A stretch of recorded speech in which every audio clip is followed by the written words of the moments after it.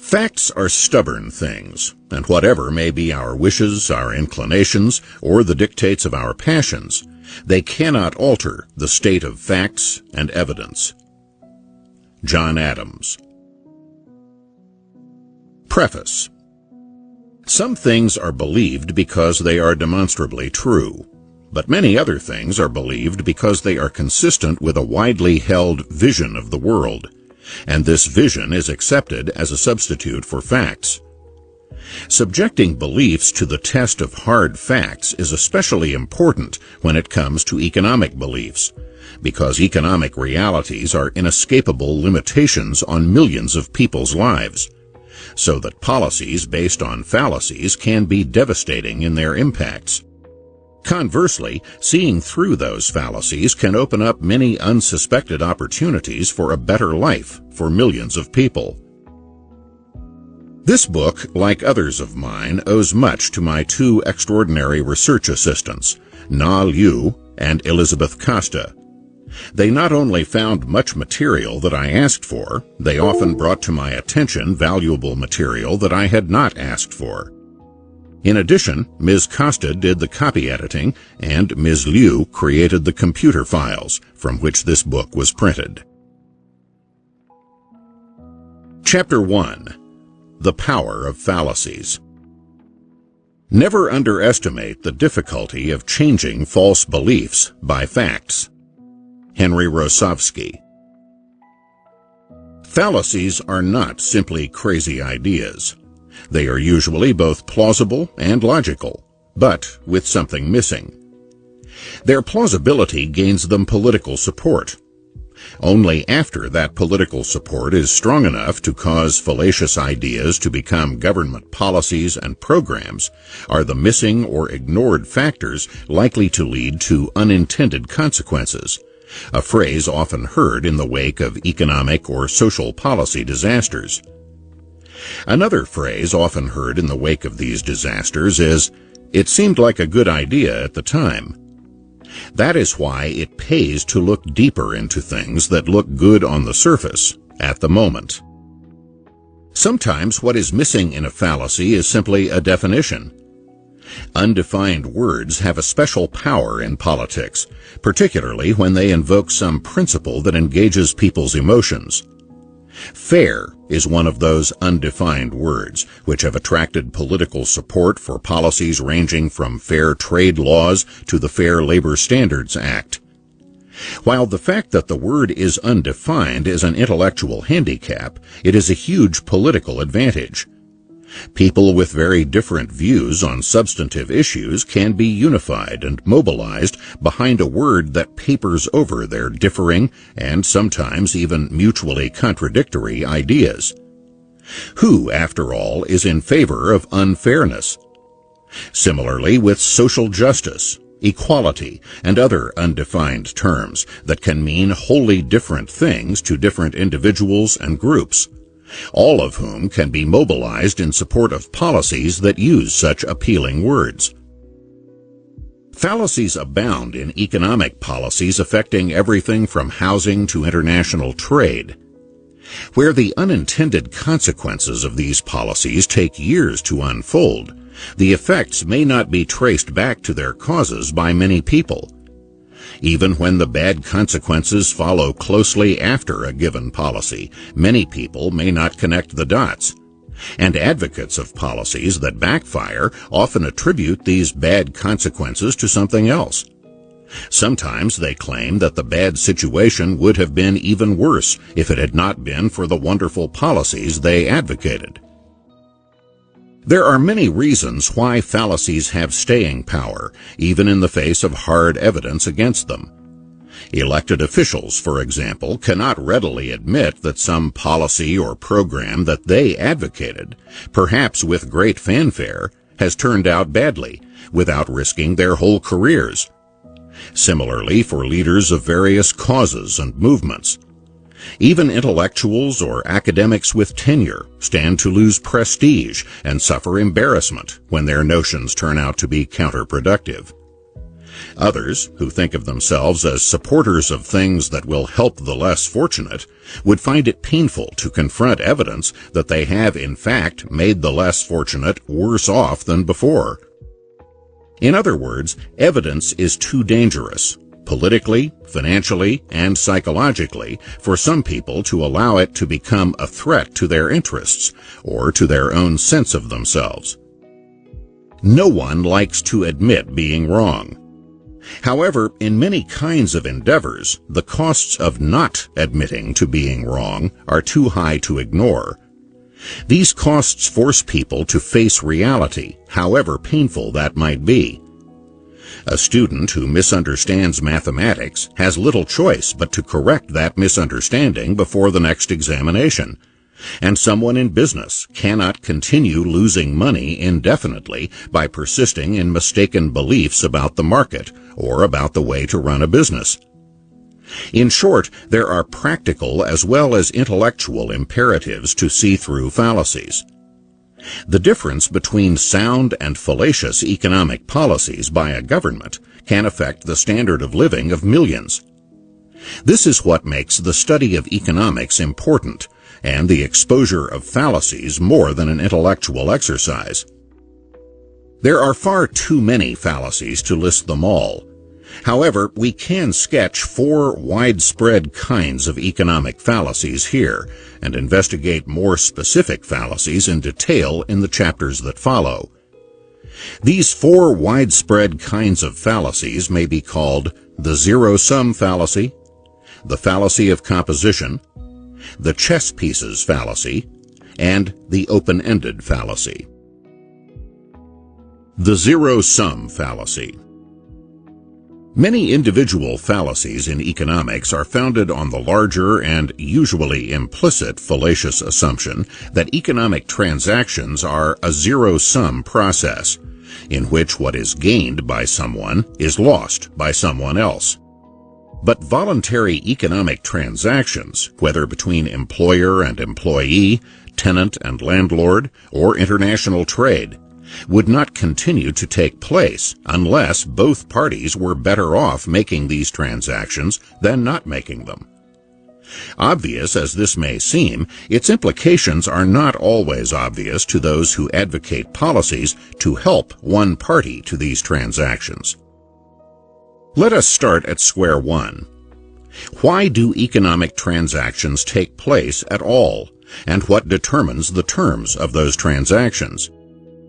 The potential for mutual benefit is necessary but not sufficient unless the transaction's terms are in fact mutually acceptable. Each side may of course prefer terms that are especially favorable to themselves, but they will accept other terms rather than lose the benefits of making the transaction altogether. There may be many terms acceptable to one side or the other, but the only way transactions can take place is if these sets of terms acceptable to each side overlap. Suppose that a government policy is imposed in the interest of helping one side, say employees or tenants.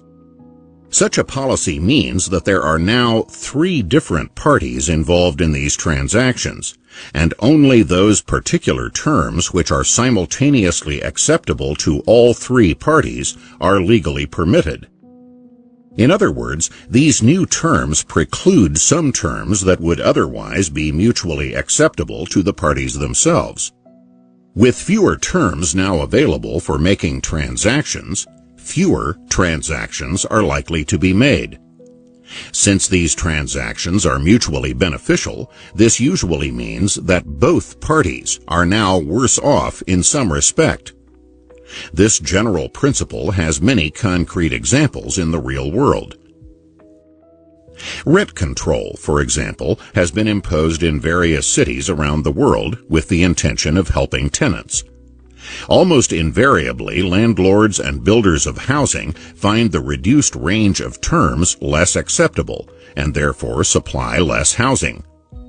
In Egypt, for example, rent control was imposed in 1960.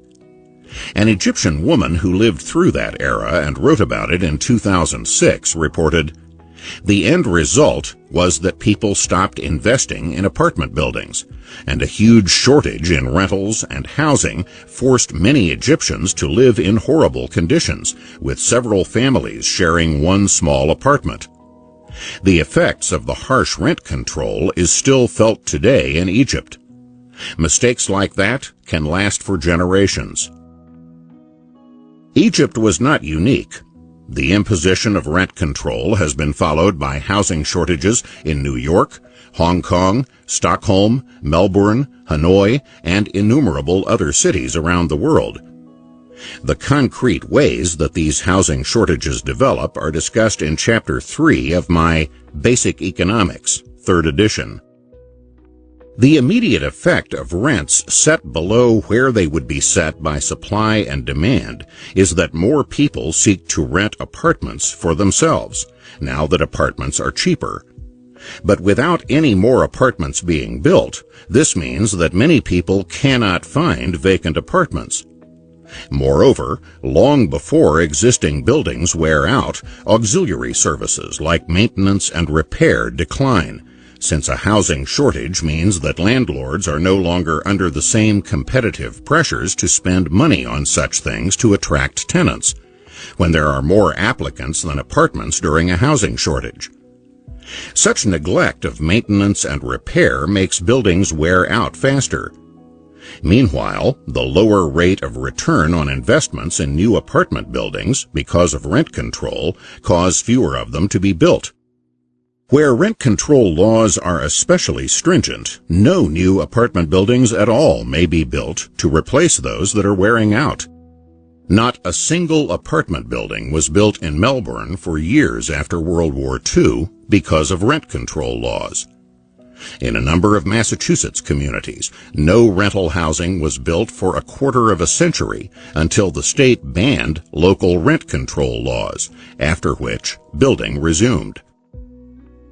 Some tenants undoubtedly benefit from rent control laws.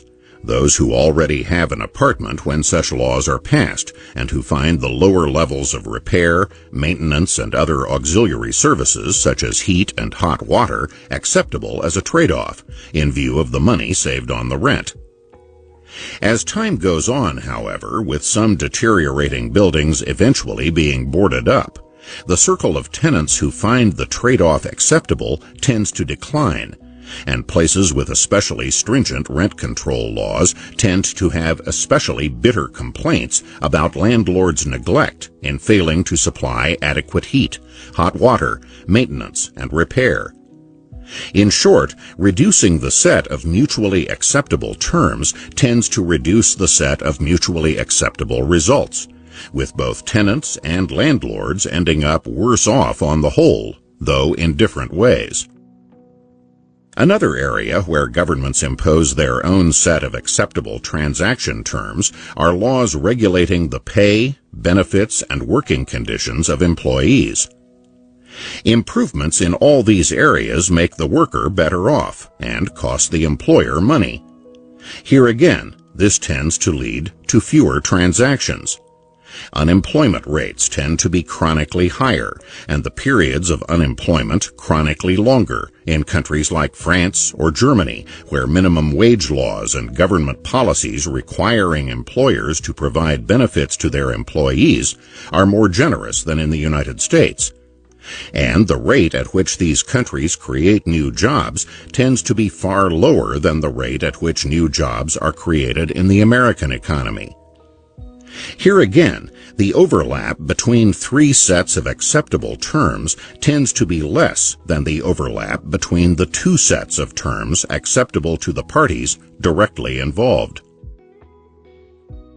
As in the case of tenants under rent control, those on the inside looking out benefit at the expense of those on the outside looking in. Those workers who keep their jobs are made better off by the various benefits that employers are required to provide by law. But the higher unemployment rates and longer periods of unemployment deprive others of jobs that they could have had in the absence of laws which have the net effect of discouraging hiring and encouraging the substitution of capital for labor, as well as the outsourcing of jobs to other countries.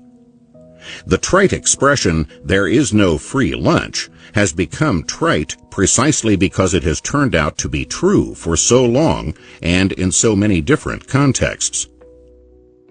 Perhaps the most detrimental consequences of the implicit assumption of zero-sum transactions have been in poor countries that have kept out foreign trade and foreign investments in order to avoid being exploited.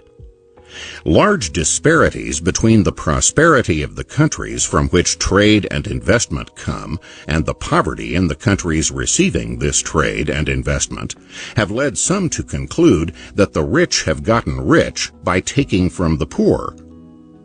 Various versions of this zero-sum view, from Lenin's theory of imperialism to dependency theory in Latin America, achieved widespread acceptance in the 20th century and proved to be very resistant to contrary evidence. Eventually, however, the fact that many once poor places like Hong Kong, South Korea, and Singapore achieved prosperity through freer international trade and investment became so blatant and so widely known that by the end of the 20th century, the governments of many other countries began abandoning their zero-sum view of economic transactions.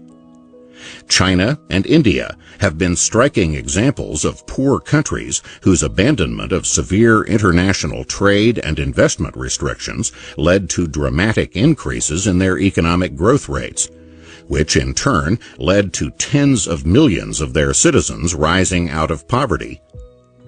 Another way of looking at this is that the zero-sum fallacy had kept millions of very poor people needlessly mired in poverty for generations before such notions were abandoned. That is an enormously high price to pay for an unsubstantiated assumption. Fallacies can have huge impacts. The fallacy of composition. What logicians call the fallacy of composition is the belief that what is true of a part is true of the whole. A baseball fan at a ballpark can see the game better by standing up, but if all the fans stand up, they will not all see better. Many economic policies involve the fallacy of composition, as politicians come to the aid of some group, industry, state, or other special interest, representing the benefits to them as if they were net benefits to society, rather than essentially robbing Peter to pay Paul.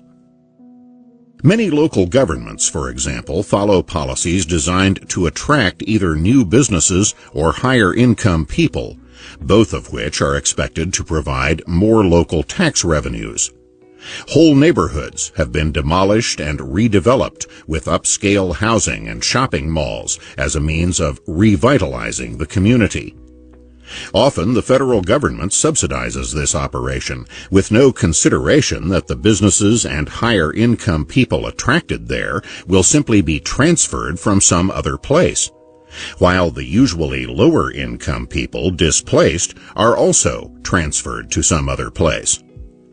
Yet governments from the local to the national level have set up innumerable programs to engage in what is usually at best a zero-sum operation, and is often a negative-sum operation, as millions of lives are disrupted across the country and billions of tax dollars are spent demolishing neighborhoods for no net benefit to the country as a whole.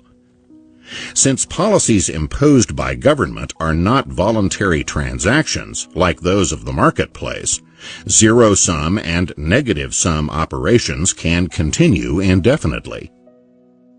Nevertheless, at any given location there can be impressive drawings beforehand and impressive photographs afterward to depict the scene before and after redevelopment and celebrate the visible improvement.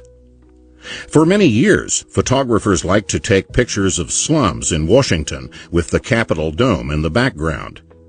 Eventually, massive slum clearance projects put an end to such embarrassing photos. But the people displaced went to live in other neighborhoods, turning many of these other neighborhoods into slums, even if these new slums were now located at a politically convenient distance from the Capitol building. Government spending is often said to be beneficial to the economy, as the money dispersed is spent and respent, creating jobs, raising incomes, and generating tax revenues in the process. But usually, if that same government money had remained in the hands of the taxpayers from whom it came, they too would have spent it, and it would still have been respent, creating jobs, raising incomes, and generating tax revenues in the process. This again is usually at best a zero-sum process, insofar as the transfer of money is concerned, and a negative-sum process insofar as high tax rates to finance government spending reduce incentives to do all the things necessary to generate economic activity and the prosperity resulting from it. Advocates of policies to preserve open space in order to prevent overcrowding ignore the fact that the size of the total population is unaffected by such policies, which means that the people who are prevented from living in a given area will make some other area more crowded than it would have been otherwise. The chess pieces fallacy. Back in the 18th century, Adam Smith wrote of the doctrinaire theorist who is wise in his own conceit, and who seems to imagine that he can arrange the different members of a great society with as much ease as the hand arranges the different pieces upon a chessboard. Such theorists are at least as common today, and have at least as much influence in shaping laws and policies. Unlike chess pieces, human beings have their own individual preferences, values, plans, and wills, all of which can conflict with and even thwart the goals of social experiments. Moreover, whatever the merits of particular social experiments, experimentation as such can have huge economic and social costs. Although some social experimenters may believe that if one program or policy does not work, they can simply try another and another after that until they find one that does work, the uncertainties generated by incessant experimentation can cause people to change their behavior in ways that adversely affect the economy. Some economists, including John Maynard Keynes, saw the uncertainties about the future generated by the experimental policies of the New Deal administration in the 1930s as tending to discourage investment that was much needed to get out of the Great Depression. Boris Yeltsin, the first non-communist leader of Russia after the collapse of the Soviet Union, likewise spoke of our country, so rich, so talented, and so exhausted by incessant experiments. Because people are not inanimate objects like chess pieces, the very attempt to use them as part of some grand design can turn out to be not merely unsuccessful, but counterproductive. And the notion that, if at first you don't succeed, try again, can be a formula for disaster when consumers become reluctant to spend and investors become reluctant to invest, when they have no reliable framework of expectations, since they have no way of knowing what will happen next in an atmosphere of unending experimentation. The open-ended fallacy. Many desirable things are advocated without regard to the most fundamental fact of economics, that resources are inherently limited and have alternative uses. Who could be against health, safety, or open space? But each of these things is open-ended, while resources are not only limited, but have alternative uses which are also valuable. No matter how much is done to promote health, more could be done. No matter how safe things have been made, they could be made safer. And no matter how much open space there is, there could be still more. Obvious as this may seem, there are advocates, movements, laws, and policies promoting an open-ended commitment to more of each of these things, without any indication of a limit, or any principle by which a limit might be set, much less any consideration of alternative uses of the resources that some people want devoted to whatever desirable thing they are promoting. Health is certainly something desirable, and most people are happy to see billions of dollars devoted to cancer research. But would anyone want to devote half the national income to wiping out skin rashes? Crime control is certainly desirable, but would anyone want to devote half the national income to wiping out the last vestige of shoplifting? While no one would advocate these particular trade-offs, what open-ended demands for open space, crime control, better health, or cleaner air and water do advocate leaves out the very concept of trade-offs. That is what makes such demands open-ended, both as regards the amounts of money required and often also the amounts of restrictions of people's freedom required to enforce these demands. Open-ended demands are a mandate for ever-expanding government bureaucracies with ever-expanding budgets and powers. Unlimited extrapolations constitute a special variation on the open-ended fallacy. Much bitter opposition to the building of homes, highways, or even water and sewage systems is based on the belief that these will just attract more people, more traffic, and more urbanization, leading to the paving over of fast-vanishing greenery. But not only is there no unlimited supply of people, every person who moves from one place to another reduces the crowding in the place left, while increasing crowding in the place that is the destination. As to the paving over of greenery, it takes quite an extrapolation to see that as a national problem in a country where more than 9/10 of the land remains undeveloped. Unlimited extrapolations are not confined to environmental issues. Courts' decisions in antitrust cases have invoked a fear that a particular growing business is an incipient monopoly. In one landmark case before the U.S. Supreme Court, a merger between the Brown Shoe Company and Kinney Shoe Stores was broken up because Brown's acquisition of the Kinney chain, which sold 1% of the shoes in America, would foreclose that market to other shoe manufacturers, beginning the process of creating a monopoly which had to be stopped in its incipiency. By such reasoning, the fact that the temperature has risen 10 degrees since dawn means that we are all going to be burned to a crisp before the end of the month, if unlimited extrapolations are believed. Summary and implications. Many beliefs which collapse under scrutiny may nevertheless persist indefinitely when they are not scrutinized, and especially when skilled advocates are able to perpetuate those beliefs by forestalling scrutiny through appeals to emotions or interests. Some popular fallacies of today are centuries old and were refuted centuries ago, even if they are repackaged in up-to-date rhetoric to suit current times. This brief sampling of general fallacies is just an introduction to many more specific fallacies that are examined in more detail and tested against hard evidence in the chapters that follow.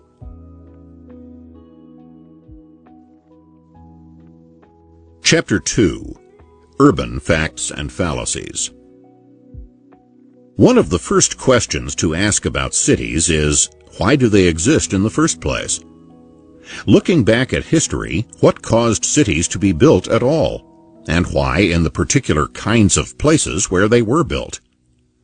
Looking at the present, what are the economic implications of urban life, and what causes cities to flourish or to flounder, deteriorate, and die? What kinds of policies have what kinds of effects on such urban concerns as housing, transportation, crime, and economic activity in general? The facts are fairly straightforward, but the challenge is to untangle the fallacies. Transportation. Transportation costs have played a crucial role in the creation of cities throughout history, and changing transportation costs in modern times have had much to do with the ways in which cities have continued to change around us. For most of the history of the human race, the transportation of people and goods on land took place using human or animal power, and took place on water using currents, wind, or oars. Most cities were built before there were motorized vehicles on land or water, or of course in the air. The most fundamental fact is that land transport has always been far more costly than water transport, and especially so during the thousands of years before the invention of cars, trucks, and trains. Even today, it is often cheaper to ship goods thousands of miles by water than to ship them hundreds of miles by land. A city must continuously transport in vast amounts of food alone to feed its concentrated population, and it must also transport out the goods it produces to markets elsewhere in the country or around the world. Given these imperatives, it is hardly surprising that most cities throughout history have been built on navigable waterways, whether rivers, lakes, or the sea. These include river ports like Cairo on the Nile, Paris on the Seine, and New York on the Hudson. Seaports on harbors like Singapore, Stockholm, and Sydney, and ports on huge lakes or inland seas like Odessa and Chicago. The relatively few exceptions have been cities with other transportation advantages, such as Samarkand at the crossroads of routes through oases in the desert, Atlanta as a rail junction, or Los Angeles, which became a major city only after the invention of automobiles and the building of a network of freeways. Population concentration and dispersion. Internal as well as external transportation costs have shaped the history of cities. When most people traveled within a city on foot, ancient cities had to be much more compact and crowded than modern cities, which have buses, subways, and automobiles. Ancient Rome had a population similar in size to that of Dallas today, but living in an area only 2% of the size of Dallas. In a sense, crowding is what cities are all about. That is, the concentration of many and varied activities, economic, social, cultural, within reach of large numbers of people is what attracts people, economic activities, and various institutions to cities. How reachable these attractions are depends on transportation costs in both money and time. Before the building of subways in New York, it was not feasible for most people to live in the Bronx and work in downtown Manhattan. Indeed, what is today downtown Manhattan was the northern limit of urban settlement before horse-drawn rail carriages dramatically increased the area of the urban community as it moved up from the original settlement at the southern tip of the island. Where woods, orchards, and cultivated fields had once stood, buildings suddenly appeared. Between 1832 and 1860, the northern boundary of the zone of concentrated settlement moved from Houston Street to 42nd Street. This was astonishing. In that brief 30-year period, the urban frontier advanced twice as far as it had in the previous 200 years. A few years later, the first elevated urban rail system appeared in Manhattan, and still later, at the beginning of the 20th century, the city's first subway, which spread urban settlements to the northern end of the island and even across the Harlem River into the Bronx. The spreading out of urban communities in general has been made possible by reductions in transportation costs. When trains first made their appearance in early 19th century England, this enabled many more people to live farther from their jobs, to spread out into the suburbs, leading the Duke of Wellington to blame the newly created railroads for encouraging the common people to move about needlessly. In the many years since then, there have been many other third-party observers assuming that they know better than the people themselves where those people should be living. The widespread availability and affordability of automobiles in the second half of the 20th century has led to rapid suburbanization in affluent industrial societies, whether in the United States, Western Europe, or elsewhere, with numerous economic and social consequences that remain controversial. While affordable transportation costs, including walking inside a tightly packed city, have been necessary for urban living, that has not been sufficient. There must be something inside the city worth walking to or riding to. Otherwise, people would remain scattered through the countrysides. The tall and thick stone walls around many cities in Europe and elsewhere in centuries past indicate one of the things a city offered: protection against invaders or lawless marauders. In addition, many complementary activities can be carried on in proximity to one another in a city, and activities with large fixed costs, such as building a water supply system or a sewage disposal system, can be carried on economically when these huge costs can be spread over a large number of people crowded into a given area. Hospitals, theaters, and cathedrals are other structures with large fixed costs, which are also more likely to be affordable when these costs can be spread over a large number of people concentrated in an urban community. These advantages of a city are what attract the people who produce the crowding. One of many urban fallacies is that highly crowded cities are a sign of overpopulation, when in fact it is common in some countries for more than half the nation's population to live in a handful of cities, sometimes in just one, while there are vast areas of open and largely vacant countrysides. Even in a modern urban and industrial society like the United States, less than 5% of the land area is developed, and forests alone cover 6 times as much land as all the cities and towns in the country put together. Photographs of crowded slums in third world countries may insinuate the conclusion that overpopulation is the cause of poverty, when in fact poverty is the reason for the crowding among people unable to afford the transportation costs of commuting or much urban living space, but who are yet unwilling to forego the benefits of urban living. Many cities were more crowded in the past, when national and world populations were much smaller. The spread of faster and cheaper transportation, affordable to vastly larger numbers of people, has spread out the urban population into the surrounding countrysides as suburbs have developed. Due to faster transportation, these suburbanites now have proximity in time to the institutions and activities of a city from ever greater physical distances. Someone in Dallas, living miles away from a stadium, can get there in a car faster than someone in ancient Rome, living much closer to the Colosseum, could reach that stadium on foot.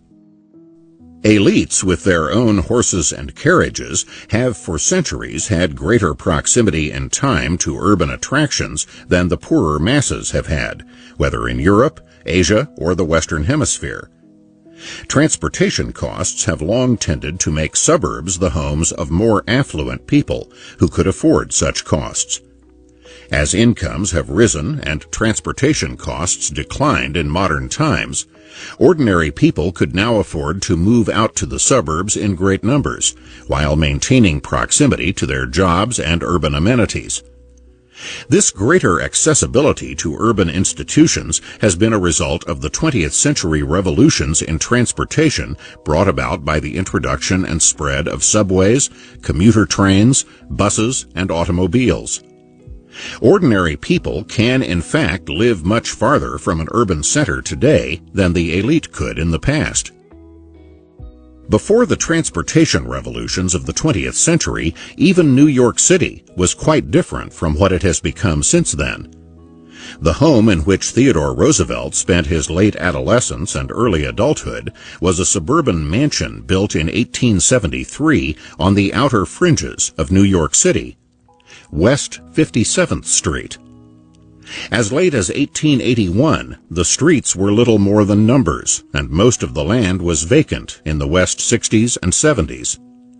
People in Harlem were living out in the country, and few, if any, were black. All that changed after the New York City subway system was built at the end of the 19th century, reducing transportation costs in both money and time. While this allowed people to live farther from where they worked, the need for large numbers of people to arrive at work at about the same time from widely varying distances and directions created the modern problem of rush hour traffic congestion. In fact, such congestion on highways and city streets during rush hours became a common problem in cities around the world. Traffic congestion. Congestion has generally tended to grow worse over time. In 1983, there was only one urbanized area in the United States where the average driver spent more than 40 hours a year stuck in rush hour traffic congestion. But 20 years later, there were 25 such areas. Such congestion has economic, environmental, and even medical consequences. A study of traffic congestion in France, for example, found that the number of jobs reachable in a given amount of time, such as half an hour, affected not only workers' access to better-paying jobs, but also affected businesses' access to more customers, as well as access to more qualified employees, so that speedier traffic led to higher productivity. Similar results were found in studies of other urban areas around the world. Traffic congestion also increases air pollution, and by delaying ambulances going to and from scenes of medical emergencies, affects death rates. For cardiac arrest, for example, medical people arriving on the scene a few minutes earlier or later can be the difference between life and death. Communities around the world have tried to cope with traffic congestion in a variety of ways, with varying degrees of effectiveness.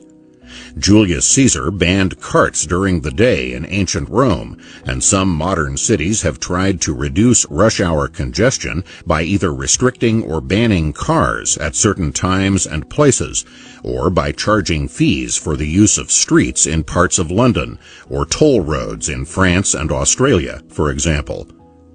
Washington, D.C. deals with rush hour congestion by making some streets one way in one direction during the morning commute and one way in the opposite direction during the evening commute, a system that can create some dicey situations at the time when the direction of traffic reverses.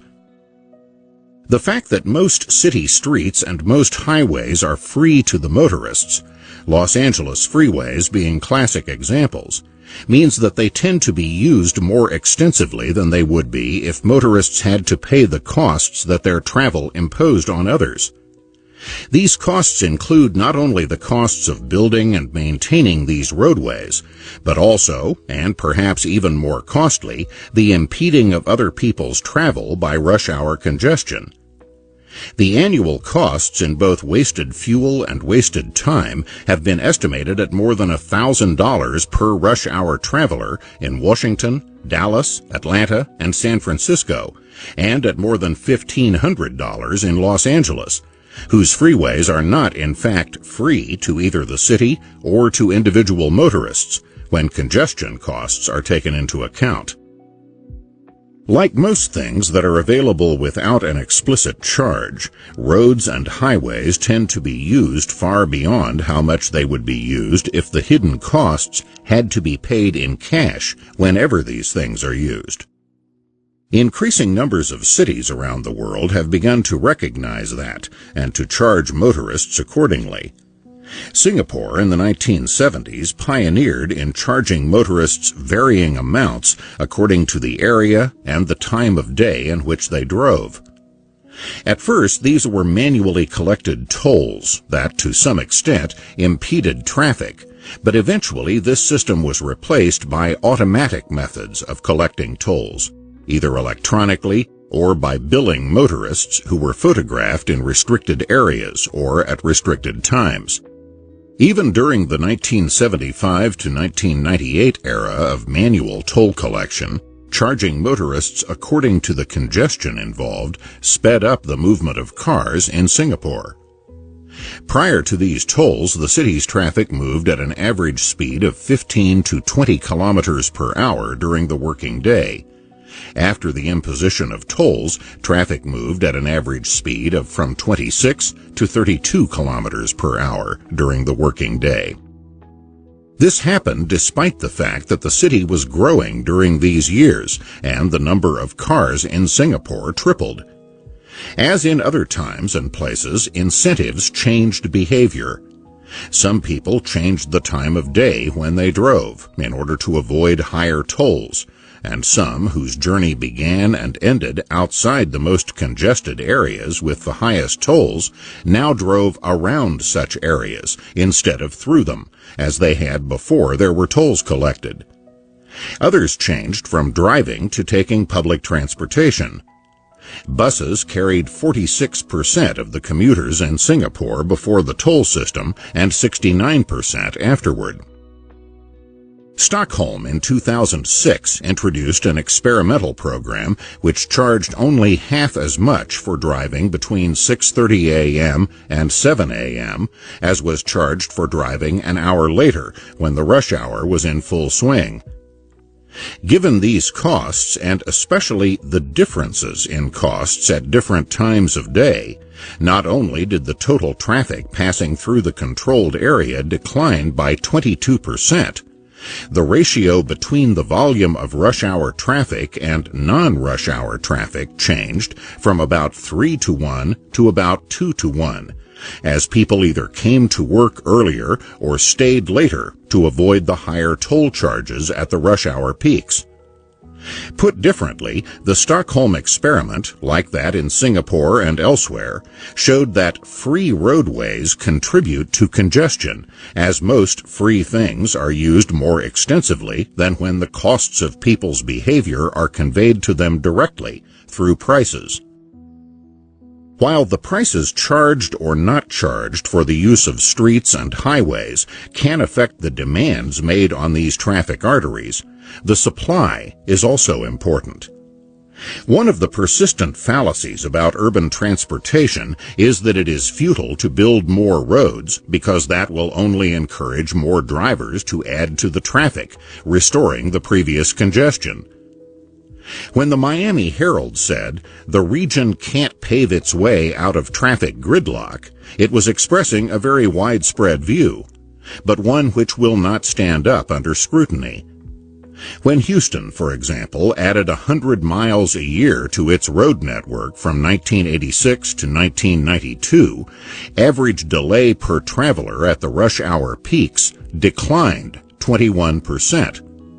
But when Houston drastically cut back on road building between 1993 and 2000, while its population was still growing, travel delays nearly doubled. In other words, building more roadways to keep pace with the growth of traffic only works when you do it. So do most things. Following the kind of reasoning used by those who say it is futile to build more roads to cope with traffic congestion, it would be possible to say that it is futile to deal with hunger by eating, because people just get hungry again later on. One of the reasons so many are committed to the idea of the futility of building more streets and highways to cope with traffic congestion is that they prefer to rely on mass transit as part of a more sweeping program of centrally planned development or redevelopment. City planners, consultants, and experts all have a vested interest in the idea that people cannot be left to live their lives as they see fit, but must have their transportation and their housing patterns, among other things, controlled by city planners, consultants, and experts. One of the reasons for a failure to ease traffic congestion is that many see this congestion as a way to get people out of their cars and into mass transit. The fixation on mass transit as a substitute for high levels of automobile usage cannot be justified by the actual track record of mass transit or by its underlying economics.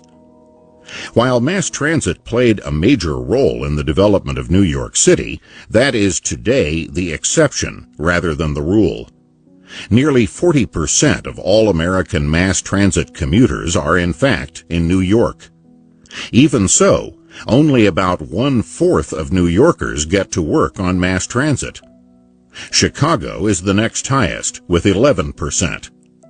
Nationwide, mass transit ridership was 2 million people lower in 2000 than in 1960, even though there were more than 60 million more workers in 2000. Europe has had similar trends, with mass transit accounting for a declining share of travel in London, Paris, Stockholm, and Frankfurt, for example, and its share of European travel as a whole has declined from 25% in 1970 to 16% in 2000. There are economic reasons for this. With rising levels of prosperity, more automobile ownership, and increasing suburbanization, there are fewer places with the high population densities needed to make mass transit a predominant means of transportation. The typical suburban community houses about 2,500 or 3,000 people per square mile, but transit's share of commute trips is insignificant for tracts with fewer than 4,000 people per square mile. Generally speaking, transit's market share doesn't exceed 20% on average until densities reach 5 and 6 times the density of a typical suburban community. In short, most places are not like Manhattan and are becoming more and more unlike Manhattan as time goes on.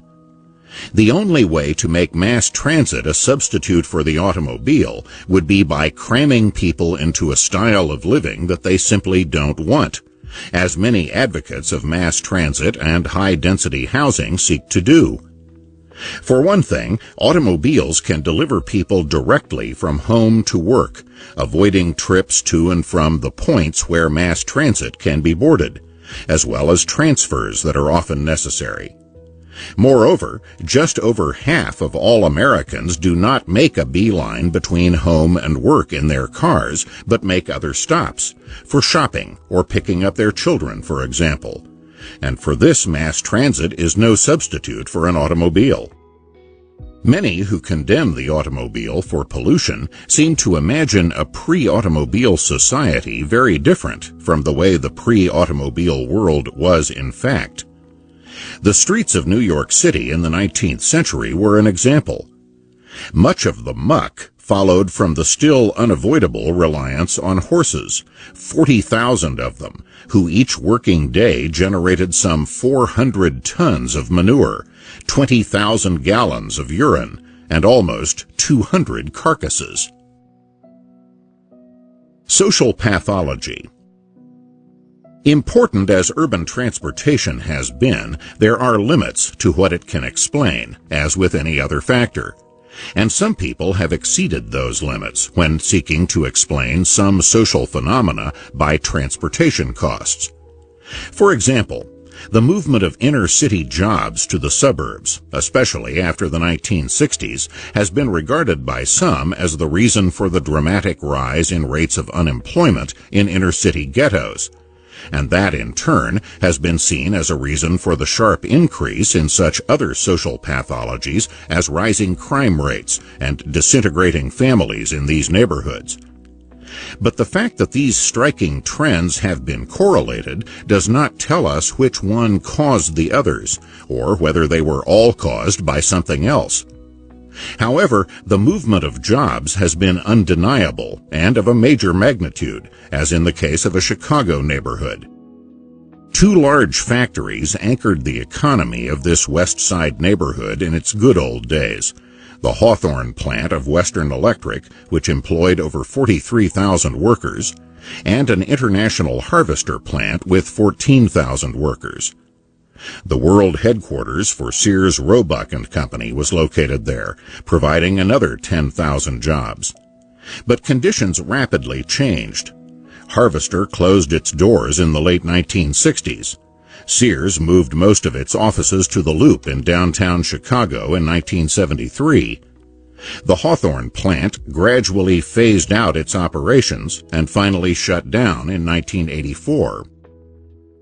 From this, some have concluded that the movement of jobs to the suburbs created such high transportation costs in both time and money that these jobs were now beyond the range of most inner-city residents.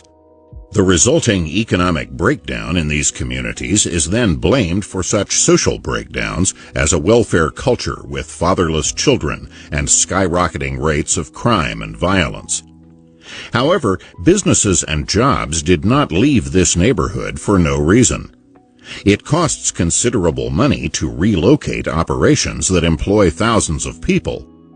Moreover, in Chicago as in other cities, massive movements of businesses out of the inner city followed the urban riots which swept across the country in the 1960s. The Chicago community mentioned above lost an estimated 3/4 of its businesses during the decade of the 1960s. In short, the riots represented a social breakdown that occurred before the movement of businesses out of inner-city ghettos. Moreover, in Indianapolis, where the employers did not move as far away as in some other cities, there was the same inner-city social pathology of a rapidly increasing welfare culture with accompanying increases in crime and violence as that found in Chicago and other cities where these phenomena were attributed to transportation costs. Put differently, inner-city ghettos had lower rates of crime and violence, as well as lower unemployment rates, and most black children grew up in two-parent households in an earlier era that was by no means free of racial discrimination. The reasons for the changes for the worse in inner-city neighborhoods from the 1960s on must be sought elsewhere, because the movement of businesses out of these neighborhoods came after these social breakdowns. Getting the sequence wrong is one of many urban fallacies. Meanwhile, it has become a common sight in many American cities to see immigrants from Latin America gathered at particular places where employers drive by and hire them, taking them to whatever factory, construction site, private home, or other place of employment has a demand for them. In other words, these workers provide no transportation of their own, but still get employed. Usually these are unskilled laborers with low incomes, and the jobs may be temporary for varying amounts of time. But somehow, employer and employee manage to get together. Nor is this a unique situation. In earlier times, when black workers were poorer than today, and most lived in rural areas where public transportation was seldom available, black labor force participation rates were at least as high as the labor force participation rates of whites from the late 19th century on into the early decades of the 20th century. The change to today's situation, in which blacks have lower labor force participation rates than whites, cannot be explained by changing costs of transportation to work in either time or money. For employers can and do arrange for vans to pick up workers, not only in the case of casual labor hired off the street for a day or for the duration of a given project, but also workers hired as ongoing employees for businesses located some distance away from the source of the labor they are seeking. What is crucial is that employers have a demand for such labor at a price at which such labor is available. Many things reduce the demand for inner-city workers, including wage rates set higher than their productivity, and things which reduce that productivity, such as deficiencies in education and attitudes. Housing. The biggest economic fallacy about housing is that affordable housing requires government intervention in the housing market, perhaps with subsidies, rent control, or other devices to allow people with moderate or low incomes to be able to have a decent place to live, without paying ruinous prices for homes or apartments. Ruinous prices for housing are certainly a fact of life in some places, leaving people of moderate or low incomes with inadequate amounts of money for other things. The question is whether government programs offer a way out of such situations for most people. The idea that government intervention improves the situation is a notion which has been repeated innumerable times in many ways, but endless repetition is not a coherent argument, much less proof. When we turn from political rhetoric to hard facts, we find that those facts tell a story directly opposite to what is being said in politics and in much of the media. It is precisely government intervention in housing markets which has made previously affordable housing unaffordable. Both the history and the economics of housing show this. History. If we go back to the beginning of the 20th century, before government intervention became pervasive in housing markets, we find people paying a smaller percentage of their incomes for housing than at the end of that century. Even though real incomes at the beginning of the 20th century were only a fraction of what they were at the end, a smaller percentage of those smaller incomes was sufficient to cover housing costs. Back then, the rule of thumb was that housing costs, whether rents or mortgage payments, should not take more than 1/4 of a person's income. In 1901, housing costs took 23% of the average American's income. By 2003, it took 33% of a far larger income. In California, where government interventions in housing markets have been especially pervasive, the proportion of income required for housing has increased even more steeply in an even shorter span of time. Most people know that the San Francisco Bay Area has one of the most expensive housing markets in the nation. However, not everyone realizes that, as recently as 1970, Bay Area housing was as affordable as housing in many other parts of the country.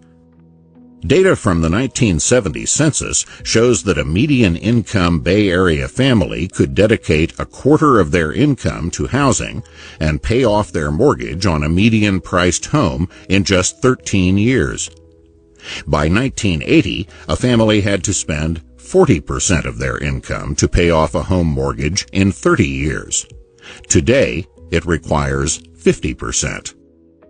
In Salinas, California, about 100 miles south of San Francisco, the median price of a home required 60% of the median family income in 2006.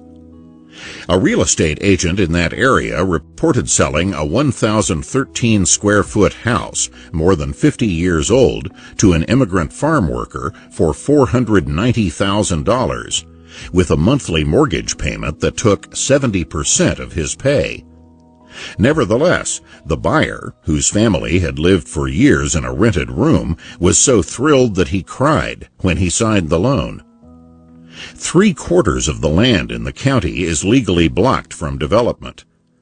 With such a severe restriction on supply, high land prices were virtually guaranteed, and therefore also high prices for the housing built on that land. It is not uncommon in California for the land to cost far more than the housing that is built on it. History can be looked at another way, in terms of when pervasive government regulation of housing markets began and when housing prices skyrocketed. Since these were mostly state and local regulations, the beginnings of stringent housing regulations have varied somewhat from community to community. By and large, however, the decade of the 1970s marked the beginning of severe government restrictions on the building of houses and apartments. That same decade marked the meteoric rise of housing prices in those places where the restrictions were particularly severe, such as coastal California. While many cities and counties in California, Oregon, Hawaii, and Vermont created restrictive housing laws and policies during the 1970s, many other places did not, or did so at different times. Housing price rises reflected those differences. An economic study of housing prices concluded, in most cases, the decade in which housing markets became unaffordable closely followed the approval of state growth management laws or restrictive local plans. The same high correlation between government intervention and sharply rising housing costs can be found in other countries as well, where housing restrictions are particularly severe, under a variety of politically attractive names such as open space laws or smart growth policies. An international study of 26 urban areas with severely unaffordable housing found 23 of those 26 to have strong smart growth policies. The results belie the phrase. Restrictions on the building of homes and apartment buildings take many forms. Smart growth laws restrict the expansion of home building in suburban areas. There are also open space laws, which simply forbid the building of anything on land set aside in various areas. 40% of the land in Montgomery County, Maryland, for example, more than 2/3 of the land in San Mateo County, California, and, as already noted, 3/4 of the land in Monterey County, California. Although a typical middle-class single-family home is usually built on a quarter-acre lot, minimum lot size laws forbid the building of homes on less than an acre of land in some places, or several acres of land in others. Then there are zoning laws, environmental laws, historic preservation laws, and others, including arbitrary limits on the number of building permits issued, and/or requirements that builders conform to whatever arbitrary preferences and preconditions members of planning commissions choose to impose before issuing permits. Contrasts in housing prices are sharp between places that have numerous or severe restrictions and places that do not. Houston, Texas, for example, does not even have zoning laws, much less the array of severe housing restrictions found in some other cities. A nationwide real estate firm estimated that a typical middle-class home on a quarter-acre lot that costs $152,000 in Houston would cost more than $300,000 in Portland, Oregon, $900,000 in Long Beach, California, and more than $1 million in San Francisco. At the beginning of the 21st century, home prices in Tampa and Tallahassee, Florida, were not very different from prices in Houston. But after restrictive home building laws passed in the late 20th century began to take effect, housing prices in most Florida markets have at least doubled relative to Houston, according to a study just a few years later. Even in California, with its housing prices 3 times the national average, the situation was radically different before the crucial decade of the 1970s, when building restrictions proliferated. In the same San Mateo County, where home prices averaged more than $900,000 in 2005, a vast, privately built middle-class development called Foster City was built in the 1960s, with home prices starting as low as $22,000, and with even waterfront homes on its lagoons being available for under $50,000. Even allowing for inflation during the intervening years does not account for the later escalation in home prices in Foster City. The Consumer Price Index showed approximately a 5-fold increase in the general price level between the time when Foster City was built and the early 21st century. But the average home price in Foster City in 2005 exceeded $1 million. Which is to say, the average price of a home in Foster City was now more than 20 times the price of an upscale home in the same community in the 1960s. In other words, even allowing for inflation, the real price of homes in Foster City had more than quadrupled. While it is hard to imagine that these historical patterns are just coincidences, correlation is not causation. So, we need to consider the economics of the situation as well as the history, and to scrutinize alternative explanations of these patterns. Economics.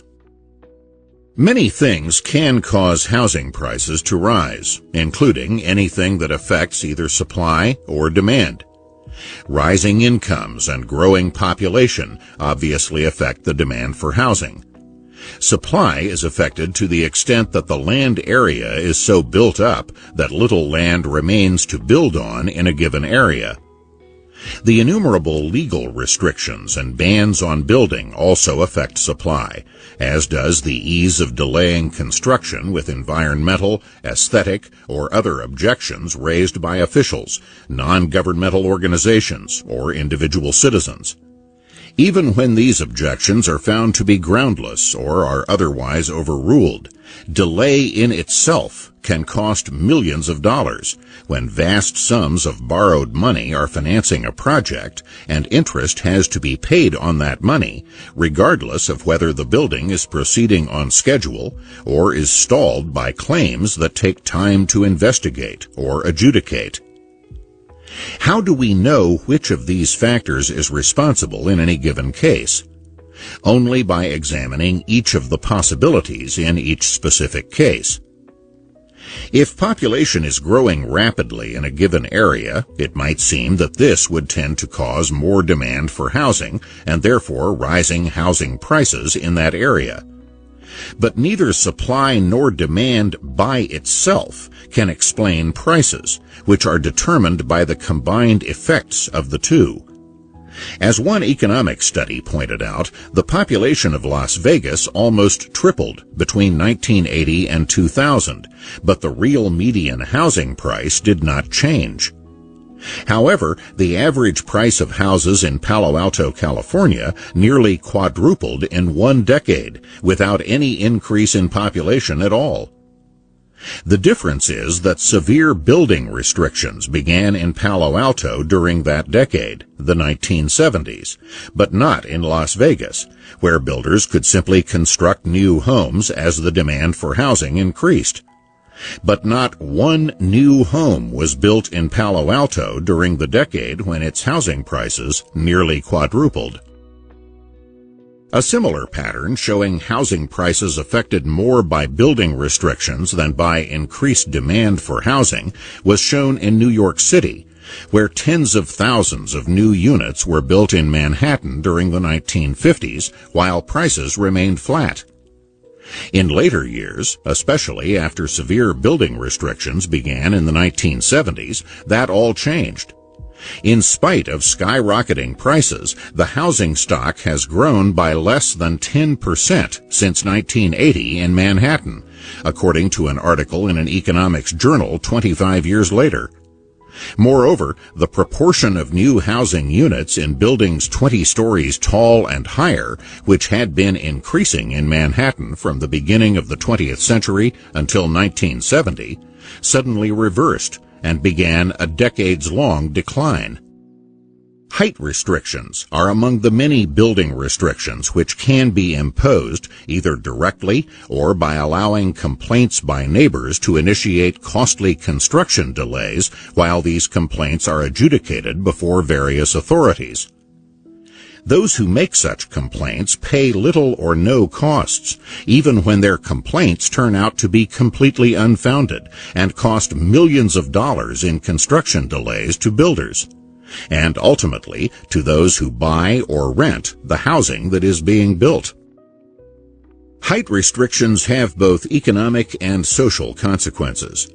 Since the cost of housing includes both construction costs and the cost of the land on which the housing is built, the taller an apartment building on a given plot of land, the lower the land cost per apartment. In places where the cost of the land exceeds the cost of constructing housing, height restrictions can mean that much higher rents or condominium prices must be charged. If economic considerations would lead to the building of a 20-story apartment building, but local laws restrict the height of buildings to 10 stories, then twice as much land will be required to house the same number of people. Moreover, if a community cannot expand upward, then it must expand outward, leading to longer commutes to work, more highway congestion, and almost inevitably more highway fatalities. All that is in addition to higher rents. Income is another factor in housing prices. With or without population growth, rising incomes can lead to a rising demand for houses by people who would otherwise be living in apartments, and a rising demand for bigger or better houses by people otherwise living in more modest homes. To what extent does income growth explain housing prices in those places where these prices have skyrocketed? Prior to 1970, housing prices in California were much like housing prices in the rest of the country, even though California housing prices later rose to become 3 or more times housing prices in the country at large. Since this meteoric rise in California housing prices began in the 1970s, how did California income increases compare to national income increases during that decade? Income rose less sharply in California during that decade than in the country as a whole. Meanwhile, in Houston during the late 1970s, average incomes surged well ahead of the rest of the United States. But nevertheless, Houston remained one of the 15 least expensive housing markets of the 319 U.S. regions examined by Coldwell Banker. As already noted, Houston does not even have zoning laws, much less the large array of housing restrictions found elsewhere. The city grew rapidly, but housing prices rose less than in the country as a whole. Adjusting for inflation, real housing prices in Houston in the early 21st century were found to be 15% below the 1980 peak. Unlike Houston, Dallas does have zoning laws, but their effect is more limited than in other communities, where zoning is an instrument of severe building restrictions. Overall, Dallas, like Houston, has had little in the way of growth management. The result?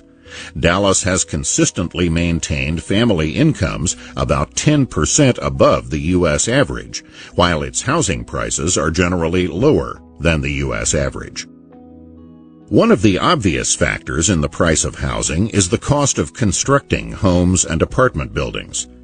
These construction costs can vary from place to place and from one time period to another, especially as people begin buying bigger and higher quality housing with more associated amenities, such as garages and air conditioning.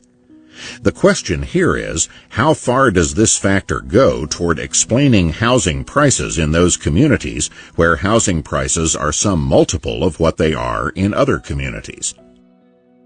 As already noted, in Palo Alto, California, where home prices nearly quadrupled during the decade of the 1970s, there was not a single new home built during that decade. So this was simply a question of the same existing homes selling for far more than before, and obviously had nothing to do with construction costs, since there was no new construction. Many other communities with strikingly higher housing prices than the national average and sharply rising housing prices as well, Boston, Boulder, San Diego, and San Francisco, for example, have likewise had severe limits on new construction, so that construction costs there cannot explain skyrocketing housing prices in these communities, since so little new construction was permitted. An economic study of 21 housing markets around the country found that in 12 of these markets, the cost of housing exceeded the combined costs of construction and the land by no more than 10%. It was precisely in other communities with extremely high housing prices that these prices exceeded construction and land costs by more than 10%. As high as 33% to 50% in Los Angeles, San Francisco, Oakland, and San Jose. In Midtown Manhattan, the prices charged for condominiums have been double their construction and land costs. A New York Times story provided a glimpse of the market for condominiums in Manhattan. Catalin Shavely, a 30-year-old bedding designer in Manhattan, devotes her weekends to scanning the classifieds and attending open houses, searching for just the right one-bedroom apartment for less than $750,000. She can't find it. Where builders are allowed to construct homes and apartments without severe government restrictions, even growing populations and rising incomes do not cause housing prices to shoot up. because the supply of newly constructed housing keeps up with the growing demand, as in Las Vegas or Houston. High profit margins over and above the costs of construction and land attract more builders who wish to share in these lucrative returns on investments in home building. This increased supply of new housing then drives prices back down, or else prevents them from rising in the first place.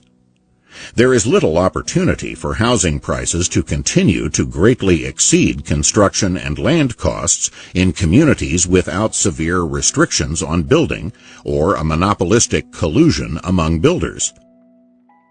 Far from being a monopolistic industry that can maintain high profit margins by keeping out competing newcomers, the construction industry has more than 7,500 firms constructing multifamily homes and more than 138,000 firms constructing single-family homes.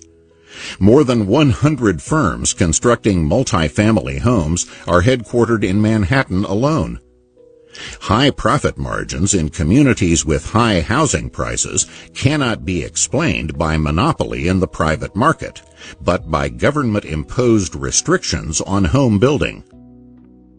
Ironically, having created artificially high housing prices, government then often supplies token amounts of affordable housing to selected individuals or groups. Such selective generosity may be subsidized by taxpayers or by making it mandatory that private builders sell a certain percentage of their housing at prices below market as a precondition for approving building permits. These below-market prices may nevertheless be higher than housing prices would be in the absence of building restrictions. Moreover, where these prices represent losses to the builders, these losses are made up by raising the prices of their other housing even higher. But such well-publicized programs perpetuate the belief that government intervention is the key to creating affordable housing, when in fact, such intervention has often been a key factor in making housing unaffordable. Politics. How did the kind of building restrictions that send housing prices sky high get started in the first place, and then acquire such political momentum? Part of the answer is the heady but misleading concept of planning. What is called planning in political rhetoric is the government's suppression of other people's plans by superimposing on them a collective plan created by third parties, armed with the power of government and exempted from paying the costs that these collective plans impose on others. The desire to control what other people do, whether in housing or in other things, existed long before the sharp rise in housing prices, which began in some communities during the decade of the 1970s. What held in check the ability of government officials to micromanage housing markets were property rights recognized by state constitutions restricting state and local governments, and by the Constitution of the United States restricting what the federal government could do. However, court decisions over the years eroded property rights, which were increasingly regarded as simply private privileges of people who happened to be fortunate enough to own substantial property. These private privileges then being seen as expendable for the greater public good represented by the plans of political authorities. The landmark court decision in the Petaluma case in 1975 opened the floodgates to a vast expansion of housing restrictions in communities where planning was in vogue. One of the ironic consequences of regarding property rights as simply benefits enjoyed by more fortunate people rather than as fundamental checks on government power was that affluent and wealthy communities could now restrict the ability of moderate income and low income people to move into their communities. In the normal course of events, a growing demand for housing leads not only to new housing being built on unoccupied land, but also to old communities being transformed as existing housing is torn down to make way for new homes and apartment buildings. Sometimes the housing torn down is replaced by larger or more upscale housing, gentrification. But often what happens is that luxurious homes on large lots or estates are bought up by developers and then torn down to be replaced by more numerous and less expensive homes or apartment buildings on smaller lots for sale or rent to more numerous people of more modest incomes. The overriding of property rights by judicial and political authorities means that such changes in affluent or wealthy communities have been resisted or forbidden by a wide range of housing restrictions, such as minimum lot size laws, historic preservation laws, open space laws, smart growth policies, and by the creation of planning commissions and environmental agencies armed with arbitrary powers to approve or disapprove applications to build, or the power to impose arbitrary and costly preconditions on the issuance of permits. In short, the erosion of property rights has allowed affluent and wealthy communities to keep out people of moderate or low incomes and prevent the building of housing for ordinary people that would change the character of existing upscale communities. The high housing prices created by these restrictions do not have to be paid by people already living in these communities, who either own their own homes outright or whose mortgages date from earlier times before the sharp rise in housing prices that these restrictions create. Therefore, newcomers would have to be at least as affluent as existing residents in order to afford the higher housing prices. Far from losing anything by housing restrictions, existing residents see the value of their property shoot up, and it is existing residents who vote on local housing restrictions that raise housing prices for newcomers. This asymmetrical process is made possible by judicial erosions of property rights. Where property rights prevail in a free market, housing circulates regularly among different classes of people. Harlem, for example, was a middle-class white community in the early 20th century, but in just one decade it became a working-class black community. Although the affluent and the rich, by definition, have more income and wealth per person than the average member of society, often the total purchasing power of a far larger number of people is enough to bid away luxury homes and estates, replacing them with middle-class or even working-class homes and apartment buildings, changing the composition of a whole community. Where an existing community consists of people in upscale homes on large estates, and there is a growing demand for housing in their area, some of the existing residents may find the offers made by developers to buy up their property too tempting to resist. Once that happens on a large scale, the remaining residents can find the community changing around them, not only as regards the kind of housing being built, but also as regards the kind of people who move in. Respect for property rights means that existing residents and potential newcomers compete for the same space on an equal basis in the marketplace, rather than in a political process in which only the existing residents can vote. While the existing residents may choose to believe that they have a right to protect their community against outsiders by using the power of government, the Constitution of the United States requires equal protection of the laws to everyone, regardless of where they happen to live or how long they have lived there. Moreover, what existing residents choose to call our community is in fact not their community. Each resident owns only the private property which that particular resident has paid for. Those existing residents who choose to sell to developers have just as much right to do so under the Constitution as those who prefer to keep the community as it is.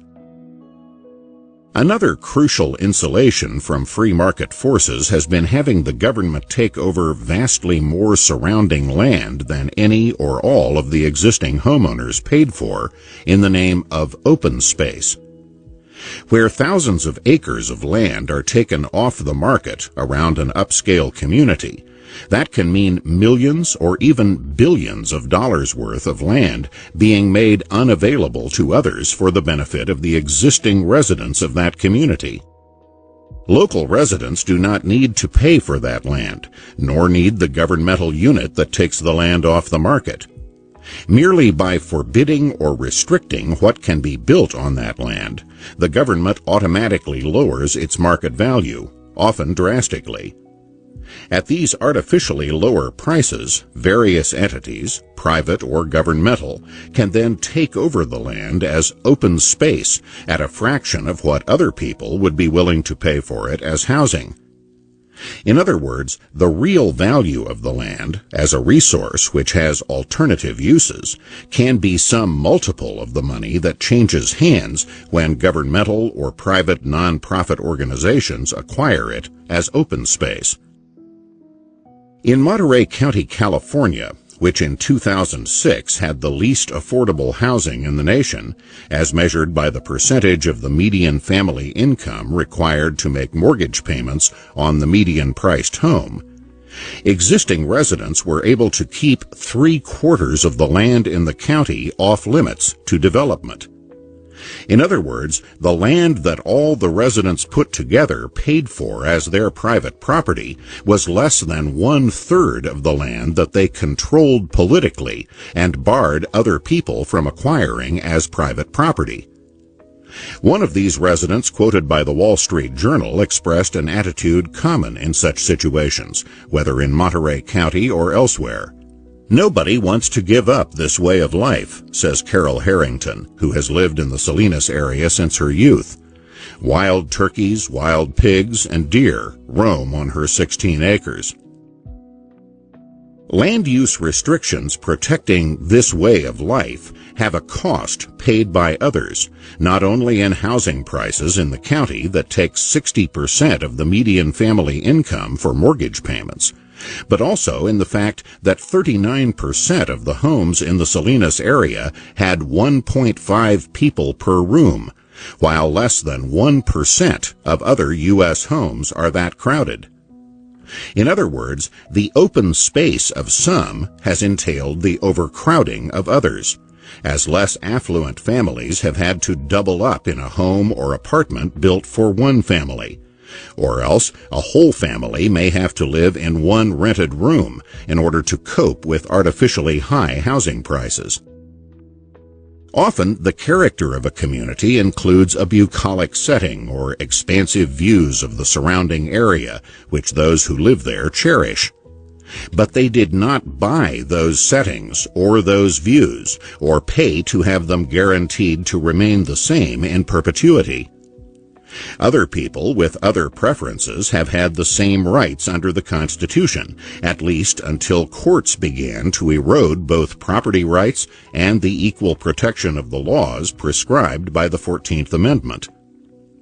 Political authorities in various jurisdictions began to take advantage of that erosion of property rights to pass restrictive housing laws under a variety of politically attractive names, such as open space, smart growth, and the like. Such restrictions have been especially prevalent in overwhelmingly upscale liberal communities, such as those in coastal California, where concerns are often expressed for the poor, for minorities, and for children, all of whom are among those most often forced out of such communities by high housing prices. In San Francisco, for example, the black population declined substantially from 1970 to 2005, both as a proportion of the total population, from 13.4% to 6.5%, and absolutely from 96,000 people to an estimated 47,000. Similar patterns of black population declines by the tens of thousands have been found in other coastal California communities, such as Los Angeles, Marin County, and Monterey. All of these have long been overwhelmingly upscale liberal communities, with overwhelming government restrictions on the building of housing. Like low-income minorities, families with children have also been disproportionately forced out of such communities by sharply rising housing prices.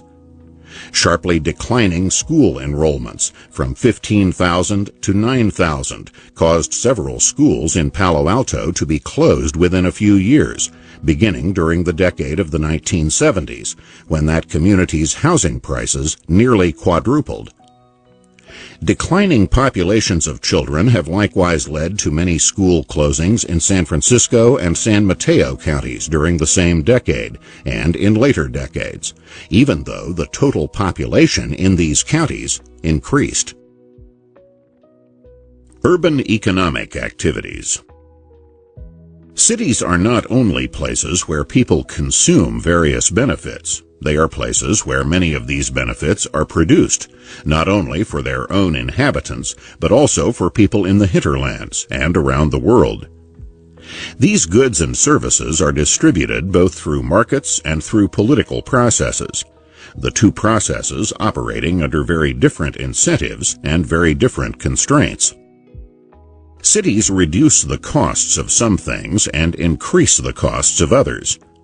The high fixed costs of building reservoirs, hospitals, or electric power lines can be spread over vast numbers of people living in a limited urban area, reducing the cost per person compared to what it would cost per person to supply the same things to a population more thinly spread over vast countrysides.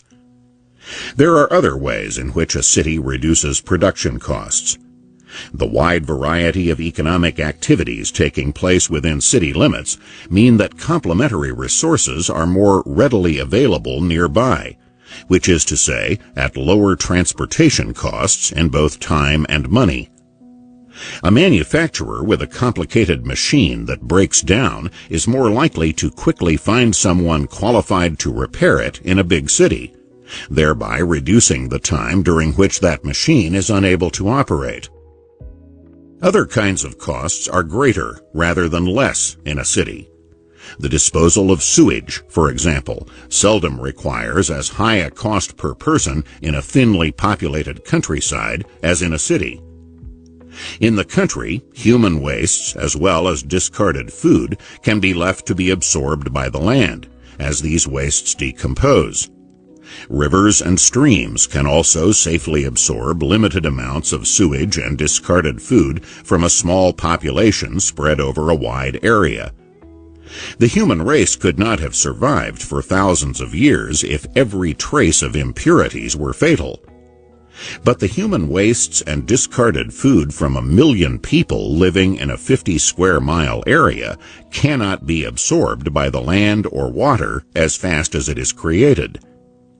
Without building costly water supply systems and costly sewage systems, the water will quickly become too dangerous to drink, and perhaps even too dangerous to wash with. Much of the urban land being paved over has even less capacity to absorb the wastes, so that discarded garbage alone is a deadly menace to public health, unless there are costly systems in place to keep collecting and disposing of it outside the city. Crime control can also be more costly per person in a city, where the anonymity of vast numbers of people can enable criminals to more readily escape detection than in a small community where most people know one another and a stranger stands out like a sore thumb. In such small communities, personal ties make witnesses more likely to come forward after a crime, or even to intervene while crimes are being committed. In short, the crime control exercised by both citizens and police in a small community, the former free of charge to the taxpayers, is more likely to be left more heavily in the hands of the police in an urban community, where people are much less likely to intervene or even to come forward as witnesses. Particular close-knit urban neighborhoods, where many people are relatives or longtime friends, may have some of the low crime control costs of a small community. Moreover, even strangers living in such communities or neighborhoods benefit from the fact that criminals know that such places are not promising places for committing crimes. As a personal note, I once lived in a neighborhood where some well-known mafia leaders also lived. Few criminals were willing to risk trying to mug someone in that neighborhood, where a week-old lady might be some mafia leader's mother, or a young woman might be his wife or daughter. Some nights while I was asleep, my wife would go out at midnight to buy a morning newspaper at a newsstand a few blocks away. The very fact that the newsstand was open at midnight meant not only that the owner of the newsstand had little fear of crime, but also that there were enough other people in the neighborhood with a similar lack of fear of crime to provide him with a profitable business. But seldom will a whole city enjoy such an advantage. Urban residents must therefore pay more for police protection because deterrence or intervention by ordinary citizens is less available. Urban residents in low-income neighborhoods often also pay more for ordinary grocery items or other common purchases from drugstores, hardware stores, and other merchants.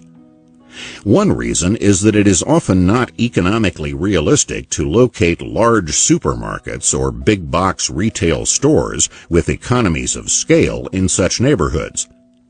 What this means is that the stores that do locate in low-income neighborhoods have higher operating costs that will be reflected in higher prices.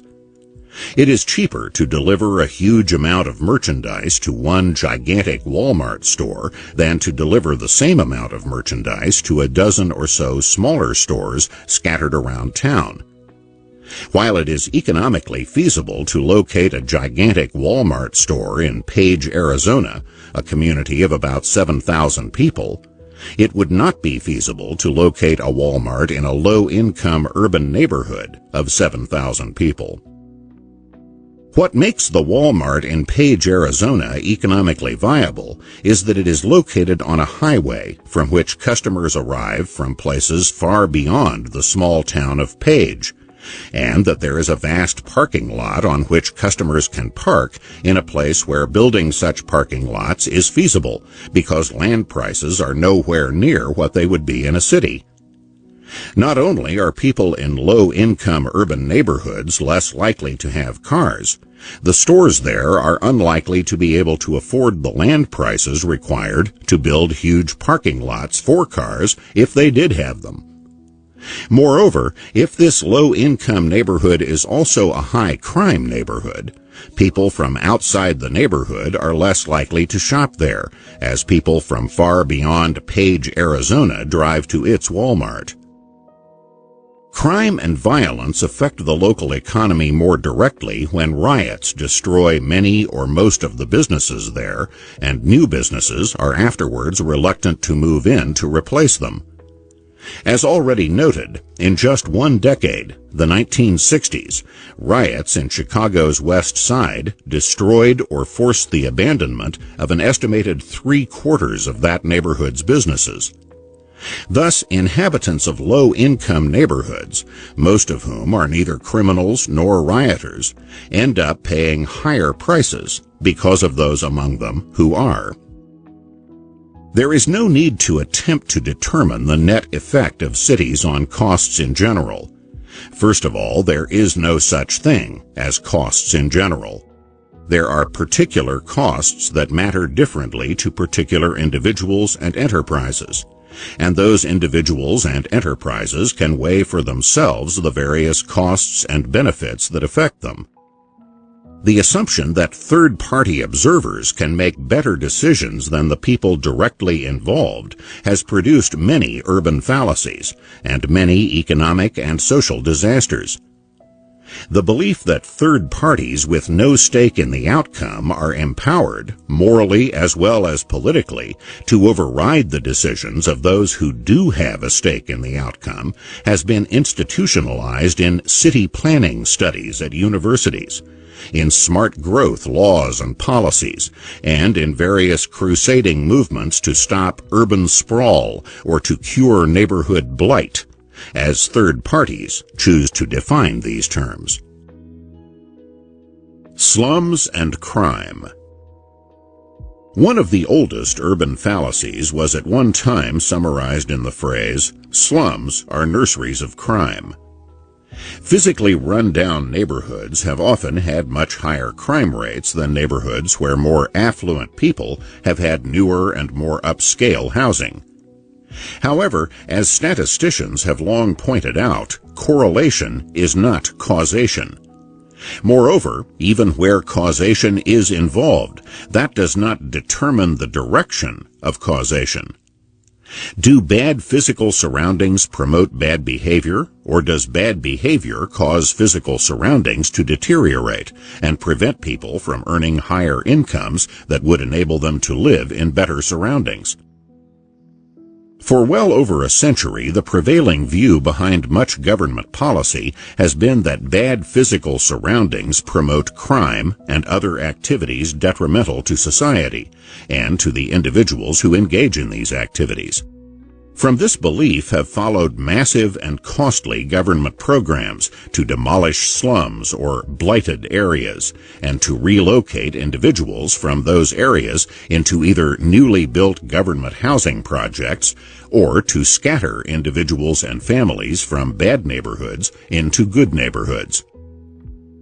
Whatever the merits of the belief in the causal role of physical surroundings as a hypothesis to be tested empirically, its role in the real world has not been that of a hypothesis, but rather of a belief seldom tested against facts and even resistant to facts.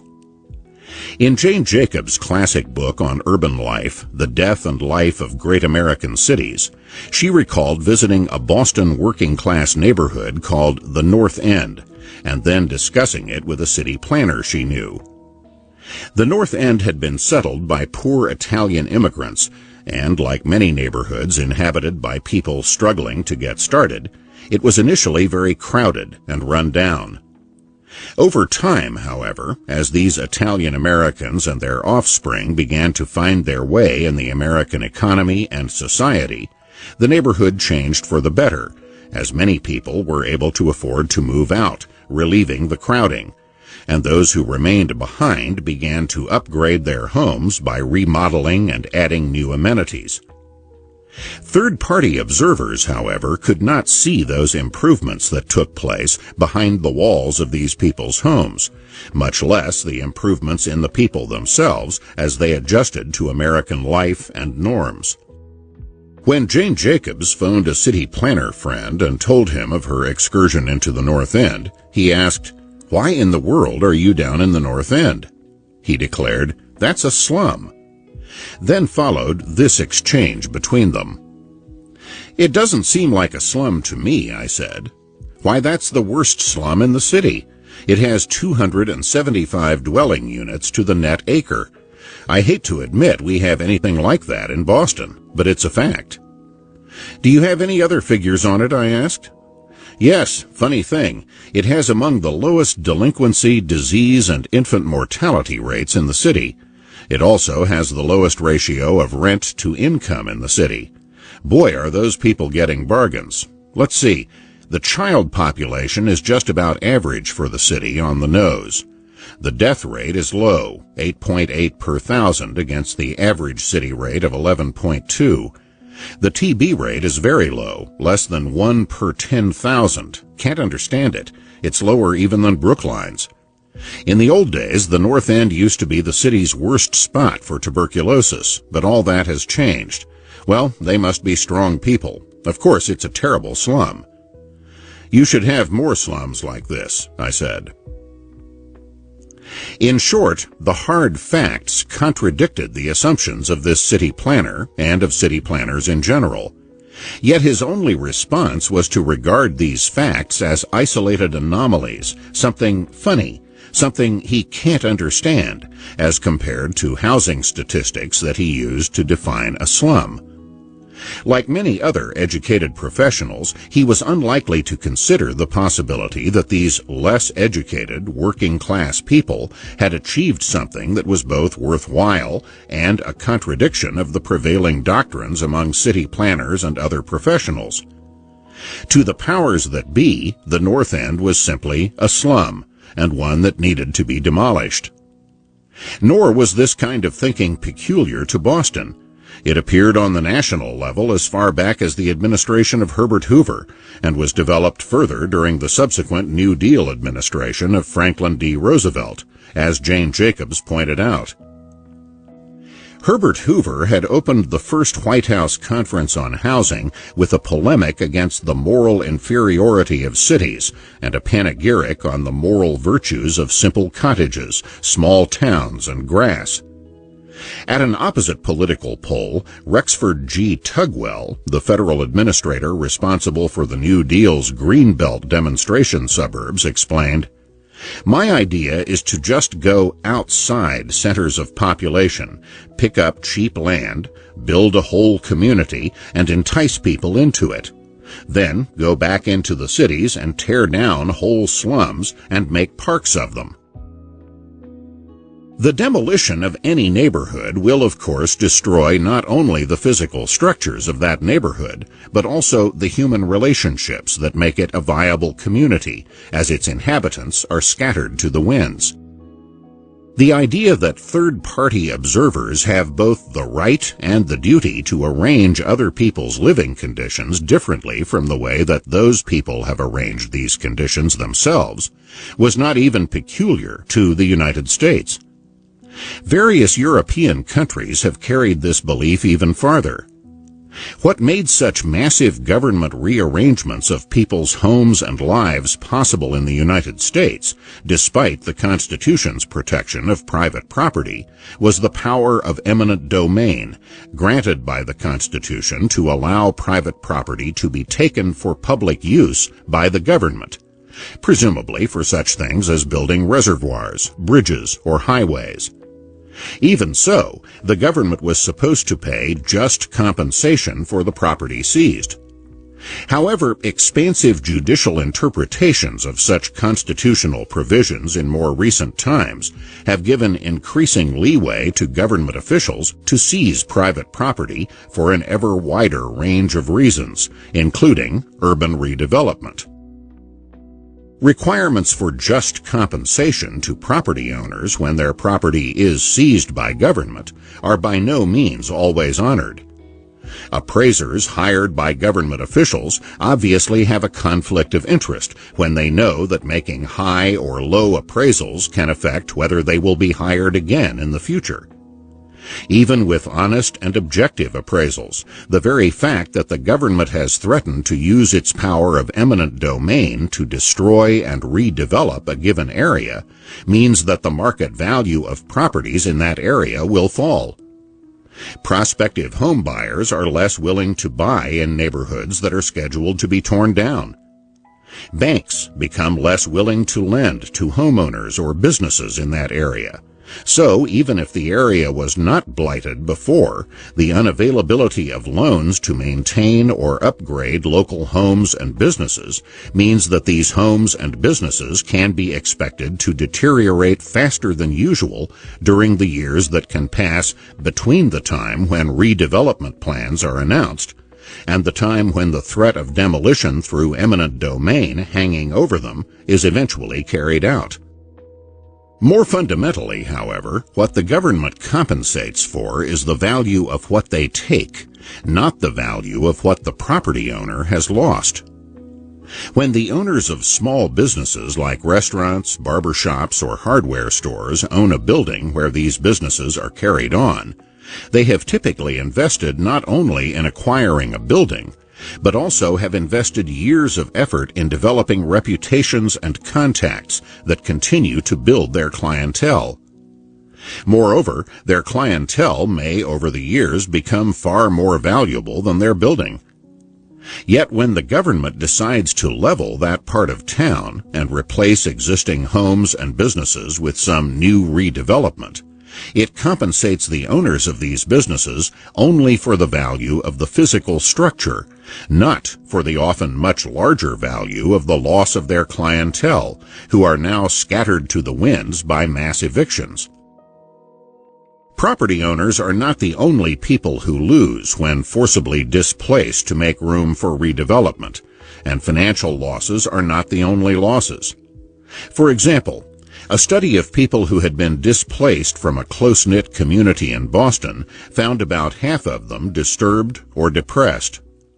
While many of them found better housing elsewhere, 86% of them paid higher rents than before they had been forced out of their former neighborhood. These particular displaced people were white. Other studies show even higher proportions of displaced blacks suffering the same emotional reactions, and even higher proportions of their incomes now being required to pay rent in their new homes. For displaced people in general, one study concluded that the average uncompensated loss which each is compelled to suffer amounts to the confiscation of from 20 to 30% of 1 year's income. The rationale for transferring people and resources is that what ends up being built is more valuable than what was torn down. If this is true, then it should be possible to completely compensate the losers for their losses, and yet have enough left over for the new users to be better off as well. But if the compensation paid to the losers covers only a part of their losses, then government redevelopment plans which create more losses than benefits are still viable, both economically and politically, because they are heavily subsidized by the unwilling victims of eminent domain. Put differently, those who plan and carry out such redirection of resources and people have incentives to exercise their authority far beyond the point where there is any net benefit to society. Many of the costs of these disruptions of communities would be difficult to tabulate for compensation, even if the authorities wished to do so, since it is difficult to put a price tag on disrupted human relations, which can include an increased susceptibility of crime when informal community constraints are lost as the people are scattered.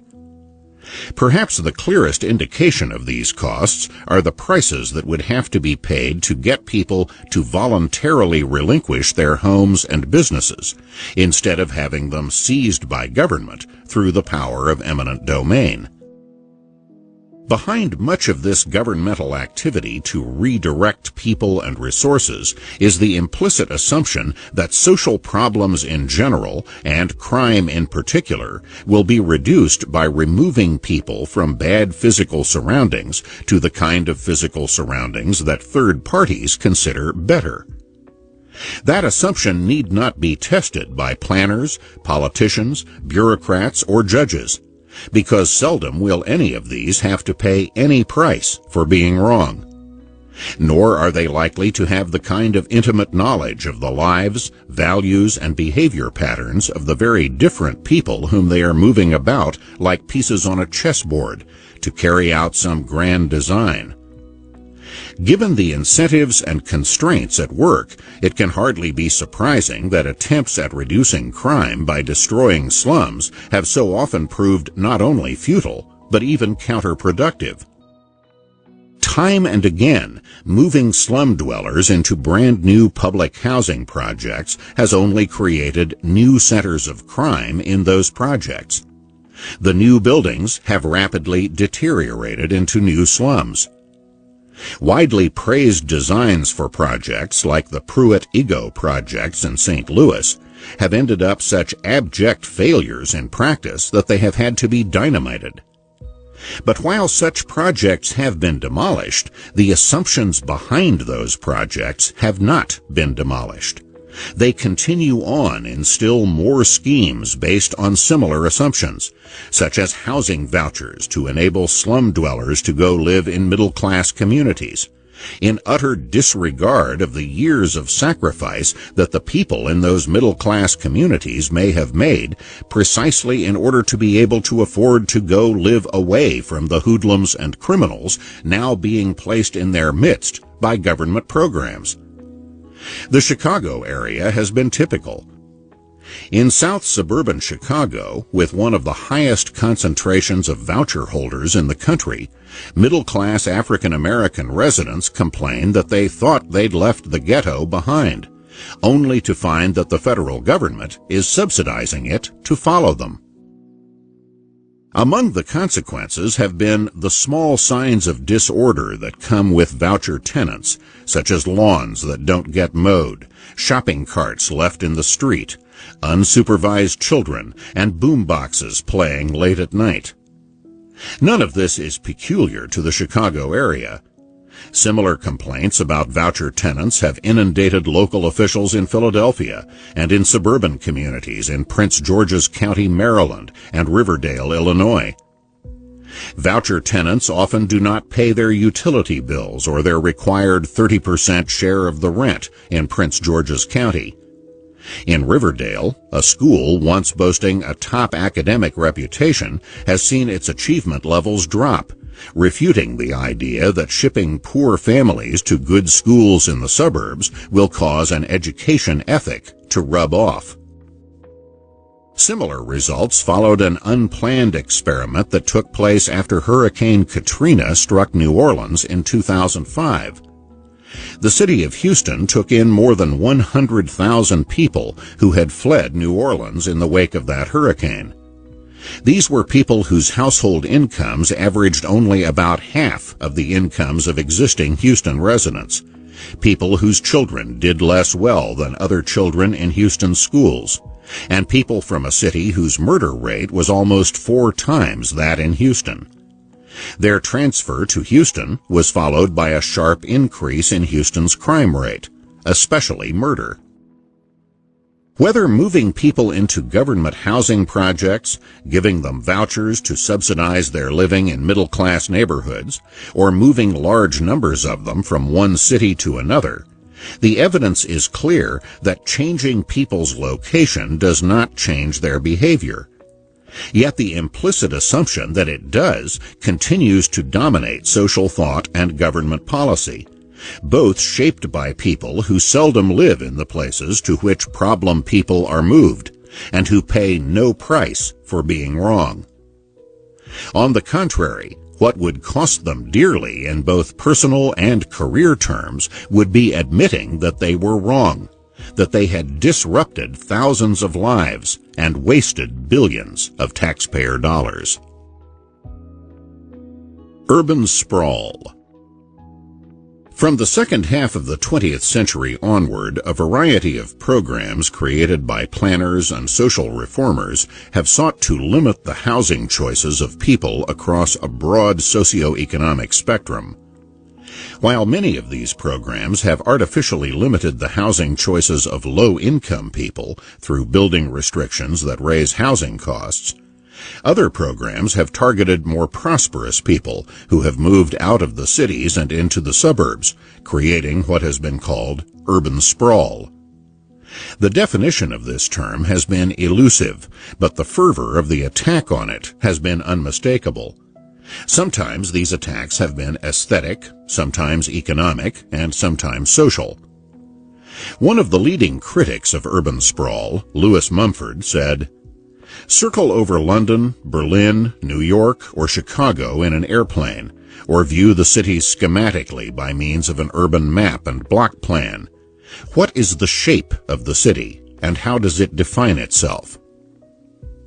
Like many other critics, he deplored the sprawl and shapelessness of cities as seen from overhead.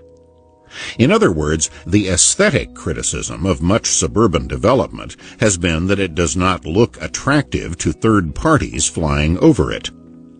But obviously, such development would not have taken place and grown if it were not attractive to those on the ground who moved into such places. The underlying basis for the criticisms rests on a presumption of better aesthetic taste on the part of third-party observers, as compared to the taste of ground-level inhabitants. This presumption is often explicit, and has been part of the criticism of urban expansion into the surrounding countrysides for more than a century. Modern critics blame the automobile for suburbanization or sprawl, just as in the 19th century the Duke of Wellington blamed the newly created railroads for encouraging the common people to move about needlessly. Obviously, the common people themselves would not have moved if they had considered it needless. But implicit in the Duke's criticism is that third-party elites know better than those making their own decisions at their own expense. Taste is utterly debased, according to another British critic who deplored those who were said to be destroying the countryside in 1932. A similar aesthetic theme was sounded later in the 20th century by American folk singer Pete Seeger, who sang of suburban development houses, such as those in Daly City, California, as ticky-tacky boxes, little boxes all the same. Obviously, such developments would not exist if those who bought these homes did not find the lower prices made possible by mass production of identical houses more important than the lack of differentiation. People with different tastes and priorities remained free to live elsewhere in more distinctive and more expensive housing. Moreover, the much disdained ticky-tacky boxes may well have been a step upward for many of those who moved into them from crowded urban apartment buildings. It is doubtful whether many people moved to Daly City from Beverly Hills or to Levittown from Park Avenue. The aesthetic criticism of suburban sprawl has been only one of many criticisms, but it has remained central and enduring. And, since it is subjective, it cannot be refuted by any objective facts, as other claims against urban sprawl can be. It is not only the quality of particular housing in itself, but also the apparently chaotic expansion of urban communities as a whole which has been criticized. However, the fact that observers with an overhead view of a community do not see a pattern does not mean that there is no pattern relevant to the desires of the people living in those suburban communities. Suburbanites who are, after all, not living their lives for the purpose of presenting a tableau pleasing to third parties. Planned communities, whether planned by governments or by private builders under the direction or constraints of government planning commissions, may better meet the preconceptions of observers without necessarily serving the functional purposes desired by most people. One of the internationally renowned planned communities, Vällingby in Sweden, remains the exception rather than the rule, even in Sweden, where most people choose to live in communities very much like unplanned communities deplored by critics in the United States and in other countries. As one study notes, with its freeways, shopping centers, and big-box IKEA stores, much of suburban Stockholm looks more like suburban America than like Vällingby. What is called smart growth in some places is government imposition of the preferences of observers, critics, activists, or experts to override the desires of the people themselves, as expressed in what they are willing to spend their own money to buy or rent. Although the term smart growth is new, the concept itself is not. The first Queen Elizabeth issued an edict in the 16th century forbidding building around the City of London. Centuries later, an elaborate Greater London Plan of 1944 and other plans to control growth likewise imposed radical changes in land use laws, but in the end still failed to stop urban sprawl around London. It is as misleading to speak of planned and unplanned communities as it is to speak of planned versus unplanned economies. In both cases, individuals and enterprises making decisions independently of government officials do not behave randomly or chaotically, but plan just as much as any planning commission. What government planning means in practice is the suppression of individual plans and the imposition of a politically or bureaucratically determined collective plan instead.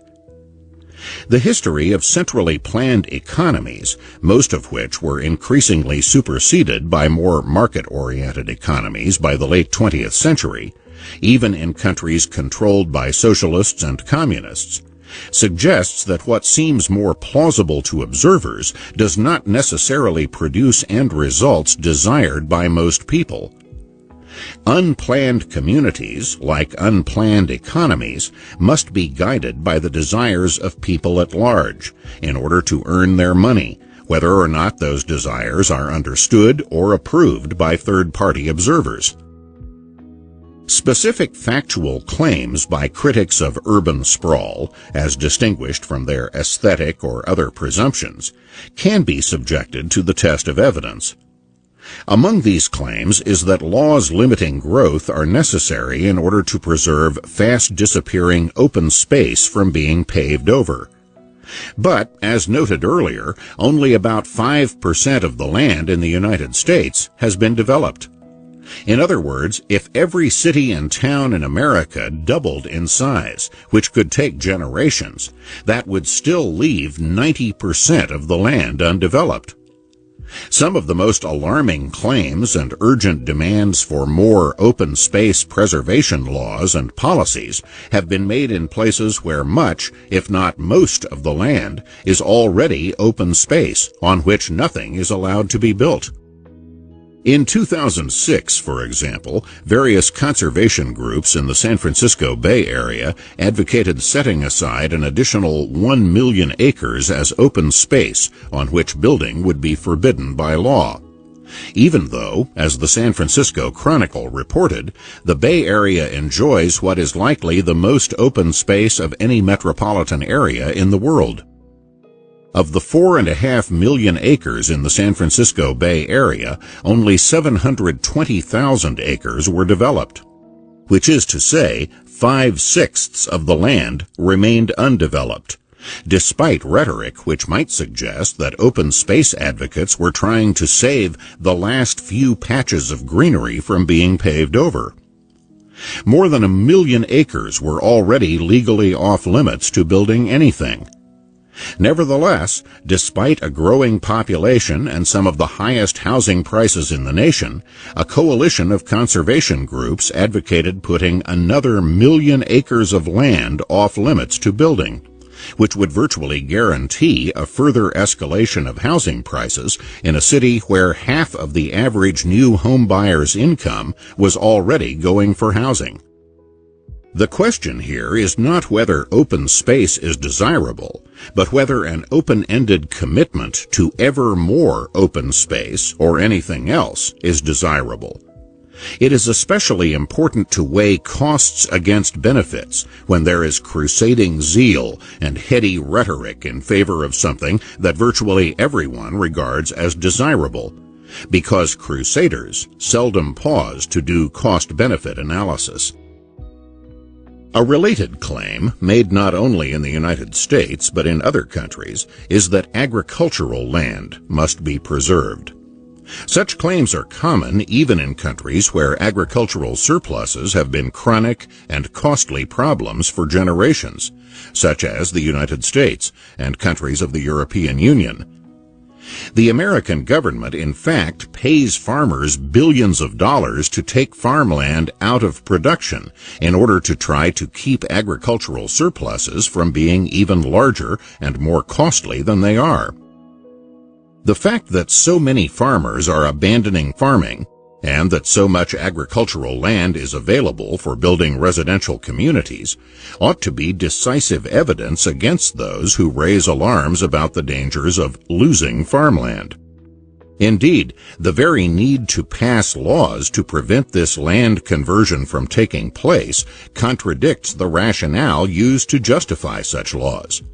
But here again, what seems plausible to third-party observers whose views are promoted among the intelligentsia and echoed in the media can be politically decisive, despite the desires of far more numerous other people directly involved, whose desires as tenants or homeowners can be thwarted by laws based on beliefs in more elite circles, and whose economic consequences are not widely understood. Claims of environmental pollution created by the spread of suburbanization are also among the claims that can be scrutinized in the light of empirical evidence. It is certainly true that places where there are people tend to generate more air pollution from burning fuels, as well as pollution from sewage and other waste products, as compared to the pollution generated in open, uninhabited countrysides. But it is people, not their location, which both generate pollution and use up natural resources. When half the people in a city relocate to the countryside, half the pollution may go with them. But if so, that can mean that there is only half as much pollution back where they left. The case that there is a net increase in either the total pollution or the total use of natural resources from a relocation of people is one that would have to be made explicitly and supported empirically, not insinuated by showing that pollution and resource use are greater in occupied places than in unoccupied places. Moreover, the farmland that many are anxious to preserve generates pollution of groundwater from the runoff of chemicals used in growing crops, and pollution of the air from the use of insecticides and fertilizers. It is often assumed that suburbanization means an increased use of automobiles, and therefore an increased use of fuels, resulting in an increased pollution of the air. That would be virtually axiomatic if suburbanites all commuted to jobs in the central cities. But urban sprawl includes the movement of jobs as well as people out of the central cities. Moreover, this is not a new pattern, but one seen generations ago. At the beginning of the 20th century, 1/3 of all manufacturing jobs in the United States were located outside the central cities, and by mid-century, half of these jobs were located outside the central cities. Similarly, as the population of London spread out into the suburbs back in the 1920s, commuting to work from one part of the suburbs to another became as common as commuting from the suburbs into London. Similar patterns have been found in Hamburg and other northern European cities, to a greater extent than in southern European cities. Many American cities showed a pattern similar to that of London. In North American urban areas, the movement outward in the 1920s was even more of a mass movement than in Europe. The expansion and intensification of retail and office uses in the old downtowns led to a sharp decrease in the number of people who lived at the center of cities. In this trend, American cities followed the process long visible in the City of London, in which the downtowns came to be intensely crowded during the workday and relatively deserted at night and weekends. Unprecedented levels of affluence, excellent public transportation, and rising automobile ownership allowed a large portion of the American urban population, including even a substantial percentage of blue-collar families, to have the option of living in single-family detached houses in the suburbs. Much of this housing was developed in small subdivisions by thousands of small-scale real estate developers. In the 1920s, hundreds of square miles of houses sprang up seemingly overnight.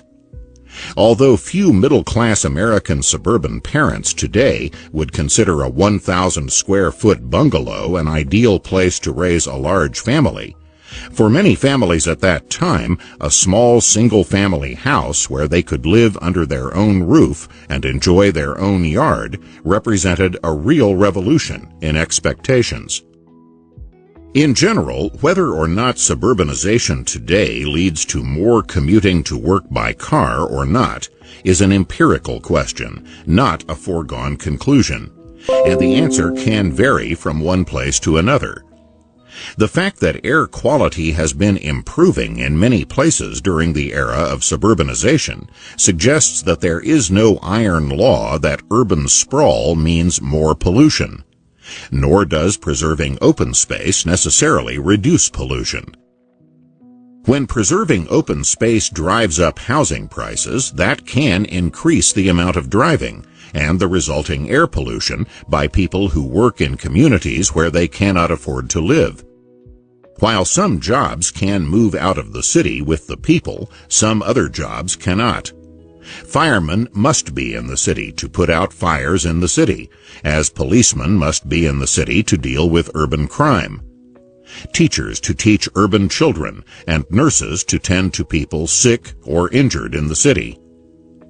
Most people in these particular occupations cannot afford to live in those cities where housing prices have been driven up to extremely high levels by land use restrictions designed to prevent urban sprawl, and so must commute from whatever distance is required for them to find housing that they can afford.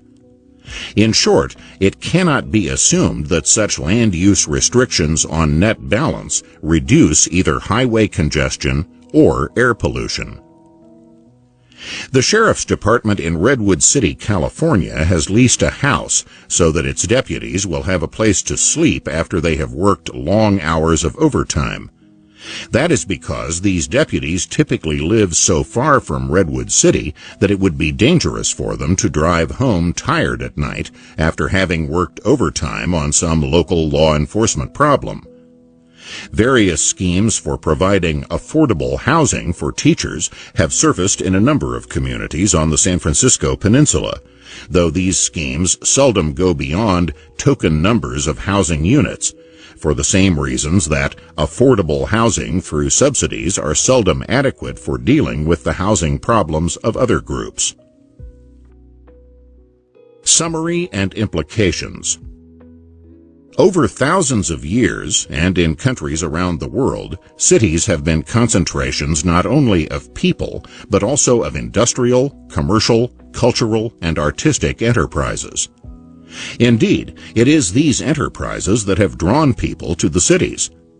Moreover, cities have been in the vanguard of many different civilizations, the places where new ways of doing things are developed and spread out into the provinces and the countrysides. Because so many cities are ports, whether on rivers or harbors, they import not only goods, but also new ideas and new technologies, which they can then diffuse into the hinterlands.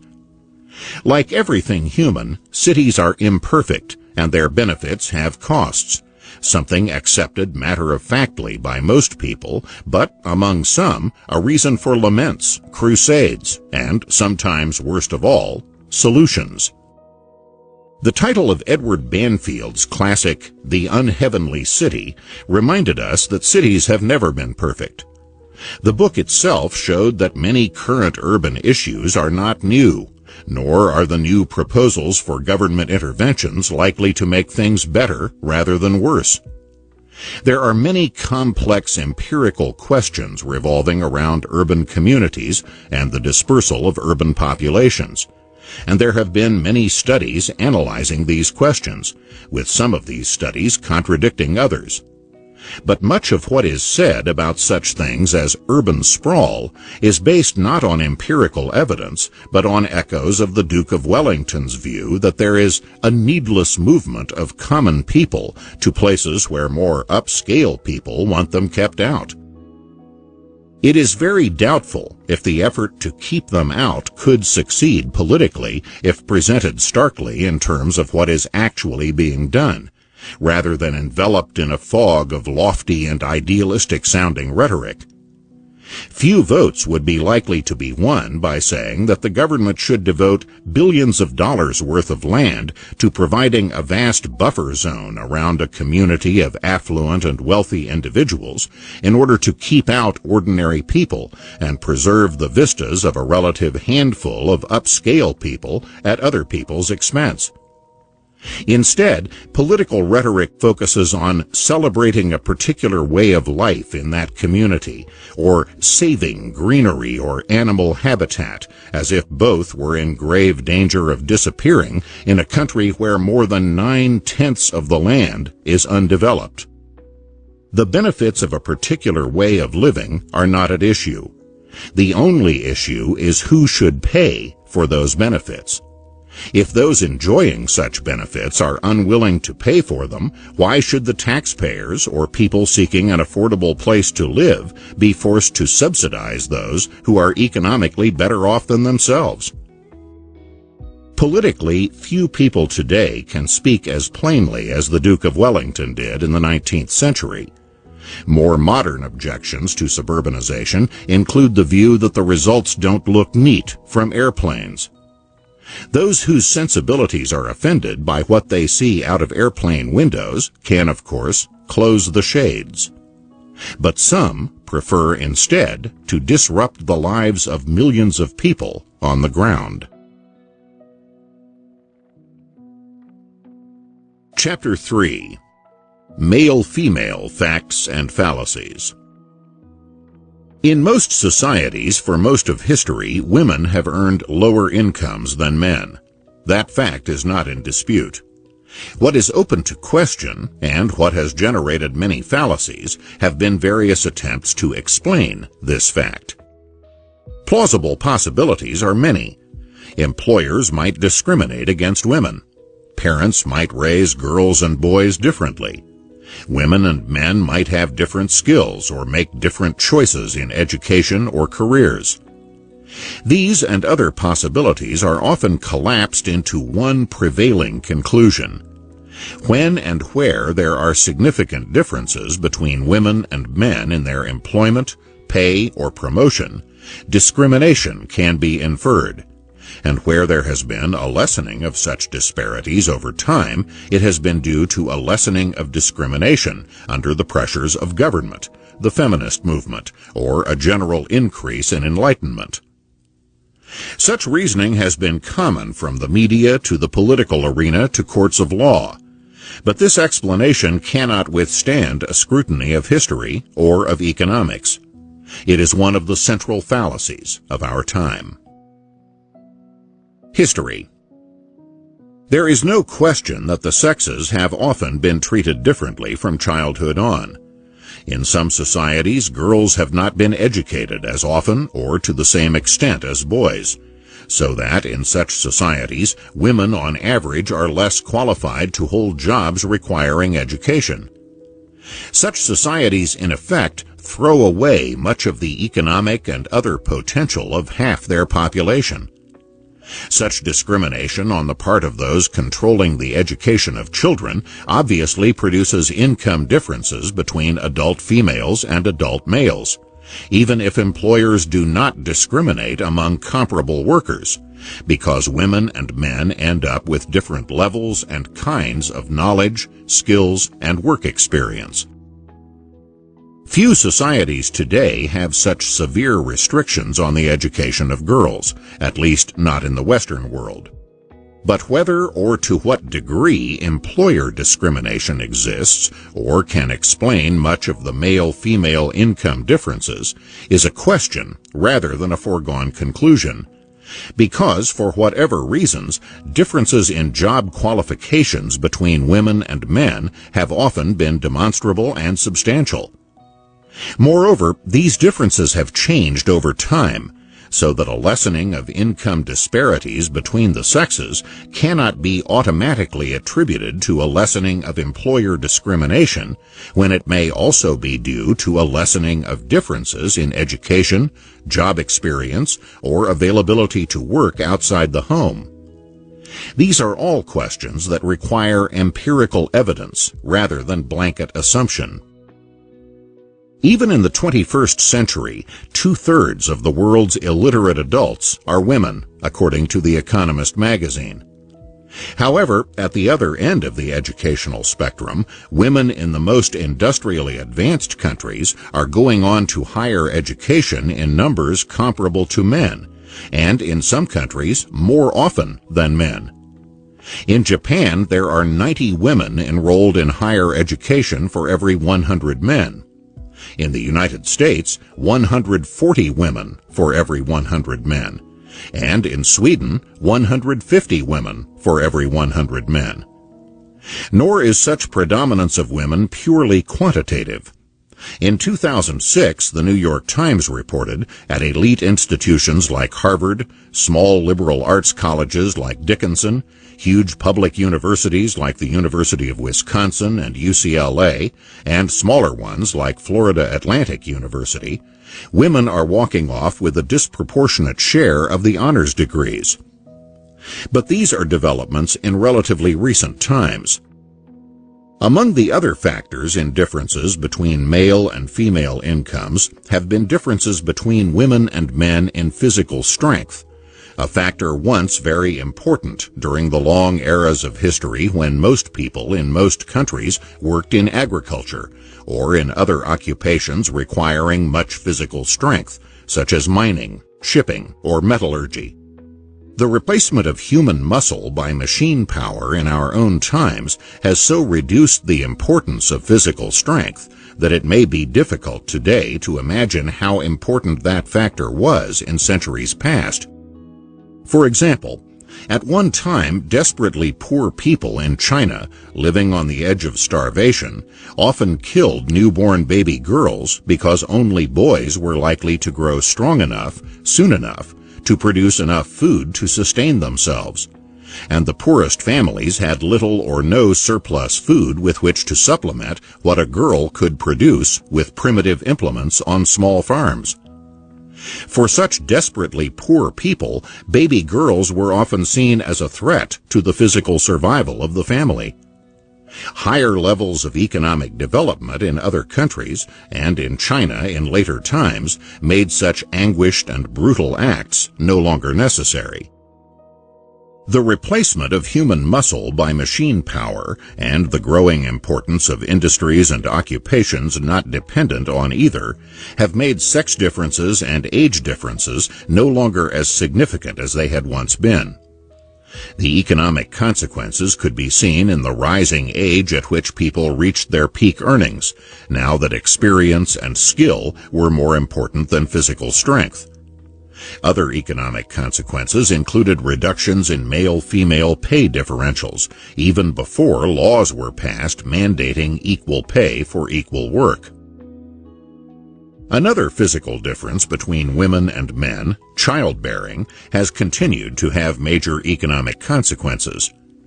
Mothers as a group tend to fall furthest behind men in income, as competing domestic responsibilities reduce the ability of women with babies and small children to be able to maintain continuous full-time employment in the workforce. This factor is especially important when it comes to high levels of achievement in the most demanding professions.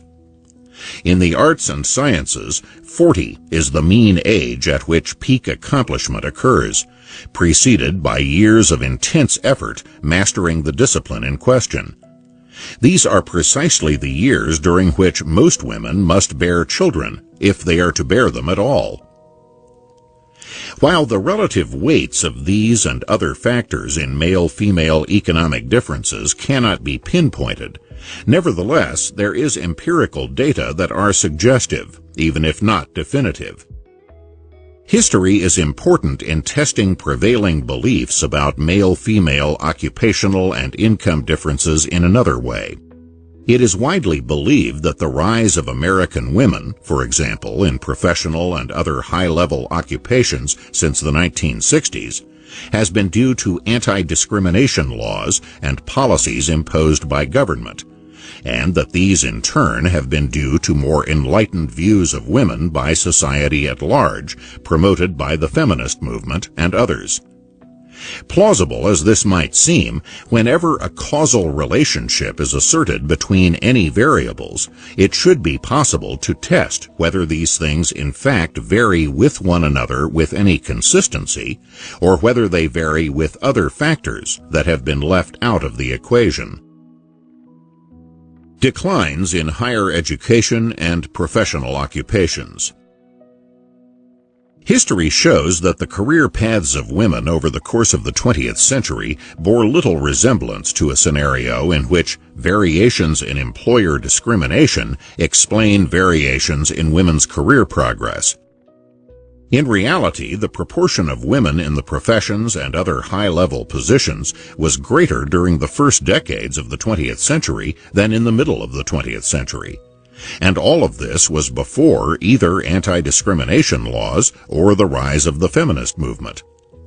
For example, the proportion of women among the people listed in Who's Who in America in 1902 was more than double the proportion in 1958. A study published in 1964 concluded, the period of the first 2 decades of the 20th century was the heyday of academic women. The trend of women as a percentage of academics was up from 1910 to about 1930 and down thereafter, with a possible upward trend in recent years, according to the same 1964 study. Hard data substantiate this pattern. In 1921 and again in 1932, the proportion of women among people receiving doctoral degrees was about 17%, but this was down to 10% by the late 1950s and early 1960s. It was much the same story in the biological sciences, where women received from about 1/5 to 1/4 of the doctorates in the 1930s, but only 1/8 by the late 1950s. In economics, women's share of doctorates declined from 10% to 2%. There were similar declines in women's share of the doctoral degrees awarded in the humanities, chemistry, and law. A 1961 study of women's share of college faculty positions found that to be lower than it was in 1930. Declines in the representation of women among academic faculty during this era occurred even at women's colleges, run by women, such as Smith, Wellesley, Vassar, and Bryn Mawr. So this trend could hardly be attributed to increased male employer discrimination against women. But even if we were to assume for the sake of argument that employer discrimination against women was the crucial factor, such widespread negative trends for women in higher occupational levels over a period of decades are hardly consistent with the idea that employer discrimination against women declines over time with enlightenment. A closer scrutiny of facts suggests that what changed over these decades was not employer discrimination, but women's marriage and childbearing patterns. This in turn raises questions as to whether later positive trends in the occupational advancement of women reflected changes in employer discrimination or changes in marriage and childbearing patterns. History strongly suggests the latter. During the early decades of the 20th century, when women's representation in higher-level occupations and in the postgraduate education required for such occupations was higher than in the 1950s, the median age at which women first married was also higher than at mid-century. Most of the women who staffed women's colleges during this earlier era were not married at all. As the median age of marriage began to decline, the representation of women in high-level occupations and among recipients of postgraduate degrees also declined. Rises in higher education and professional occupations. The decline in women's median age of first marriage ended in 1956 and began to rise thereafter. The birth rate also began to decline from 1957 on, and by 1966 was again as low as it had been back in 1933. Women's share of postgraduate degrees closely followed these reversals of trends in age of marriage and birth rate. The 1970s saw women's share of doctoral degrees rise. By 1972, that share was again as high as it had been back in 1932. It was much the same story with master's degrees, where it was 1972 before women's share of these degrees reached the level of 1930, except for the World War II years, when millions of young men were away in the military. With both master's degrees and doctorates, women's share declined precipitously after the war to levels below those of the 1930s. These were, of course, the years of the baby boom, indicating again the role of childbearing in limiting women's educational and career prospects. Women's rise in higher-level occupations in the second half of the 20th century continued to follow the rise in their age of marriage, which rose sharply and finished the century significantly higher than it was at the beginning, while the birth rate fell sharply and was much lower at the end of the century than it was at the beginning. As the age of first marriage climbed to record high levels, women rose to record high levels in higher education and higher occupations. Women's percentage of postgraduate professional degrees in general, master's degrees in business in particular, law degrees, medical degrees, and PhDs all skyrocketed from the 1970s on. It was not just in higher-level occupations that women's changing marriage and childbearing patterns were reflected in their work patterns. The gap between men's and women's participation in the labor force in general narrowed dramatically. In 1950, 94% of men, but only 33% of women were in the labor force. This gap of 61 percentage points narrowed to 45 percentage points by 1970. At the end of the century, the gap was only 12 percentage points, as 86% of men and 74% of women were in the labor force. In addition to entering the labor force in general, more women also entered occupations where men were previously predominant, especially those occupations requiring a college degree. The continuity of women's employment also increased after 1970, though the gap between the continuity of men's and women's employment did not disappear, and women continued to work part-time more so than men. These positive changes in the second half of the 20th century, as well as the negative changes during the earlier decades of that century, all follow remarkably closely changes in women's age of marriage and childbearing. Male-female differences in income did not disappear completely, however. How much of those remaining differences can be attributed to employer discrimination rather than to different career choices or differences in choices as to whether to work full-time is another empirical question, one involving economics as well as history. Economics.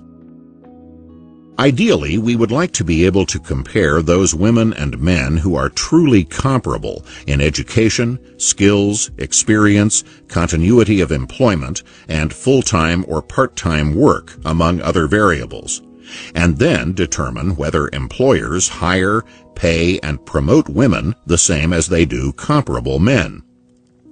At the very least, we might then see in whatever differences in hiring, pay, and promotions might exist, a measure of how much employer discrimination exists. Given the absence or imperfections of data on some of these variables, the most that we can reasonably expect is some measure of whatever residual economic differences between women and men remain after taking into account those variables which can be measured with some degree of accuracy and reliability. That residual would then give us the upper limit of the combined effect of employer discrimination plus whatever unspecified or unmeasured variables might also exist. However, even if we were to find zero economic differences between those women and men who were truly comparable, that would not mean that women and men as a whole had the same income or the same likelihood of being hired or promoted. If the sexes as a whole were distributed differently between full-time and part-time employment, or in different fields or levels of education, or in other ways that affect people's economic prospects. In short, even an absence of discrimination would not mean an absence of male-female economic differences.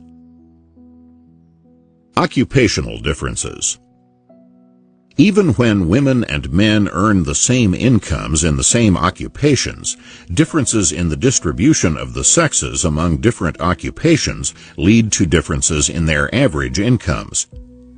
The distribution of women and men in various occupations has long differed, partly due to restrictions placed on women and partly due to choices made by women themselves. In times and places where women have been restricted from working outside the home, this limitation on the range of occupations open to women has in effect also been a limitation on their earnings prospects. Again, even without whatever employer discrimination might or might not exist. Put differently, how much of male-female differences in income has been due to employer discrimination, and how much to other differences arising from social restrictions or other factors, is a question rather than a foregone conclusion. Many social restrictions, especially in the past, have been based on attempts to forestall problems growing out of the attraction of the sexes for one another. In times, places, and social classes where a young woman's chastity was a prerequisite for favorable marriage prospects, her parents were often very concerned that she not only be kept from work environments or other environments where she would have unsupervised contact with young men, in order to avoid even the appearance of an unchaste life, much less the temptations that could result in an unwed pregnancy that could ruin her life and disgrace the family. Work restrictions based on such concerns are inherently asymmetrical, since whatever troubles young men might encounter or create while working outside the home, these did not include anything so visible or with so much social and economic impact as becoming pregnant. In times and places when the cost of supporting an unwed daughter's child fell solely on her own family, the family sought to reduce the risk of this happening by much more severe restrictions on young women's freedom, and much more monitoring of whom she associated with and under what conditions. However, during the era when agriculture was the predominant occupation of most people, working at home was less of a restriction than in later times, when more and more jobs were outside the home, in industry and commerce. As more societies became more industrial and commercial, the asymmetrical opportunities of young women and young men to work outside the home meant different income prospects.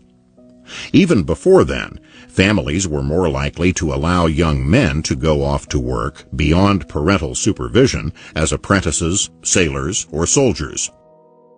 Women, even when they did non-agricultural work, were more likely to do such work in the home, such as spinning cloth. The word spinster for unmarried women survives in the language today from that era. Brewing beer was another job that could be performed in a family enterprise, and women who did this work were known as brewsters, while men were called brewers.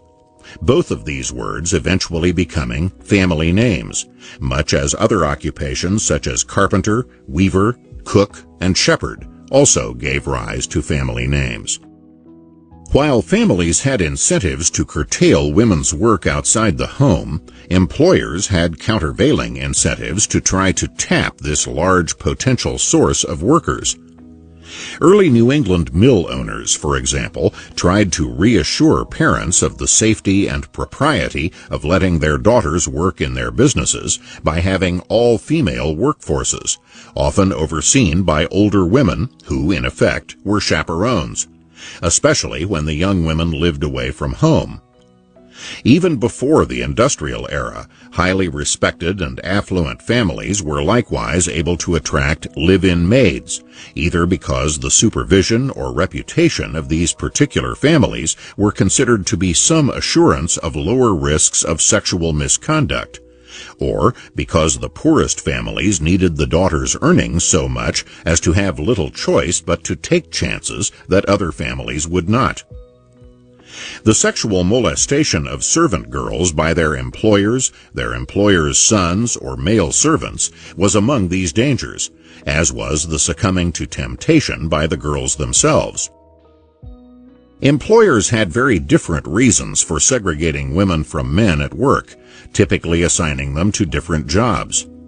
If an occupation was one that attracted predominantly males, the distraction of a female worker in their midst could adversely affect productivity, even if the woman herself was just as productive as the men. This was analogous to what also happened in times and places where ethnic or other differences among the workers adversely affected productivity on the job, though the distraction in this latter case was often due to animosities between Irish and Italian workers, for example, which interfered with their getting the work done, just as mutual attractions between women and men did. Thus, whole occupations could be off-limits to women simply because it was mostly men who worked in those occupations, and the few women who might want to work in such occupations were not considered by employers to be worth the adverse effect which their presence could have on the productivity of the men. Where there were large numbers of women seeking work in these occupations, then the employer had the option of hiring both women and men and segregating the sexes on the job, though maintaining such separation was not easy. What was easier was to have either all-male or all-female workforces. One of the few modern employers who was able to do this successfully was the American Telephone and Telegraph Company when I worked in their New York headquarters in the 1960s. Even though there were women and men working in the same groups, somehow company policy became known without explicit public pronouncements, and they avoided social contacts. How far this went was dramatized for me one day when my wife came over from our nearby apartment and joined me for lunch in a company cafeteria. After looking around this large facility, my wife said, "Do you realize that we are the only man and woman having lunch together in this whole place?"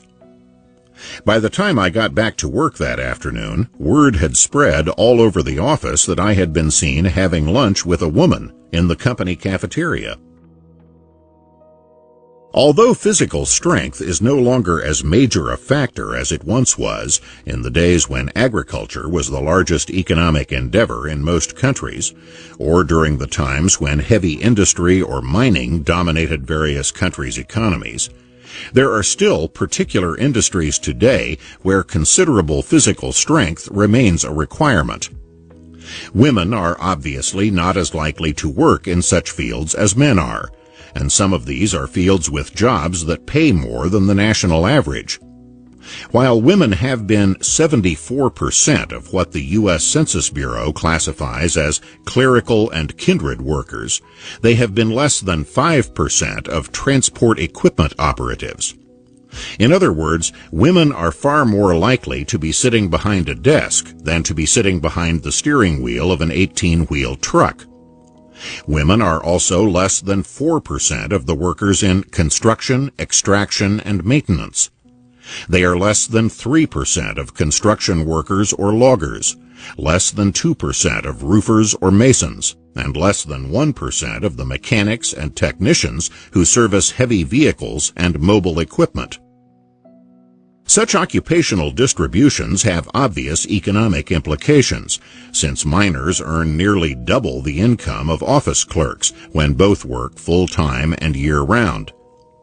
There is still a premium paid for workers doing heavy physical work, as well as for hazardous work, which often overlaps work requiring physical strength.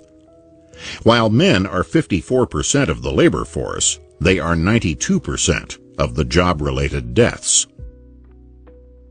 Continuity of employment. Within the external limitations placed on the range of occupations open to women have been further limitations due to occupational choices made by women themselves. In addition to avoiding occupations requiring more physical strength than most women possess, women have tended to make career choices influenced by the likelihood that they would at some point or other become mothers. Since motherhood has usually entailed a period of withdrawal from full-time work outside the home, the cost of such withdrawal becomes a factor in occupational choices. Where an occupation is unionized and withdrawal from the workforce means a loss of seniority, reducing the prospects of being promoted or of being retained during layoffs, such an occupation in effect imposes costs on women that are likely to be greater than the costs imposed on men, as well as greater than in occupations where seniority is not such a factor or is no factor at all.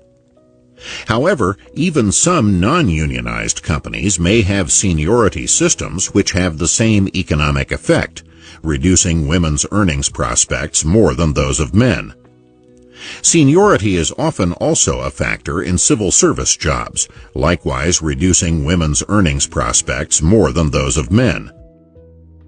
Quite aside from formal seniority rules, interruptions of labor force participation in order to take care of small children until they are old enough to be placed in daycare facilities while the mother returns to work outside the home mean that a woman may have fewer years of job experience than a man of the same age, since such interruptions are less common among men.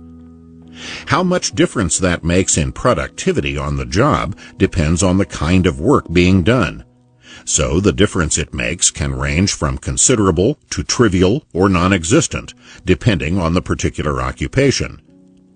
Where promotions over time are a normal part of a given career, not only are promotions less likely to come to a woman of a given age who does not have as much job experience as a man of the same age, the prospects of even a woman who has never had any interruption in her career are reduced to the extent that the likelihood of future interruptions because of her prospective role as a mother can make placing her in a senior position more of a risk than placing a man of similar ability in that same position.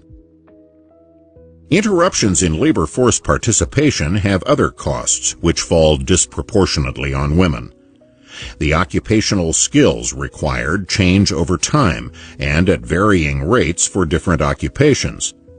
Rapidly changing computer technology, for example, means that computer engineers and programmers must be constantly upgrading their skills to keep up with advances in their field.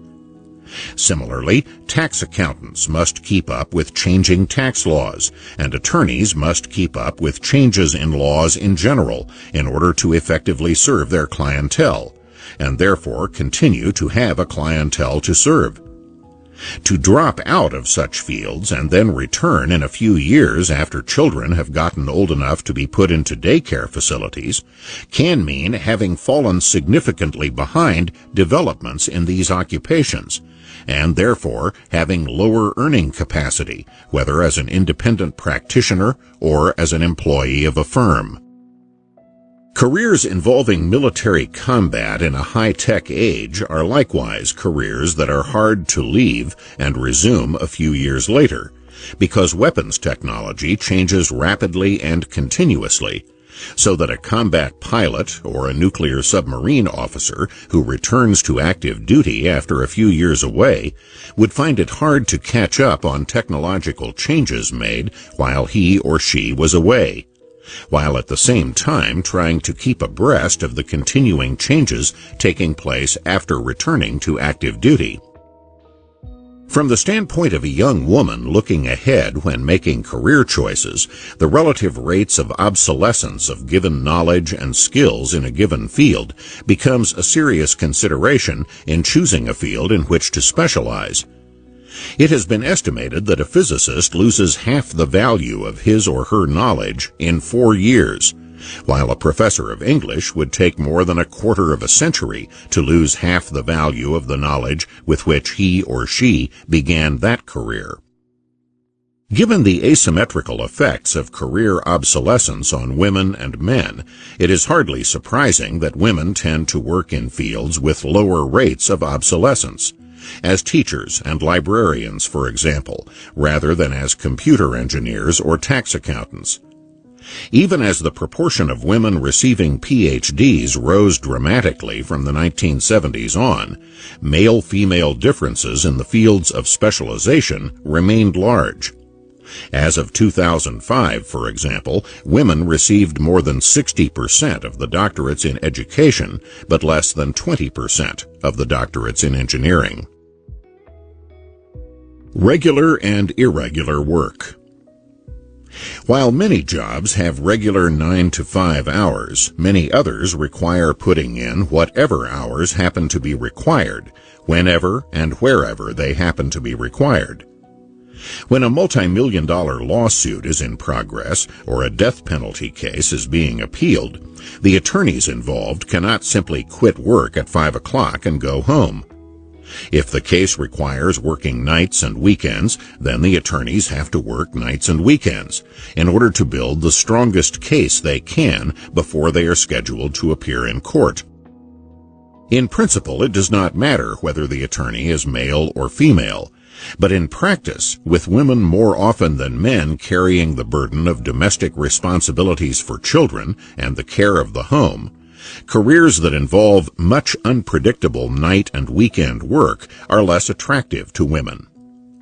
Having it all, a career and a family and an upscale lifestyle, is fine, but doing it all is often harder for a woman, given the usual division of domestic responsibilities between the sexes and the inevitable differences in childbearing.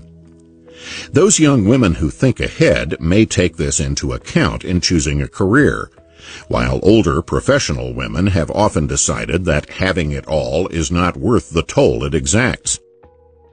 This may not put a whole profession off limits, but it can restrict the range of work situations within a given profession. Thus, women who want to be attorneys may tend to find being a civil service attorney with regular hours to be more attractive than working in a leading high-pressure law firm, where the work week not only averages 60 or 70 hours, but where those hours may have to be worked at whatever unpredictable times the client's case requires. Large law firms with offices in several cities or countries may require an attorney to fly off to some distant place on short notice and stay there for whatever period of time it takes to settle some legal matters at that location. In principle, this is the same problem for men and women. In practice, however, a mother is more likely to stay home with the children while the father is tied up at the office, or has to fly off someplace to deal with legal emergencies, than a father is to stay home while the mother does the same. Moreover, since men are never pregnant, women are disadvantaged in such work by the physical limitations of pregnancy, which can be work limitations as well in jobs that require long, irregular, and unpredictable hours, and sudden trips to distant places, as well as the heightened stress of high-stakes legal cases.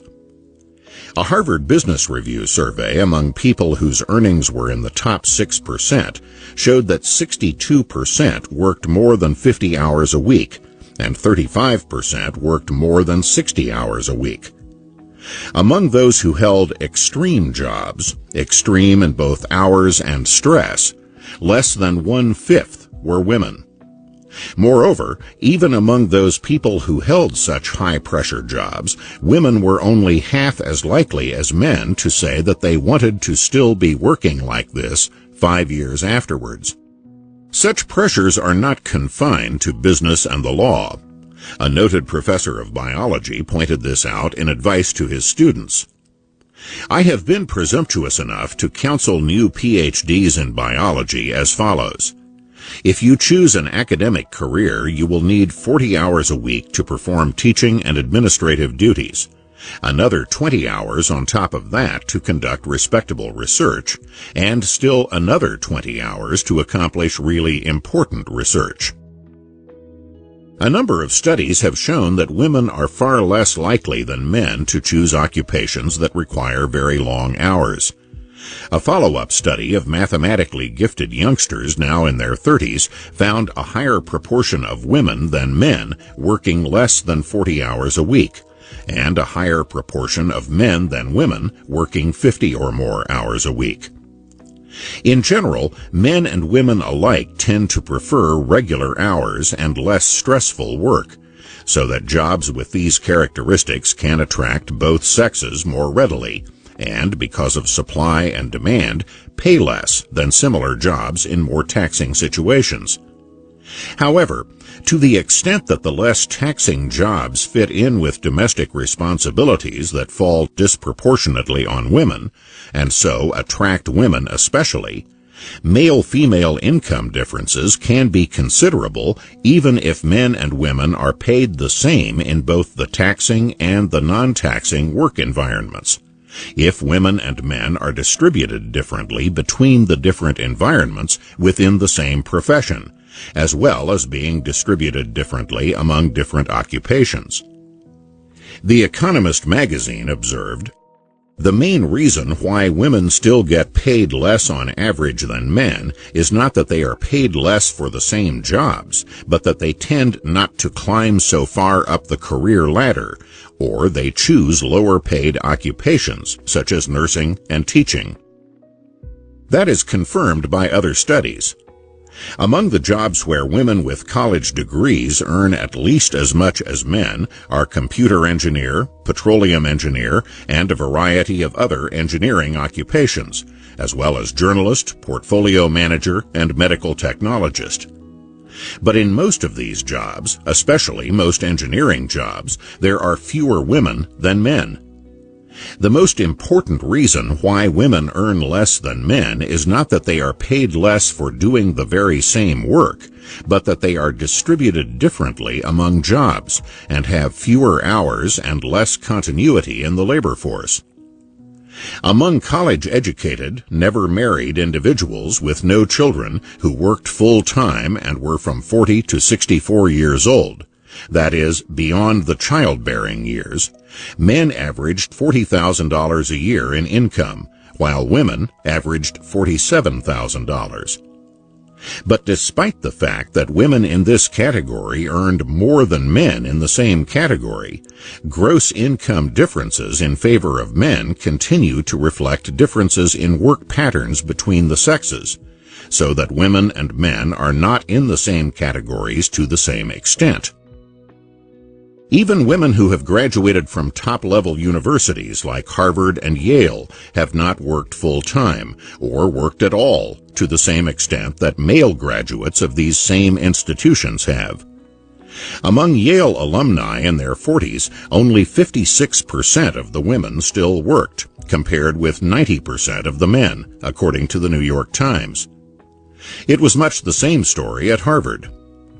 A 2001 survey of Harvard Business School graduates found that 31% of the women from the classes of 1981, 1985, and 1991 who answered the survey worked only part-time or on contract, and another 31% did not work at all, levels strikingly similar to the percentages of the Yale students interviewed who predicted they would stay at home or work part-time in their 30s and 40s. Those who reach the highest echelons in many industries and professions have typically worked not only long hours, but continuously throughout a long career. Even the most highly educated women have often chosen not to do that, with obvious implications for their incomes. While those women are the best judges of what suits their own individual circumstances, priorities, and sense of well-being, third parties looking at statistical data see only the artifacts of disparities based on paychecks. Such income disparities between women and men are equaled or exceeded by disparities among women, between those who work full-time and those who work part-time. The hourly pay of women who work part-time has been found to be 20% lower than the hourly pay of women who work full-time, even when comparing women with the same levels of education and the same family circumstances, such as being married, divorced, or with dependents. Even this disparity understates the rate at which part-time and full-time workers are compensated, since part-time workers, whether women or men, are far less often included in employers' health insurance or pension plans. Working part-time also restricts the range of industries and occupations available, since not all work can be done as readily on a part-time basis. Half of all women who work part-time do so in only 10 industries out of 236 industries surveyed. Domestic responsibilities. In principle, family responsibilities can be divided equally between husband and wife, father and mother. In practice, however, that has not been the norm in most places and in most periods of history. Since economic consequences follow from practices rather than principles, the asymmetrical division of domestic responsibilities produces male-female differences in incomes in many ways besides those already mentioned. Moreover, statistical records of money payments can be misleading as to economic realities. Family income is pooled income, and how it is spent, for whose benefit, does not depend on whose name is on the paycheck or paychecks, or whether one paycheck is larger than the other. In some families, for example, the largest share of the family income is spent on people who earn no income at all, the children, especially when they are attending expensive colleges.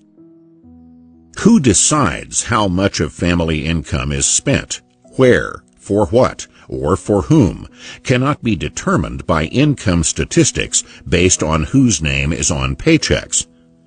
According to the Economist magazine, surveys suggest that women make perhaps 80% of consumers' buying decisions, from health care and homes to furniture and food. A government study in early 21st century America showed that the average American family spent 70% more on clothing for women and girls than on clothing for men and boys. In some of the most traditional cultures, where male dominance has been most visible, it has not been uncommon for the man to be the sole income earner and to turn over the bulk of that income to his wife to budget and spend at her discretion. Such practices have been common in southern Italy in the past and in Japan today, as well as among many traditional working-class American families in times past, even, if not especially, in what have been described as male-dominated societies. The earning of that income can also be a joint enterprise, regardless of whose name appears on the paycheck. Time that a bachelor spends shopping, preparing meals, or going out to restaurants, taking his clothes to the laundry or dry cleaners, entertaining guests, or arranging dates, is available to many married men to put into advancing their careers instead, because their wives relieve them of such concerns. Given these and other ways in which traditional wives have freed up the time of their husbands, it is hardly surprising that married men have usually earned higher incomes than single men of the same age and education. Given the incentives created by having children to support, it is likewise not surprising that married men with children have usually earned the highest incomes of all, since higher earnings are more imperative for fathers, whether these additional earnings are obtained by working overtime or by choosing more taxing jobs that pay more. Because the situations of husbands and wives have not been symmetrical in traditional families, it is likewise not surprising that marriage has had opposite effects on the incomes of women and men. Women who have never married have higher average incomes than women who have, and women with no children have higher average incomes than women with children. Another way of looking at this is that the traditional division of family responsibilities has meant that wives have sacrificed their own income-earning potential possibilities and enhanced that of their husbands, with the resulting family income then being jointly spent. Insofar as this situation is mutually agreeable and ongoing, statistical data based on whose name is on what paycheck are largely irrelevant. However, rising rates of divorce make such data very relevant and such traditional arrangements more problematical. In effect, the traditional wife has been investing in her husband's career, and a divorce means that the value of that investment, made for years or even decades, can be lost to her. Alimony and child support payments made after a divorce may or may not recoup the value of that investment. Quite aside from the sacrifice of earnings potential by the wife during the marriage, she has also lost the economic value of work experience, continuity, skills upgrading, and seniority, so that her earning capacity upon re-entering the labor force after a divorce is lower than if she had remained single, while the earning capacity of her former husband is higher as a result of her sacrifices. Those who think in terms of principles rather than practices see no reason why ex-husbands are not as much entitled to alimony as ex-wives, at least in cases where the woman has a higher income, a higher earning potential, or a higher level of wealth. However, in terms of practices, what is the ex-husband being compensated for? Employer discrimination. Equally as important as determining how much discrimination exists is determining where it occurs and what the economic incentives and constraints are. People who discriminate against girls when it comes to education pay no price for that. But employers who discriminate against women workers do. If employers pay a woman only 3/4 as much as they would pay a man for doing the same work with the same skill, this means that those employers who hire an all-female workforce can get 4 workers for what other employers are paying for 3.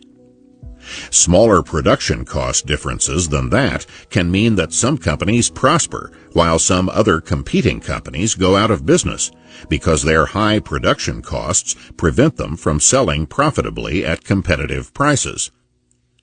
Even if discriminatory employers do not think things through this way, the competition of the marketplace will tend to force the higher-cost producers out of business, whether they understand why or not. Much discussion of employer discrimination against women has focused on employer beliefs or attitudes which could lead to such discrimination. However, as in the case of racial and ethnic minorities, the employer's beliefs or attitudes are not the only factor, nor necessarily the most important factor in determining what actually happens. The more highly competitive the market for labor and for the employer's products, the higher the cost paid for discrimination, and consequently, the less leeway the employer has for indulging his prejudices without risking his own profits and ultimately the financial survival of the business. On the other hand, enterprises not subject to the full stress of a competitive market, monopolies, non-profit enterprises, government agencies, have greater leeway. The empirical question of how much employer discrimination there is and how much of the male-female income gap it explains requires comparing comparable people and comparable situations. Simple as that might seem, it is seldom simple in practice. Where a particular job involves contact with the customers or clientele of an employer, the prejudices or biases of these people outside the firm itself can become incentives for the employer to discriminate, which must then be weighed against the costs of discrimination. In times past, some people had less confidence in the professional ability of a female attorney or doctor, or else just felt more comfortable dealing with men in roles where they were accustomed to dealing with men. In any event, the question before the employer was not whether these feelings were justified, but how widespread they were, and therefore whether adding a woman would help or hurt a private medical practice or a given law firm, even if the woman were fully as qualified as the men currently employed. In short, there are economic incentives both for and against discrimination, and the net balance of their effects is an empirical question. So are the effects of other factors. Alternative explanations of male-female differences can be tested against empirical evidence not only for the present but also for the past, especially when considering changing male-female income ratios over time and the changing representation of women in various professions. Comparability. In order to determine the existence or magnitude of sex discrimination by employers, as distinguished from other sex discrimination which may have occurred in education, or domestic differences between the sexes which affect job choices, we must compare women and men who have similar education, skills, job experience, and other relevant characteristics. Many statistics on male-female income differences do not do this, but simply make gross comparisons of women and men in general as groups, either without regard to comparability or with very limited attempts to hold the differing variables constant.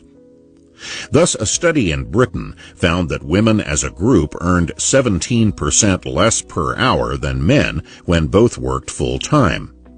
However, this same study found that the pay differential was not due to women and men being paid different wages or salaries for doing the same job, but that women took lower-paying jobs more often than men, especially after returning to the labor force after having children. As young beginning workers, British women's incomes were 91% of that of British men. But as mothers, their incomes were just 67% of that of men who were fathers. Mothers' incomes declined as a percentage of male incomes more or less steadily until about a dozen years after giving birth, when it began to rise again, though never getting back to where it was before a child was born, perhaps indicating the permanent income loss due to interrupted careers. In the United States, a study of graduates of the University of Michigan Law School found a similar pattern. The gap in pay between women and men was relatively small at the outset of their careers, but 15 years later, women graduates earned only 60% as much as men. Some of this difference reflected choices which workers had made, including the propensity of women lawyers to work shorter hours. Attempting to control simultaneously for part-time versus full-time employment and for the effect of children and domestic responsibilities, another study found that the gender pay gap is 5% for part-time workers aged 21 to 35 without children, under 3% for full-time workers aged 21 to 35 without children, and that there is no pay gap for full-time workers aged 21 to 35 living alone. All these gaps represent the upper limit of the effect of employer discrimination plus whatever other factors might favor men, such as differences in education and in occupations involving physical strength or dangers. That the income gaps between women and men are so small without even taking these other factors into account suggests that employer discrimination by itself has far less influence on the gross income gaps between the sexes than gross statistics might suggest. While comparing truly comparable individuals is something that must also be done when trying to determine the existence or effect of discrimination against ethnic or racial groups, achieving similar comparability between women and men is more challenging. That is because while such factors as education and experience affect different racial or ethnic groups the same way, that is, blacks with more education earn more than blacks with less education, just as among whites. Even if not to the same extent, the same factors can have opposite effects on women and men. As we have already noted, marriage and parenthood tend to lead to increased incomes for men and reduced incomes for women. Nor are single women and single men comparable, when single people include people who have been married for years and have then been divorced. That is because the long-term negative economic effects of marriage on women, such as the interruption or even cessation of full-time employment, do not disappear with a change in marital status and re-entering the labor force with less experience than a man of the same age. By the same token, the beneficial economic effects of marriage for men do not disappear completely after a divorce, since past seniority and increased job skills continue to make the man a higher earner than a man who was never married, or a woman who was never married. To get comparability among people of both sexes who have not had their incomes affected by marriage means comparing women and men who were never married rather than simply single. For purposes of separating out the effects of marriage and the asymmetrical domestic arrangements which marriage often creates from the effects of employer discrimination, the most comparable women and men are those who were never married. If male-female income gaps remain large among women and men who were never married, then obviously the economic effects of marriage do not explain sex differences in income. But if that differential changes substantially according to marital status and parenthood, then the employer is correspondingly less of a factor in income differences between women and men. What are the facts? As already noted, comparing never married women and men who are past the childbearing years and who both work full-time in the 21st century shows women of this description earning more than men of the same description. As far back as 1969, academic women who had never married earned more than academic men who had never married, while married academic women without children earned less and married academic women with children earned still less. For women in general, that is, not just academic women, those single women who had worked continuously since high school were in 1971 earning slightly more than men of the same description. All this was before affirmative action was defined as underrepresentation in a 1971 executive order which went into effect in 1972, and so represents what was happening under competitive labor market pressures before any major government intervention to advance women. Both trends over time and studies of women at given times show the same pattern of a negative correlation between marital responsibilities, including children, and women's educational levels and career advancement. Whether in the earlier or the later era, women who were married and had children lagged furthest behind men in income, career advancement, or even working at all. A study published in 1956 showed that most women with PhDs from Radcliffe were not working full-time, and those who were averaged fewer children than those who worked part-time, intermittently, or not at all. In gross terms, that is, ignoring differences between the sexes in continuous versus discontinuous employment, career choices, or full-time versus part-time employment, etc., the ratio of female to male incomes in the general population remained relatively unchanged at about 60% during the decades of the 1960s and 1970s, and then began to rise significantly from the early 1980s, reaching 70% in 1990 and 77% in 2004.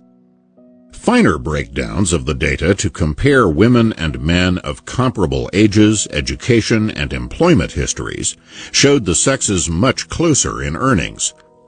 Merely comparing full-time, year-round workers showed women's pay to be 81% of men's pay in 2005.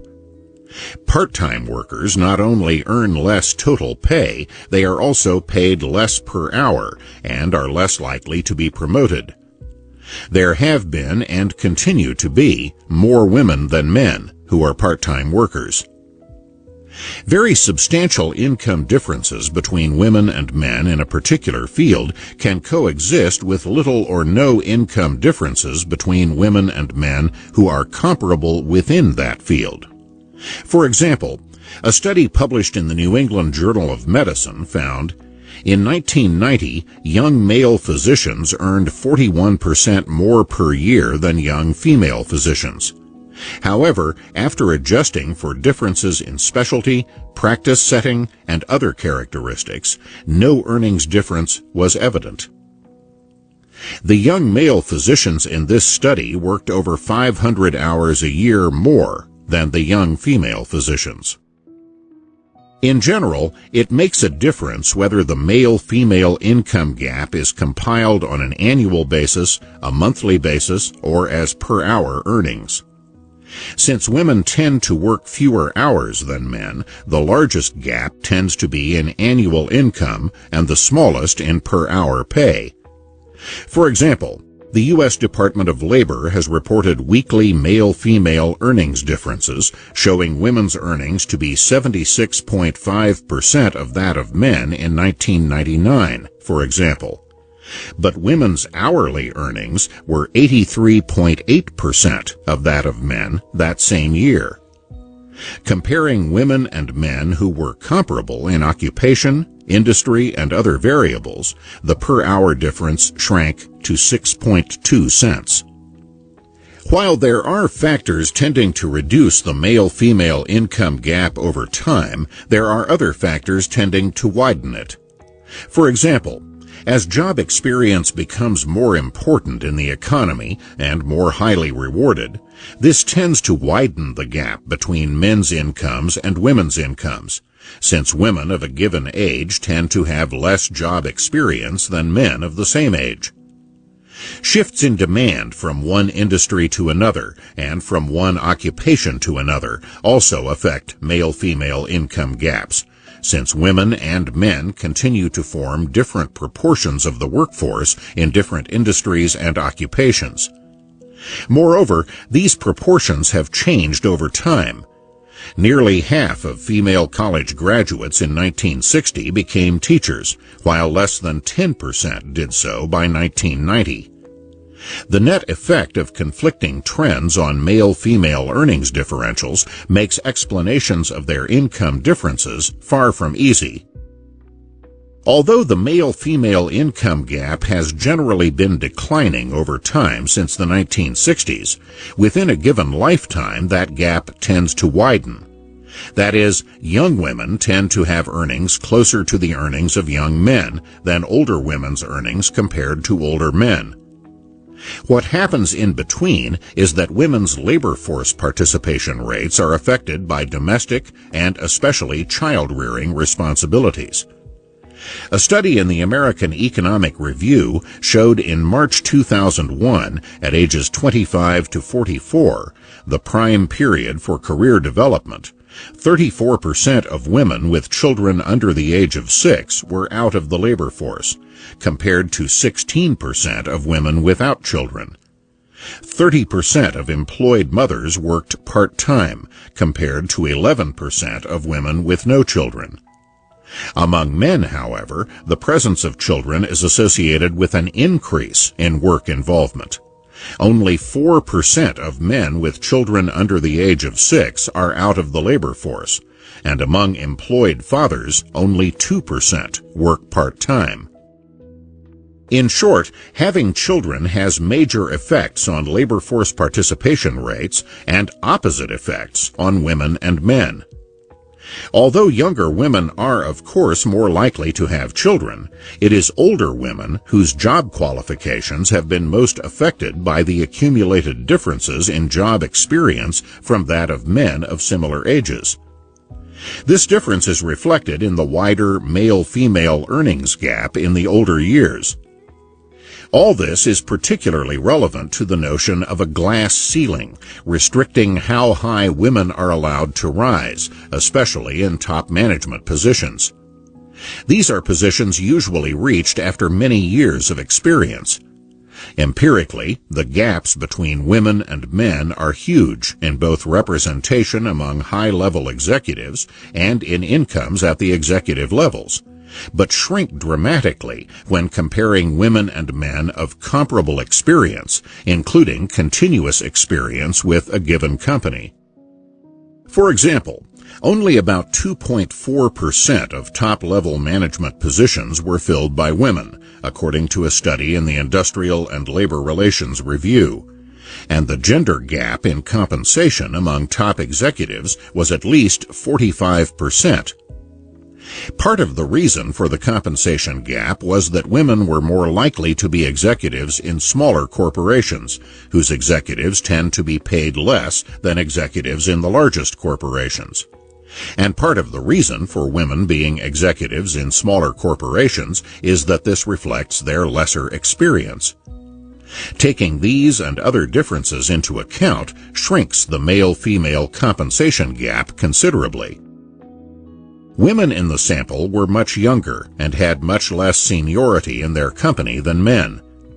Part of the effect of age and seniority on the gender gap seems to be reflected in the size of companies women managed. All in all, we find that the unexplained gender compensation gap for top executives was less than 5% after one accounts for all observable differences between men and women.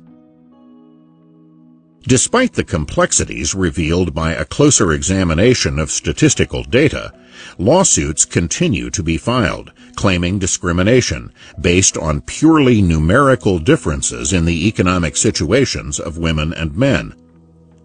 As the New York Times reported in 2007, in the lawsuit, the lead plaintiff, a former assistant store manager who was upset about not being made a store manager, asserts that Costco discriminated against women in promotions because 13% of the company's store managers were women, while nearly half of its employees were women.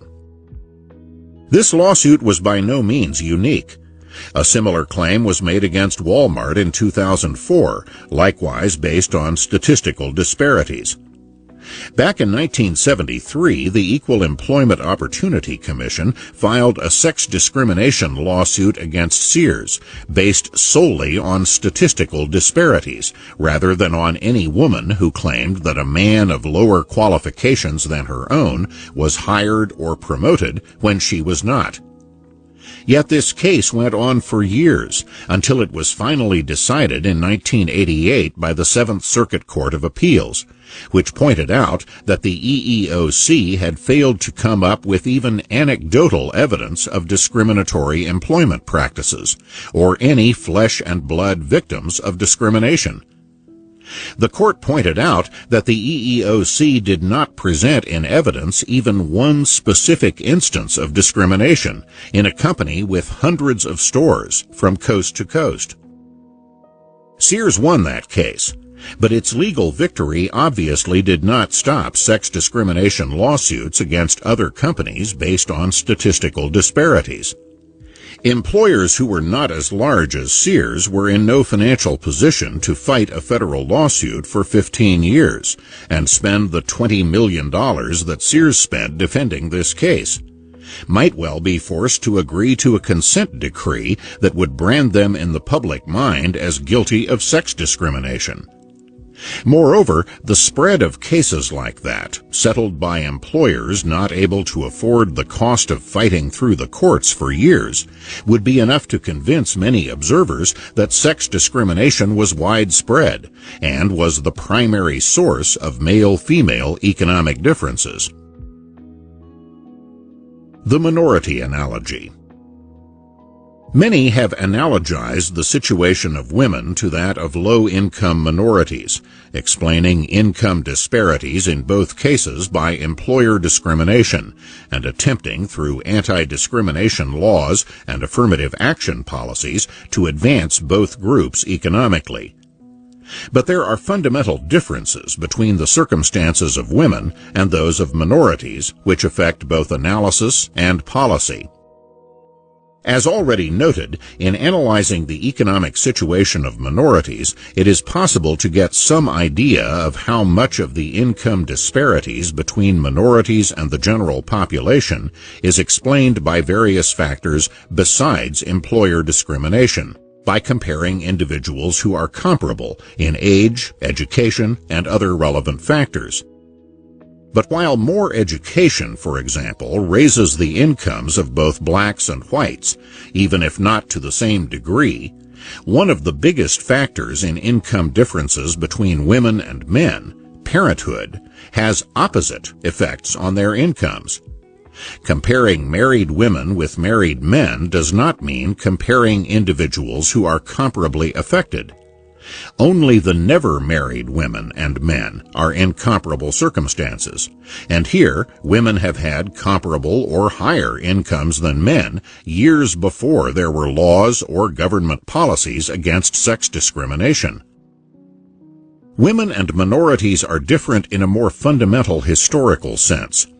Low-income minorities are usually descendants of poorer and less educated people, so that they inherit both a cultural and an economic background that is less helpful to them in trying to rise economically and socially than are the backgrounds of other members of society.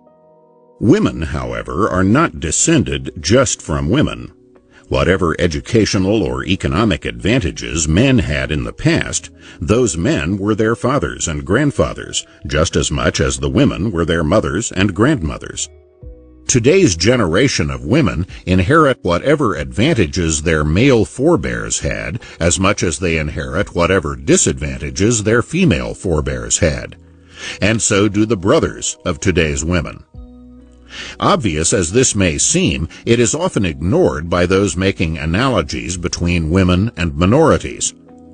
One sign of the difference is that female PhDs have long come from higher socioeconomic backgrounds than male PhDs and have had higher test scores, just the opposite of the situation among blacks and other low-income minorities. In the academic world, the history and present circumstances of women and minorities are especially different. First of all, female academics have been common far longer than black academics, reaching a peak proportion of all academics back in 1879 that was not equaled again in the next 90 years. Black professors and administrators were rare in the 19th century, even in colleges for black students. Although an early set of federal guidelines on affirmative action asserted that women and minorities are often not in word-of-mouth channels of recruitment for academic positions, that is certainly not true of women. Women with doctorates have for years received those degrees from prestigious institutions about as often as men have, so that they have long been in the so-called old boy network of academic recruitment, just like male PhDs. Summary and implications. Among the many factors which influence male-female economic differences, the most elusive is employer discrimination. Since no one is likely to admit to discriminating against women, which is both illegal and socially stigmatized, in principle, discrimination can only be inferred indirectly from the disparities between women and men that remain after all the other factors have been taken into account. In practice, however, there is no way to take all other factors into account, since no one knows what they all are, and statistics are not always available for all the factors we do know about. What we are left with, after taking into account all the factors that we are aware of and for which statistics are available, are residual differences which measure the upper limit of the combined effect of employer discrimination plus whatever other factors have been overlooked or not specified precisely. That residual is often much smaller than the gross income differences between women and men, sometimes is zero, and in a few instances, women earn more than men, whose measured characteristics are similar. The empirical fact that most male-female economic differences are accounted for by factors other than employer discrimination does not mean that there have been no instances of discrimination, including egregious instances. But anecdotes about those egregious instances cannot explain the general pattern of male-female economic differences and their changes over time. Those changes are continuing. While in the period from 2000 to 2005, most women were still holding jobs making less than the weekly median wages, women were also 1.7 million out of 1.9 million new workers earning above the median wages. While hard data are preferable to anecdotes, even hard data have their limitations. Statistics may not be available on all the factors that determine hiring, pay, or promotions. Nor can the direction of causation always be determined when the data are available. For example, The effect of marriage on women's economic opportunities and rewards may be estimated by comparing women who seem to be comparable in things that can be measured. But what if women who are more driven to pursue a career are less likely to marry early, or perhaps at all? That is not measurable, which is not to say that it is not important. Income differences between less driven and more driven women may be falsely attributed to marriage, when in these cases differences in marriage patterns may be an effect rather than a cause. In other words, it need not be marriage as such which accounts for income differences between married and unmarried women.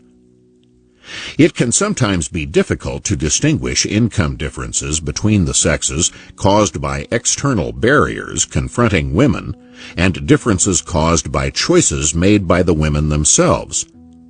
In addition to choices of educational specialties, occupations, and continuous or discontinuous employment, many married women have chosen to allow their husbands' best job opportunities to determine where the couple will live, with the wife then taking whatever her best option might be at that location, even if there would be better options for her somewhere else. Such wives' reduced occupational opportunities in such cases are, in effect, an investment in their husbands' enhanced occupational opportunities. This is a special handicap for women in the academic world, where the wife of a man who teaches at Cornell University, for example, will not have a comparable academic institution in which she can pursue her own career within 100 miles. It would be quite a coincidence if there was an opening in her field at Cornell at the same time when there was an opening there for her husband in his field. In some places, anti-nepotism policies would preclude her being hired even if there were such an opening. While some professors have sufficient clout to make the hiring of a spouse a precondition for accepting an academic appointment at a given institution, such a precondition can reduce the number and quality of the institutions that will make an appointment to either husband or wife. A more general indicator of wives' investments in their husband's earning capacity is the changing ratio of husbands' earnings to their wives' earnings over time. As far back as 1981, 1/3 of all wives in the 25 to 34-year-old brackets had higher earnings than their husbands. But that percentage declined successively in older age brackets, so that less than 10% of wives who were age 65 or older had higher earnings than their husbands. In other words, the passage of time increased husbands' earnings more than the wives' earnings, another indication suggesting wives' investments in their husbands' earning capacity. Given the numerous factors that impact the incomes and employment of women differently from the way they impact the incomes and employment of men, it can hardly be surprising that there have been substantial income differences between the sexes. Nor can all these differences be assumed to be negative on net balance for women. That is, taking other factors into account besides income. For example, the wives of affluent and wealthy men tend to work less, and therefore to earn less. But the wife of a rich man is not poor, no matter how low her income might be. In homes where the income of the husband exceeds the income of the wife, the actual spending of that income cannot be determined by whose name is on what paycheck. And research indicates that the wife usually makes more of the decisions about how the pooled family income is spent than the husband does. Such ultimate realities are beyond the reach of most statistics. But whatever arrangements wives and husbands agree to between themselves are certainly no less important than what third-party observers might prefer to see. While fallacious inferences can be based on gross income data, the fallacy is not in the undisputed fact of male-female income differences, but in the explanation of that fact. Much also depends on whether the social goal should be equal opportunity or equal incomes. As Professor Claudia Golden, an economist at Harvard, put it, "Is equality of income what we really want? Do we want everyone to have an equal chance to work 80 hours in their prime reproductive years? Yes, but we don't expect them to take that chance equally often." Research by another female economist lends empirical support to that conclusion. Sylvia Ann Hewlett surveyed more than 2,000 women and more than 600 men. Her conclusions: about 37% of women take an off-ramp at some point in their career, meaning they quit their jobs, but just for an average of 2.2 years. Another substantial number take scenic routes for a while, intentionally not ratcheting up their assignments. For instance, 36% of highly qualified women have sought part-time jobs for some period, while others have declined promotions or deliberately chosen jobs with fewer responsibilities. The data show that highly qualified women aren't afraid of hard work and responsibility, but it's hard to sustain a 73-hour work week if you have serious responsibilities in other parts of your life.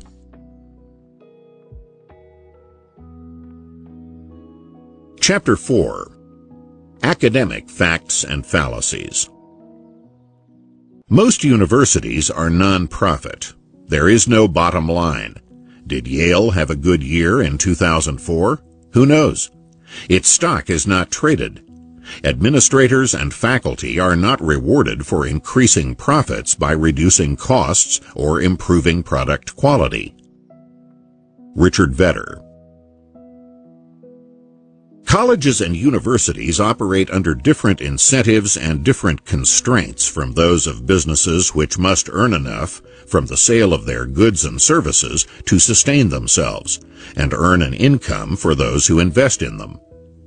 Only part of the income that sustains academic institutions comes from the tuition that they charge students. For a major research university, research projects and endowment income can bring in much more money than they receive from student tuition. Harvard's income from its endowment of more than $25 billion is undoubtedly much larger than the tuition paid by its students. Institutions of higher education, supporting themselves and earning a return on their investment from the tuition of their students, such as the University of Phoenix, are a recent and very exceptional phenomenon in a field where most colleges and universities are non-profit enterprises. American universities are usually ranked among the best in the world, based primarily on having some of the best scholars in the world on their faculties, even if many of these top scholars are from other countries. As the British magazine The Economist put it, many American universities have big endowments which allow them to lure the world's best academics. While Oxford and Cambridge are Britain's best endowed universities, their endowments are exceeded by 6 American institutions, with Yale having more than twice as large an endowment as Oxford or Cambridge, and Harvard having more than 3 times as large an endowment. The net result? Leading British academics earn around half of what their counterparts in America get. Their teaching loads are heavier and their administrative tasks more arduous. Differences in the way that institutions function and differences in the conditions for their financial survival create differences in the incentives that influence their behavior. Many people think of non-profit organizations as free of selfish motives and therefore dedicated to the well-being of others, including society at large. However, that assumption is seldom subjected to empirical tests, nor does it survive such tests very well when it is. Back in the 18th century, Adam Smith, himself a professor, pointed out how the faculty of endowed academic institutions are enabled to indulge themselves in ways that they would not be able to in an enterprise dependent on its performance for its survival. Having an endowment means that an institution does not have to earn its way by the sale of goods or services to a satisfied clientele. The special economic factors in academic institutions affect not only the faculty, but also the way that colleges and universities as institutions handle their costs and the education of their students. The faculty. College and university faculty are both labor and management. They both work for the academic institution and determine most of its policies regarding curriculum, hiring, and campus rules. Few academic presidents can survive in office if most of the faculty are opposed to him or her. When General Dwight D. Eisenhower became president of Columbia University after World War II, he once referred to the faculty as employees of the university, whereupon a professor rose to inform Eisenhower, "We are Columbia University." The high levels of expertise required in many academic fields means that the only people competent to make fundamental decisions in those fields are the professors of those subjects. No university president or dean could possibly be competent to decide what courses or course contents should be taught in chemistry, mathematics, economics, physics, and many other fields. Nor could any given academic administrator know how to evaluate the knowledge of people being considered to be hired to teach in each of the wide range of disciplines at even a small college, much less a large university. The principle of faculty self-governance is therefore central to the operation of an academic institution.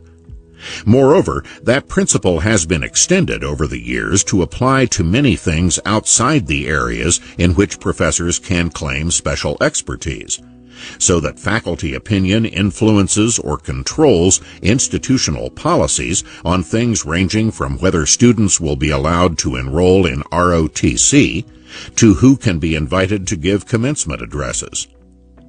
In these areas outside their expertise, including areas in which there is no such thing as expertise, professors can simply indulge their personal prejudices at no cost to themselves.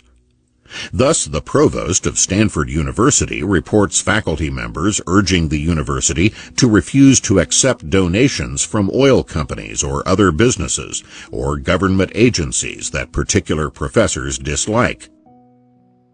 Legally, the ultimate authority at a college or university rests with the Board of Trustees. However, these are usually people with full-time careers in other fields who meet only periodically to oversee campus operations and vote on major decisions, including the hiring and firing of university presidents.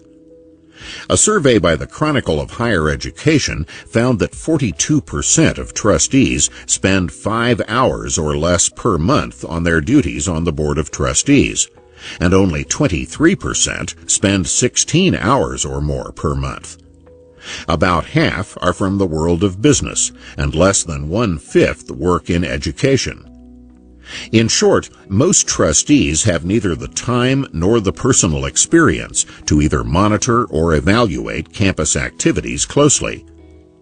Because of tenure, trustees cannot hire and fire the faculty, but must deal with them as a fact of life. Given these circumstances, it is not surprising that, over the years, boards of trustees have usually been increasingly guided by what the faculty want. It is the path of least resistance, and there are few countervailing incentives to do otherwise. Academic faculty are unique not only in having managerial authority as well as individual autonomy in their work assignments, but also in the nature of the arrangements for their careers. Such arrangements as lifetime tenure are made possible by the fact that most colleges and universities are non-profit organizations. Not only is tenure virtually unknown in commerce and industry, profit-making colleges and universities, such as the University of Phoenix or Strayer University, seldom offer tenure. The rationale for tenure is that it provides security of employment for the faculty and therefore enables them to have academic freedom in teaching and research without fear of retaliation for their views or approaches. However, what the actual effect of tenure is depends on the incentives and constraints it creates for the institution and for the individual faculty members. Teaching. The extraordinary protections and prerogatives of faculty members permit not only much self-indulgence, but even corruption. For example, professors are expected to select textbooks for their classes on the basis of what would best promote the education of their students. In reality, some professors at various colleges and universities have openly admitted to selecting textbooks on the basis of bonuses paid to them by the publishers of particular textbooks. According to the Chronicle of Higher Education, the average college student spends $450 a year on textbooks. That student coughs up the money, assuming that the books listed as required reading have been selected by a professor concerned with what's best for the class. Yet what goes on behind the scenes between professors and publishers might make students question whether anyone has their interests at heart. Interviews with top publishing executives, textbook sales representatives, and professors across the country reveal a pattern of ethically questionable financial arrangements between deans and publishers, of kickbacks masquerading as royalties, even of professors being paid thousands of dollars to adopt a book. To be blunt, you have to find a way to buy off the professor, says one sales representative at a large textbook company. The unique position of college and university faculty members as both labor and management offers many different kinds of opportunities to serve their own interests rather than the interests of the students or of the academic institution. This can range from apparently small things like the scheduling of classes to the selection of the curriculum. When professors arrange their class schedules to suit their own convenience, for example, being able to drive to campus after the morning rush hour and leave before the evening rush hour, this means that many classes meet at the same times, creating time conflicts that can make it difficult or impossible for many students to schedule the required classes they take in a way that will allow them to graduate in 4 years. Thus, students may have to spend an extra year or more to graduate, and their parents have to pay tuition and living expenses for another year or more, in order that professors can avoid traffic or get in their tennis or swimming before dinner time. If people who run a profit-seeking enterprise like the Ford Motor Company were to indulge themselves in ways that lowered the quality of their products or added substantially to the costs to be paid by their customers, they would be risking the loss of car sales to Toyota, Honda, or other automobile manufacturers. Ultimately, they would be risking the survival of the Ford Motor Company itself. But individual professors with tenure risk nothing when arranging class schedules to suit their own convenience at the expense of students' risks of delayed graduation, and endowed private academic institutions or taxpayer-supported state colleges and universities are in no serious danger of going out of business. The concentration of classes within a narrow band of hours also means that the college must build and maintain more classrooms than if the classes were spread out from early morning through the end of the day. All this adds to the cost of education. Stanford University's provost, for example, complained of wastes of space and unused classrooms and said, "Walk around and see all the empty classrooms that you'll find at most hours. But the way we currently schedule classes makes it very difficult to fit all of the classes into the classrooms that we have." Such needless costs could be fatal to an ordinary business operating in a competitive market, because competing businesses could avoid such costs and sell the same product or service cheaper, taking away customers. But colleges and universities are insulated from such consequences in a number of ways. Private academic institutions have endowments whose dividends and interest can subsidize inefficiency, and state colleges and universities have the taxpayers to do the same. In either case, those whose money provides the subsidy are seldom in any position to monitor the efficiency with which that money is used. Moreover, such organizations as the American Association of University Professors and accrediting agencies protect existing practices from competition by condemning less expensive alternatives as educational quality deterioration. The particular courses offered in colleges and universities often also reflect the professor's convenience more so than the student's educational needs. For example, a history department may offer a course on the history of motion pictures or the history of winemaking, while not offering a course on the history of the Roman Empire or the history of medieval Europe, even though these broader courses would offer much more insight into the way Western civilization has developed and the way our world today has evolved. Because professors must do research in order to advance their careers, beginning with their doctoral dissertations, they must narrow their focus to something that has not been written about in great depth before. Then, having done original research or made original analyses on such subjects as the history of motion pictures or the history of winemaking, a professor would find it much easier to teach a course on such a narrow subject than to do the vast amount of research required to teach a course on a subject as broad as the history of the Roman Empire or of medieval Europe. Research unlikely to have any publication payoff, since both subjects have already been widely researched and written about by others for generations. On many campuses, including some of the most prestigious, the disappearance of a meaningful curriculum geared to the educational development of students rather than to the convenience or career advancement of professors is a consequence of a proliferation of courses in narrow subjects. There may be a curriculum listed in the college catalog, but it can mean little if there are many disparate options for meeting a particular curriculum requirement. If, for example, a course on the history of motion pictures can be used to satisfy a social science requirement instead of a course on leading nations or empires of the world. Thus, a student may graduate from some of the most prestigious colleges in the country fundamentally ignorant of history and all the insights and implications of history. Because similar factors are at work in other departments, whether in the humanities, sciences, or social sciences, the knowledge that a diploma is supposed to represent may in fact be only isolated fragments of knowledge on whatever narrow subjects the student's particular professors happen to write about in their doctoral dissertations, books, or academic journal articles, instead of an education featuring a broad and coordinated knowledge and understanding of a number of intellectual disciplines. However desirable broader courses might be from the standpoint of the student's education, former Harvard President Derek Bach has pointed out the difficulty of finding enough professors willing and able to teach such courses.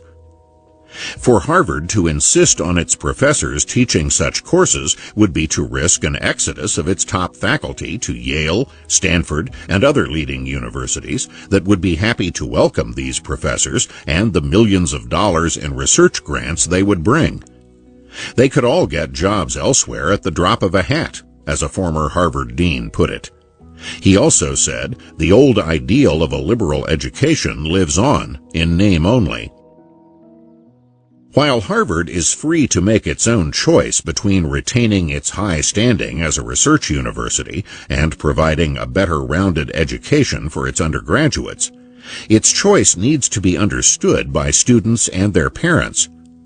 Harvard's high ranking as a research university is often confused with a high ranking as a place for a college education, such confusion being promoted by the ranking system used, for example, by U.S. News & World Report magazine in its annual publication, America's Best Colleges.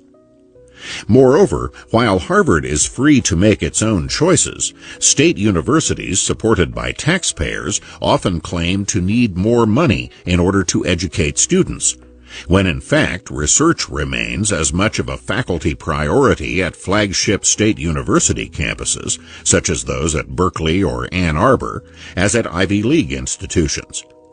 Such claims on the taxpayers' money are much like bait-and-switch tactics used by unscrupulous businesses.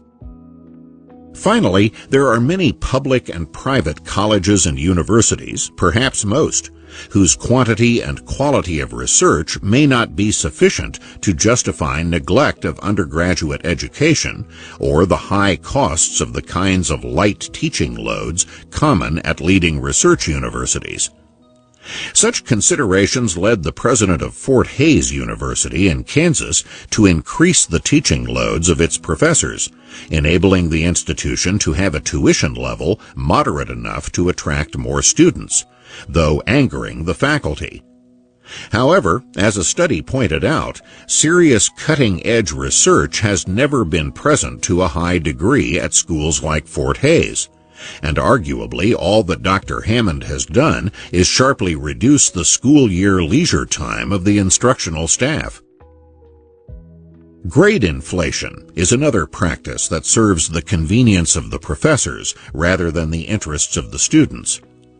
While those students who do not wish to study hard may enjoy grade inflation, it has been found that students who take lower-level courses from professors who give easy grades do not do as well in upper-level courses as students who took their preparatory courses from professors with stricter grading standards.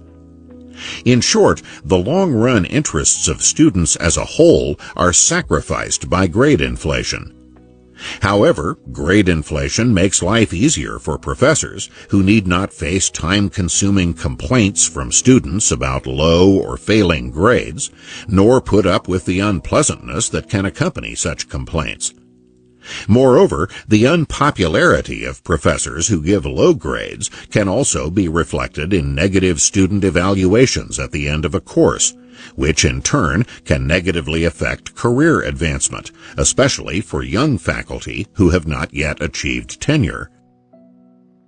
While the educational interests of the students might be served by exposing them to different views of ideological issues, professors are able to confine the ideological spectrum to those views consonant with their own, not only in selecting reading material for their own classes, but still more so in deciding whom to hire as fellow faculty members, leading to situations in which it is not uncommon for the ratio of Democrats to Republicans to be dozens to one in some departments, even though supporters of the two parties are relatively evenly divided in the country at large. One incidental consequence of this is that many of the leading independent research institutions, think tanks, are predominantly conservative, since they can recruit leading scholars with conservative views without as much competition from the academic world as liberal think tanks have when trying to recruit leading scholars with liberal views. Although the reasons for this situation may be ideological, the consequences are educational.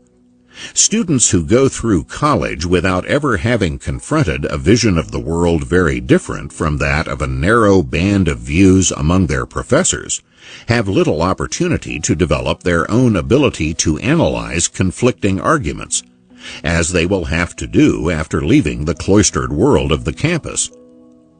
It does not even matter whether the limited range of views they were exposed to were valid or invalid, if students have not learned how to analyze other views. As John Stuart Mill said, "He who knows only his own side of the case knows little of that. Nor is it enough that he should hear the arguments of adversaries from his own teachers, presented as they state them, and accompanied by what they offer as refutations. That is not the way to do justice to the arguments or bring them into real contact with his own mind. He must be able to hear them from persons who actually believe them, who defend them in earnest and do their very utmost for them, He must know them in their most plausible and persuasive form. This is what students seldom get, even at leading colleges and universities, because in this, as in many other things, the faculty's interests override the educational needs of the students. Educational quality. In ordinary commercial transactions, for the seller's interest to completely override the buyer's interest would be to risk losing that customer to someone else. But in academia, almost by definition, the student does not fully understand the nature of the product being sold. If a student already understood the content of a course, there would be no point taking that course.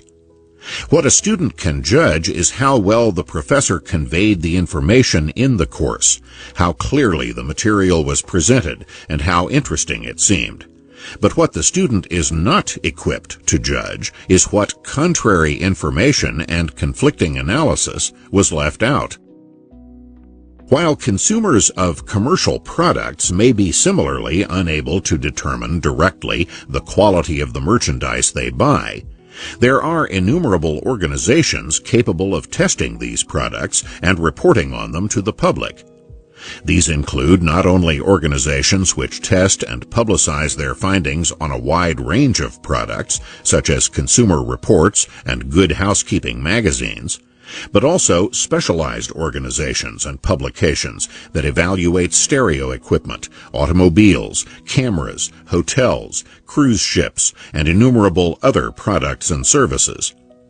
The closest analog for evaluating the quality of academic education are the annual rankings of colleges and universities by U.S. News and World Report. But these rankings have not only been widely and severely criticized. Growing numbers of colleges are refusing to supply the data used in such rankings, which itself undermines the validity of the rankings, regardless of the merits of the criticisms. There are similar attempts at ranking academic institutions by journalists in Britain, Germany, and other countries, and by Shanghai Jiao Tong University in China. But the same university can have radically different rankings in these various systems, calling into question the validity of all these rankings.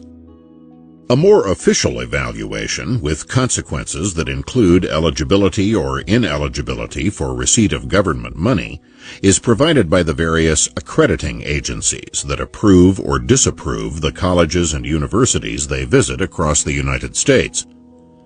However, seldom do these agencies have the time or the resources to do in-depth studies of what happens in the classrooms of thousands of academic institutions, or what kinds of educational outcome they produce. Yet few institutions could afford to engage in the kind of open criticism of these accrediting agencies, or a flat refusal to cooperate with their endeavors, as growing numbers do with the U.S. News and World Report rankings. Yet it is by no means clear that accrediting agencies' methods of assessing educational quality are any better than those of U.S. News and World Report, though the consequences of their decisions are weightier. Accrediting agencies must rely on broad-brush indicators of campus resources, such as the number of books in campus libraries and student-faculty ratios. In short, the same kinds of input criteria, rather than measures of educational output, for which U.S. News and World Report has been criticized. But far from providing reliable indicators of educational quality or efficiency, the use of such indicators can become a barrier against newer and lower-cost ways of educating students that can be reflected in lower tuitions. For example, reading materials available online or on DVDs can replace books and bound volumes of academic journals and other periodicals that would be more costly to buy and require more expensive storage space on library shelves.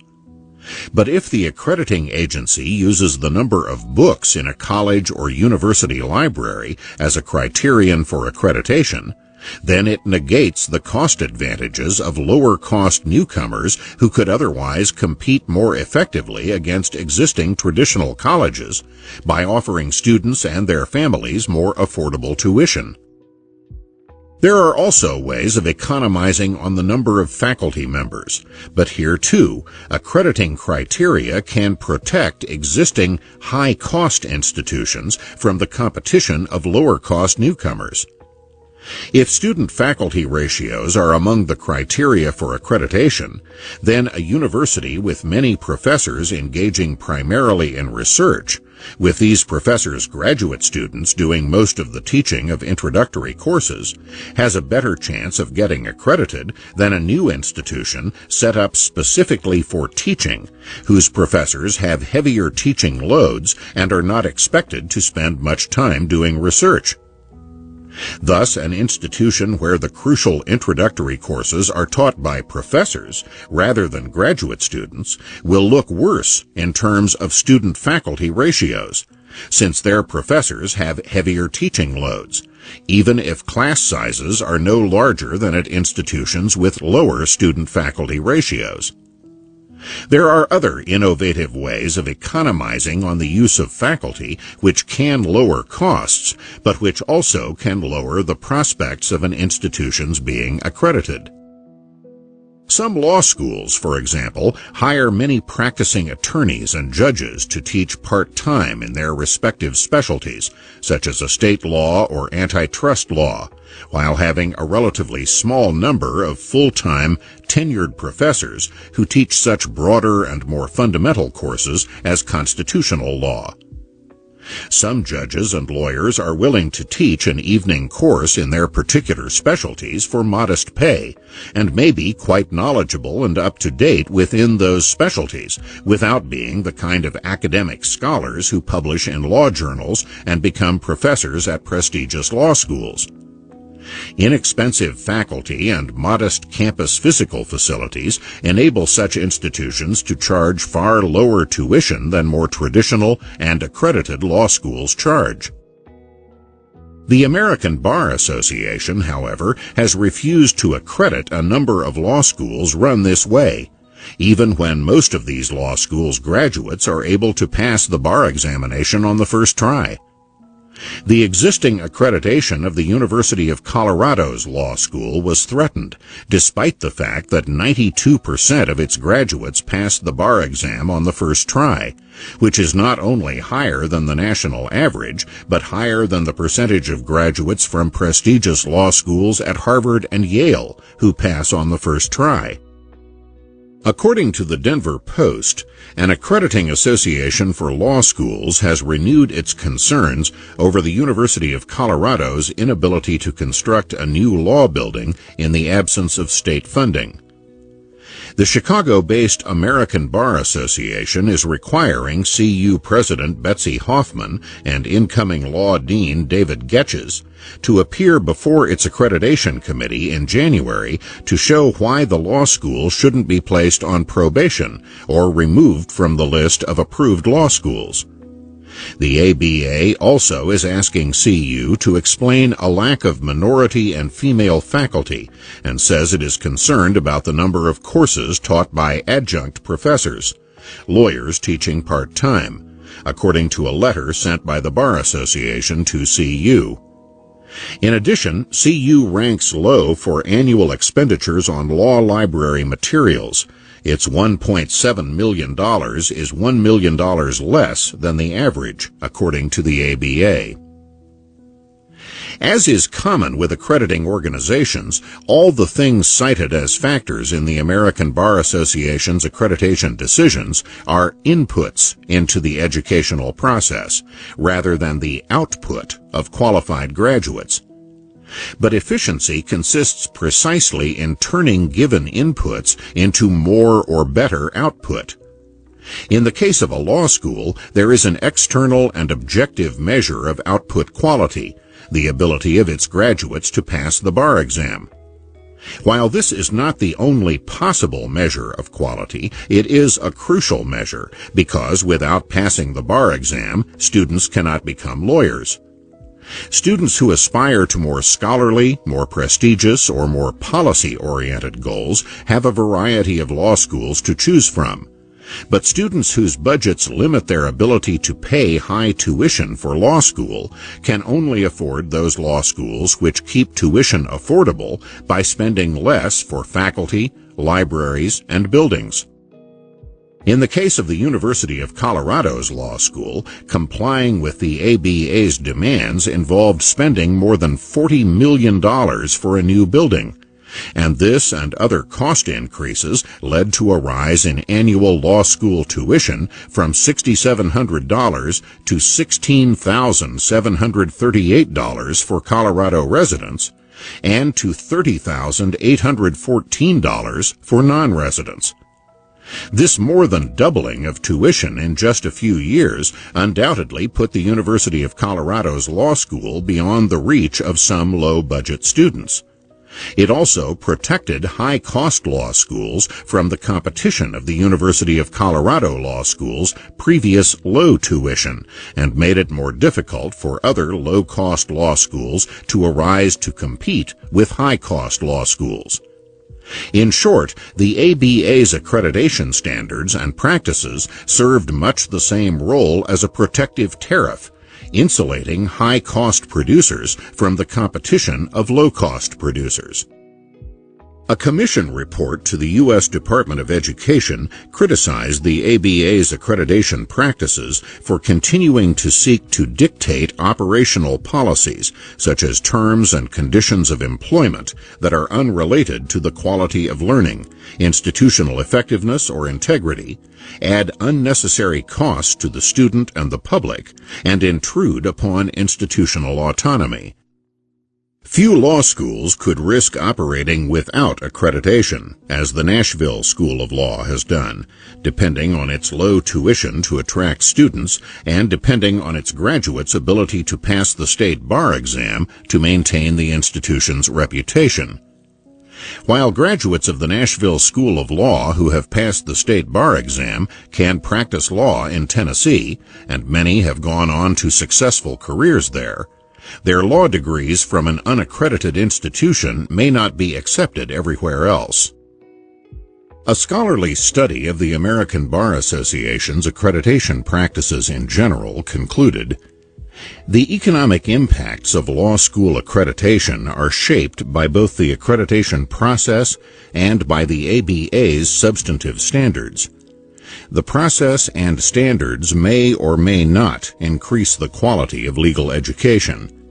However, a main impact of the process and standards is to increase salaries and benefits for existing law school faculty. The process and requirements provide benefits to faculty directly. They directly require high salaries, short working hours, and ample benefits. In addition, the process and requirements provide benefits indirectly by erecting daunting barriers to entry for new law schools and faculties, and so reducing competitive pressures." Although the ABA's standards are ostensibly aimed at maintaining educational quality, its actual effect in that respect is by no means obvious, while its effect as a protection for existing traditional law schools, and especially for professors at these institutions, is far more visible. The same study noted, "The Association of American Law Schools each year administers a hiring conference for law school faculty. Over the last 5 years, 5,642 people have applied through the AALS recruiting process for faculty positions at law schools. Only 638, or 11.3% of them, got jobs. Many of these people might be willing to work for less than those who already have jobs. As members of recruiting committees often note, many of the unsuccessful applicants are more qualified than existing faculty, with degrees from more prestigious institutions, better law school grades, and more publications. While law schools are unusual in that there is an independent, objective, and career-relevant test of their graduates' education, and therefore a check on the relevance of the accrediting agency's criteria, Other accrediting agencies for colleges and universities tend to have input criteria much like those of the ABA, with little or no regard to output quality, and with similar indulgences of the preconceptions of members of the accrediting agency. As the American Council of Trustees and Alumni reported, sometimes accreditors insist that the college's academic goals be subordinated to the accreditor's own social vision. Several of the accrediting associations have chosen to include among their standards a requirement that colleges and universities admit students and hire faculty and other personnel on the basis of race and other demographic characteristics. Too often, the arbitrary focus on inputs produces both higher costs and lower educational quality. As the same report noted, accreditors sometimes apply recipes for educational inputs that result in misallocated resources or even undermine educational outcomes. For example, some accreditors have demanded low faculty teaching loads. Campbell University in North Carolina was placed on probation because its standard faculty teaching load was 15 hours per week. The accreditor insisted that 12 hours was the maximum acceptable load, so the school solved the problem by consolidating class sections. Instead of the relatively small classes the students had expected, especially in freshman and sophomore courses, after the accreditation visit, students often found themselves in classes of 60 or more. Not all accrediting agencies will accredit private, profit-based institutions like the University of Phoenix, and some colleges refuse to accept students' credits earned at such institutions, regardless of quality. Because proprietary colleges are usually accredited by national rather than regional accrediting agencies, some colleges refuse credits from such institutions whose accreditation is not the same as their own. Such practices reinforce the barriers against less expensive forms of higher education. Thus, traditional academic institutions, which have inherited large costs from the past, such as tenure for many professors or large libraries with expensive upkeep, are protected from the competition of lower-cost newcomers who can avoid the costs of such practices through the use of electronically available books and journals and a high proportion of non-tenured faculty. The net result is that there are fewer competitive pressures to reduce tuition or even to inhibit continuing rises in tuition. Despite misuses of the accreditation process, some standards of quality control are obviously required. No one should assume that either profit-seeking or non-profit institutions automatically live up to quality standards or even standards of honesty. A number of lawsuits claim that unaccredited for-profit institutions have misled students into believing that their credits would be automatically transferable to other institutions and their degrees recognized, when in fact neither claim was true. Academic careers. The particular job security policies in American colleges and universities have their own peculiar consequences, often quite different from the goals of these policies. Academics who have been employed a given number of years at a given college or university must either be promoted to a position with permanent tenure or let go. This is called the up or out system. It means more job security for those who go up, but less job security for those who are forced out. Less not only compared to their more fortunate academic colleagues, but less compared to people of similar ages in other sectors of the economy without such job security systems. Because academic job security systems leave colleges and universities with long-term commitments that can easily exceed $1 million for each tenured faculty member, this can lead to more stringent requirements for continued employment than if no such commitment were implied. Untenured faculty members whose current work is perfectly satisfactory will often be let go, not have their contracts renewed when time comes for the up or out decision, when there is not yet sufficient evidence to be confident that this person will in future years progress to the higher performance levels expected of senior faculty members, notably in scholarly research. In the absence of this up or out system, people who are perfectly satisfactory as assistant professors could continue to be employed as assistant professors, while others could progress onward and upward to become associate professors or full professors at whatever time their work merited such promotions, whether that was before or after the number of years established for making up or out decisions under the current system. Those who never reach the higher levels of performance required for such promotions could nevertheless continue to be employed at their current level, so long as their work was satisfactory at that level. In other words, people would be able to keep their jobs in the absence of the current academic job security system, instead of losing their jobs because this job security system imposes long-term commitments that colleges and universities seek to minimize by retaining only those young faculty members whose promise seems great enough and clear enough soon enough. Nor is there any reason to believe that the next crop of assistant professors will be any better than those dismissed, even though turnover has costs to the institution as well as to the individuals concerned. The reason for the turnover is to comply with the standards of the American Association of University Professors without getting stuck permanently with costs of $1 million or more per faculty member. At the highest-rated universities, it is common for most assistant professors to be terminated before time for them to become associate professors, since there has seldom been enough time for them to have produced the high levels of research quantity and quality required for senior positions at such institutions.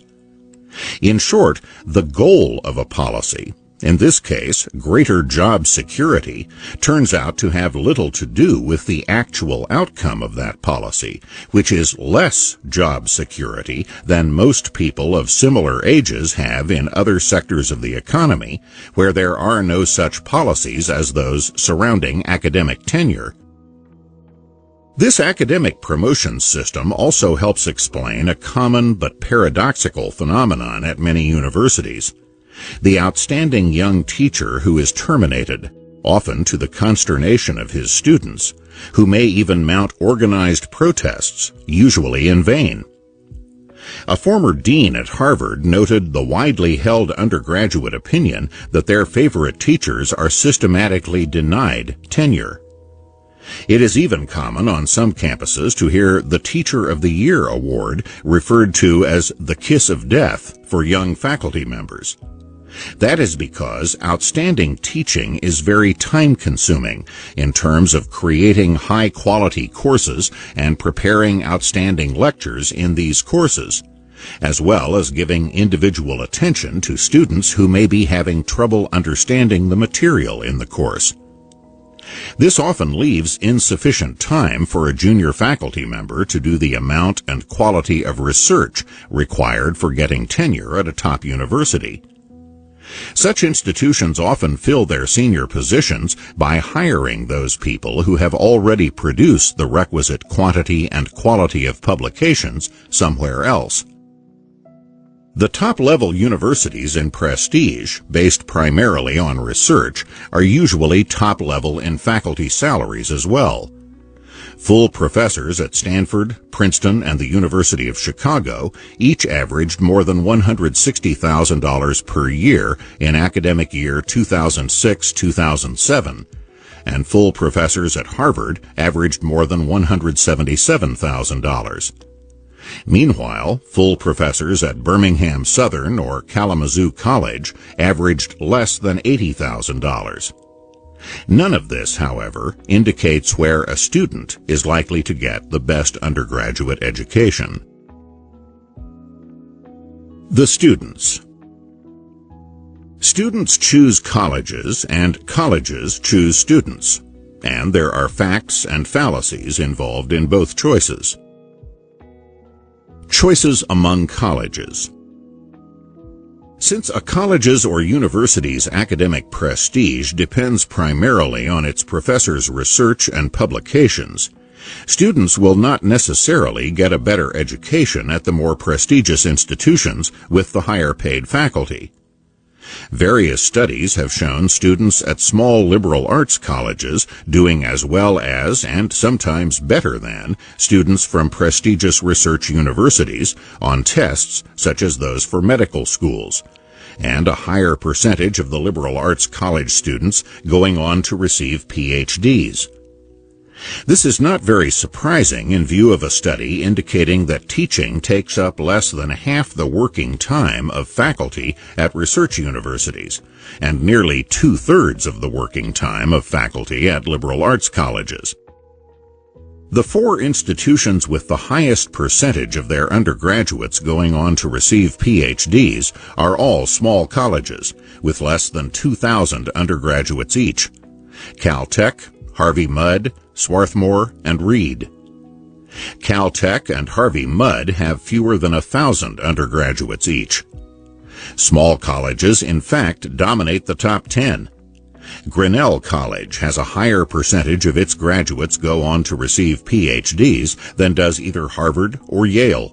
Of the chief executive officers of the 50 largest American corporations surveyed in 2006, only 4 had Ivy League degrees, and just over half graduated from state colleges, city colleges, or a community college. Some, including Michael Dell of Dell Computers and Bill Gates of Microsoft, did not graduate at all. One of the biggest fallacies about academic institutions is that attendance at big-name colleges and universities is virtually essential for reaching the top in later life. How much colleges in general add to economic or other success in later life is not easy to determine, and the methods often used can easily overstate the effects of college, and especially the effect of the more prestigious colleges. These methods would be valid if the people attending these institutions were comparable to begin with, so that their differences in incomes and occupations after graduation could be attributed to what happened in college. But if affluent or wealthy people are more likely to send their children to prestigious colleges and universities, then the incomes of those students in later life may reflect their greater career opportunities as a result of their family connections, or their greater income from the earnings of inherited assets, rather than what they may have learned at the more prestigious colleges or universities. The students themselves cannot be assumed to be comparable.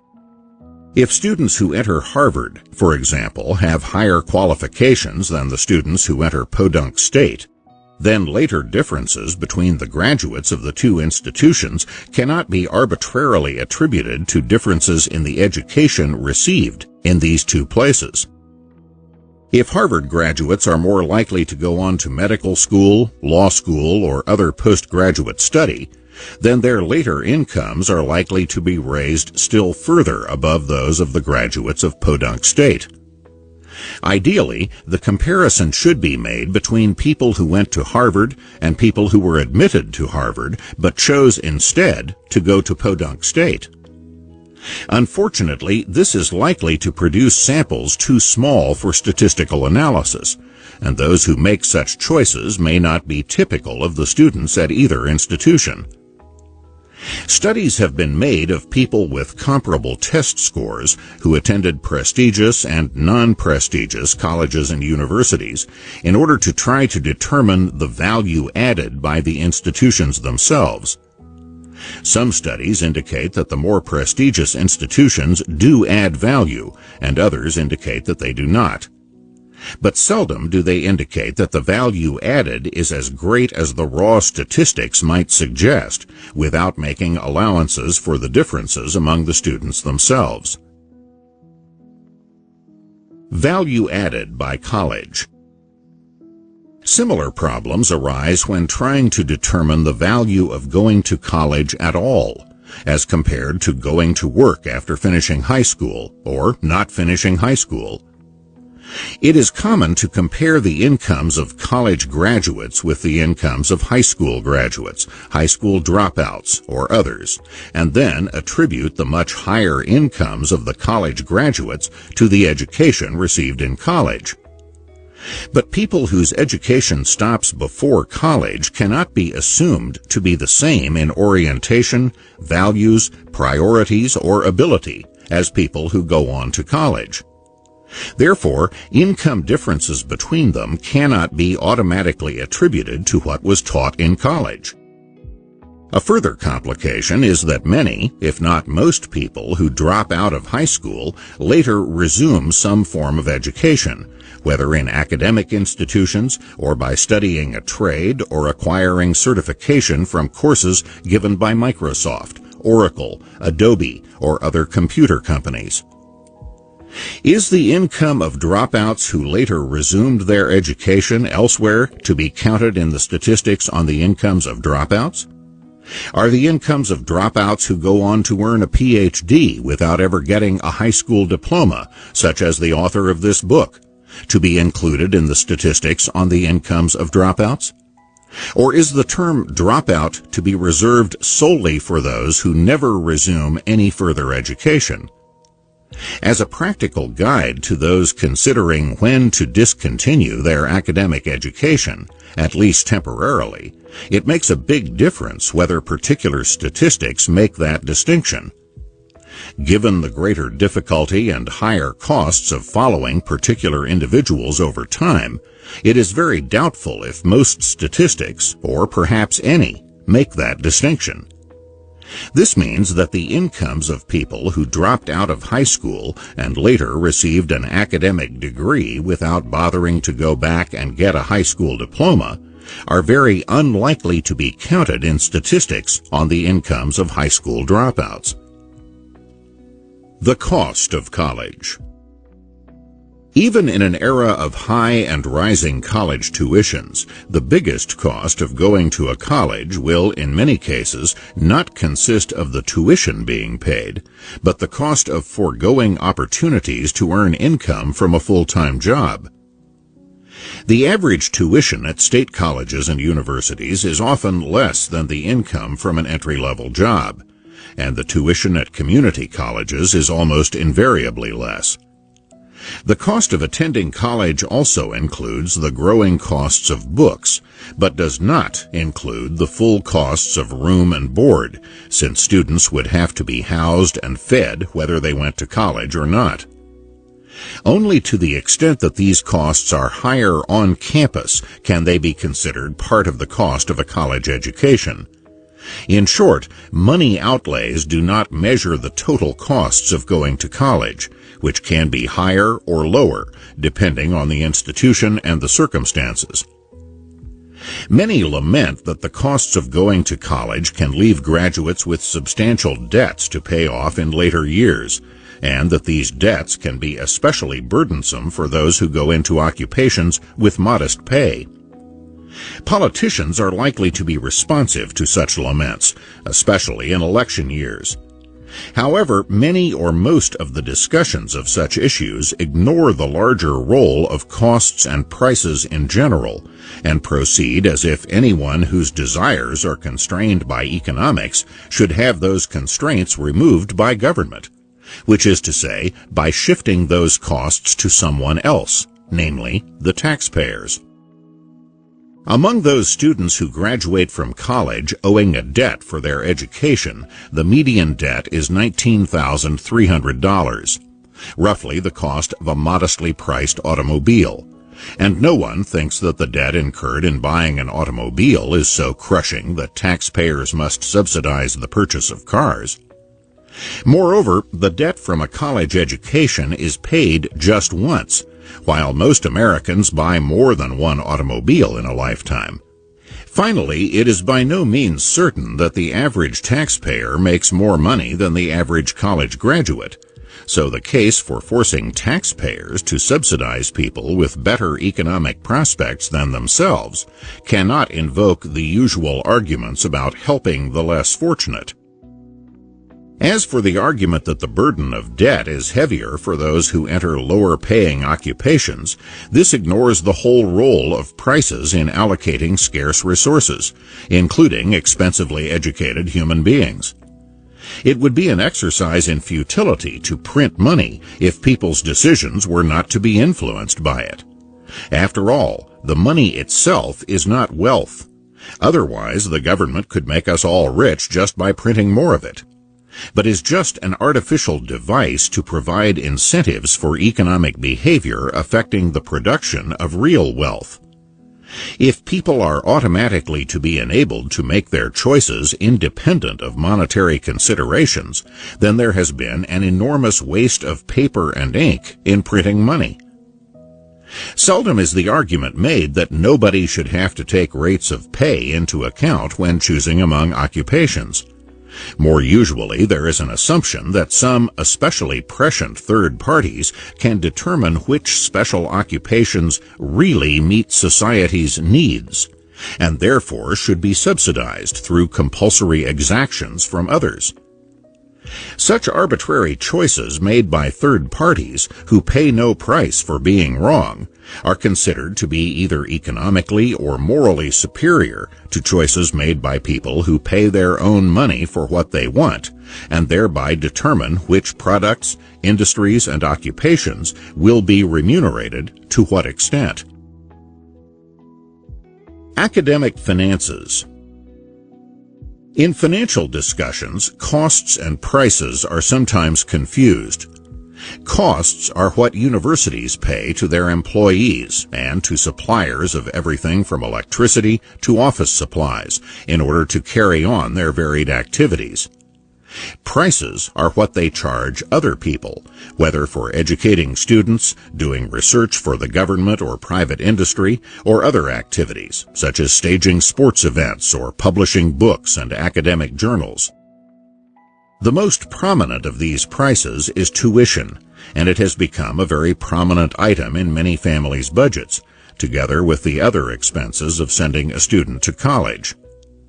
As a former dean of Harvard put it, a single year's bill at most private universities, not just the top-tier ones, is now about the same as the median U.S. household income. While the incomes of academic institutions must cover their costs, as with other institutions, whether profit-seeking businesses or non-profit organizations, there are some financial factors at work peculiar to colleges and universities. Costs. Although cost is a short and apparently simple word, it conceals a wide variety of complications, whether in an academic or a non-academic context. Costs are often confused with prices, but they are very different things. Costs refer to the expenses incurred to produce goods and services. Prices are what the consumers of those goods and services are charged. Price control laws, for example, can reduce prices without having the slightest effect on costs, which is one of the reasons for the adverse effects of such laws. Even when we are clear that what we want to consider are costs of production, there may be no such thing as the cost of producing a given good or service. Mass production brings down the cost per unit of many goods, so the cost per unit of producing many things depends on how many units are produced. In economics, costs usually refer to the inherent or lowest cost of producing a given quantity and quality of goods and services. Otherwise, any outlays of money, whether caused by inefficiency, irresponsibility, or corruption, would be counted as production costs. But, as already noted, there are academic policies and practices which inflate the actual financial outlays of colleges and universities well beyond these inherent costs. Whether these policies and practices originate within academic institutions or are imposed from the outside by accrediting agencies, the American Association of University Professors, or others. A federal investigation in 1990 turned up examples of government grant money being used at Stanford to cover part of the $17,500 cost of the university president's wedding reception and $2,000 a month for flowers at his home. Nor was Stanford alone. Other universities began making corrections to their accounting and returning money to the government as news of the federal investigation spread. What this means is that anything colleges and universities choose to spend money on is called a cost by them, and is then used to justify raising tuition and calls upon the government and other donors to help cover rising costs. These costs have included the building of a high-tech center 6 miles away from the campus of the University of Texas at Austin, creation of overseas campuses by the University of Evansville in England and by the University of Dallas in Rome, as well as the creation of overseas student centers in Europe and South America by Stanford. When increased voluntary spending is called rising costs and becomes a basis for raising tuition, seeking more taxpayer money, or even dipping into the principle of endowments, then the kinds of economic constraints faced by competing business enterprises are clearly not operating in the academic world. Against that background, it is possible to understand the proliferation of campus amenities such as bowling alleys and posh lounges, all counted as costs of education. Given the inhibitions against competition created by accrediting agencies and the American Association of University Professors, as well as the availability of taxpayers' money to meet rising costs, and the ability to tap endowment money as needed, colleges exhibit the kind of non-price competition through competing amenities found in the airline industry back in the days when it was insulated from competition by government regulation. After deregulation, the entry of new and lower-cost airlines brought the swift disappearance of many airline amenities. But academic institutions are protected by, among other things, accrediting agencies, which treat the existing levels of amenities and perquisites as costs that newcomers must incur in order to get the accreditation needed to attract both students and government money. Costs are especially elusive in the case of academic institutions because most are producing joint products, including teaching and research. There is no such thing as the average cost of a joint product.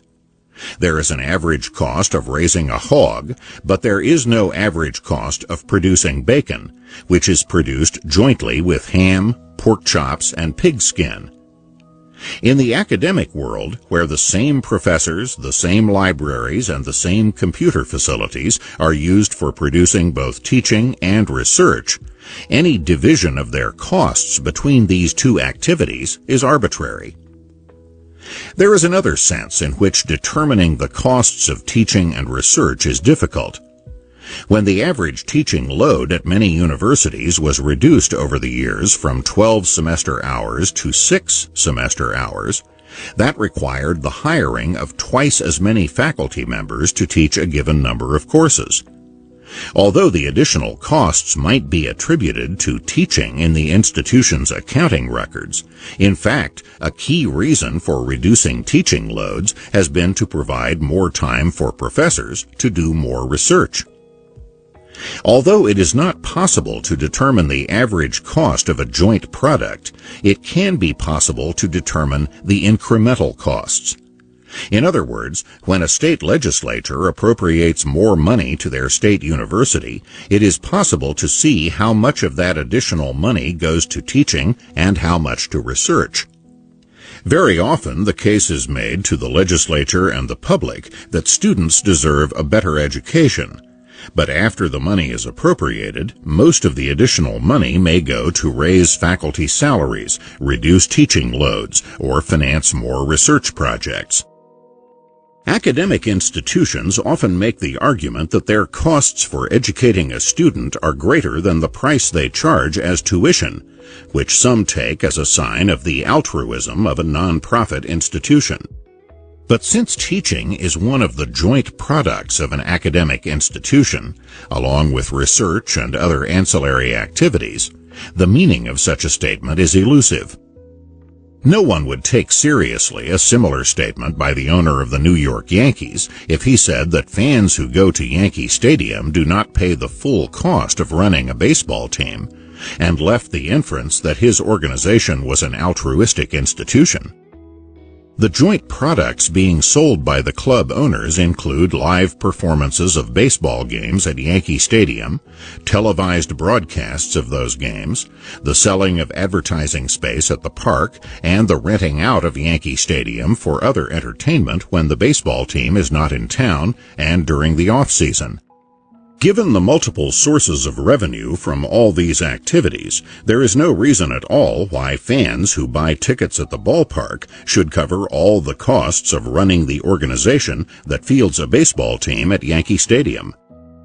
In addition, the presence of fans in the stands enhances the spectacle for television viewers beyond what it would be if the game were played in a silent and empty ballpark.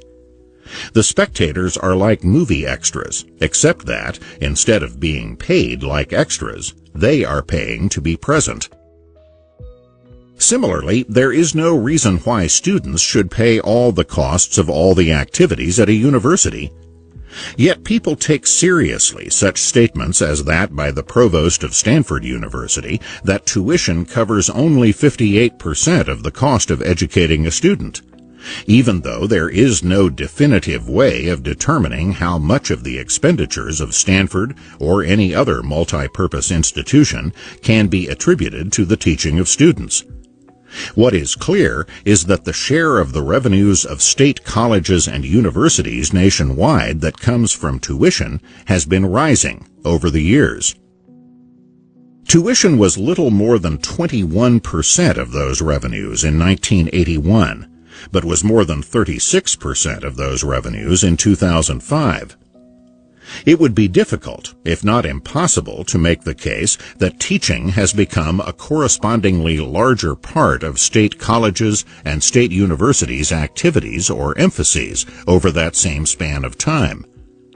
Meanwhile, state governments' appropriations per student were lower in constant dollars in 2005 than they were back in 1981. If the argument is taken literally that colleges and universities lose money on every student, then it would be hard to explain why these institutions spend so much time and money recruiting students, and why the number of students admitted to a given institution tends to increase over time. Harvard was more than 200 years old before it graduated a class of as many as 100 students. But these things make sense when taking into account the fact that the incremental costs of adding students may be quite low. Once dormitories, libraries, sports arenas, and other student facilities have been built, the cost of having more students using them can be very modest. Put differently, when a college does not have enough of the students it admitted actually enroll to fill up the dormitories, the empty rooms may not reduce the cost of upkeep as much as the missing students' missing tuitions reduce the college's revenues.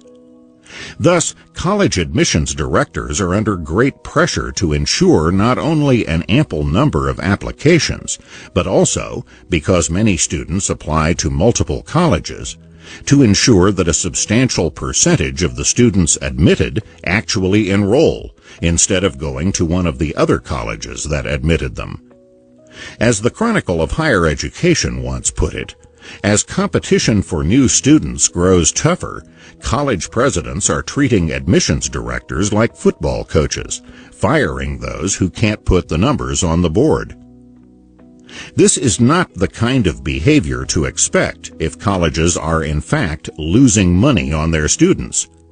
Colleges are at least as anxious to recruit students as the New York Yankees are to get fans to come to Yankee Stadium, even though in both cases the price of admission does not cover all the costs of the organizations. One of the major costs to colleges and universities is faculty tenure. When combined with laws against age discrimination, tenure means virtually a lifetime guarantee of employment, even for those professors who do not keep up with the advances in their respective fields, or who otherwise become less effective as teachers or scholars in their later years. They can usually be replaced only by paying them a substantial sum of money to retire. Short of replacing them, another alternative is to hire someone else to teach the same subjects taught by a professor who has not kept up with the latest developments in his field. Such duplication of courses is, of course, expensive, but it may be the only way that a university with highly rated departments can maintain its high reputation, instead of sending less qualified students out into the world because they were taught by professors whose knowledge lags behind that of professional colleagues elsewhere. While there is little that colleges and universities can do about existing tenured faculty members, nevertheless, after these professors retire or die, the academic institutions that employed them have the option to hire replacements with tenure, or to hire replacements who will not have tenure, nor be appointed to the kinds of positions from which people are in line for tenure, when the up or out decision has to be made. These non-tenure track positions can be as part-time faculty or adjunct instructors or lecturers who may be full-time but whom the college or university has no expectation of making permanent. With the passing years, more and more institutions are hiring increasing numbers of faculty members who do not have tenure or an expectation of tenure. In 1975, 37% of college and university faculty were full-time tenured faculty members, and an additional 20% were full-time faculty members who were on the tenure track. In short, tenure was the rule, with more than half the faculty having either already achieved tenure or being in positions such as assistant professor, where tenure was a prospect. By 2003, however, only 35% of all faculty were in either tenure or tenure track positions, while 46% were in part-time, non-tenure positions, and an additional 19% were in full-time, non-tenure positions. In short, tenure was out of the picture for nearly two-thirds of all faculty. While the growing numbers and proportions of non-tenure faculty appointments relieved the financial pressures on colleges and universities and permitted more flexibility in matching the numbers and kinds of professors to the changing demands in various fields, these non-tenure appointments were obviously not as desirable to the faculty members. Therefore, those elite institutions which sought to attract the top scholars to their faculties were not as free to hire large numbers of people to non-tenure track positions. Thus, at Stanford, only 9% of its faculty were outside the tenure system, while 73% were outside the tenure system at the University of Colorado at Boulder. Such numbers and proportions are also affected by how many introductory and lower-level courses like freshman English or beginning mathematics there are, since non-tenure faculty would be especially likely to be teaching these kinds of courses, with the senior, tenured faculty teaching more advanced courses at either undergraduate or postgraduate levels. While some highly rated institutions may have many such courses, these kinds of courses would be expected to constitute an especially high proportion of all the courses given at community colleges. At one such college in Illinois, the College of DuPage, adjunct faculty outnumbered full-time faculty by more than 3 to 1. At a profit-making institution like the University of Phoenix, nearly all the faculty are part-time. However, the widespread use of non-tenure track faculty is not confined to the less prestigious institutions by any means. There may also be a widespread use of non-tenure track faculty at those elite institutions where many top scholars prefer not to teach undergraduates, but to concentrate on more advanced work that is more rewarding for themselves, both intellectually and financially. A science professor at the University of Michigan once put the situation very bluntly when he said, "Every minute I spend in an undergraduate classroom is costing me money and prestige." Nor was he or the University of Michigan unique. At Harvard, for example, a study found that there were 1,291 tenured and tenure-track faculty who were outnumbered by the total non-tenure-track faculty, both full-time, 1,072, and part-time, 611. What this means for students is that these students may be attracted to some big-name institutions whose prestige is generated by professors who are unlikely to teach them, especially in their freshman year, and who, in some cases, are not likely to teach them unless and until they reach graduate school. Revenues. The fact that an institution is non-profit in no way implies that it is indifferent to money, or even that it is less assiduous in pursuing money than are businesses set up to make a profit. In many colleges and universities, junior faculty members cannot expect to be promoted to tenured ranks unless and until they bring in research grants, from which the institution takes a sizable share as overhead charges, on average about 44% on grants from the Department of Health and Human Services, for example. As for students, not only has tuition been rising faster than the rate of inflation for decades, colleges and universities routinely engage in price discrimination that would get a private business prosecuted under the antitrust laws.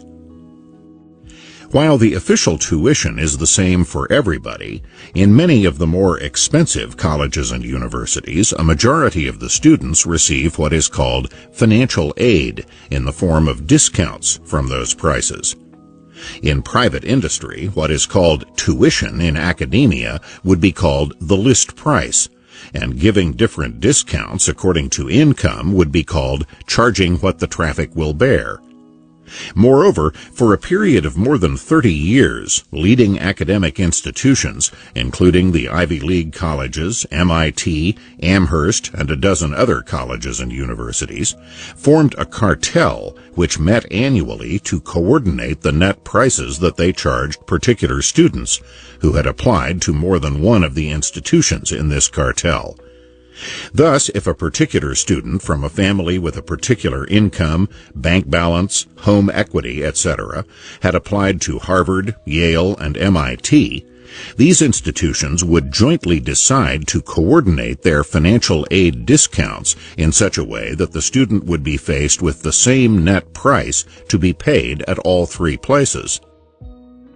Any business which demanded such detailed financial information from customers before setting a price for its goods or services, and which then colluded with its competitors to set a uniform price to each given customer, would be prosecuted under the antitrust laws, and its executives would face a serious chance of going to jail. But when the U.S. Department of Justice belatedly began investigating this practice among academic institutions in 1989, the institutions involved were allowed to avoid any legal penalties by simply discontinuing the practice in 1991. Yet, if nothing else, this cartel's actions showed that being a non-profit institution does not mean being an institution less assiduous in seeking money. Taxpayers are another source of revenue not overlooked by even private colleges and universities. Government subsidies for students whose families' incomes are not high enough to make college affordable become an incentive for colleges to keep tuition high enough to be unaffordable for large numbers of students. When the government's formula for awarding student aid subtracts a family's expected contribution to a student's higher education based on family income from the prices charged by colleges in order to determine how large the government subsidy will be, Even a small college would forego millions of dollars in government money annually if it kept its tuition down within the range of what most families could afford. From the standpoint of the college's financial interests, it makes more sense to keep tuition unaffordable for most of its students and use the additional money this brings in from the government to upgrade campus amenities in order to compete with other colleges that way. The fallacy that keeps this perpetual tuition escalation going is ignoring the fact that subsidizing existing costs provides incentives for those costs to rise. Academic institutions lobby Congress for money to be spent both on higher education in general and for money to be earmarked for their own particular institution. Since money earmarked in legislation for particular institutions are a way of bypassing the peer review process by which federal agencies weigh competing requests of money, such earmarked funds are especially sought by institutions with lesser chances of getting grants on their merits in competition with more prestigious institutions. As a study noted, the vast majority of university lobbying, and virtually 100% of lobbying by universities that are not among the top research institutions, is devoted to the pursuit of earmarks. The lobbying process was described in the same study. In January, a university's administrators meet with its lobbyist to formulate lobbying strategy for the upcoming fiscal year. They prioritize potential earmark requests by the likelihood of success and identify elected officials to lobby. They will typically target the representative and/or senators from the university's district and state. In March, the university begins to lobby the targeted representatives to include its request in the appropriations legislation. After the August recess, there is a push to get the request included in one of the 13 appropriations bills. The cycle ends in late autumn, as the appropriations bills are sent to the president. Such organized lobbying campaigns for earmarked federal money were pioneered by Tufts University in the 1970s, when they hired professional lobbyists, a practice then followed by other institutions. The return on these investments in lobbying for earmarks may be indicated by the rise of federal earmarked funds for academic institutions from $17 million in 1980 to nearly $1.7 billion in 2001. Even allowing for inflation, this 100-fold increase in money still amounts to more than a 50-fold increase in real terms. Universities engaged in lobbying for federal money spend an average of more than $100,000 a year each on such lobbying, and receive back in federal money more than $1 million each. Universities located in the district or state of a congressional representative or senator who is a member of the House or Senate Appropriations Committee receive back even higher rates of return on their lobbying investments than the 8-fold return received by other universities. Again, being a non-profit institution does not mean less hotly pursuing money than enterprises whose incomes are called profit.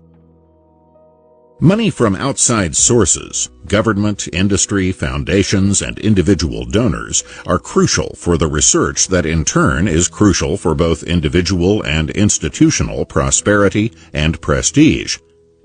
Even richly endowed universities like Harvard and Yale, receiving millions of dollars annually from the earnings of their endowments in the financial markets, do not finance most of their research from their own money, but from money received from government and other outside sources. In fiscal year 2004, for example, Yale University spent more than 10 times as much money from the government as from its own money to finance its research and development. And Harvard spent none of its own money for that purpose, while spending $399 million in government money. Intercollegiate sports, especially football and basketball, are another source of considerable revenue for some colleges and universities, though this revenue seldom contributes anything toward the educational activities of these institutions. A former president of Yale University summed up the situation succinctly. "I have yet to see the laboratory or library or dormitory built with football or basketball revenues. On the contrary, these and other sports more commonly cost more money than they bring in, even though the top intercollegiate sports can bring in millions of dollars in gate receipts, television rights, and other sources of revenue." In 2006, Ohio State University became the first academic institution to spend more than $100 million on its many athletic programs. However, with a top-ranked football team playing a bowl game, its $101.8 million in expenses was covered by $104.7 million in revenue. At most colleges and universities, however, financial losses are the rule for athletic programs. Despite some creative accounting used to conceal how much some intercollegiate sports are costing, the head of the National Collegiate Athletic Association, NCAA, acknowledged that when properly accounted, fewer than 10 of the more than 1,000 college athletic departments run a surplus, according to the New York Times. The NCAA is a nationwide cartel whose guiding principle is that none of the vast sums of money involved in intercollegiate sports shall be paid to those who play the games at the risk of their bodies. Meanwhile, those who direct these athletic contests from the sideline can be handsomely rewarded. More than 100 years ago, when Harvard hired its first paid football coach, his salary was 30% more than the best-paid Harvard professor received, and was comparable to Eliot's salary after his almost 40 years as president. Such patterns remain common today, except that it is now common for football coaches to be paid more than the presidents of their respective universities. While it is still rare for a university president's total compensation package, salary plus benefits, to be $1 million a year, a number of football coaches have had compensation of more than $1 million a year each, and 10 college coaches have compensation of more than $2 million. None of the presidents of these 10 institutions had an annual compensation of as much as $800,000. Even a college's top recruiters of high school football players can earn more than $200,000 a year, which is more than the average salary of a full professor at Harvard.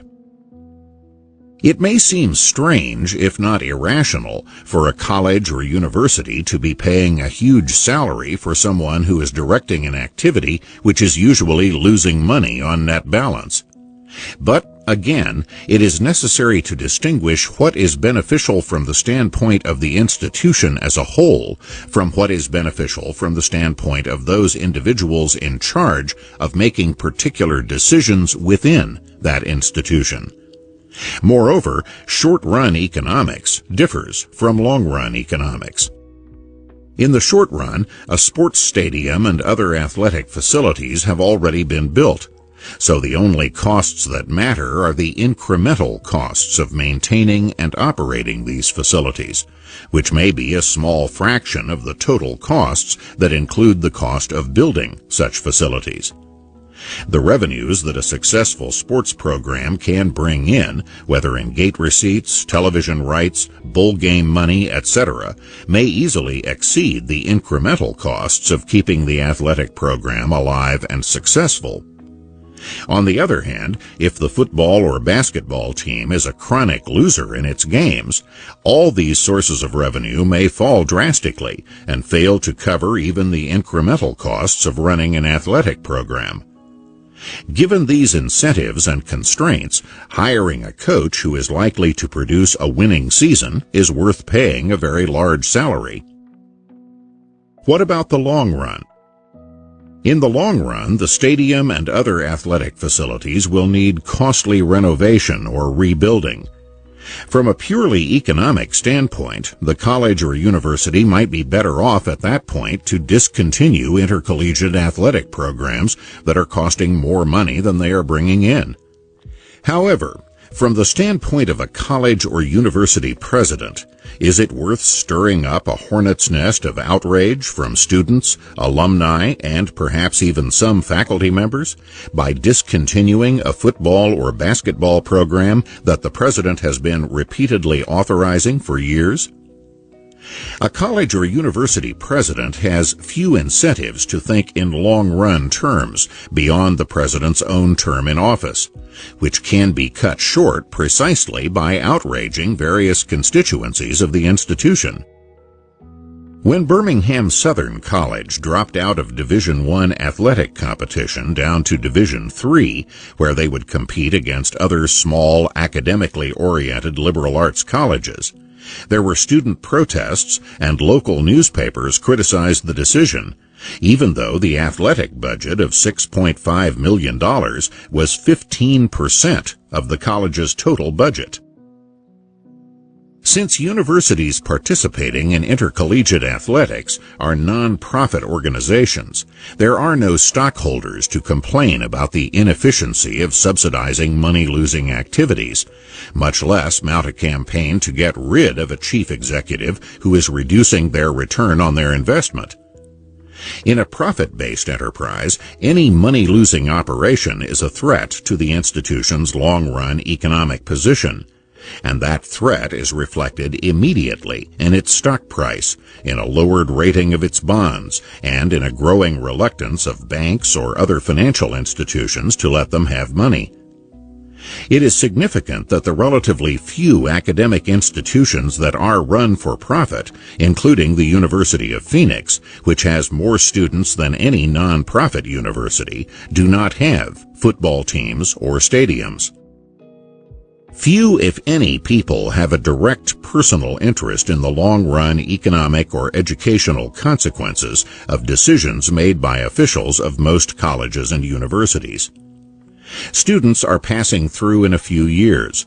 Professors move easily from one institution to another, and few college or university presidents today stay at the same institution for decades, as Charles Eliot once did at Harvard, or as Nicholas Murray Butler did at Columbia, and Robert Hutchins did at the University of Chicago. Presidents of lower-ranked colleges or universities may aspire to become presidents of higher-ranked institutions, and presidents of the latter may aspire to high positions in the political or foundations worlds. But seldom is there a long-term commitment to a given institution today that would provide incentives for students, faculty, or administrators to take a long-term view of the consequences for the institution of the decisions currently being made, whether in intercollegiate athletics or in other aspects of decision-making in higher education. Summary and conclusions. Many of the economic and educational decisions made at colleges and universities seem inexplicable as the actions of institutions pursuing either the best interests of the students or the best interests of the institutions themselves as institutions. However, the actions of academic institutions are much more readily understood as responses to the incentives and constraints facing the various particular decision-makers, such as professors, administrators, trustees, athletic coaches, and others pursuing their own self-interests. Such internal conflicts of interest with the overall purposes of the institution as a whole are much more readily constrained in a profit-seeking enterprise, where the difference between profit and loss is the difference between survival and extinction, and where stockholders and outside financial institutions react to both the short-run and long-run implications of decisions of the profit-seeking enterprise. Where the ultimate test is satisfying paying customers and investors rather than people inside the organization, there are inherent limits of the extent to which self-indulgences among insiders can be tolerated. Where nonprofit institutions differ most from profit-seeking institutions is not in the pursuit or receipt of money, but in the range of their options in deciding what to do with it. That range of options is much more narrowly confined in the case of profit-seeking businesses, which must meet the desires of their paying customers and of investors who finance these institutions if they expect to continue in business. But non-profit organizations like colleges and universities receive much money from people whose desires do not count. Not only taxpayers, but also deceased donors who have contributed either to the institution's endowment or to particular academic programs. As much as academic institutions may seek earmarked funds from government, they discourage the earmarking of funds from donors, and in some cases have spent the money for things very different from what the donors specified. As already noted, the wide range of discretion by academic institutions has included self-indulgences by faculty, which add directly or indirectly to the costs paid by students, or to a lower quality of their education when professors turn courses over to their graduate students to teach, or limit the range of views presented in their own courses or among the new faculty who are hired by the old faculty.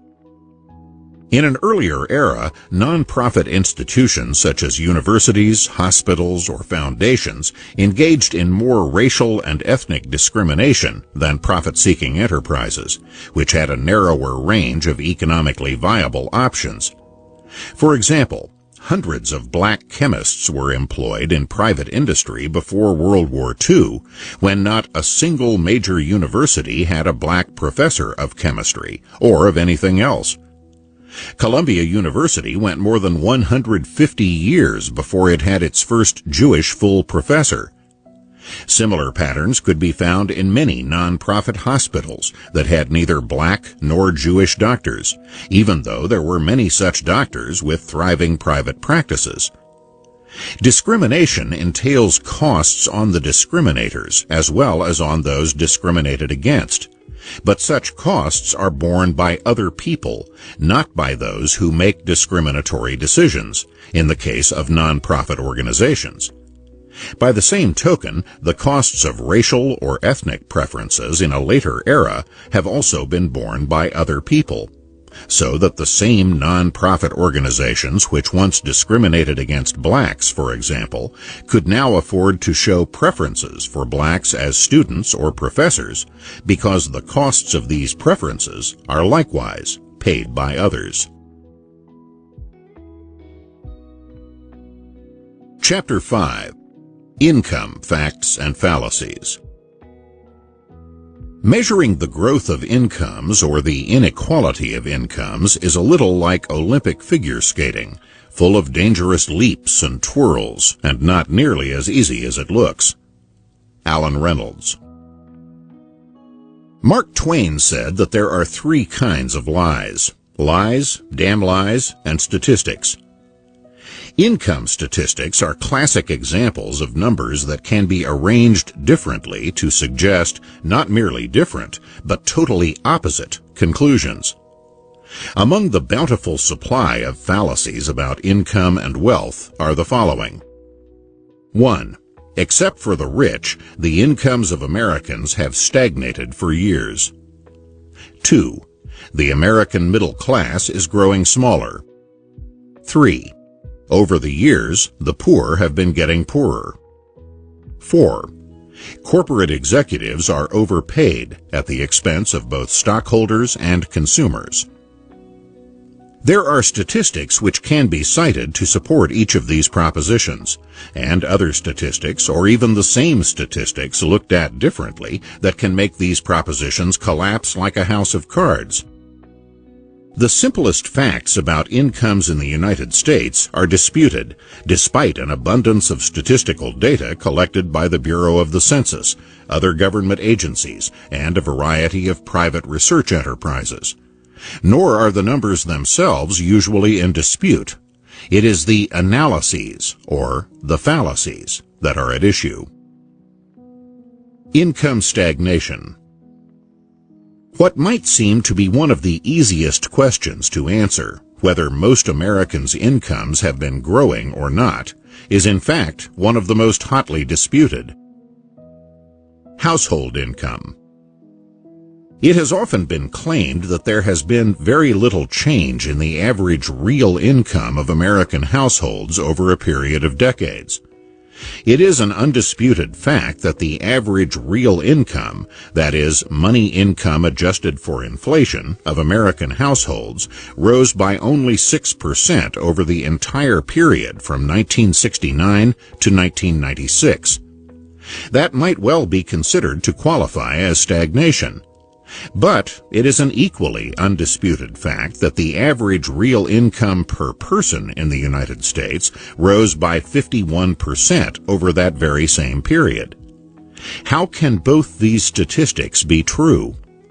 Because the average number of people per household was declining during those years. The average number of persons per household varies over time, as well as varying from one racial or ethnic group to another at a given time, and varying from one income bracket to another. Income comparisons using household statistics are far less reliable indicators of standards of living than are individual income data, because households vary in size, while an individual always means one person. Studies of what people actually consume, that is, their standard of living, show substantial increases over the years, even among the poor, which is more in keeping with a 51% increase in real per capita income than with a 6% increase in real household income. But household income statistics present golden opportunities for fallacies to flourish, and those opportunities have been seized by many in the media, in politics, and in academia. A Washington Post writer, for example, said, "The incomes of most American households have remained stubbornly flat over the past 3 decades, suggesting that there had been little change in the standard of living." A New York Times writer likewise declared, "The incomes of most American households have failed to gain ground on inflation since 1973. The head of a Washington think tank was quoted in the Christian Science Monitor as declaring, "The economy is growing without raising average living standards." Sometimes such conclusions arise from statistical naivete, but sometimes the inconsistency with which data are cited suggests a bias. Longtime New York Times columnist Tom Wicker, for example, used per capita income statistics when he depicted success for the Lyndon Johnson administration's economic policies, and family income statistics when he depicted failure for the policies of Ronald Reagan and George H.W. Bush. Families, like households, vary in size over time from one group to another and from one income bracket to another. A rising standard of living is itself one of the factors behind reduced household size over time. Increased real income per person enables more people to live in their own separate dwelling units instead of with parents, roommates, or strangers in a rooming house.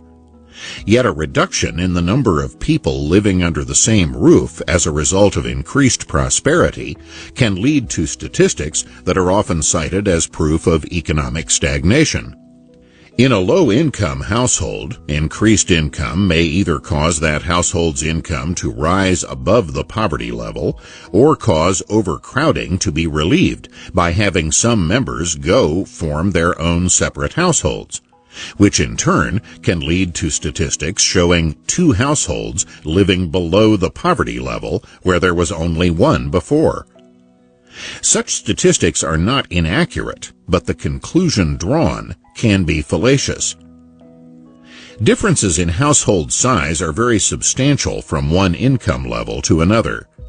U.S. Census data show 39 million people living in households whose incomes are in the bottom 20% of household incomes, and 64 million people living in households in the top 20%. Under these circumstances, measuring income inequality or income rises and falls by households can lead to completely different results from measuring the same things with data on individuals. Comparing households of highly varying sizes can mean comparing apples and oranges. Not only do households differ greatly in the numbers of people per household at different income levels, the number of working people varies even more widely. In the year 2000, the top 20% of households by income contained 19 million heads of households who worked, compared to fewer than 8 million heads of households who worked in the bottom 20% of households. These differences are even more extreme when comparing people who work full-time and year-round. There are nearly 6 times as many such people in the top 20% of households as in the bottom 20%. Even the top 5% of households by income had more heads of household who worked full-time for 50 or more weeks a year than did the bottom 20%. In absolute numbers, there were 3.9 million heads of household working full-time and year-round in the top 5% of households, and only 3.3 million working full-time and year-round in the bottom 20%. There was a time when it was meaningful to speak of the idle rich and the toiling poor, but that time has long passed. Most households in the bottom 20% by income do not have any full-time year-round worker, and 56% of these households do not have anyone working even part-time. Some of these low-income households contain single mothers on welfare and their children.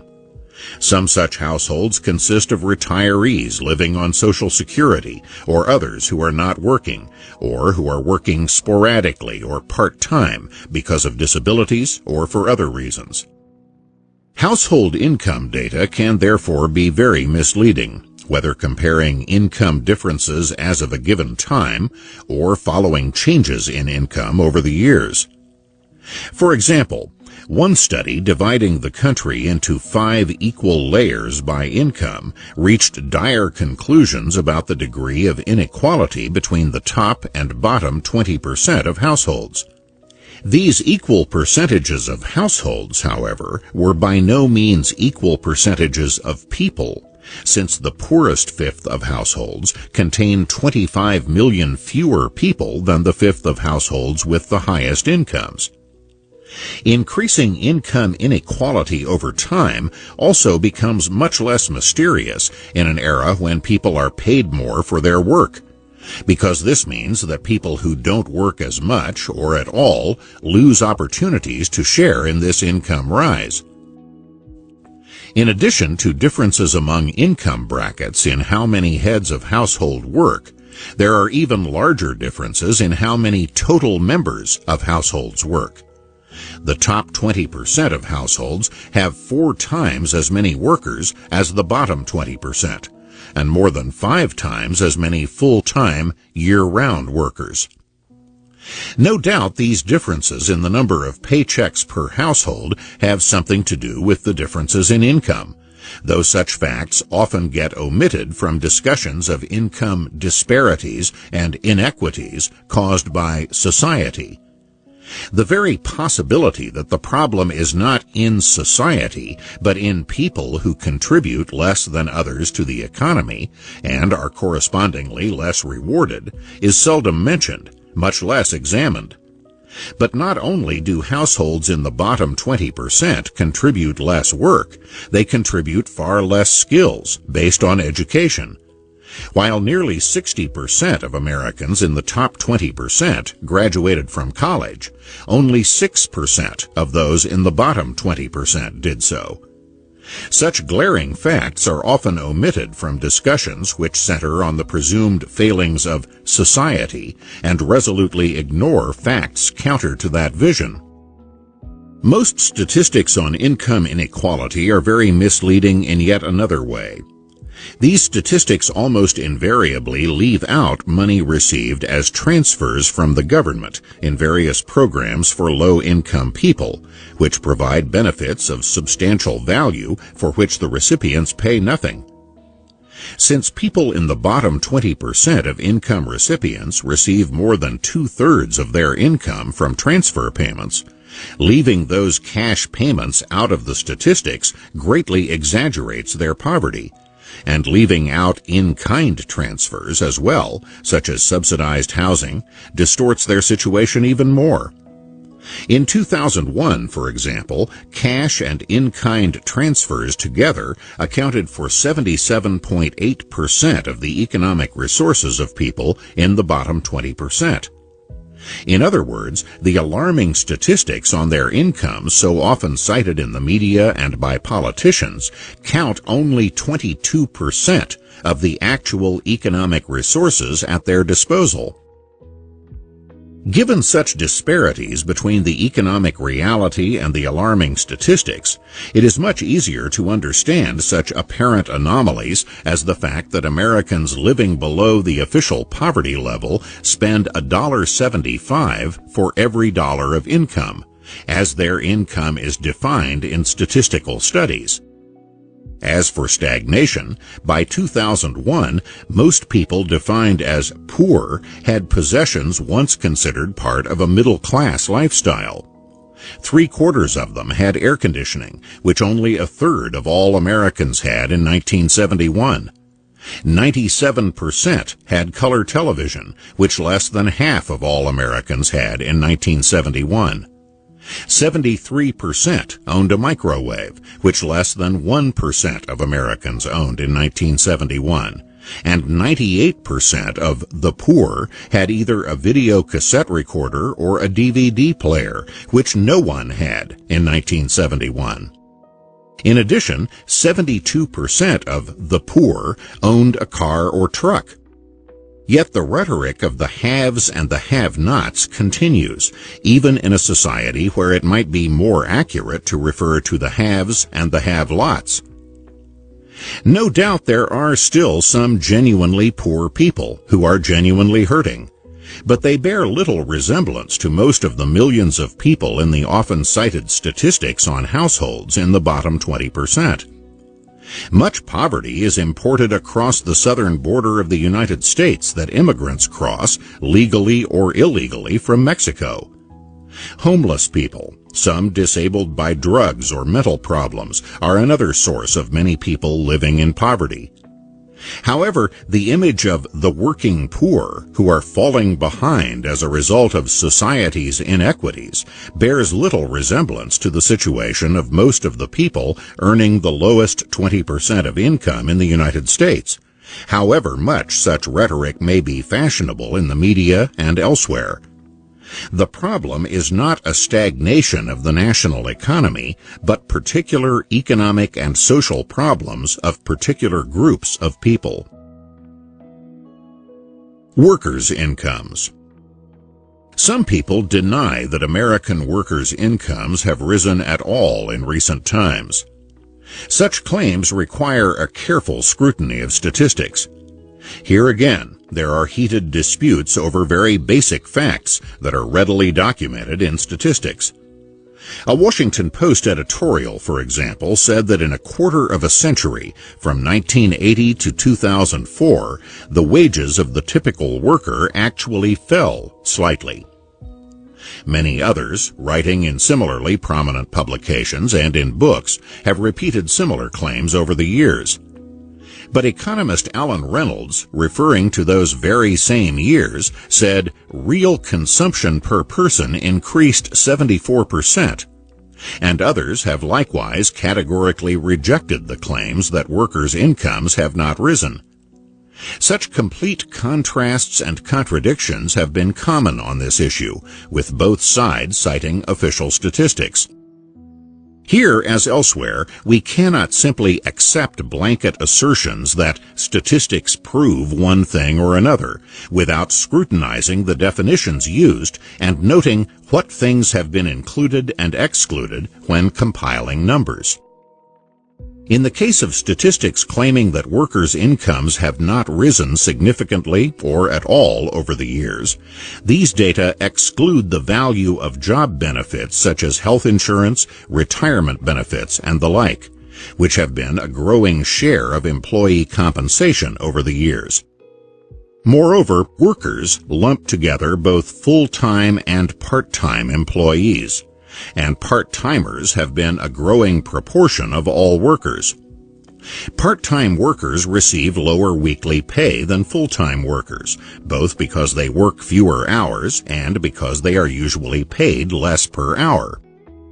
In short, the weekly earnings of part-time workers drag down the statistical average of workers as a group, even though part-timers' work adds to both national output and to their own families' incomes. It is not that full-time workers are paid less than before, but that more part-time workers' earnings are being averaged in with theirs statistically. Thus, increased prosperity can be represented statistically as stagnating worker compensation, because average weekly pay as of 2003 is very similar to what it was 30 years earlier. The difference is that the average weekly hours have declined over that span of time, due to more part-time workers being included in the statistics, and because more of workers' compensation is now being taken in the form of health insurance, retirement benefits, and the like. Even so, the money income of full-time wage and salary workers increased between 1980 and 2004, and so did real income, either by 13% or 17%, depending on which price index is used. Counting health and retirement benefits, worker compensation rose by nearly a third between 1980 and 2004, even though this still excludes the statistically invisible returns inside IRA and 401k plans. The way real income is computed tends to understate its growth over time. Since real income is simply money income divided by some price index to take account of inflation, everything depends on the accuracy and validity of such indexes. The construction and use of these indexes is by no means an exact science. Many leading economists regard the Consumer Price Index, for example, as inherently, even if unintentionally, exaggerating inflation. To the extent that the price index overestimates inflation, it underestimates real income. The inflationary bias of the Consumer Price Index results from the fact that it counts the prices of a given collection of goods over time, while those goods are themselves changing over time.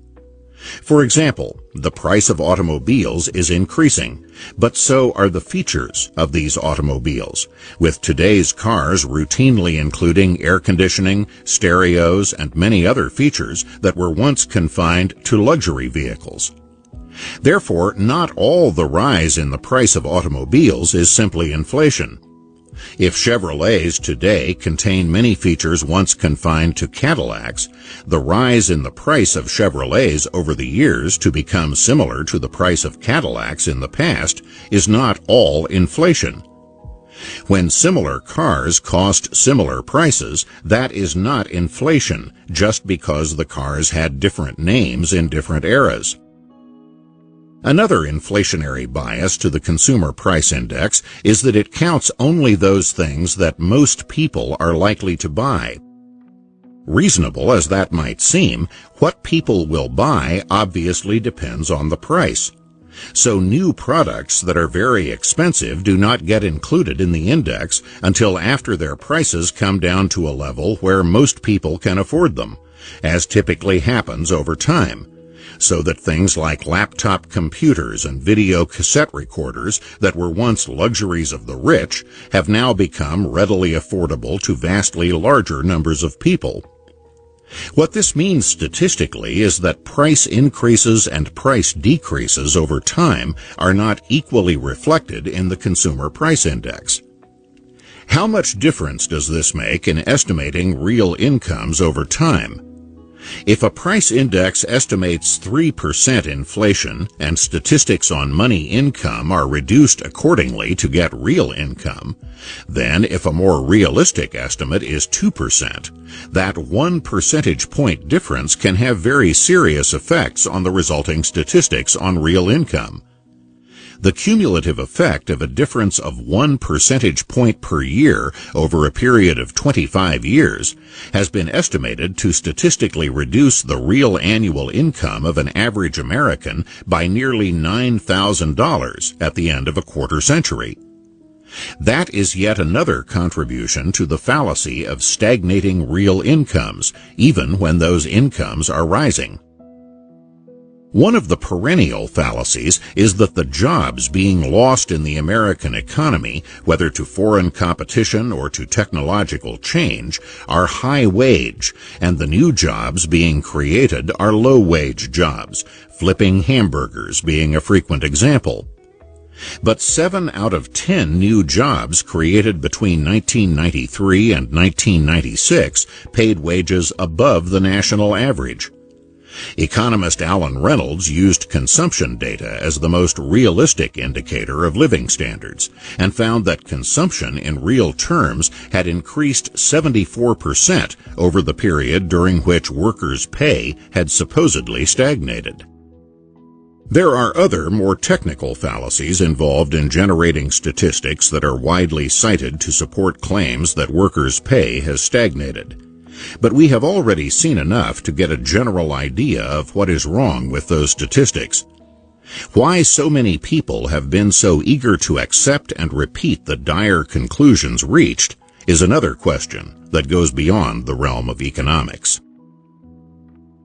Income inequality.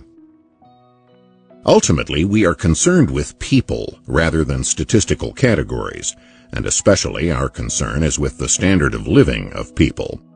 Since the affluent and the wealthy can take care of themselves, people of modest or low incomes are a special focus. Obvious as all this might seem, much ingenuity has gone into concocting statistical alarms having little or nothing to do with the standard of living of actual flesh and blood human beings. One widely quoted study, for example, used income tax data to show dramatically growing income inequality among tax units, leaving the impression that there was a similarly sharp increase in income inequality among human beings. Some tax units coincide with individuals, some coincide with married couples, and some coincide with neither, because some of these tax units are businesses. Comparisons among such heterogeneous categories are comparisons of apples and oranges.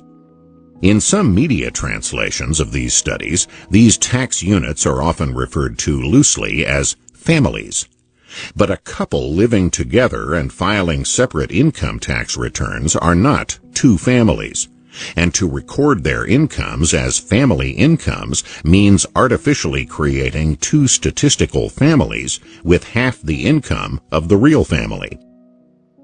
Tax laws changed significantly during the period when this dramatic increase in statistical inequality occurred, so that some income that had previously been taxed as business income was now being taxed as personal income, particularly at the highest income levels, where business income is an especially large share of total income. In other words, money that would previously not have been counted as personal income among the higher income tax units was now counted, creating the statistical impression that there was a dramatic change in real income among real people, when in fact there was a change in definitions used when compiling statistics. This study mentioned such crucial caveats in a footnote, but that footnote was seldom, if ever, quoted in the many alarming media accounts.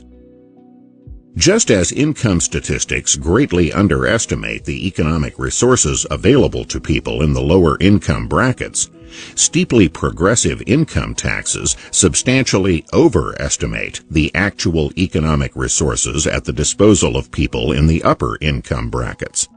Most income statistics count income before taxes and leave out both cash transfers and in-kind transfers from the government.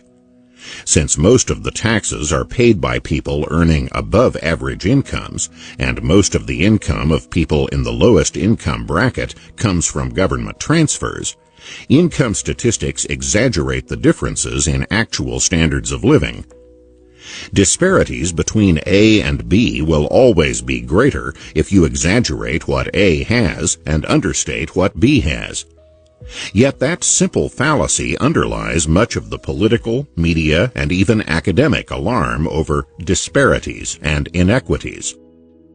Concern over poverty is often confused with concern over differences in income, as if the wealth of the wealthy derives from and is the reason for the poverty of the poor.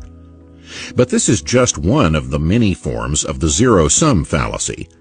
Since the United States contains several times as many billionaires as any other country, ordinary Americans would be among the most poverty-stricken people in the world if the wealth of the wealthy derives from the poverty of the poor. Conversely, billionaires are much rarer in the most poverty-stricken parts of the world. Some people have tried to salvage the zero-sum view by claiming that wealthy people in wealthy countries exploit poor people in poor countries.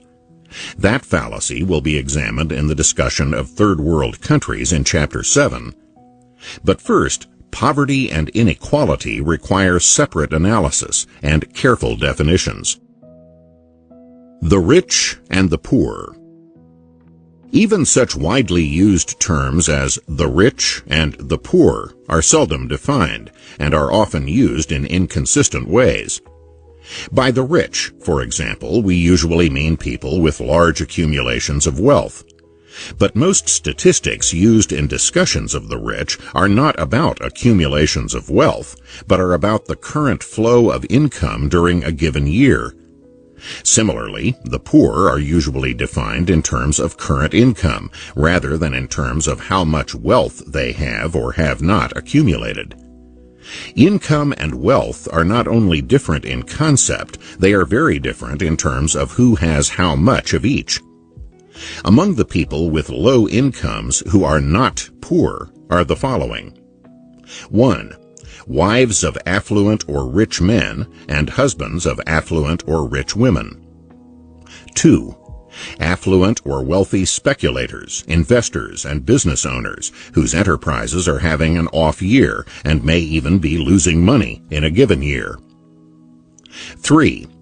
People who graduate in the middle of the year from high schools, colleges, or postgraduate institutions, and who therefore earn only 1/2 or less of what they will be earning the following year. 4.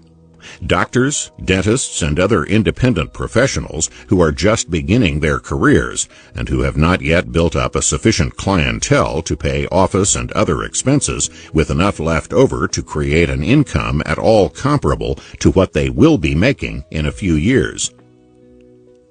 5. Young adults still living in the homes of affluent or wealthy parents rent-free or living elsewhere at their parents' expense while they explore their possibilities, work sporadically or in low-paid entry-level jobs, or as volunteers in philanthropic or political enterprises. 6. Retirees who have no rent to pay or mortgage payments to make because they own their own homes, and who have larger assets in general than younger people have, even if the retiree's current income is low. None of these is what most people have in mind when they speak of the poor. But statistics do not distinguish between people whose current incomes are low and people who are genuinely poor, in the sense that they are an enduring class of people whose standards of living will remain low for many years or even for life, because they lack either the income or the wealth to live any better. Similarly, most of the people whose current incomes are in the top 10 or 20% are not rich in the sense of being people who have been in top income and wealth brackets most of their lives. Most income statistics present a snapshot picture as of a given moment, and their results are radically different from those statistics which follow the same given individuals over a period of years. For example, 3/4 of those Americans whose incomes were in the bottom 20% in 1975 were also in the top 40% at some point during the next 16 years. In other words, a large majority of those people who would be considered poor on the basis of current incomes as of a given year later rise into the top half of the income recipients in the country. Nor is this pattern peculiar to the United States.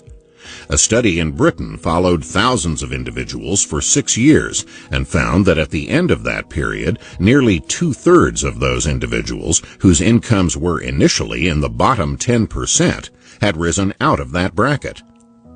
Other studies showed that 1/2 of the people in Greece and 2/3 of the people in Holland who were below the poverty line in a given year had risen above that line within 2 years. Studies in Canada and New Zealand showed similar results. Studies which follow specific individuals over a period of years must not be confused with statistics on incomes in society as a whole over a period of years, or even statistics on particular income brackets over a period of years. The crucial difference is that most people move from one income bracket to another as the years go on. That makes it completely misleading to say, for example, that people making minimum wages have waited 10 long years for a raise, because these are not the same people making the same wages for 10 years, even when the minimum wage level has not been changed in a decade. Far from being an enduring class, most Americans in the bottom 10 or 20% of income earners are transients in those brackets, as are people in other income brackets. Just as many people move up from the lowest income brackets, so some other people move down into those brackets, even if only temporarily, due to unprofitable years for particular businesses or professions. Given the transience of individuals in low-income brackets, it becomes easier to understand such anomalies as hundreds of thousands of families with annual incomes below $20,000 living in homes worth $300,000 or more. In addition to such exceptional people, the average person in the lowest fifth in income spends twice as much money annually as his or her annual income. Clearly, there must be some supplementary source of purchasing power, whether savings from previous and more prosperous years, credit based on past income and future prospects, unreported illegal income, or money supplied by spouse, parents, the government, or other benefactors. Despite many depictions of the elderly as people struggling to get by, households headed by people aged 70 to 74 have the highest average wealth of any age bracket in American society. While the average income of households headed by someone 65 years old or older is less than half that of households headed by someone 35 to 44 years old, the average wealth of these older households is nearly 3 times the wealth of households headed by people in the 35 to 44-year-old bracket, and more than 15 times the wealth of households headed by people under 35 years of age. Of the income of people 65 and older, only 24% comes from earnings, while 57% comes from Social Security or other pensions. This means that income distribution statistics based on earnings grossly understate the incomes of the elderly, which are 4 times as high as their earnings. This does not even count the money available to elderly homeowners by tapping the equity in their homes with reverse mortgages. The money received by borrowing against the equity in their homes is not counted as income, since these are loans to be repaid posthumously by their estates. But the economic reality is that money available by transferring home equity into a current flow of dollars serves the same purposes as income, even if it is not counted in income statistics. Many of the elderly who may be statistically poor based on earnings are far from poor otherwise. 80% of people 65 and older are either homeowners or home buyers. Of these 80%, their median monthly housing costs in 2001 averaged just $339. That includes property taxes, utilities, maintenance costs, condominium and association costs for people with such living arrangements, and mortgage payments for those who do not own their homes outright. 85% of their homes have air conditioning. Not only are housing costs lower in these age brackets, retirees, of course, do not have the daily transportation and other costs of going to and from work. The elderly tend to have higher medical costs, but the net cost to them depends on the nature of their medical insurance coverage, including Medicare.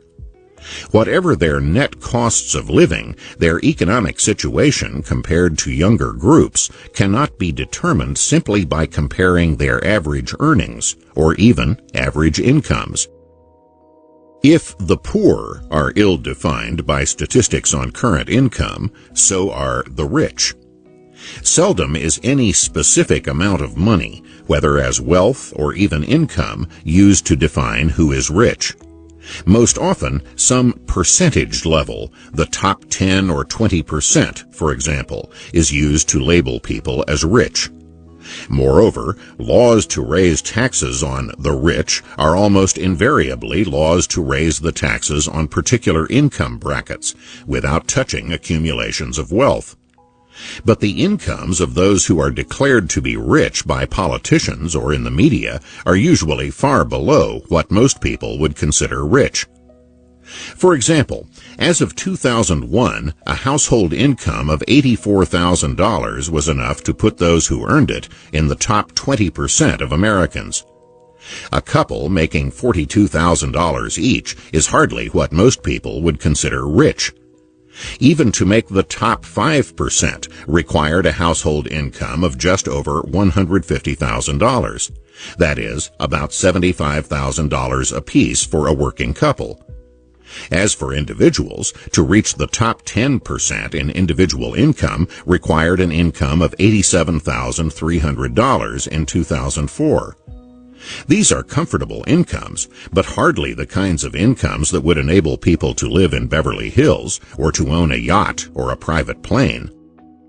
The different ages of people in different income brackets, with the highest average incomes being among people 45 to 54 years old, strongly suggests that most of the people in upper income brackets have reached that level only after having risen from lower income levels over the course of many years. In other words, they are no more of a lifetime class than are the poor. Despite heady rhetoric about economic disparities between classes, most of those economic differences reflect the mundane fact that most people start out in lower-paid, entry-level jobs, and then earn more as they acquire more skills and experience over the years. They are transients in particular income brackets, rather than an enduring class of either rich or poor, though the same people often receive each label at different times of their lives. There are various ways of measuring income inequality, but a more fundamental distinction is between inequality at a given time, however that might be measured, and inequality over a lifetime, which is what is implied in discussions of classes, of the rich and the poor, or the haves and have-nots. Given the widespread movement of individuals from one income level to another in the course of a lifetime, it is hardly surprising that lifetime inequality is less than inequality as measured at any given time. Moreover, interns are well aware that they are on their way to becoming doctors, as people in other entry-level jobs do not expect to stay at that level for life. Yet measurements of income inequality as of a given time are what dominate discussions of income disparities or inequities in the media, in politics, and in academia. Moreover, a succession of such measurements of inequality in the population as a whole over a period of years still misses the progression of individuals to higher income brackets over time. To say that the bottom 20% of households are falling further behind those in the upper income brackets, as is often said in the media, in politics, and among the intelligentsia, is not to say that any given flesh and blood individuals are falling further behind, since most of the people in the bottom 20% move ahead over time to rise into higher income brackets. Moreover, even when an abstract statistical category is falling behind other abstract statistical categories, that does not necessarily represent a declining real per capita income, even among those people transiently within that category. The fact that the share of the bottom 20% of households declined from 4% of all income in 1985 to 3.5% in 2001 did not prevent the real income of the households in these brackets from rising, quite aside from the movement of actual people out of the bottom 20% between the 2 years. The vanishing middle class. One of the perennial alarms based on income statistics is that the American middle class is declining in size, presumably leaving only the small group of the rich and the masses of the poor. But what has, in fact, been happening to the middle class? One of the simplest statistical illusions has been created by defining the middle class by some fixed interval of income, such as between $35,000 and $50,000, and then counting how many people are in that interval over the years. If the interval chosen is in the middle of a statistical distribution of incomes, that may be a valid definition so long as the midpoint in that distribution of incomes does not change. But, as already noted, American incomes have been rising over the years, despite strenuous statistical efforts to make incomes seem to be stagnating. As the statistical distribution of incomes shifts higher over the years, the number of people in the income range originally in the center of that distribution declines. In other words, the number of middle-class people declines when there is a fixed definition of middle class in a country with rising levels of income. This simple situation, a general rise in incomes, has generated large and recurring waves of journalistic and political rhetoric deploring an ominous shrinking of the middle class, implicitly defined as a reduction in the numbers of people between the income levels defined as rich and poor. The fact that there are now fewer people within the fixed income brackets that previously defined the middle class does not mean that the middle class is disappearing when the median income increases. Despite the simplicity of this fallacy, people who should know better, and perhaps do know better, have been depicting this reduction in the number of people within fixed income brackets as something dire.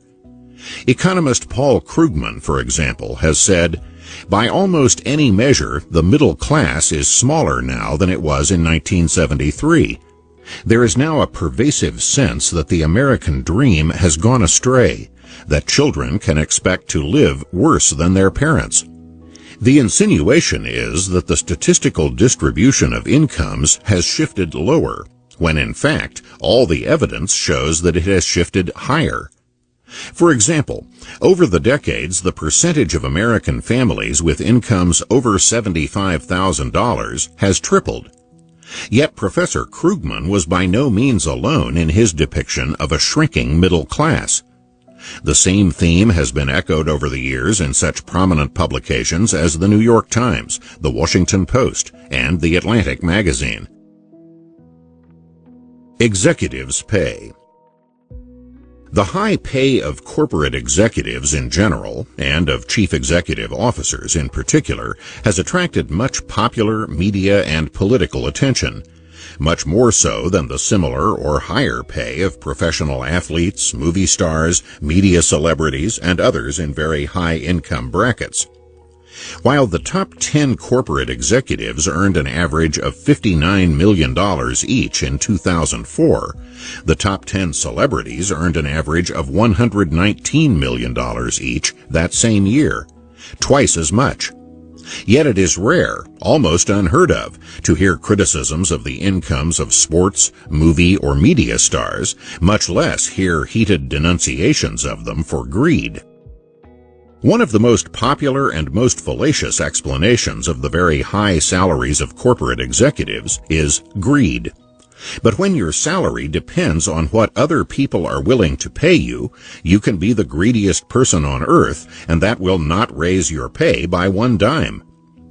Any serious explanation of corporate executives' salaries must be based on the reasons for those salaries being offered, not the reasons why the recipients desire them. Anybody can desire anything, but that will not cause others to meet those desires. Why then do corporations go so high in their bidding for top executive talent? Supply and demand is probably the quickest short answer, and any fuller answer would probably require the kind of highly specific knowledge and experience of those corporate officials who make the decisions as to whom to hire and how much pay to offer. Given the billions of dollars at stake in corporate decisions, $59 million a year can be a bargain for someone who can reduce mistakes by 10% and thereby save the corporation $100 million. Some have argued that corporate boards of directors have been overly generous with the stockholders' money, and that this explains the high pay of corporate CEOs. To substantiate this as a general explanation would require more than a few specific examples. This theory could be tested as a general explanation by comparing the pay of CEOs in corporations owned by a large number of stockholders, most of whom are in no position to keep abreast of, much less evaluate, decisions made within those corporations, versus the pay of CEOs of corporations owned and controlled by a few huge financial institutions with both expertise and experience and spending their own money. It is precisely these latter corporations which offer the highest pay of all for chief executive officers. These giant financial institutions do not have to justify their decisions to public opinion, but can base these decisions on far greater specific knowledge and professional experience than that of the public, the media, or politicians. They are the least likely to pay more than they have to, or to be penny wise and pound foolish when choosing someone to run a business where many billions of dollars of their own money are at stake. Although many outsiders have expressed incredulity and non-comprehension at the vast sums of money paid to various people in the corporate world, there is no reason why those people should be expected to comprehend why A pays B any given sum of money for services rendered. Those services are not rendered to third-party observers, most of whom have neither the expertise nor the specific experience required to put a value on such services. Still less is there any reason why they should have a veto over the decisions of those who do have the expertise and experience to assess the value of the services rendered. For example, the director of the company that publishes the Washington Post assessed the recommendations of one member of his board of directors this way. Mr. Buffett's recommendations to management have been worth, no question, billions. It is very doubtful whether Mr. Buffett's compensation from the Washington Post company alone runs into billions of dollars, but it may well run into enough millions to cause third-party onlookers to exclaim their incredulity and perhaps moral outrage. The source of moral outrage over corporate compensation is by no means obvious. If it is based on a belief that individuals are overpaid for their contribution to the corporation, then there would be even more outrage toward people who receive hundreds of millions of dollars for doing nothing at all, since they simply inherited money. Yet inheritors of fortunes are seldom resented, much less denounced, the way corporate CEOs are. 3 heirs to the Rockefeller fortune, for example, have been elected as popular governors of 3 states. 2 things seem especially to anger critics of high corporate executive salaries. 1, the belief that their high compensation comes at the expense of consumers, stockholders, and/or employees. And 2, the multi-million-dollar severance pay package often given to executives who have clearly failed. But, like anybody who is hired anywhere, whether in a high or low position, a corporate CEO is hired precisely because the benefits that CEO is expected to confer on the employer exceed what the employer offers to pay. If, for example, a $59 million a year CEO saves the corporation $100 million as expected, then the stockholders have lost nothing and are in fact better off by $41 million. Neither have the consumers nor the employees lost anything. Like most economic transactions, the hiring of a corporate CEO is not a zero-sum transaction. It is intended to make both parties better off. It would be immediately obvious why the zero-sum view is wrong if someone suggested that money paid to George C. Scott for playing in the movie Patton was a loss to stockholders, moviegoers, or to lower-level employees who performed simple tasks during the making of the movie. Only if we believe that Patton would have made just as much money without George C. Scott can his pay be regarded as a deduction from the money otherwise available to stockholders, moviegoers, and other people employed making the movie. Much has been made of the fact that corporate executives make many times the pay of ordinary workers under them, the number varying according to who is making the claim. But no one would bother to figure out how many times larger George C. Scott's pay was than that of movie extras or people who handled lights or carried film during the production of Patton. The most puzzling and most galling aspect of corporate executives' compensation for many people are the multi-million-dollar severance payments, the golden parachutes paid to CEOs who are clearly being gotten rid of because they failed. Since human beings are going to make mistakes, whether hiring an entry-level, unskilled employee or a corporate CEO, the question is, what options are available when it becomes clear that the CEO is a failure and a liability? Speed may be the most important consideration when someone is making decisions which may be losing millions or even billions of dollars. Getting that CEO out the door as soon as possible without either internal battles within the corporation or lawsuits in the courts may be well worth many millions of dollars. This is not a unique situation, even if the sums of money involved are larger in a multi-billion-dollar corporation than in other situations that people are more familiar with. Aging university professors who have not kept up with recent developments in their fields may be offered a lucrative early retirement package in order to replace such professors with people who have mastered the latest advances. Similarly, many a married person has paid very substantial sums of money to get a divorce, perhaps larger in proportion to income compared to what a corporation pays to bring a bad relationship to an end. In this and other situations, putting an end to a relationship may be just as valuable or even more valuable than the initial beginning of the relationship once seemed.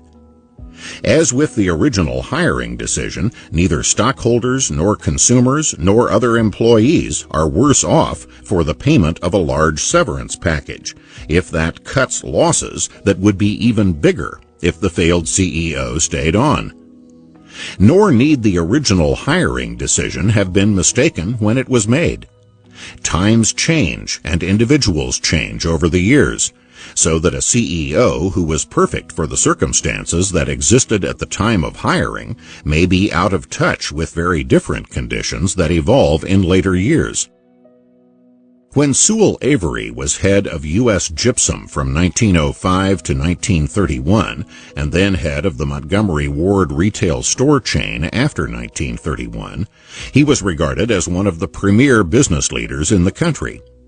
However, during his later years, when conditions in retailing became quite different, there were complaints about his leadership of Montgomery Ward, and bitter internal struggles to try to get rid of him. When he finally left, the value of Montgomery Ward stock shot up immediately. It might well have been a bargain for the stockholders, the customers, and the employees to have paid Avery enough to get him to leave earlier, since a badly run company hurts all of these people. Third-party observers may find it galling that some people seem to be rewarded handsomely for failing, but third parties are neither paying their money nor are in a position to know how much it is worth to be rid of someone. When an individual pays dearly to divorce a spouse who is impossible to live with, that too might be seen as rewarding failure. But does any third party presume to say that the decision to divorce was wrong, much less feel entitled to be morally outraged or to call on government to stop such things? Social mobility. We have already noted one kind of economic and social mobility, the movement of people out of the lowest income brackets in the course of their own working lifetime. A major study at the University of Michigan has followed the same individuals, tens of thousands of them, over a period of decades. Among individuals who are actively in the labor force, only 5% of those who were in the bottom 20% in income in 1975 were still there in 1991, compared to 29% of those in the bottom quintile in 1975 who had risen to the top quintile by 1991. More than half of those in the bottom quintile in 1975 had been in the top quintile at some point during those years. However, as we have also seen, not everyone is working, especially in the lowest income brackets. The rises of those who are working indicates what opportunities there are. How many people take advantage of those opportunities is another question. There is another kind of socio-economic mobility that many have written about, the extent to which people born in low-income families rise to higher income or occupational levels than those of their parents. Here, a number of things get confused with one another, including the amount of opportunity available versus the amount of opportunity used. Much discussion of social mobility is based on the concept of life chances, the likelihood that someone born into given socio-economic circumstances will grow up to achieve some given economic or occupational level.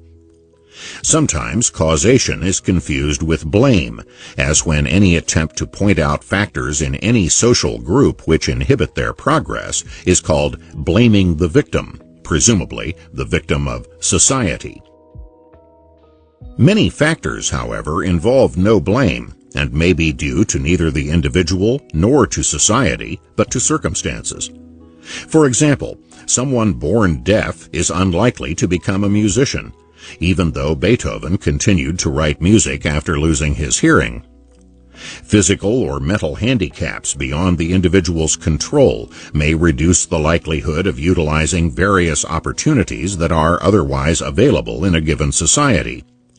Cultural values, inherited socially rather than biologically, may also reduce the statistical probability of advancing in income or occupations, even when the opportunity to do so is available, and no given individual chooses which culture to be born into.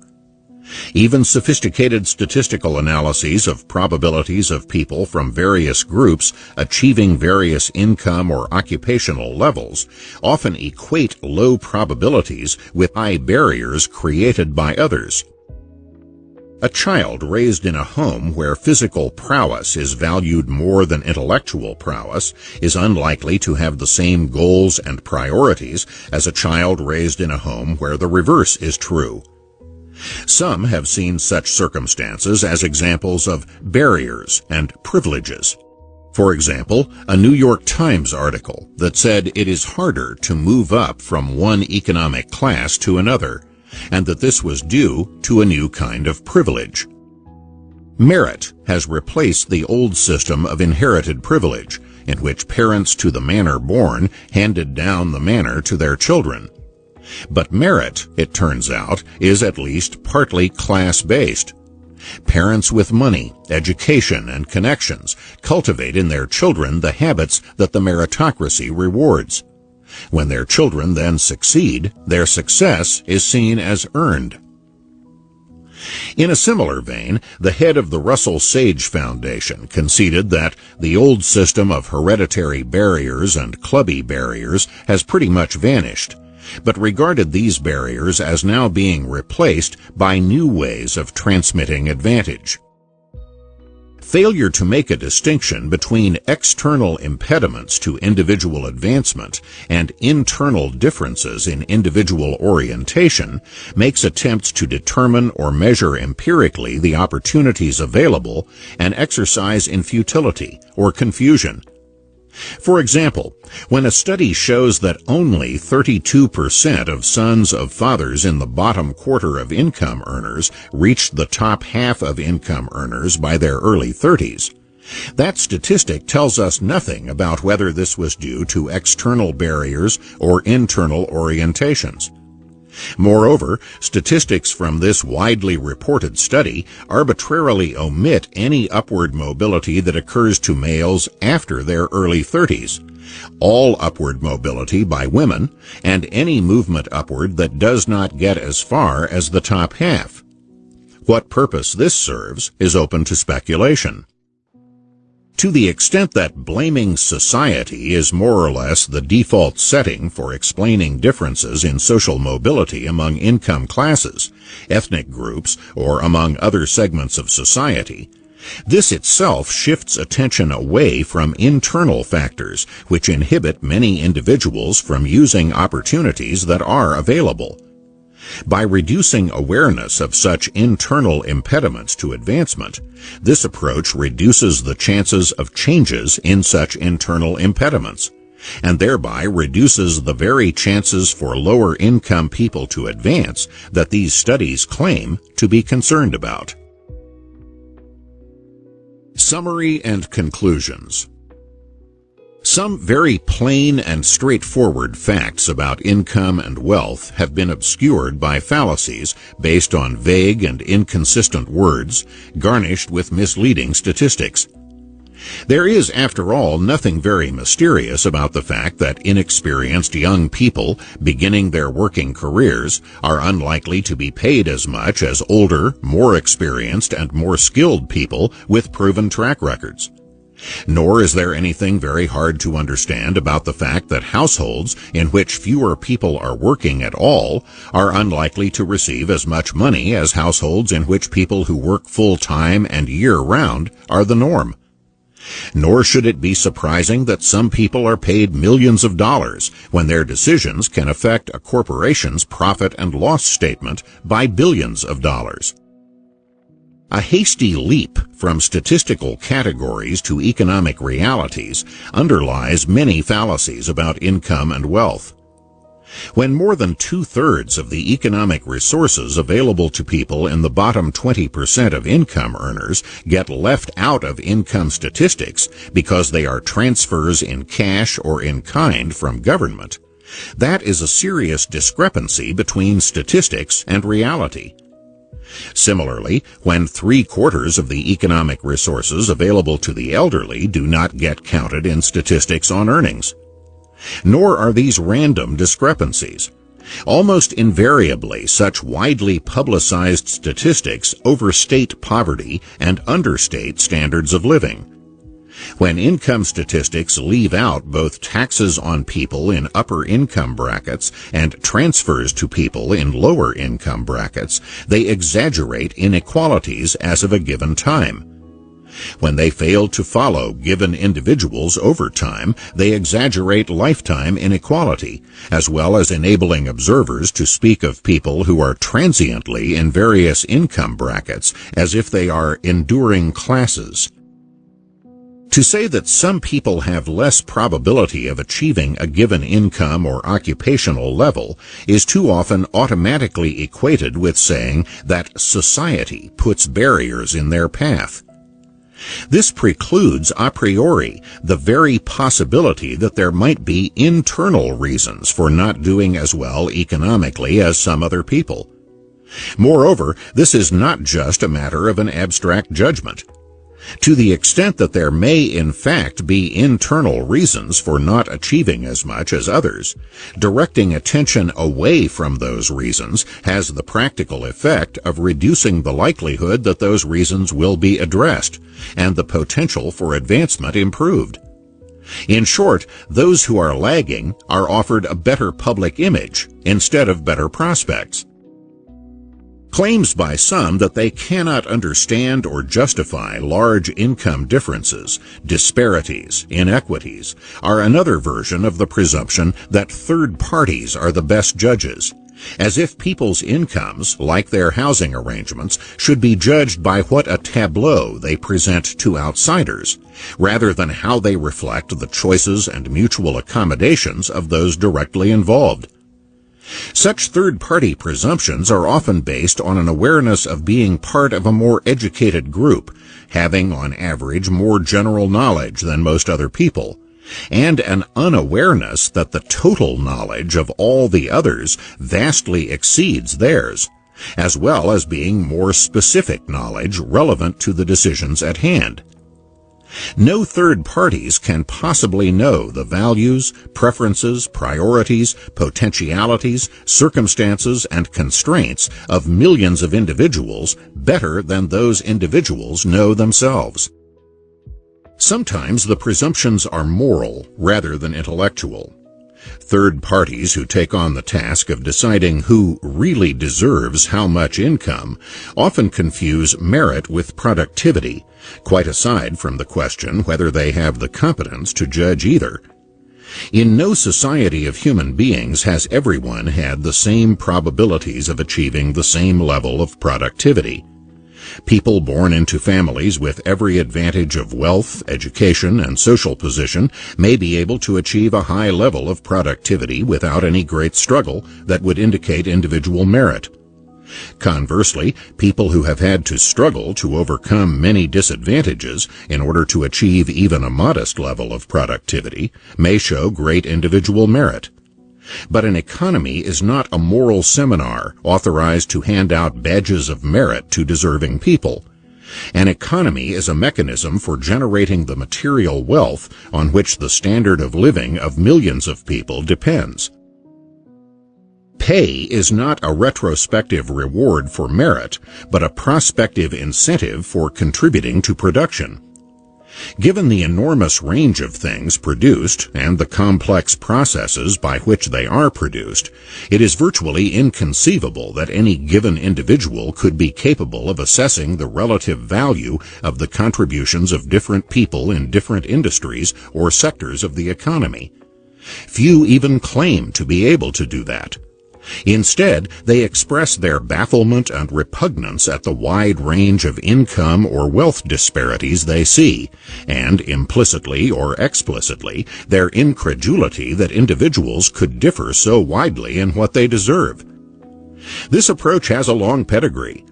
George Bernard Shaw, for example, said, "A division in which one woman gets a shilling and another 3,000 shillings for an hour of work has no moral sense in it. It is just something that happens, and that ought not to happen. A child with an interesting face and pretty ways and some talent for acting may, by working for the films, earn 100 times as much as its mother can earn by drudging at an ordinary trade." Here are encapsulated the crucial elements in most critiques of income distribution till this day. First, there is the implicit assumption that wealth is collective and hence must be divided up in order to be dispensed, followed by the assumption that this division currently has no principle involved, but just happens, and finally the implicit assumption that the effort put forth by the recipient of income is a valid yardstick for gauging the value of what was produced and the appropriateness of the reward. In reality, most income is not distributed, so the fashionable metaphor of income distribution is misleading. Most income is earned by the production of goods and services, and how much that production is really worth is a question that need not be left for third parties to determine, since those who directly receive the benefits of that production know better than anyone else how much that production is worth to them, and have the most incentives to seek alternative ways of getting that production as inexpensively as possible. In short, a collective decision for society as a whole is as unnecessary as it is impossible, not to mention presumptuous. It is not a question of rewarding input efforts or merits, but of securing output at values determined by those who use that output, rather than by third-party onlookers. If the pleasure gained by watching a child movie star is valued more highly by millions of moviegoers than the benefits received by a much smaller number of people who benefit from buying the product of the drudgery of that child's mother, by what right is George Bernard Shaw, or anyone else, authorized to veto all these people's choices of what to do with their own money? Although one person's income may be 100 or 1,000 times greater than another's, it is of course very doubtful that one person is 100 or 1,000 times more intelligent, or works 100 or 1,000 times as hard. But again, input is not the measure of value. Results are. In a multi-billion-dollar corporation, one person's business decisions can easily make a difference of millions or even billions of dollars compared to someone else's decisions. Those who see paying such a person $50 million or $100 million a year as coming at the expense of consumers or stockholders have implicitly accepted the zero-sum view of economics. If the value of the services rendered exceeds the pay, then both consumers and stockholders are better off, not worse off, whether the person hired is a corporate CEO or a production line employee. Would anyone say that the pay of an airline pilot comes at the expense of passengers or of the airline stockholders, when both are better off as a result of the services rendered? Would anyone even imagine that one pilot is as good as another when it comes to flying a commercial jet airliner with hundreds of people on board, so that getting some crop duster pilot at lower pay to fly the jet would make the stockholders and the passengers better off? Yet that is the kind of reasoning, or lack of reasoning, that is often applied when discussing the pay of corporate CEOs. And virtually no one else in any other field, including professional athletes or entertainers who earn similar or higher incomes. Perhaps the most fallacious assumption of all is that third parties with neither experience nor expertise can make better decisions on the basis of their emotional reactions than the decisions of those who have both experience and expertise, as well as a stake in the results. Despite the popularity of the phrase income distribution, most income is earned, not distributed. Even millionaires seldom simply inherited their fortunes. Only a fraction of the income in American society is actually distributed in such forms as Social Security checks or payments to welfare recipients, for example. Most income is distributed only in the figurative statistical sense that the incomes of different people are in varying amounts that can be displayed in a curve on a graph, as in the previous discussion of middle-class incomes. But much of the rhetoric surrounding variations in income proceeds as if society is collectively deciding how much to hand out to different individuals. From there, it is a small step to arguing that since society distributes income with given results today that many do not understand or like, there should be a simple change to distributing income in a different pattern that would be more desirable. In reality, this would by no means be either a simple or innocuous change. On the contrary, it would mean going from an economic system in which most people are paid by those particular individuals who benefit from their goods and services, at rates of compensation determined by supply and demand involving those consumers, employers, and others who assess the benefits received by themselves, to an economy in which incomes are in fact distributed by society, represented by surrogate, third-party decision-makers who determine what everyone deserves. Those who think that such a profound change would produce better economic or social results can make the case for such a change. But making such a case explicitly is very different from gliding into a fundamentally different world through verbal sleight of hand about income distribution. Chapter 6. Racial Facts and Fallacies. Few subjects produce more fallacies than race.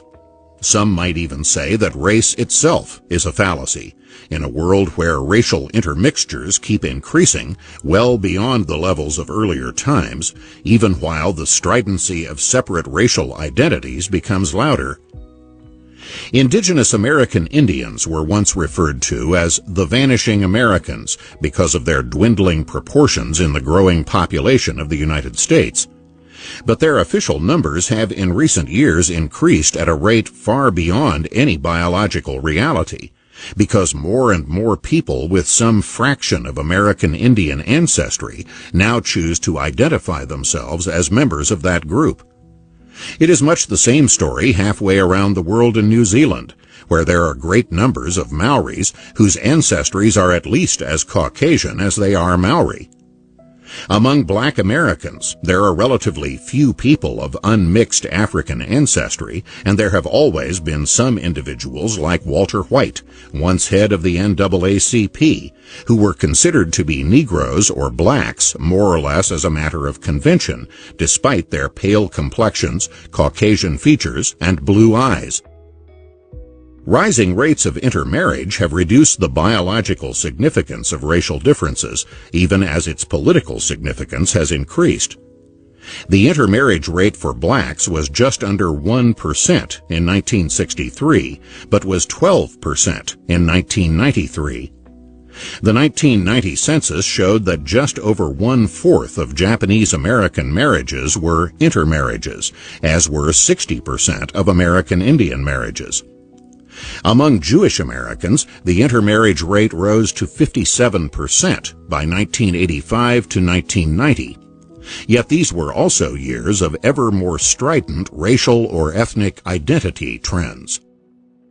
Race can be discussed as a social reality with a biological component. The consequences of that social reality have been very serious, however, and continue to be so. So are the consequences of the fallacies surrounding race. Among these fallacies are that race was the basis of slavery, and that racism is the main reason for black-white differences in incomes and in all the other aspects of life that depend on income. Moreover, there is often an implicit assumption that racism and discrimination are so closely linked that they go up or down together, when in fact, as we shall see, some times and places with more racism have been known to have less discrimination. And discrimination can exist without racism. Lurking in the background of some discussions of race is the question whether races differ in innate intelligence, a question that has generated fallacies among those on both sides of this issue. Group differences. It has often been common to compare a given group, such as blacks in the United States, with the national average, and regard the differences as showing a special peculiarity of the group being compared, or a special peculiarity of policies or attitudes towards that group. But either conclusion can be misleading when the national average itself is just an amalgamation of wide variations among many ethnic, regional, and other groups. While the black and white populations of the United States have long differed in various economic and social variables, in income, years of schooling, life expectancy, unemployment rates, crime rates, and scores on a variety of tests, so have other groups differed widely from one another and from the national average in countries around the world. One of the most overlooked but important differences among groups are their ages. The median age of black Americans is 5 years younger than the median age, 35, of the American population as a whole. But blacks are by no means unique in having a median age different from the national average, or from the age of other groups. Among Asian Americans, the median age ranges from 43 for Japanese Americans to 24 for Americans of Cambodian ancestry to 16 for those of Hmong ancestry. Incomes are highly correlated with age, with young people usually beginning their working lives earning much less than older and more experienced workers. Therefore, gross comparisons of incomes among racial or ethnic groups can be misleading when the median ages of groups can differ by a decade or even a quarter of a century. Nor are age differences the only differences among Asian Americans. While 61% of Japanese Americans were born in the United States, less than a third of the Asian Americans of Chinese, Filipino, Vietnamese, Korean, or Asian Indian ancestry were. Native-born citizens are obviously more familiar with the opportunities available in the society and better able to take advantage of those opportunities. Educational differences are likewise as great among American ethnic minorities as they are between minorities and the larger population. Although Hispanics have overtaken blacks numerically as part of the population, blacks still receive more doctorates than Hispanics.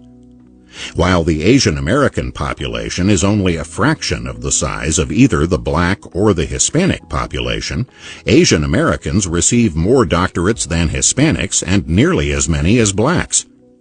In short, an even distribution of groups is by no means common, whether in age, education, or other characteristics. The United States is by no means unique in the nature or magnitude of economic or social differences among racial or ethnic groups. Income differences between the Chinese and Malay populations of Malaysia, for example, have long been greater than income differences between blacks and whites in the United States. So have economic differences between different tribes in Nigeria, or between Asians and Africans in East Africa. Various groups around the world have differed in everything from alcohol consumption per capita to IQs.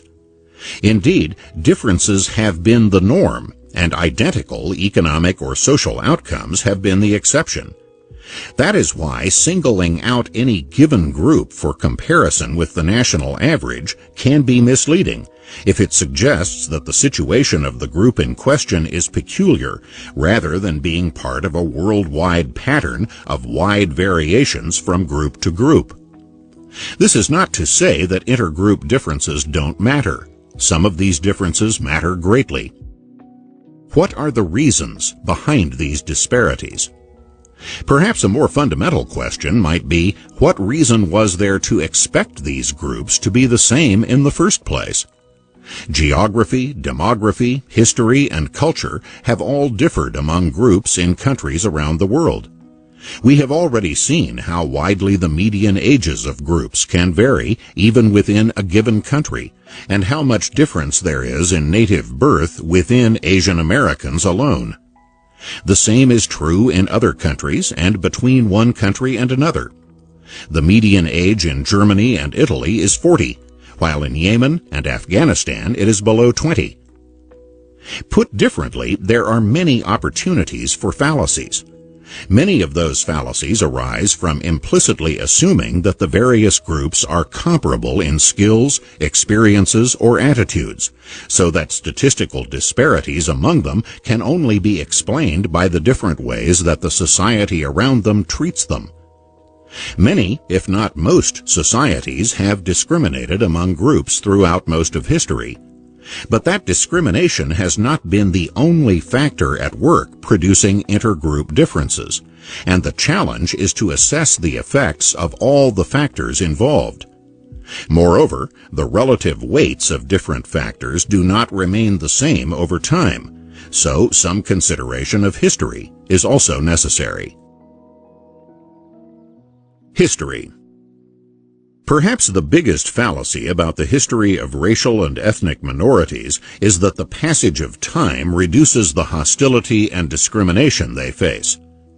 In many countries, minorities have faced greater hostility and discrimination in a later period than in earlier periods. In other countries, the reverse has been true.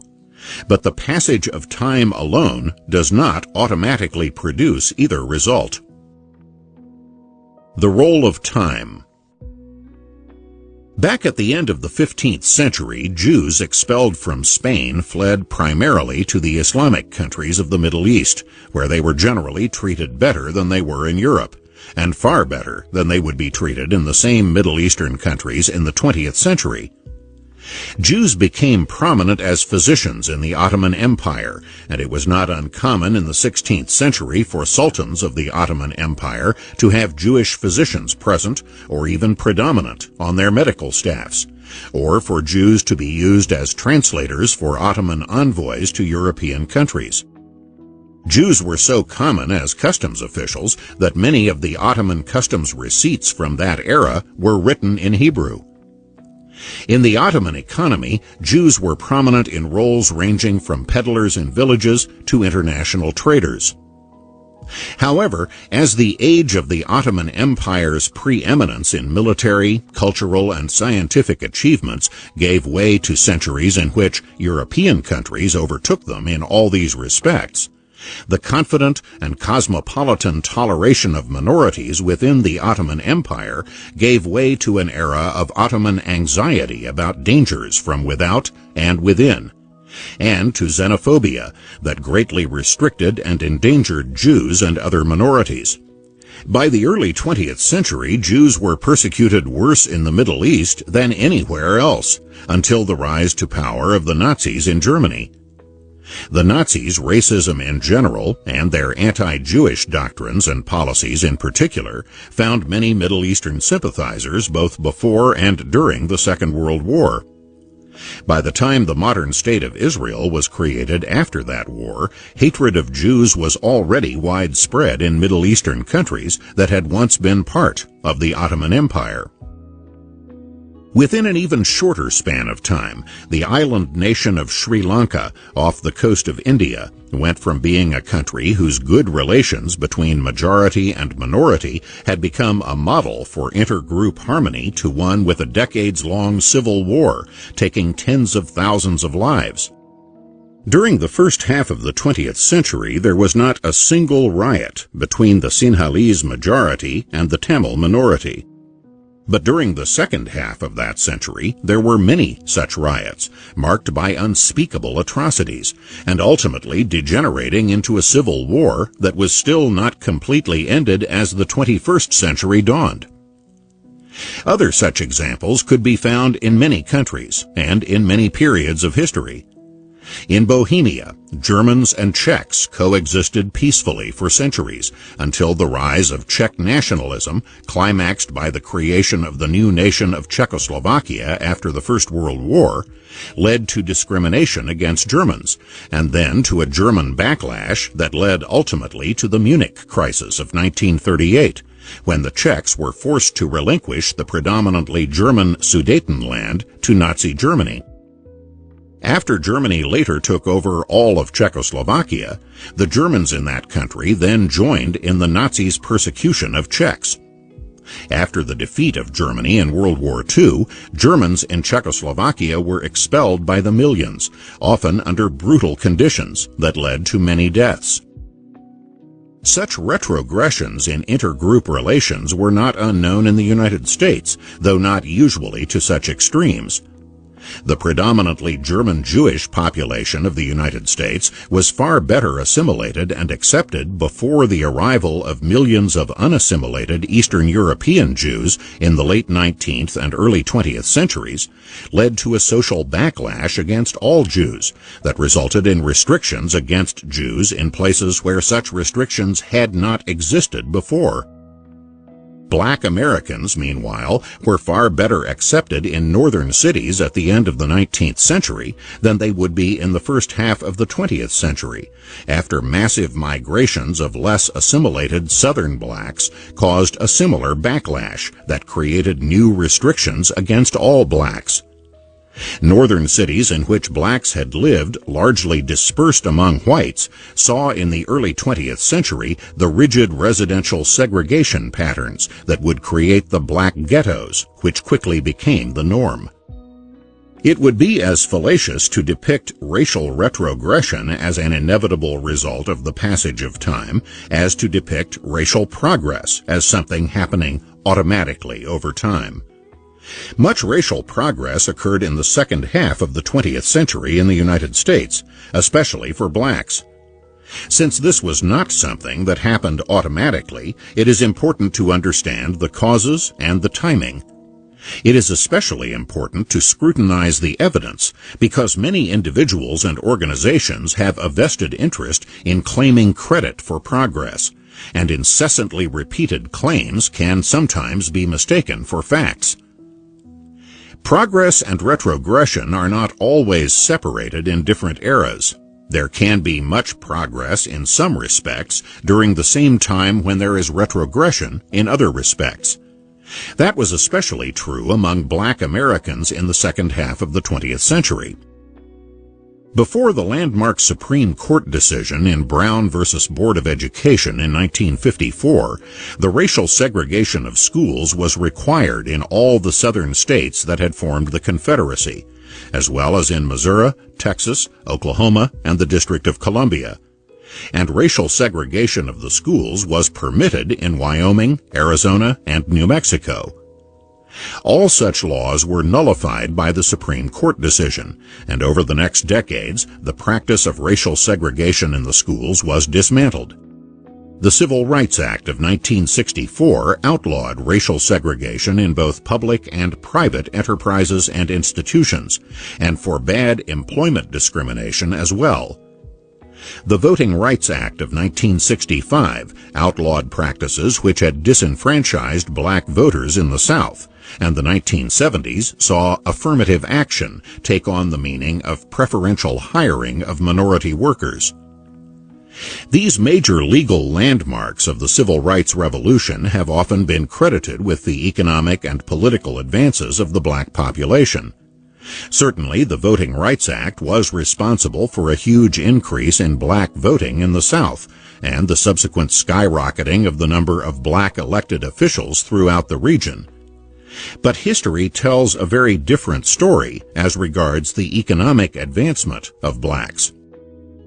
The percentage of black families with incomes below the poverty line fell most sharply between 1940 and 1960, going from 87% to 47% over that span, before either the Civil Rights Act of 1964 or the Voting Rights Act of 1965, and well before the 1970s, when affirmative action evolved into numerical goals or quotas.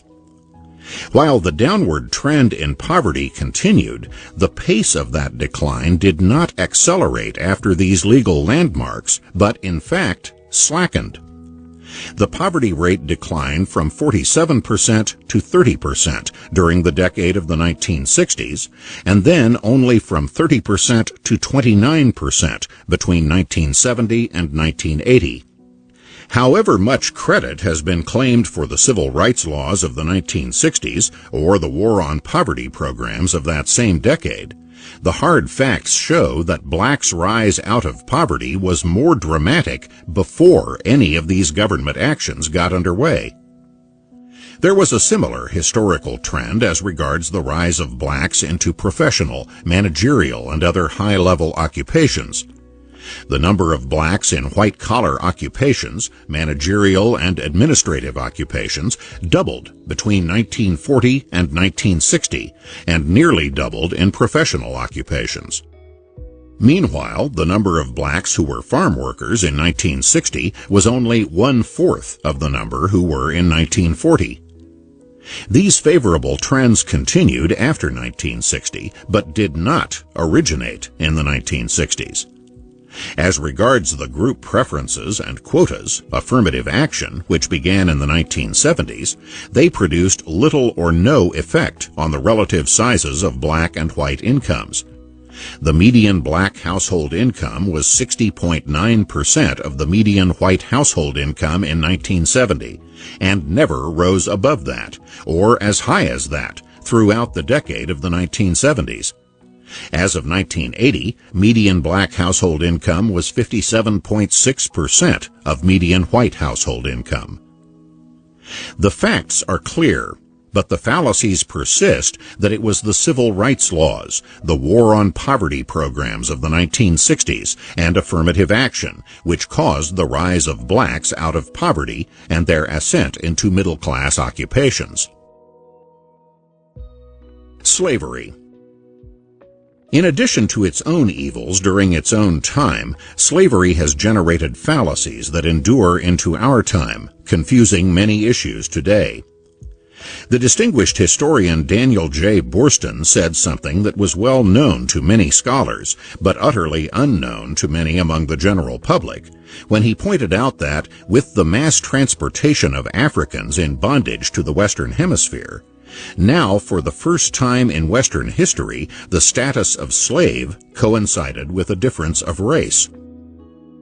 For centuries before, Europeans had enslaved other Europeans, Asians had enslaved other Asians, and Africans had enslaved other Africans. Only in the modern era was there both the wealth and the technology to organize the mass transportation of people across an ocean, either as slaves or as free immigrants. Nor were Europeans the only ones to transport masses of enslaved human beings from one continent to another. North Africa's Barbary Coast pirates alone captured and enslaved at least 1 million Europeans from 1500 to 1800, carrying more Europeans into bondage in North Africa than there were Africans brought in bondage to the United States and the American colonies from which it was formed. Moreover, Europeans were still being bought and sold in the slave markets of the Islamic world decades after blacks were freed in the United States. Slavery was a virtually universal institution in countries around the world, and for thousands of years of recorded history.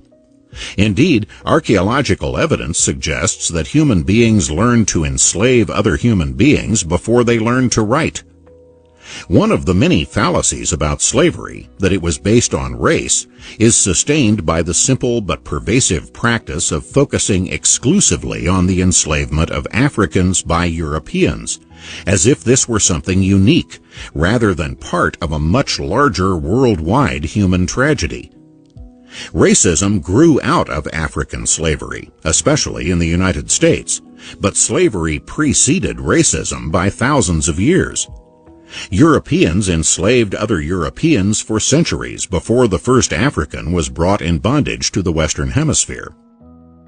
The brutal reality is that vulnerable people were usually taken advantage of wherever it was feasible to take advantage of them, regardless of what race or color they were.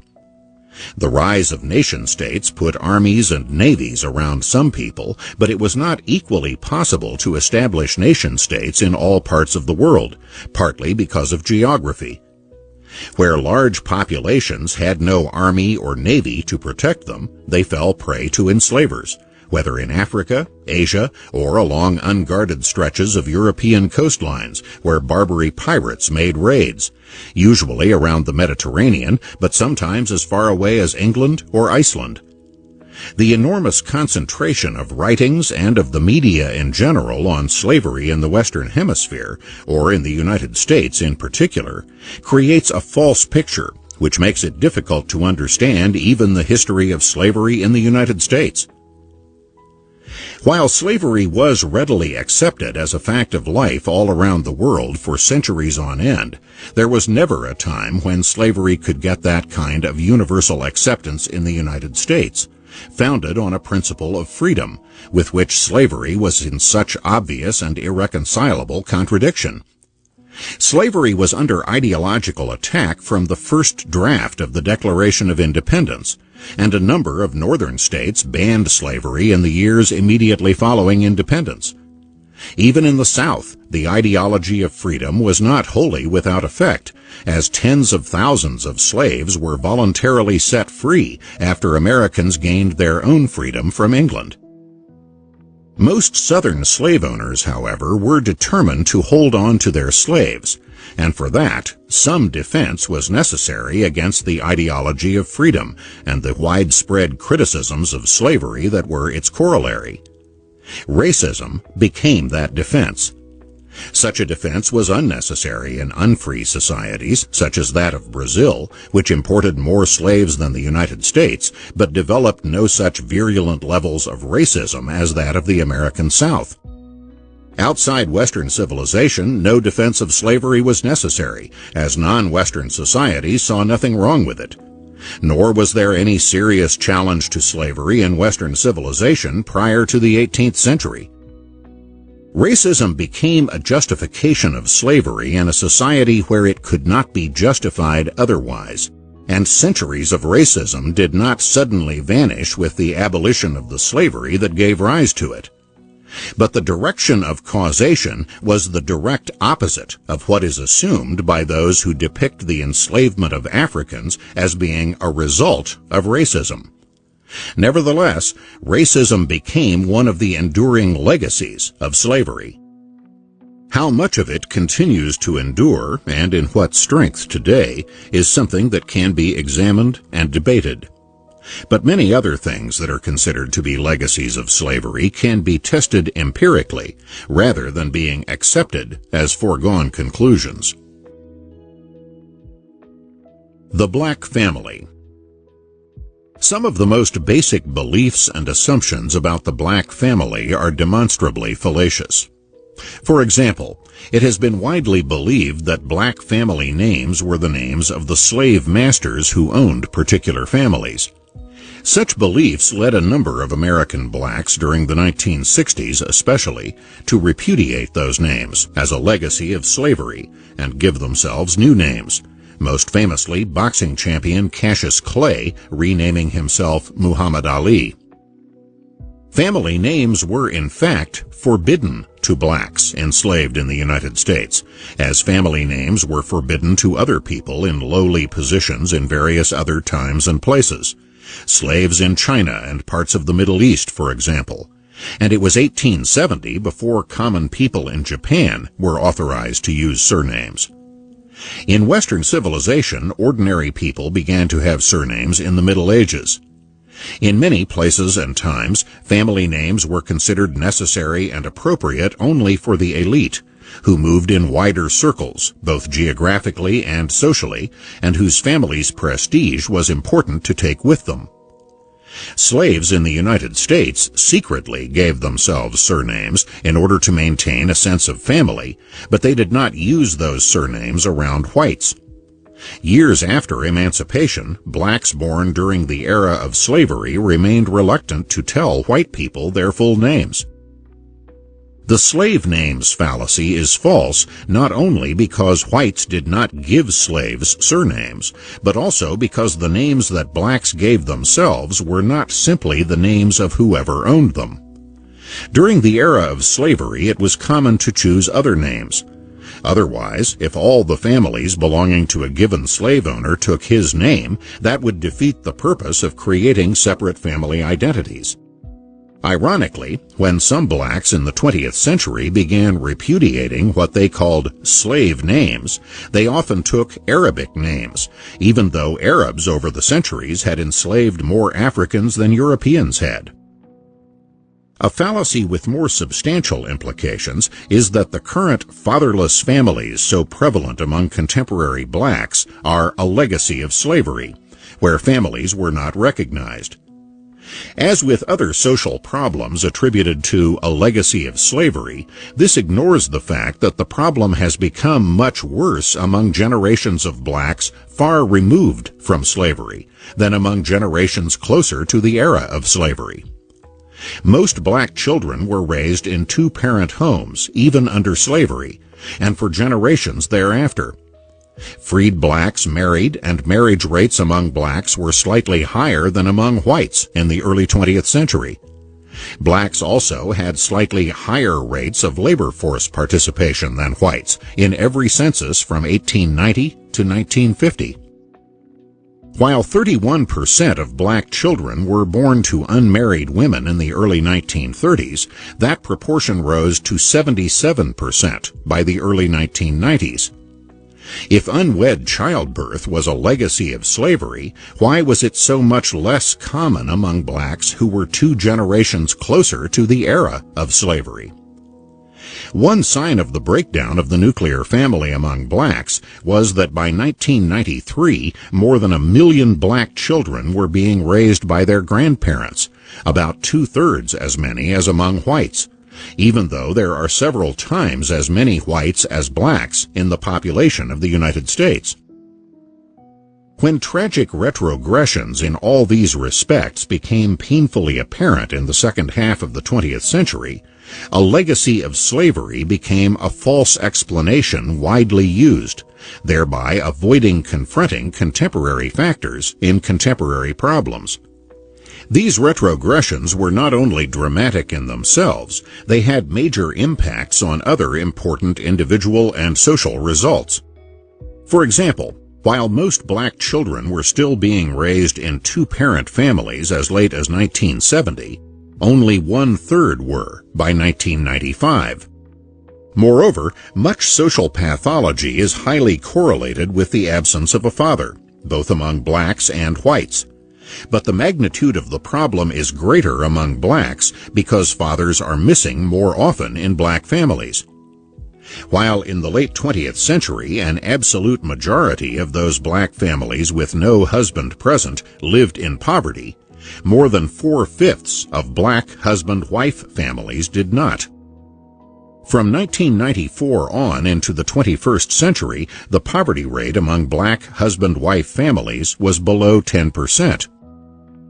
It is obviously not simply the act of getting married which drastically reduces the poverty rate among blacks or among other groups, but the values and behavior patterns which lead to marriage and which have a wider impact on many other things.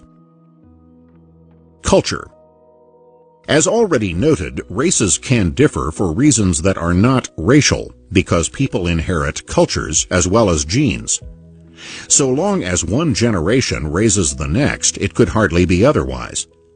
Many of the social or cultural differences between American blacks and American whites nationwide today were in antebellum times pointed out as differences between white Southerners and white Northerners. These include ways of talking, rates of crime and violence, children born out of wedlock, educational attainment, and economic initiative or lack thereof. While only about 1/3 of the antebellum white population of the United States lived in the South, at least 90% of American blacks lived in the South on into the 20th century. In short, the great majority of blacks lived in a region with a culture that proved to be less productive and less peaceful for its inhabitants in general. Moreover, opportunities to move beyond that culture were more restricted for blacks.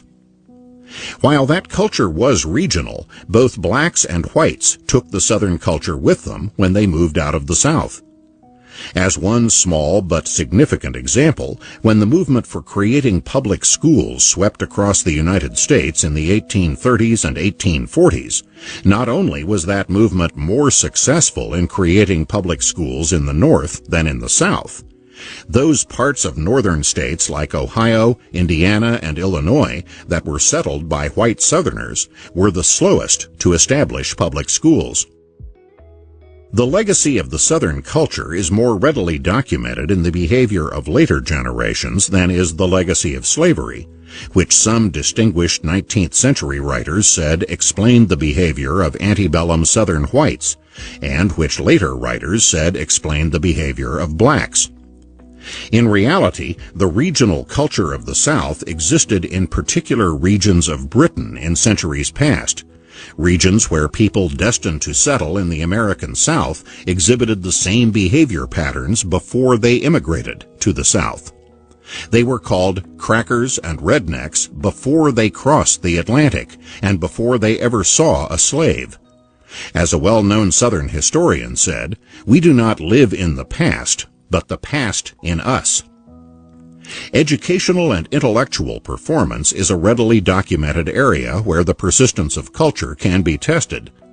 As late as the First World War, white soldiers from various southern states scored lower on mental tests than black soldiers from various northern states. Not only did black soldiers have the advantage of better schools in the North, they also had an opportunity for the Southern culture to begin to erode in their new surroundings. Over the years, much has been made of the fact that blacks score lower than whites nationwide on mental tests. From this, some observers have concluded that this is due to a racial difference, and others have concluded that this is due to some deficiency or bias in the tests. But neither explanation would account for white Southerners' mental test scores in the First World War. Whatever the sources of the lower educational or intellectual attainments among blacks, there are major economic and social consequences of such differences. For many years, blacks received a lesser quantity and lower quality of education in the Southern schools that most attended. But even after the quantity gap was eliminated by the late 20th century, the qualitative gap remained large. The test scores of black 17-year-olds in a variety of academic subjects were the same as the scores of whites several years younger. That is obviously not a basis for expecting equal results in an economy increasingly dependent on mental skills. Crime and violence. The history of crime and violence among blacks contradicts many widespread beliefs about the causes of that crime and violence. Poverty, unemployment, and racial discrimination are frequently listed among the prime root causes of riots and other criminality among blacks. Many are so convinced of this that they see no reason to examine the factual historical record. Crime among black Americans, like crime among white Americans, was declining for years prior to the decade of the 1960s, with its landmark civil rights laws and its war on poverty programs. But it was during the 1960s that crime rates began skyrocketing among both blacks and whites. And it was precisely after the historic civil rights laws were passed that blacks began rioting in cities across the country. Within days of the passage of the Voting Rights Act of 1965, the first of hundreds of riots that would rack cities across the country over the next 4 years began in the black neighborhood of Los Angeles known as Watts. These riots did not begin where blacks were poorest or most oppressed, which was still the South. Indeed, southern cities seldom suffered the riots that struck many northern cities and devastated many black neighborhoods in those cities. 34 people died in the Watts riots, but 43 were killed when blacks rioted in Detroit 2 years later. Although Detroit had the worst of the riots that struck virtually every northern city during the latter part of the 1960s, the poverty rate among Detroit's black population was only half that of blacks nationwide. Its homeownership rate among blacks was the highest in the country, and its unemployment rate was 3.4%, lower than that among whites nationwide. Detroit did not have a massive riot because it was an economic disaster area.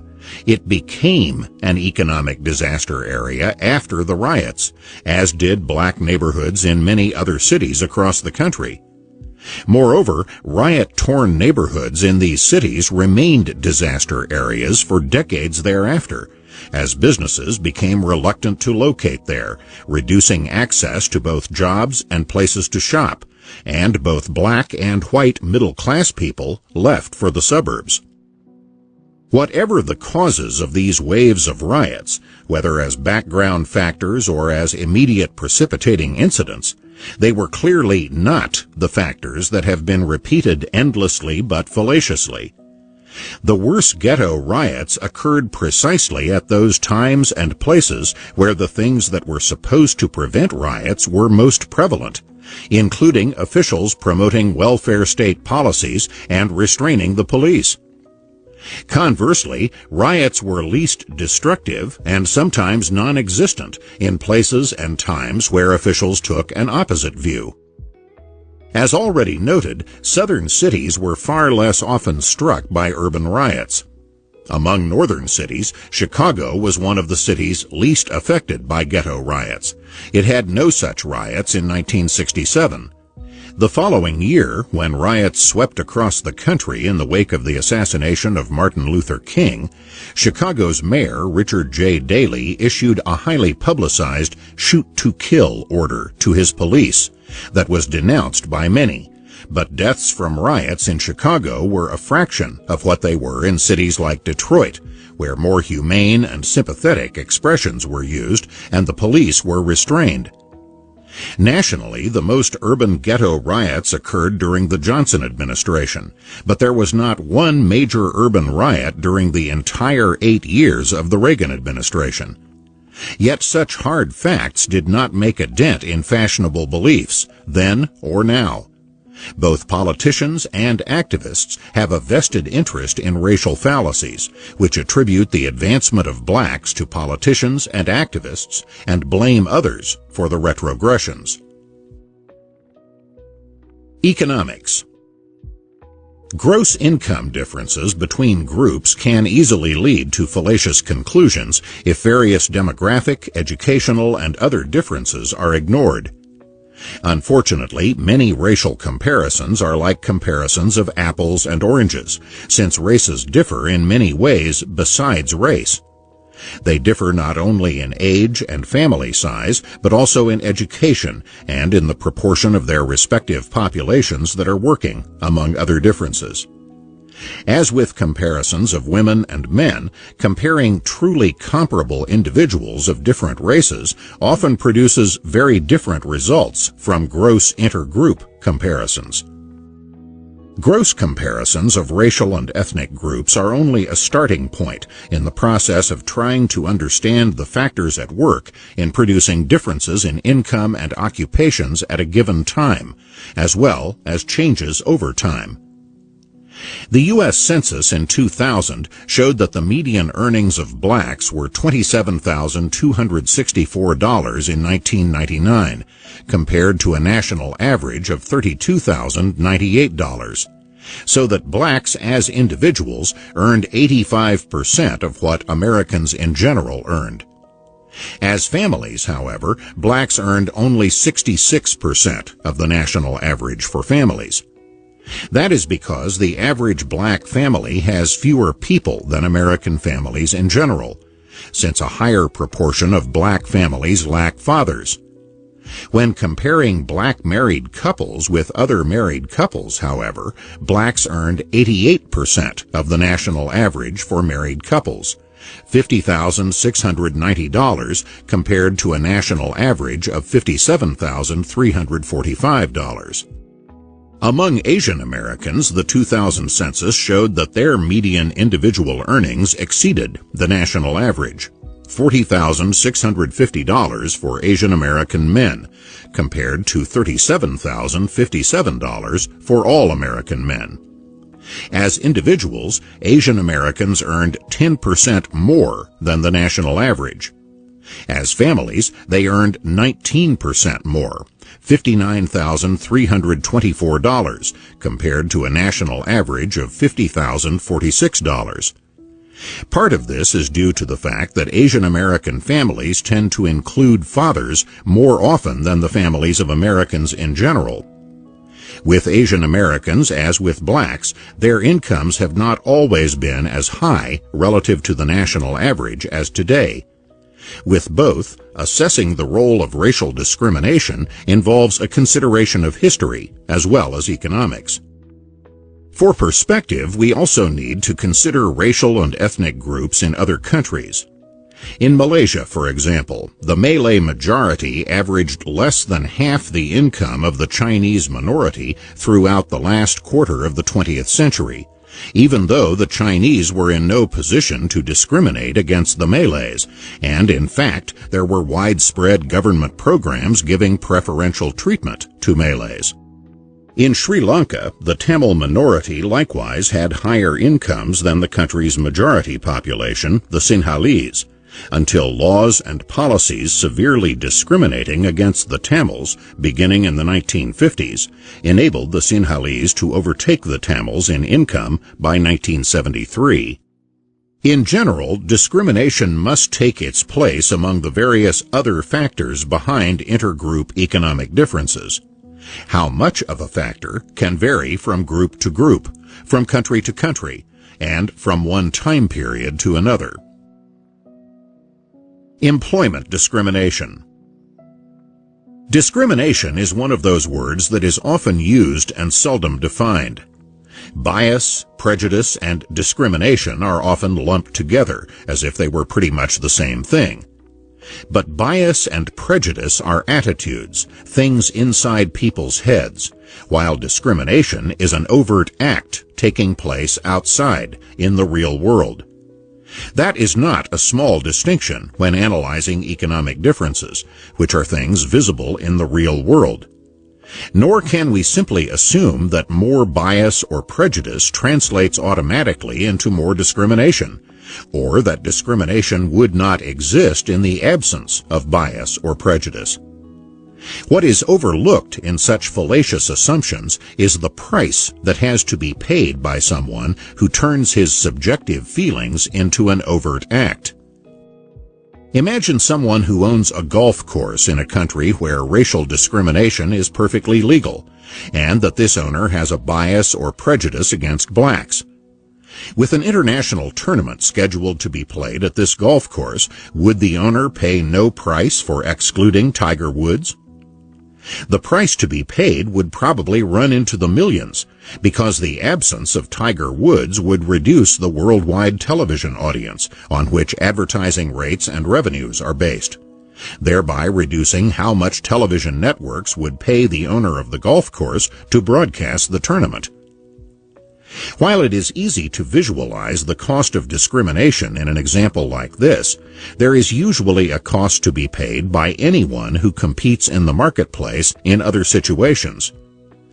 Employers who discriminate against job applicants from particular groups usually have to either pay more in order to attract additional workers from other groups to take their place, or else lower the job qualifications required in order to make more of the existing job applicants eligible. Either way, that costs money, whether in higher pay or in lower productivity from less qualified workers. If the discriminating employer is competing with other producers of similar products, then those competitors who have either less racial partiality or who care more about money can hire more qualified workers from the rejected groups without having to pay the additional costs paid by the employer who rejected them. In a competitive market, these cost differences translate into differences in profit rates, and can even translate into a difference between survival and bankruptcy. Do the costs of discrimination actually change behavior in the real world? Hard evidence indicates that it does. Even in South Africa, during the era of white rule and official racial apartheid policies that limited or forbade the employment of blacks in particular jobs or industries, white employers in competitive industries often hired blacks in greater numbers or in higher occupations than the law allowed. A South African government crackdown in the construction industry alone led to fines imposed on hundreds of companies for such violations of the apartheid laws. There is no reason to suppose that these employers had less racial bias or prejudice than the politicians who passed the apartheid laws. The difference was that passing such laws cost politicians nothing, but discrimination against blacks cost competitive businesses money. Similar economic principles apply when landlords discriminate against certain groups who want to become tenants, or when lenders discriminate against members of such groups who wish to borrow. This is not to say that no discrimination ever takes place. For one thing, all economic transactions need not take place in competitive industries or in profit-seeking enterprises. Before racial discrimination became illegal and socially unacceptable in the United States, non-profit organizations like universities, foundations, and hospitals could discriminate more readily and against more groups because their survival did not depend on making a profit, and the implicit costs of their decisions were paid out of the endowments and donations supplied by others. Similarly, government enterprises around the world have tended to be more discriminatory because their costs of discrimination are paid by the taxpayers rather than by those who do the discriminating. In some eras, this discrimination has been against minorities, but in other eras, there has been reverse discrimination against members of the majority, which is often phrased politically as preferences for members of selected minorities. As noted in Chapter 4, universities, which seldom, if ever, hired black professors before the 1960s, began the preferential hiring of black professors afterwards. Similarly, with the employment practices of hospitals, foundations, government agencies, and regulated public utilities, all of whom are cushioned in one way or another from the economic pressures of competition. Neither discrimination nor reverse discrimination costs them what such practices cost profit-based businesses in competitive industries. Just as people with racial bias or prejudice may fail to discriminate when the cost of doing so is too high, someone with no racial antipathy at all may still discriminate by race if rates of crime, disease, or other undesirable characteristics differ from one racial group to another, and alternative ways of sorting out individuals are more costly or less accurate. Indeed, members of the same group may discriminate against other people like themselves for this reason, as when black taxi drivers avoid picking up black male passengers after dark. In short, race is used as a sorting device for decision-making, even by people who are not racists. Thus, employers may be reluctant to hire young black males because these employers are aware of what a high proportion of them have been arrested or imprisoned, even if these employers have no antipathy to black people as such, and readily hire older blacks or black females. A study of those employers who routinely check for prison records among all people who apply for employment found that these particular employers hired black males more often than other employers did.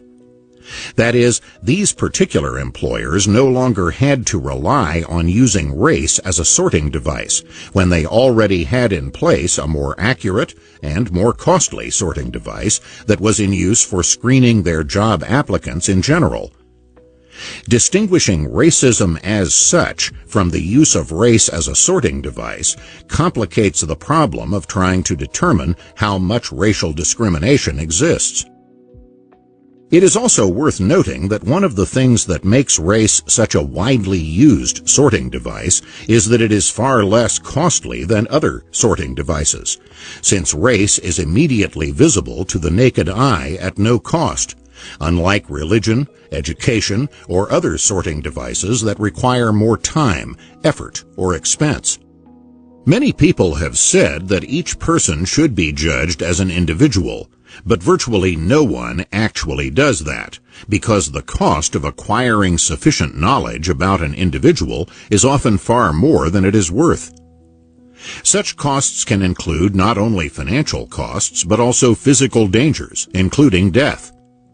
When you see a shadowy figure in an alley at night, that might be a kindly neighbor out walking his dog, or a sadistic serial killer waiting to ambush another victim. It is not worth the cost of finding out which. In general, how finely it pays to sort depends on the costs and the benefits of doing so. At one time, employment advertisements said no Irish need apply. Such ads did not begin to disappear until the acculturation of Irish immigrants to the norms of American society reached the point where the benefits of sorting the Irish individually exceeded the costs of doing so. With racial or ethnic minorities, as with women, the question of discrimination is not simply whether there is any or how much, but also where it takes place. In both cases, the discrimination can begin in childhood, especially when it comes to schooling, so that there may be real differences in qualifications by the time individuals begin entering the job market as adults. For many years, indeed generations, black children in the South attended schools where the expenditures per pupil were substantially lower than in white schools. In some parts of the South, per-pupil expenditure was several times as high for white students as for black students. In some places, the number of days in a school year differed, so that black and white students with the same number of years of schooling had very different quantities and qualities of education. When in adulthood, blacks and whites with the same education were paid different amounts during the Jim Crow era, it was by no means certain whether the difference represented employer discrimination or discrimination that occurred before the worker reached the employer, or some combination. In a later era, after such disparities in per-pupil expenditures and in days of school attendance were either less or non-existent, the academic performances of the students themselves differed so much that, as already noted, an average black 17-year-old scored at a level achieved by white students who were years younger. Here again, though for different reasons, comparisons of the incomes of blacks and whites with the same education were comparisons of apples and oranges, so that inferences of employer discrimination were still questionable. Among the economic questions that can be raised about discrimination are: how much of it there is at a given time and place, how much has it changed over time, and how much of the economic differences between groups can be explained by it. One way to assess the last is by comparing truly comparable individuals from different racial or ethnic groups. Simple as that might seem in principle, it is not always easy in practice. Often the best we can do is to observe how gross differences between groups narrow when comparing individuals from those groups who are comparable in some important respects. As far back as 1980, college-educated black married couples earned slightly more than white college-educated married couples. As far back as 1969, young black males whose homes included newspapers, magazines, and library cards, and who had also gone on to obtain the same number of years of schooling as young white males, had the same incomes as their white counterparts. This had not always been true. In earlier periods, such cultural factors had little weight, suggesting that racial discrimination had more weight in earlier times. By 1989, blacks, whites, and Hispanics in the United States of the same age, 29, and with the same IQ, 100, all had annual incomes within $1,000 of one another when they worked year-round. Seldom, if ever, do employers ask job applicants whether they come from homes with newspapers, magazines, and library cards. Nor are they likely to give job applicants IQ tests. Moreover, even if they did these unlikely things, employers who are racists are unlikely to care when the applicant is black or belongs to some other racial or ethnic group that the employer does not like. The fact that researchers today find such factors shrinking the racial difference in income to the vanishing point among comparable individuals suggests that racial discrimination by employers explains relatively little of the still large income differences between blacks and whites.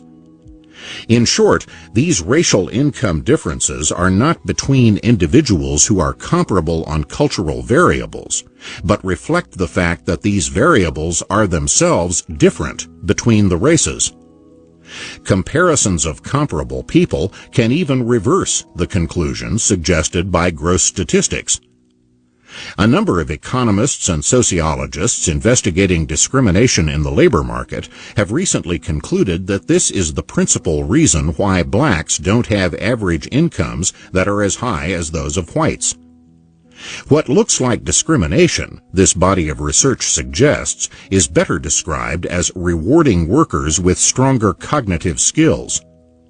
Thus, a study of men 26 to 33 years old who held full-time jobs in 1991 found that when education was measured in the traditional way, years of school completed, blacks earned 19% less than comparably educated whites. But when the yardstick was how well they performed on basic tests of word knowledge, paragraph comprehension, arithmetical reasoning, and mathematical knowledge, the results were reversed. Black men earned 9% more than white men with the same education, as defined by skill. Even where race as such is not used as a sorting device, other sorting devices can have different impacts on people of different races. For example, to disqualify job applicants who have been convicted felons may disqualify a larger percentage of one group than another. Even to disqualify individuals who have tattoos or strange names can likewise affect a larger percentage of one group than another. Anti-discrimination laws make employers liable to legal action for policies or practices which have a disparate impact on different groups. The burden of proof falls on the accused in these cases to demonstrate the validity of the particular criteria used. This reversal of the usual legal principle of putting the burden of proof on the accuser is often enough to predetermine the outcome, since the cost of proving effectiveness to the satisfaction of third parties with no experience can easily exceed the value of whatever is at issue in the lawsuit. For example, it can cost tens of thousands of dollars just to validate a mental test, with no guarantee that it will be validated to the satisfaction of third parties who are unlikely to be experts on mental tests, statistical analysis, or the industry involved. Such cases are often settled out of court by employers aware of the futility of trying to prove their innocence, even when they have not discriminated. Consumer discrimination. Employment discrimination is not the only kind of discrimination. There have been many allegations that businesses in ghetto neighborhoods charge higher prices or offer inferior goods and services, and that banks and other lending institutions discriminate against black applicants for loans, while check-cashing agencies charge unjustifiably high prices for performing a service that banks perform free of charge for their middle-class customers. Data in support of such charges need to be scrutinized, like other data that seem convincing on the surface, but only on the surface. There is little question that the prices charged by stores in low-income neighborhoods tend to be higher than prices charged by stores in middle-class neighborhoods. Moreover, the quality of perishable items like meat, fruits, and vegetables may also be lower, and there have been many complaints that the quality of service is not as high in low-income neighborhoods. Many who have studied such things in racial ghettos conclude that this shows exploitation of consumers, or racial discrimination, or both. An alternative economic explanation is that it costs more to operate stores in ghetto neighborhoods, and that such costs are passed on to the consumers there. To the extent that higher costs cannot be fully passed on to the consumers, ghetto businesses would tend to be less profitable, and so such neighborhoods would attract fewer businesses in general. Moreover, the kinds of businesses they do attract are often businesses that would find it difficult to survive the competition in middle-class neighborhoods, whether because of lower efficiency or less courteous service. While both the racism and exploitation theory and the economic theory are consistent with the observed differences between ghetto businesses and businesses in middle-class neighborhoods, there are empirical data which can test these theories against one another. First, it would need to be established that there are, in fact, differences in the cost of doing business in these different neighborhoods, and what those differences are. As already noted in Chapter 2, the costs of delivering merchandise to stores is lower when a given amount of merchandise is delivered to one giant supermarket or big box store like Walmart or Costco than to a large number of smaller stores scattered around town. Moreover, insofar as stores in ghetto neighborhoods face higher costs due to higher rates of shoplifting, vandalism, crime, or violence, these costs are reflected in merchandise losses, repair costs, insurance costs, and costs of preventive devices like iron grates or security guards. While higher prices charged to consumers recapture some of those costs, they may not capture all. A higher proportion of low-income consumers shop outside their own neighborhoods than is the case with middle-class consumers. No doubt because some low-income consumers try to escape the higher prices charged locally in their neighborhood. Therefore, the ability of stores within ghetto neighborhoods to recover all their extra costs by raising prices is limited by the prospect that even more of their customers will shop elsewhere if they raise their prices further. That in turn means that their profit rates are limited, more so than that of stores in middle-class neighborhoods. A study of stores in low-income neighborhoods in Washington found that indeed prices were higher, but that profit rates were not higher in these neighborhoods. This might also explain the absence of many stores, and especially stores belonging to large supermarket chains in ghetto neighborhoods. Ghetto stores may in fact be struggling to survive while being accused of exploitation and greed. It should also be noted that most people are not criminals, even in high-crime neighborhoods, but that those who are not pay the price in many ways for those among them who are. Yet the high prices they pay in stores are seldom attributed to the criminals who cause these high prices, but are instead more likely to be attributed to the storekeepers who charge these prices.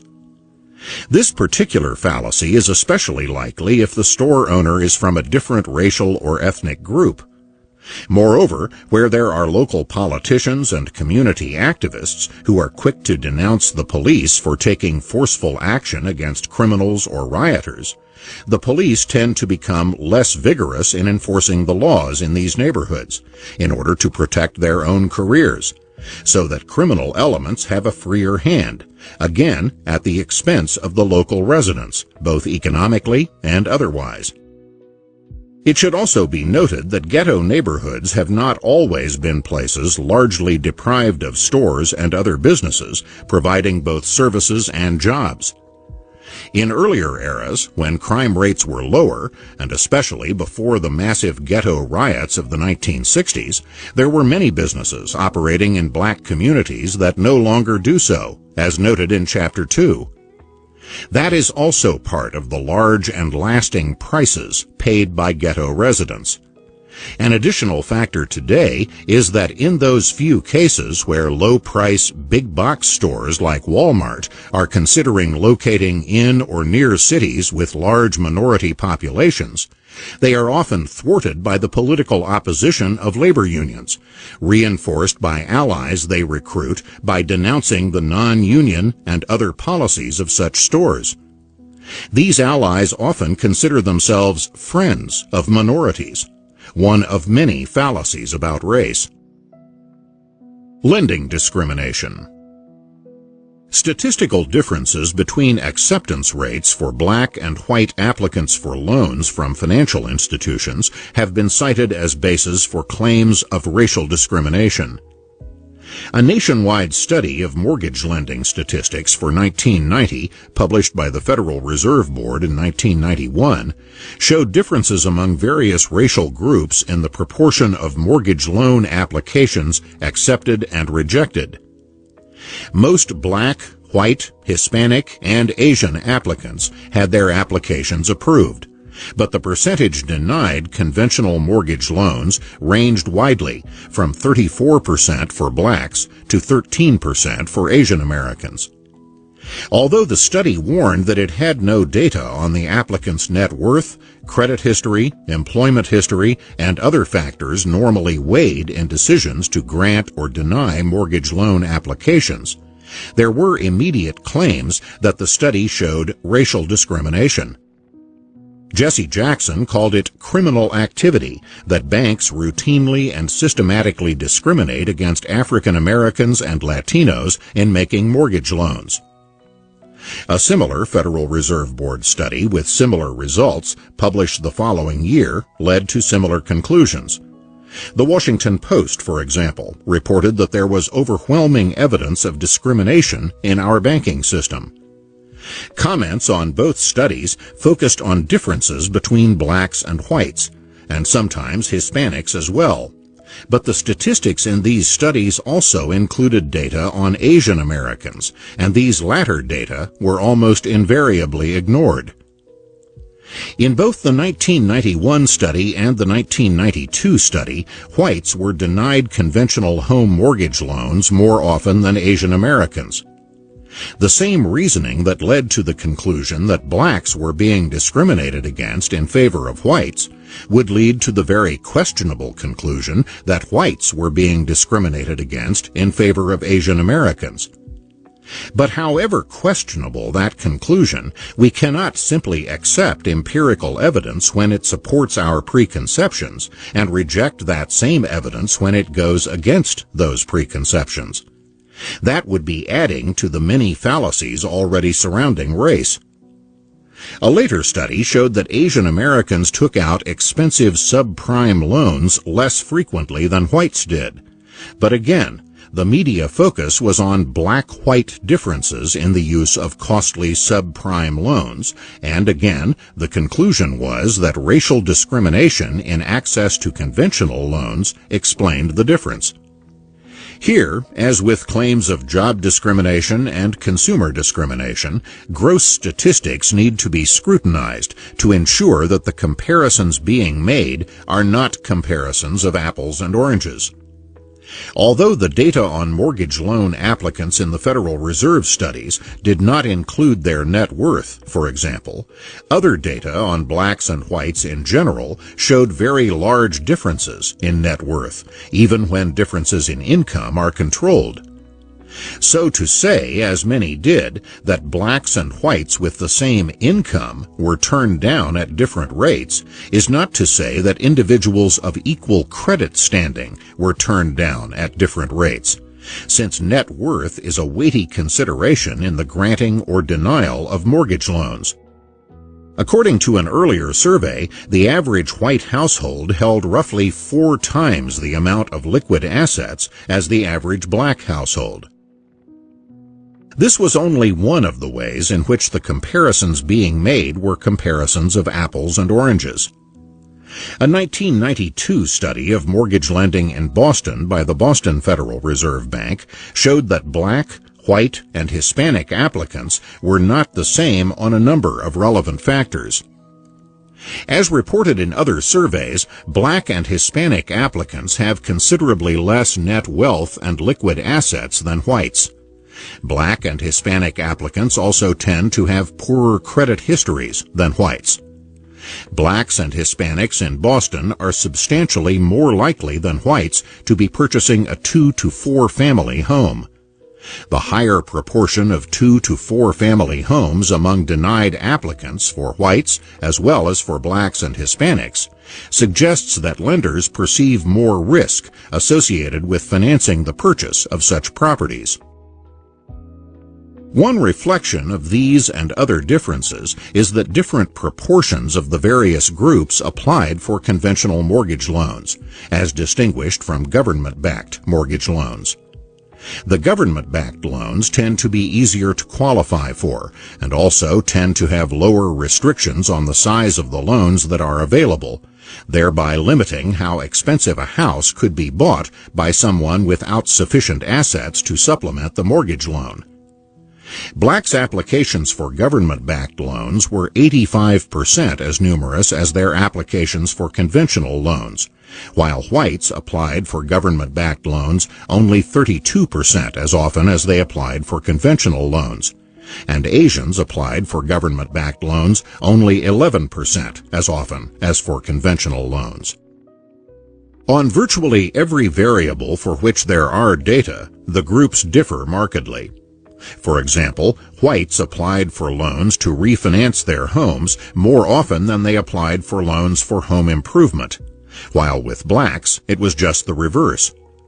Yet here, as in other cases, statistical disparities are readily taken as proof of racial discrimination, as if race is the only difference among the people being compared. Moreover, the omission of Asian Americans suggests that discordant data are being avoided, rather than being allowed to raise embarrassing questions about the whole approach of drawing implications from statistical disparities. This is not the only situation where statistical and other facts about Asian Americans are avoided, when such facts could undermine the prevailing and convenient explanation of racial differences. The study by the Federal Reserve Bank of Boston sought to control statistically for various factors in order to determine what unexplained residual differences would remain after comparing blacks and whites with the same measured characteristics. The conclusion reached was that while blacks with the same measured characteristics as whites were turned down 17% of the time, they should have been turned down just 11% of the time if the same criteria were used. However, instead of a plain statement of a 6 percentage point unexplained differential, the conclusion was expressed quite differently. A black or Hispanic applicant in the Boston area is roughly 60% more likely to be denied a mortgage loan than a similarly situated white applicant.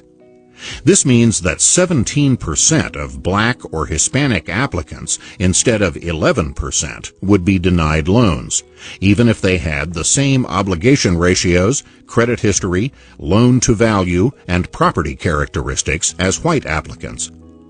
In short, the results indicate that a serious problem exists in the market for mortgage loans, and lenders, community groups, and regulators must work together to ensure that minorities are treated fairly.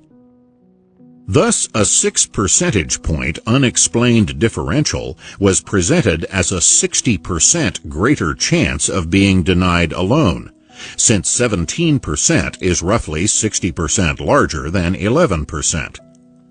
But the problems of the Boston Federal Reserve study go beyond tendentious semantics.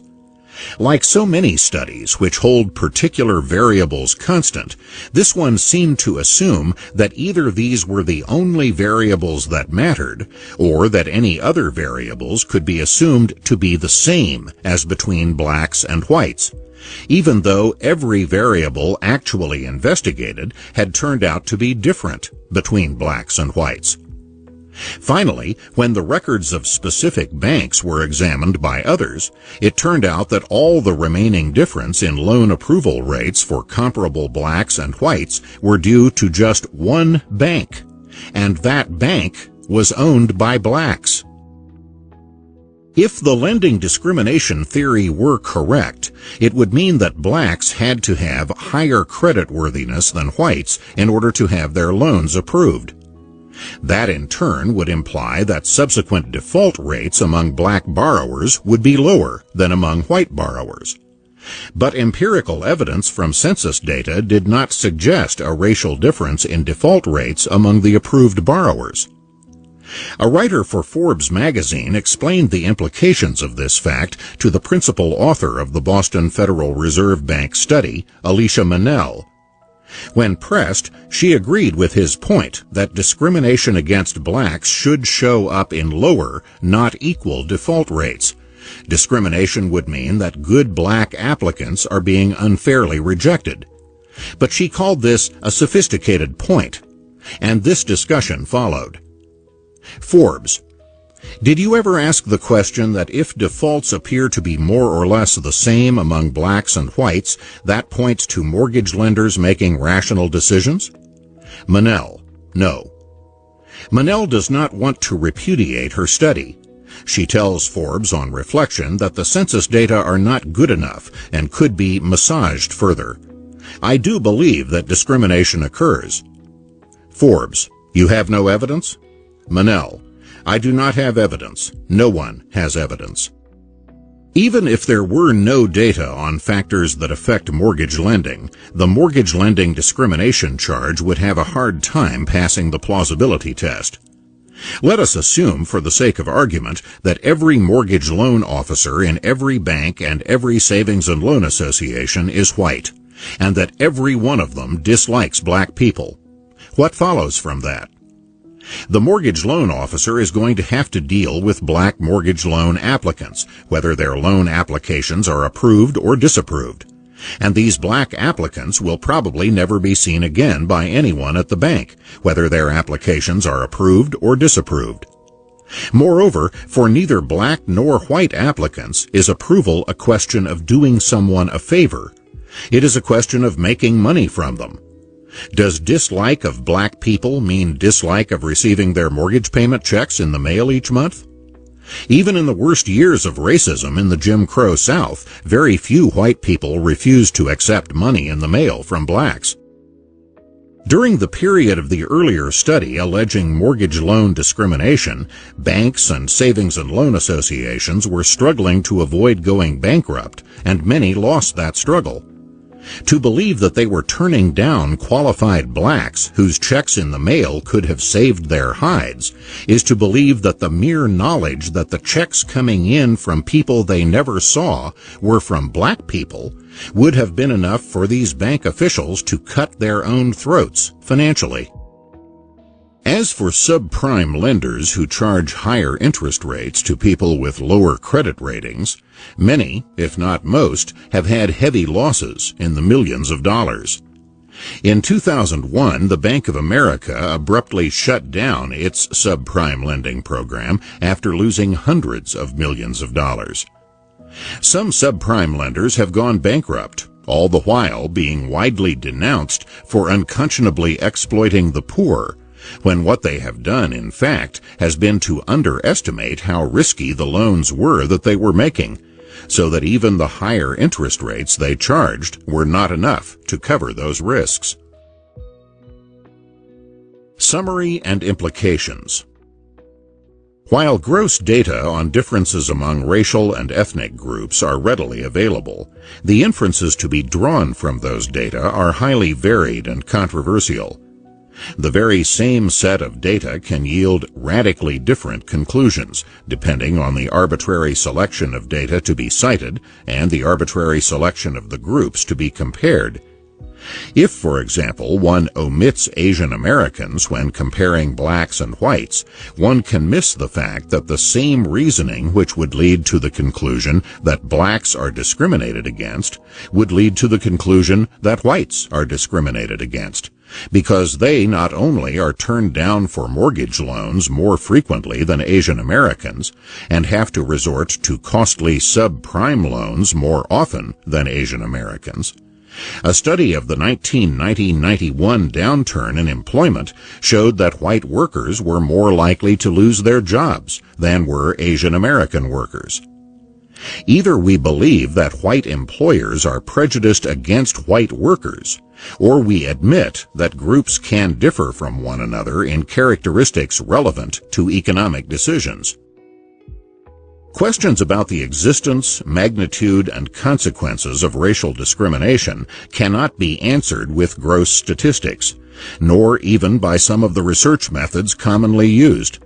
For example, there have been research projects which sent out black and white job applicants with the same objective qualifications, or black and white applicants for housing or loans with the same incomes, and then determined how often or how severely blacks were discriminated against by the difference in the rates at which these matched individuals were hired as employees, or accepted as tenants, homebuyers, or borrowers.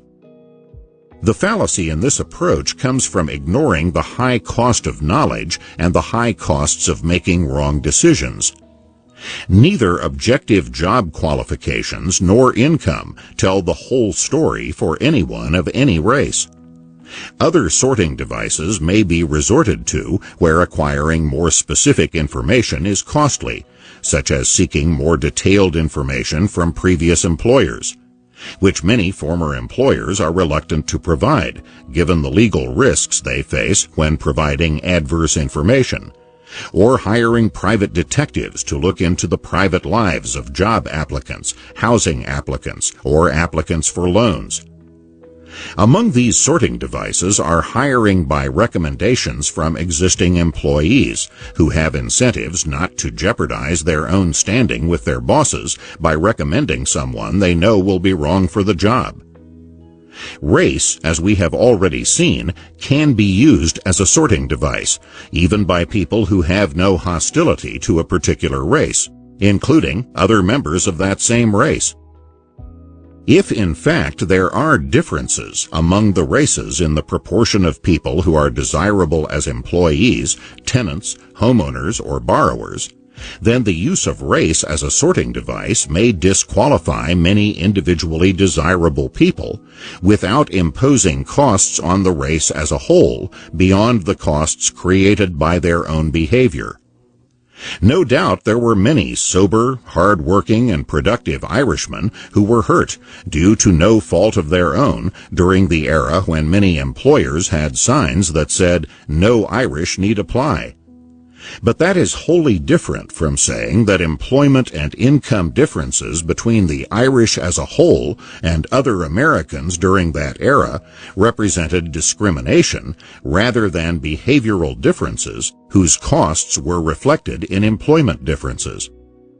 Determining whether economic differences between two groups as a whole are a result of discrimination is wholly different from determining whether individuals have been penalized for things they did not do and situations beyond their control. However much discrimination against individuals may be condemned, it cannot automatically explain income and employment differences between groups. Somewhat similar conclusions were implicit in W.E.B. Du Bois' 19th century study, which concluded that if all white people lost their racial prejudices overnight, it would not make much difference to most black workers. Though some few would be promoted, some few would get new places, nevertheless, the mass would remain as they are until the younger generation began to try harder, until the idle and discouraged were stimulated and the whole race lost the omnipresent excuse for failure, prejudice. Again, as with the Irish, there may be serious losses to blameless individuals without such losses being able to explain much about the overall income or employment differences between two groups. No doubt Du Bois himself was deprived of opportunities for which he was well qualified, in academia and elsewhere, because of race. But the point here is that such employment discrimination could not explain much of the very large black-white income and employment differential of his time, according to Du Bois' study at the time.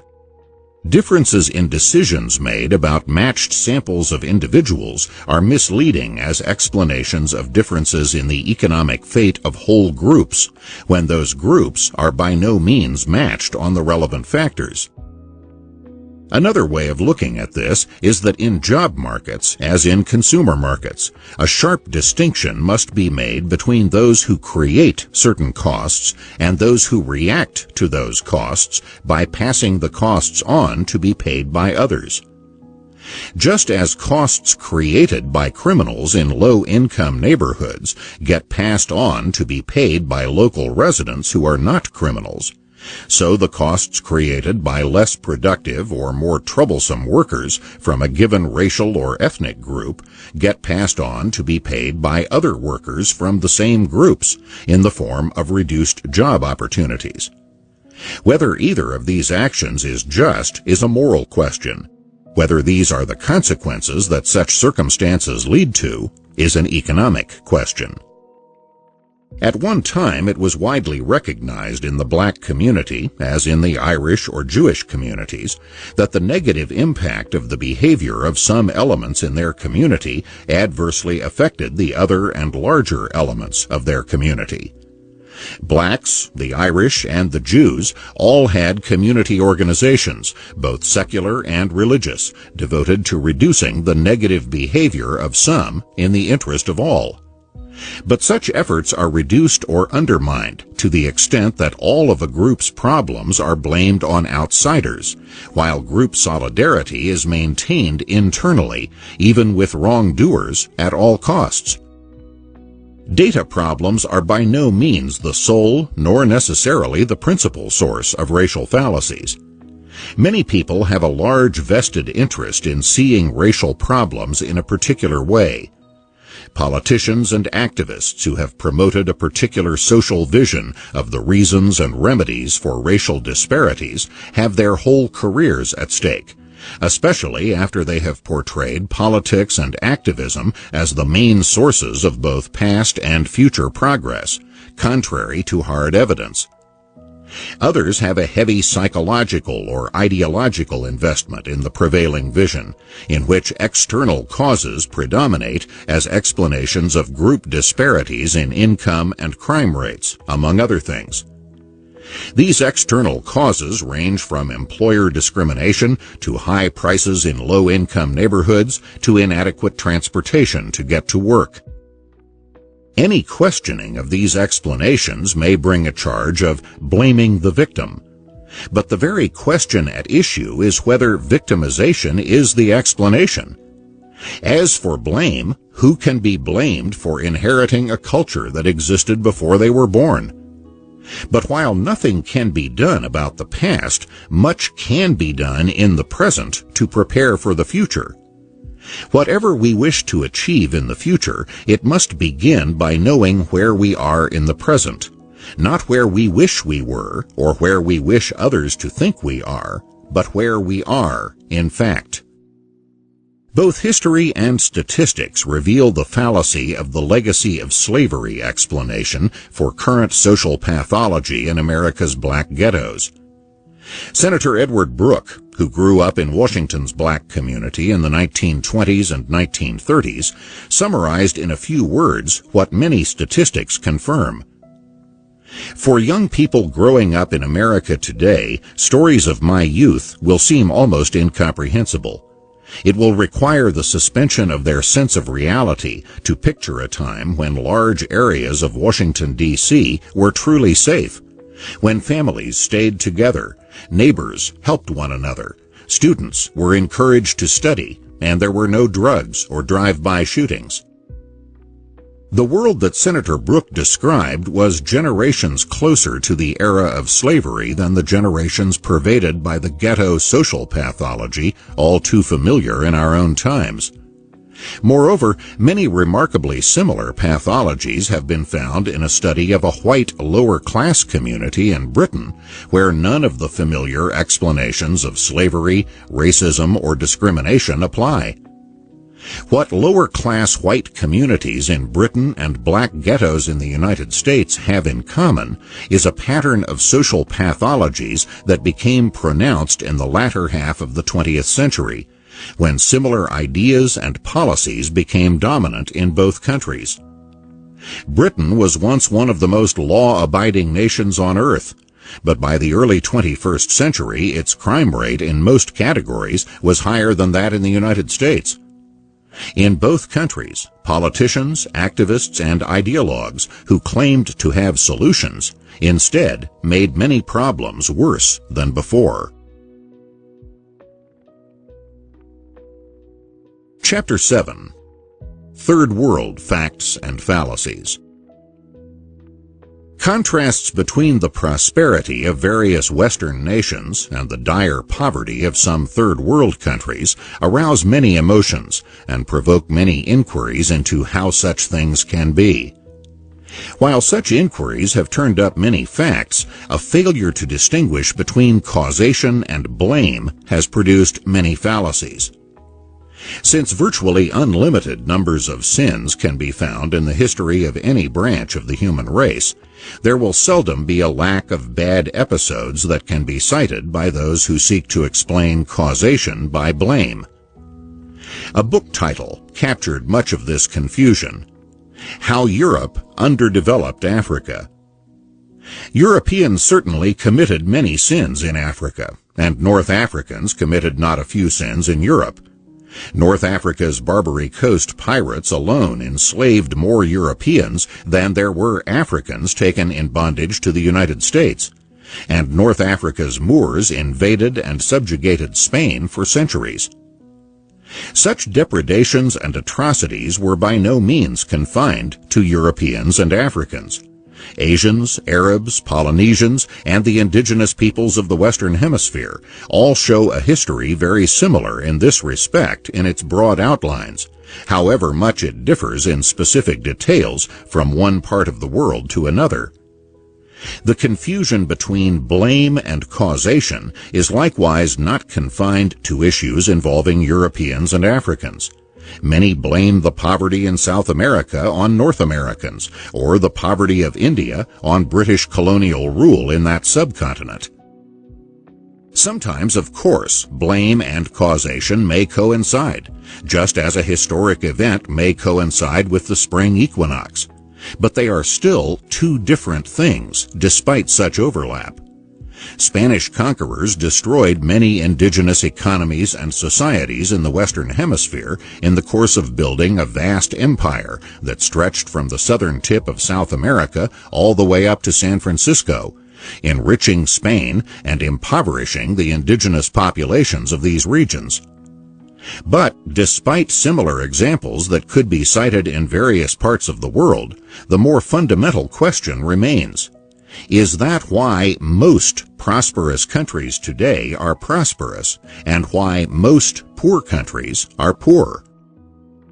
How could the conquerors have conquered in the first place, unless there were significant differences beforehand, whether economic, military, or whatever, between them and the conquered? Such questions are especially important when trying to explain how a country like Spain, not as large as Texas, could conquer territories many times its own size, with populations vastly outnumbering Spaniards, or how a number of European countries could do the same in Africa, or Japan do the same in East Asia in the first half of the 20th century. In short, even those who blame conquerors for the poverty of the conquered have still not disposed of the question of causation, for the preceding differences behind the conquests themselves remain to be explained. Moreover, there are prosperous countries whose conquests have been minor or non-existent, and countries mired in poverty that were never conquered. If the attempt to make causation synonymous with blame takes the form of blaming economic exploitation, however defined, for the poverty of the Third World, the great unanswered question then is, why are those parts of the Third World least touched by contact with prosperous nations so often the most destitute of all? Blame is much easier to understand than causation, more emotionally satisfying, and more politically convenient. But it is also a source of many fallacies. The complexities of causation must at least be examined before assuming that blame alone can explain Third World poverty. Many of the factors behind economic differences between different regions of the world have their origins in geography, for which neither the rich nor the poor can be blamed. Geography. Geography encompasses many things: the configuration and fertility of the land, climate, natural resources, waterways, flora and fauna. All restrict or enhance the prospects of economic development, though seldom does any single factor determine the pace or magnitude of development. It might seem strange that the configuration of the land could affect which peoples live in poverty and which achieve prosperity.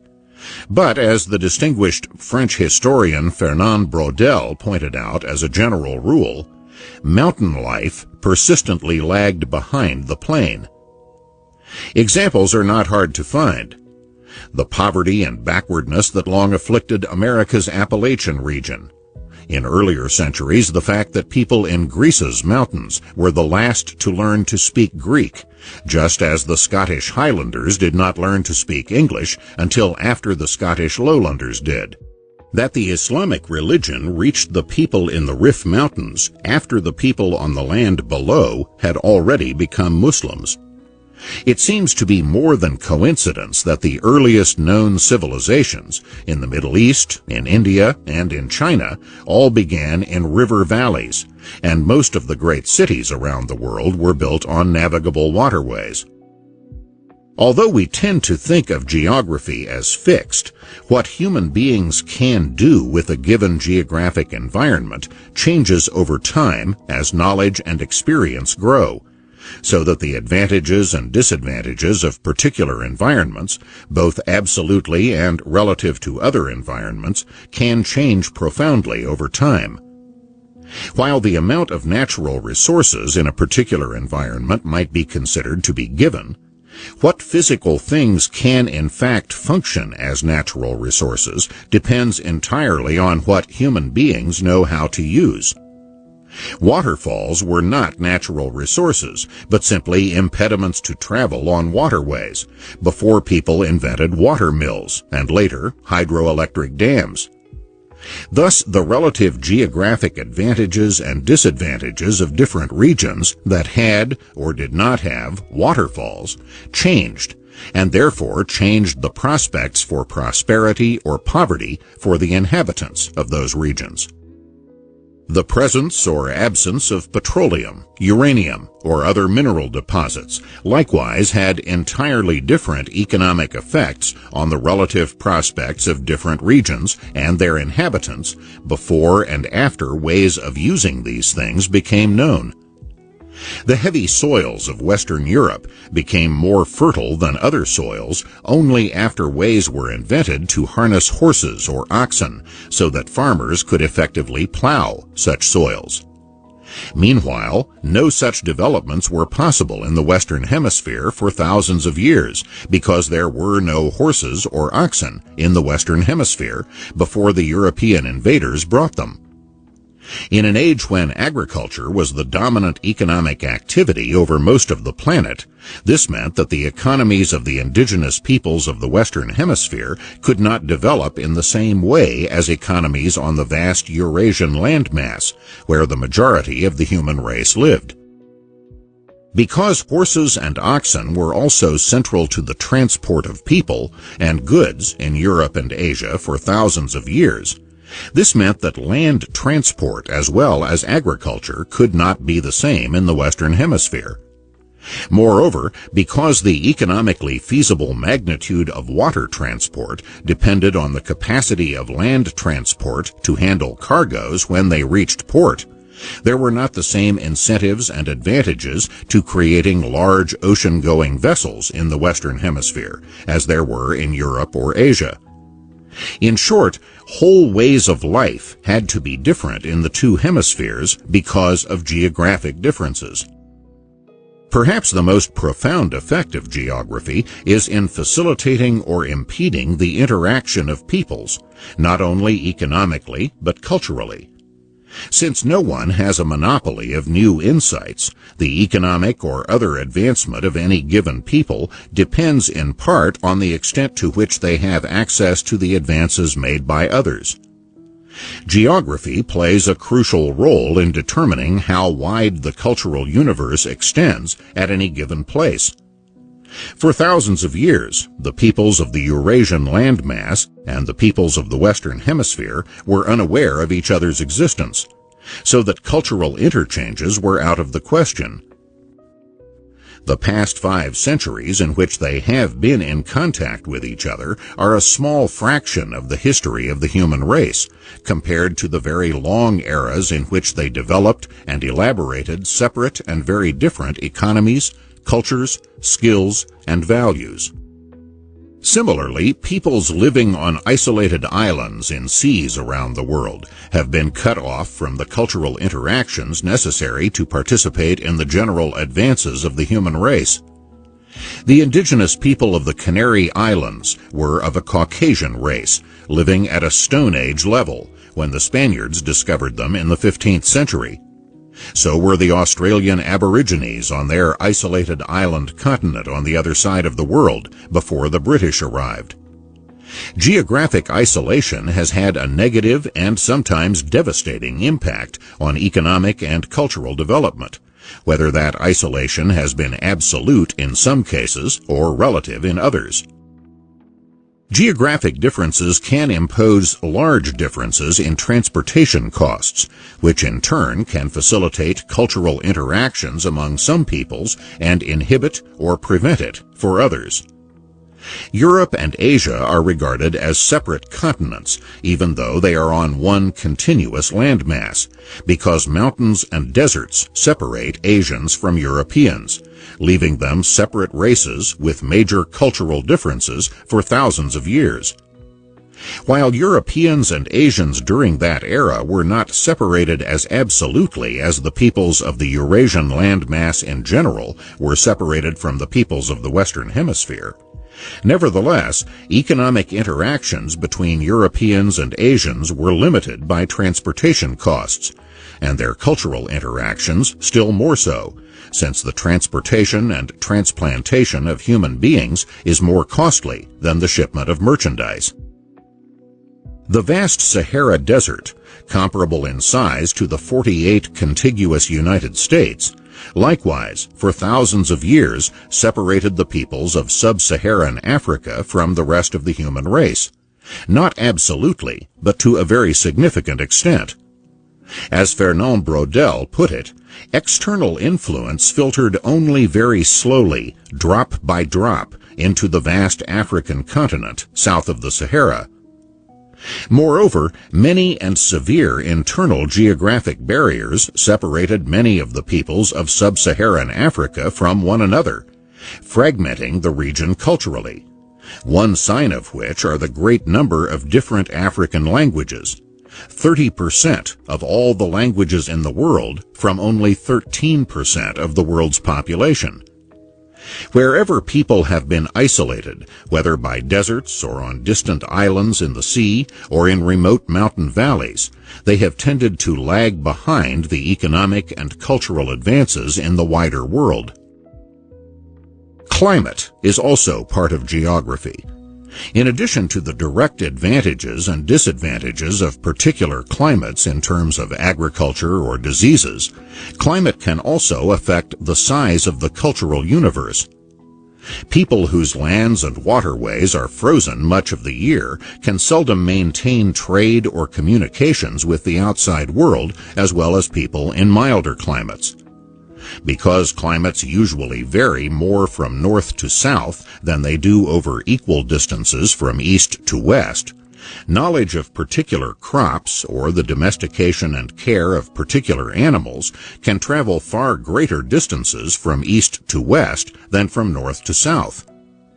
Such knowledge could travel all the way across Asia to places at similar latitudes in Europe, but knowledge of the flora and fauna in the temperate zone in South America could not travel a similar distance to the temperate zone in North America because they are separated by a wide tropical zone where the flora and fauna were different.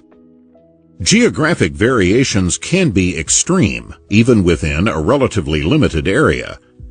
Where moisture-laden winds blow across a mountain range, the rainfall on the windward side of those mountains can be several times as large as the rainfall on the leeward side, creating completely different conditions for agriculture on the two sides. Different vegetation also grows at different heights on the same mountains. Western Europe differs from Eastern Europe in climate, navigable waterways, and in the mineral deposits necessary for industrialization, and it differs from Africa in all these respects even more so. The influence of geographic factors cannot be understood by looking at each factor in isolation, because their interactions are often crucial. For example, while much of sub-Saharan Africa lacks beasts of burden that are common in Europe and Asia, the isolating effect of this is magnified by the dearth of navigable waterways, and in some places, difficult terrain for travel or transportation. The colorful sight of sub-Saharan Africans carrying large bundles on their heads is a sign of the severe limitations of transport which have handicapped that region for thousands of years. What might be thought to be a crucial geographic factor in a country's economic fate, the presence or absence of saleable natural resources, turns out to have no such determining effect. Saudi Arabia is not only the world's largest producer of oil, that oil is so accessible that its cost of production is a small fraction of the price at which it sells on the world market. There are some extremely rich Saudis as a result, but for the country as a whole, its real income per capita is approximately half that of Singapore, which has virtually no natural resources except for its harbor, and even has to import its water from Malaysia. Israel, which has no significant amount of oil, has a higher real income per capita than most of the oil-rich Middle East countries. The world's largest producer of natural gas, Russia, is not even among the top 70 nations of the world in real income per capita. Neither is the world's largest producer of rubber, Thailand, or zinc, China. The world's largest producers of gold, South Africa, and copper, Chile, are 69th and 70th, respectively, in real income per capita. The value of natural resources per capita in Uruguay and Venezuela is several times what it is in Japan or Switzerland, but the real per capita income in Japan and Switzerland is about double that of Uruguay and several times that of Venezuela. Geographic accessibility to the advances of the rest of the world seems to have had more effect on economic development than the possession of rich natural resources. Knowledge is, after all, what makes something a natural resource. The caveman lived amid the same physical resources we have today and had them in greater abundance, but they were not natural resources in any economically meaningful sense until human beings acquired the knowledge to use them and the cultures to organize their use. There is no need here to go into the detailed geography of third world countries, much less to claim that geography is the sole determinant of their poverty. What is important is to understand that geography alone is enough to preclude any inherent economic sameness or equality among peoples or nations from being used as a benchmark or general presumption that would lead us to be shocked that there are differences and to look for mysterious or sinister reasons for these differences. There are also many other factors at work besides geography which influence the poverty or prosperity of nations. Because of other factors, some geographically very fortunate nations are nevertheless poverty-stricken, and some much less geographically favored nations have prospered. We need to consider these other factors as well, but again, with no general presumption that peoples and nations around the world would have had the same economic outcomes except for some given factor. History. When we refer to third world nations, that may give the impression that there is a given set of countries very different from other countries, but that would be a fallacy.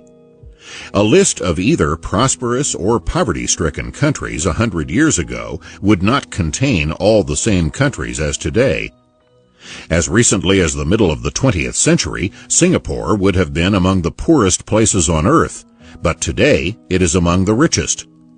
Mid-19th century Japan was a poor and backward nation, and as recently as the first half of the 20th century, products made in Japan were usually regarded as poor quality imitations of similar products made in Europe or the United States.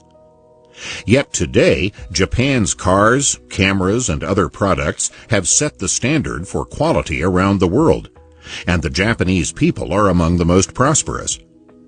At the beginning of the 20th century, Argentina was one of the 10 most prosperous nations on earth, ahead of Germany or France, but it has long since lost that position.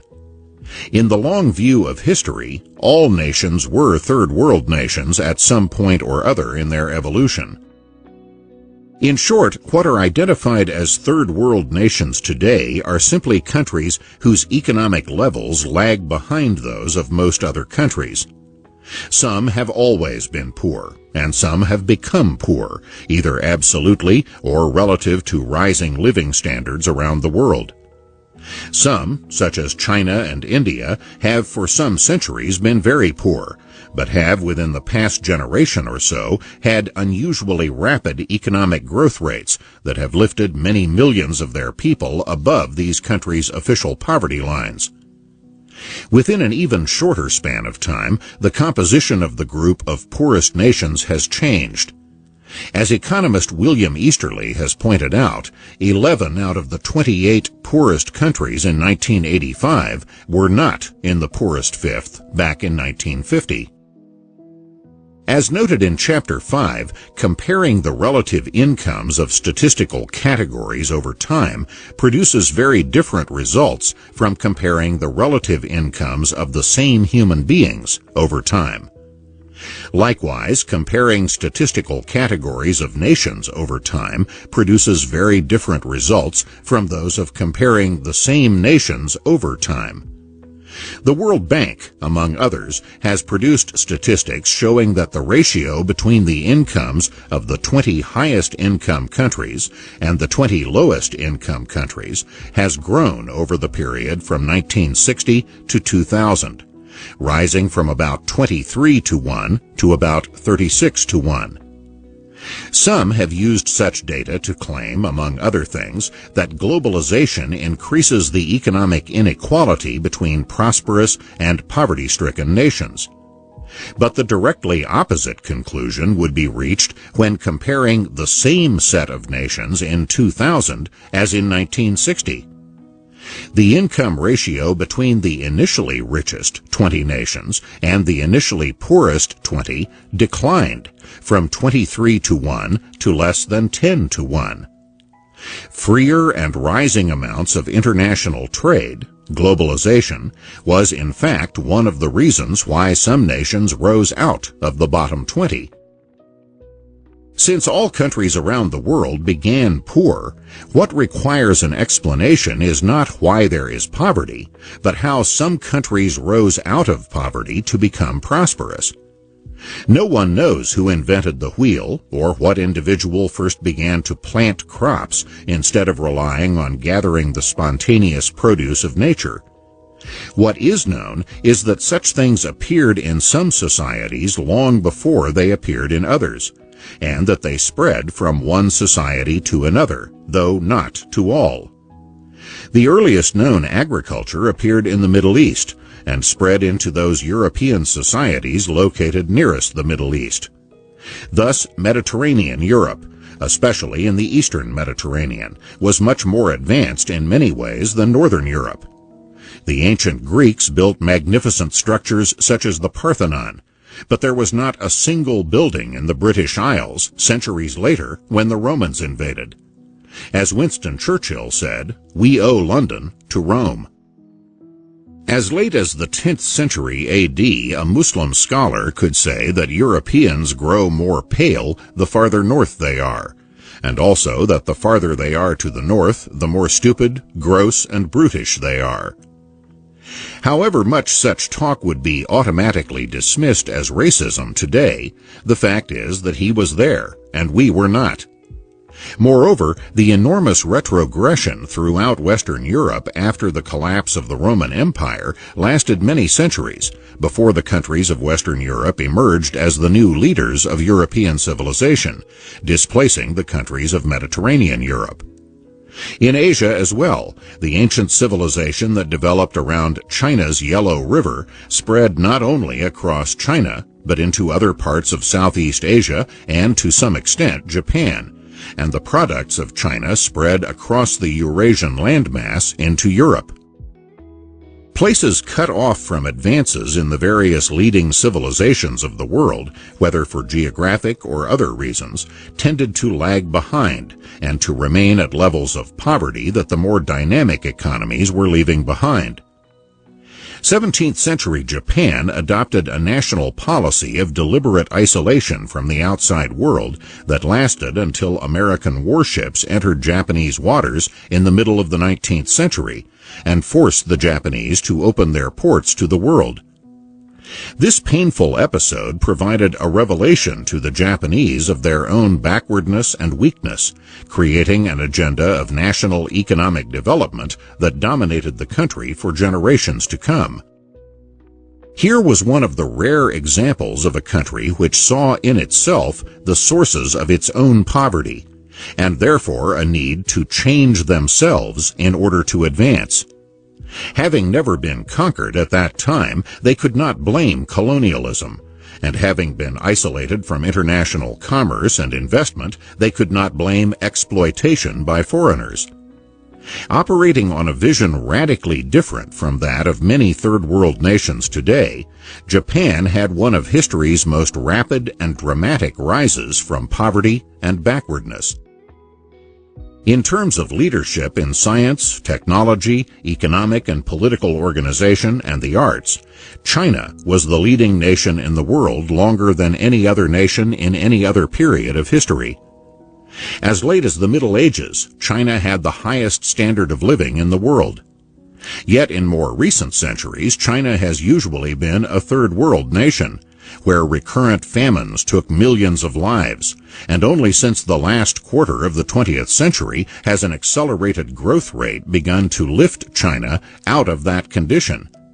Similarly, for centuries, beginning in the Middle Ages, the Islamic world was well ahead of Europe in science, the arts, and militarily.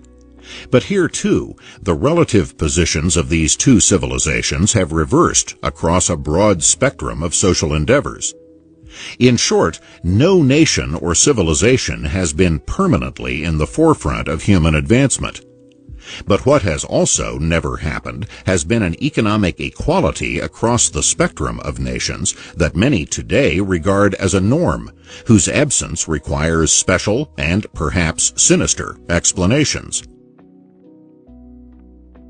Economics. While contrasts between the economic levels of rich and poor nations are striking to the eye, these contrasts are truly staggering when seen in statistics. Real income per capita in Switzerland is more than 3 times that of Malaysia and 40 times that of Afghanistan, while the real income per capita of the United States is 50 times that of Afghanistan. There are more than half as many automobiles owned in Germany, Switzerland, and Canada as there are adults and children in each of these countries, while in Ethiopia only 1 person out of 1,000 owns a car. The list of wide disparities goes on and on. However, some of these statistics need to be taken with a grain of salt.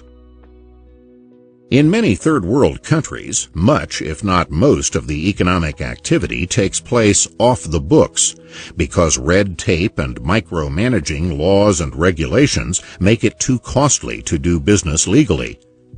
In India, for example, it has been estimated that only 10% of the country's working population work in the formal or legally recognized sector. Even aside from that, per capita income data are often not comparable because populations differ greatly in age between third-world countries and more prosperous countries. The median age in Germany, Italy, and Japan is more than 40, while many third-world countries, from Angola to Zambia, have median ages below 20. Not only do young people usually earn less than middle-aged people in countries around the world, much production in higher-income countries goes to deal with the special problems of older people. More than 1/4 of the populations of Germany, Italy, and Japan are more than 60 years old. The additional production of things needed to cope with the infirmities of age, crutches, walkers, and medications ranging from Geritol to Viagra, make older people better off than they would be without these aids, but not better off than young people who do not need them. If there were some feasible way to make adjustments in the data to take account of all such things, the statistical differences between more prosperous nations and poorer nations would then more accurately reflect the differences in real standards of living. The differences would still be there, but not as extreme as the statistics make them appear. Since all countries were once at least as poor as third world countries are today, what needs to be explained is not poverty, but the creation of wealth, and the things that increase or decrease the ability to create wealth. Law and order. One of the common denominators of prosperous times and places has been law and order. Put differently, times and places where it has been difficult to establish law and order have seldom prospered. Sometimes geography has been the problem. Mountainous regions have often been lawless regions, simply because the cost of providing police or military control in isolated and thinly populated areas is often so much more than the cost of establishing and maintaining control in lowland plains. Wherever government authority breaks down for whatever reason, as in Western Europe after the collapse of the Roman Empire, economic stagnation or even retrogression is seldom far behind. It has been estimated that it was 1,000 years after the collapse of the Roman Empire before the standard of living in Europe rose again to the level that it had achieved in Roman times. The same thing can be seen on a smaller scale in American black ghettos, where the devastating riots of the 1960s not only destroyed existing businesses, but kept out many new businesses for more than a generation since then. Even despotic laws, as under Genghis Khan or in the Ottoman Empire, have fostered economic prosperity when these laws have been dependable rather than capricious or corrupt. One of the hallmarks of many third world countries, especially those with otherwise favorable economic prospects in terms of natural resources or other favorable geographic factors, has been ineffective, capricious, or corrupt law enforcement. Nigeria, for example, has oil and better navigable waterways than most of sub-Saharan Africa, but has repeatedly been ranked among the world's most corrupt nations, if not the most corrupt. The same geographical fragmentation of sub-Saharan Africa, which more directly handicapped Africa's economic development, has also done so indirectly by making the establishment of law and order over wide areas difficult to achieve. As a study of the effect of culture on economic development put it, if you are really looking for societies characterized by unrestrained greed and weak government, sub-Saharan Africa is the place to find them. The governments of these countries are corrupt businesses, more akin to the mafia than to public services. Countries fragmented into areas under the arbitrary rule of local warlords, whether Afghanistan today or the clan chiefs in the Scottish Highlands in centuries past, have likewise remained mired in poverty. Law and order involve more than physical security, essential as that is. For economic activities that take some time, property rights are a prerequisite, so that those who farm or invest in business can feel assured that the fruits of their activities will be theirs. Even people who own no property have a large stake in property rights if they are to be employed in an economy made prosperous by the presence of property rights. Perhaps the easiest way to understand the role of property rights is to see what happens in their absence. Even in countries where property rights have not been formally abolished, the costs of legally validating ownership of a home, a farm, or a business may be prohibitively expensive relative to the average income level in a given country. This is, in fact, a common situation in third world countries. The Economist magazine has estimated that in Africa, only about 1 person in 10 works in a legally recognized enterprise or lives in a house that has legally recognized property rights. In Egypt, an estimated 4.7 million homes have been built illegally. In Peru, The total value of the country's real estate that lacks property rights has been estimated to be more than a dozen times greater than all the foreign direct investments ever made in the country during its entire history. A similar prevalence of economic assets not recognized by the legal system has been found in other third world countries. Such lack of legal recognition is not a mere formality. It is a crippling handicap for those seeking to rise from poverty to prosperity, whether as individuals or as nations. Many of the great corporate enterprises of the world began at an extremely modest level, such as those already achieved by innumerable entrepreneurs in the third world. The Hewlett-Packard Corporation, for example, began in a garage that was rented with borrowed money. The J.C. Penney department store chain was begun by a man who grew up in worse poverty than most people on welfare today. The NBC broadcast network was begun by a man who had to support himself as a teenager by hawking newspapers on the street. The list could go on and on. But all these people without money lived in a society where they had access to other people's money as a result of a legal system where property rights facilitated the transfer of money from those who had it to those who had entrepreneurial talents but no money. The third world is full of peddlers who remain peddlers all their lives. But in the United States, it was peddlers who began such enterprises as Macy's, Bloomingdale's, and Levi Strauss. For businesses in general, whether large or small, the availability of other people's money is often crucial.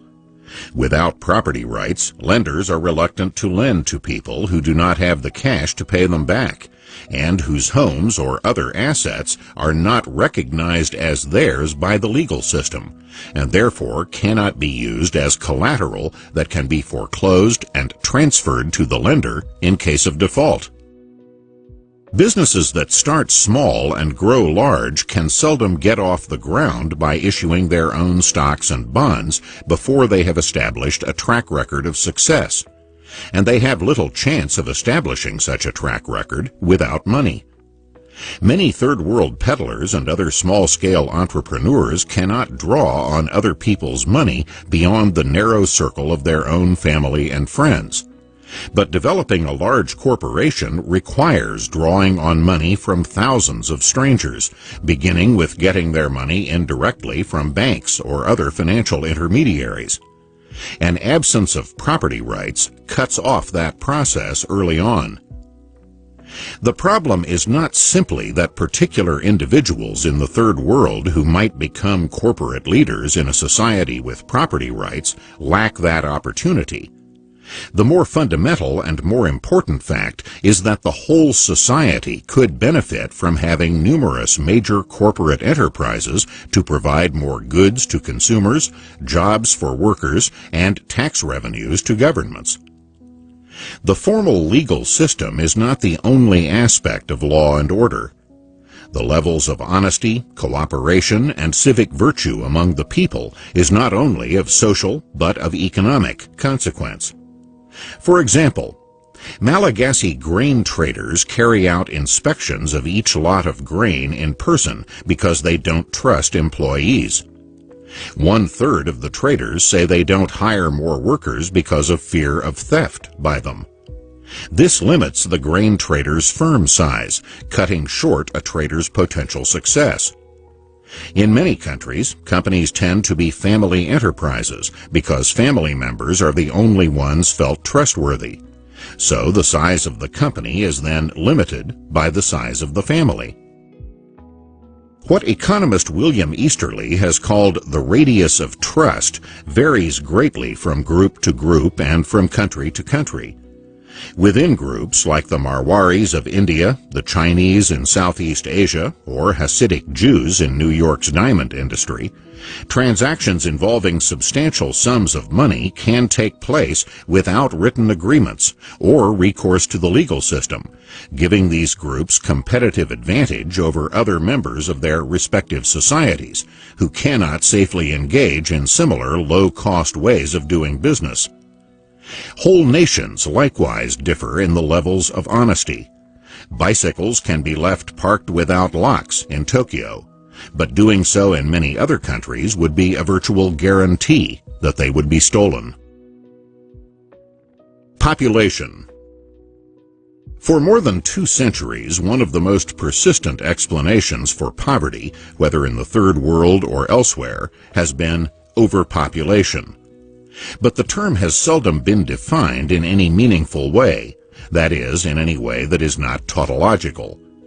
If the term is used to refer to the ratio of people to land, then even a cursory examination of data demonstrates that it is false. Argentina has fewer people per square mile than the United States, but has a per capita real income that is only a fraction of that of Americans. India has a population per square mile that is several times that of either Argentina or the United States, but not quite as many people per square mile as Japan, which has a far higher real income per capita than India. Poverty-stricken sub-Saharan Africa has a population density that is only a fraction of that of Japan. It is also possible to find some poverty-stricken countries with greater population densities than some prosperous countries.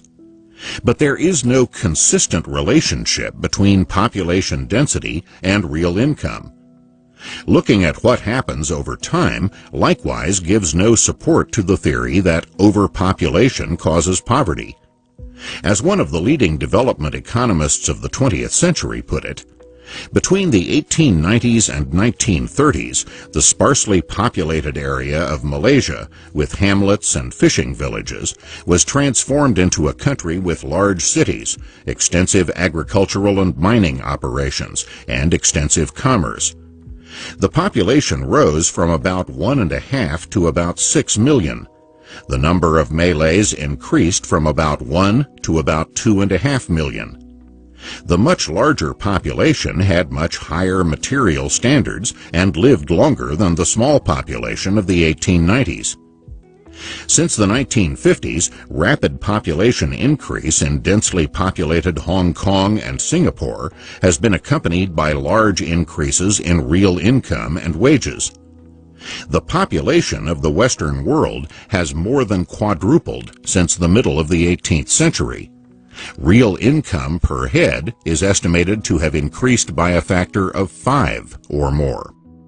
Although advocates of the overpopulation theory argue that rising population threatens to create more poverty, virtually no one can provide examples of countries that had a higher standard of living when their population was half of what it is today. Various desperate expediencies have been used to try to salvage the overpopulation thesis, beginning in Malthus' time and continuing to today. Some argue that it is not land, but arable land that matters. However, changing the calculation to arable land merely adds more complication without changing the result. Nor will changing the criterion from land to natural resources in general yield much different results. As already noted, the value of natural resources per capita in Uruguay and Venezuela is some multiple of their value in Switzerland or Japan, while the real income per capita in Switzerland or Japan is some multiple of what it is in Uruguay or Venezuela. Some argue that population should not be compared to raw natural resources, but to developed resources, in order to determine whether there is overpopulation. However, developed resources are simply another name for wealth. So it is simply a tautology to say that more population relative to developed resources means lower wealth per capita.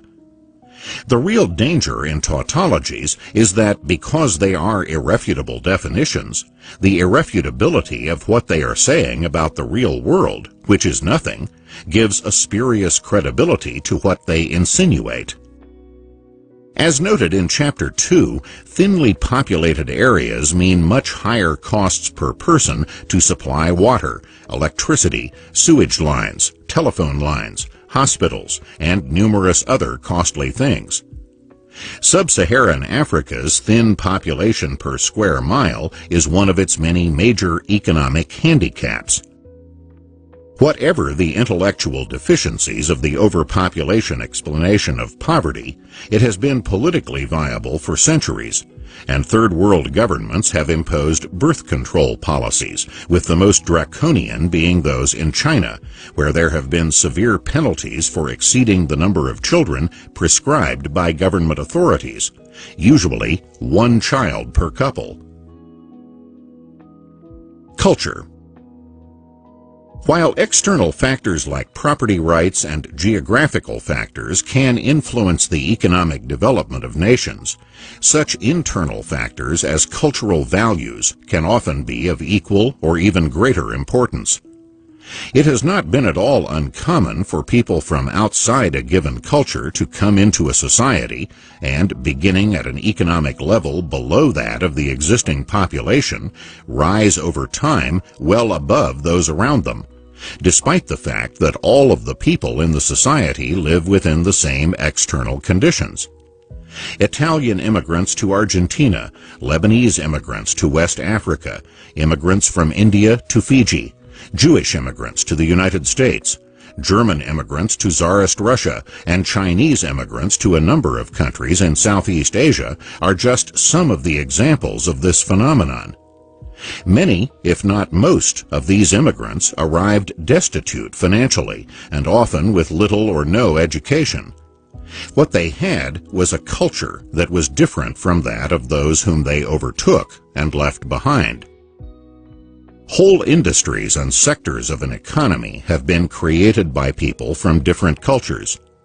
Argentina became one of the world's great exporters of wheat after German immigrants settled there, even though the Argentines had imported wheat before. The land and its ability to grow wheat had not changed.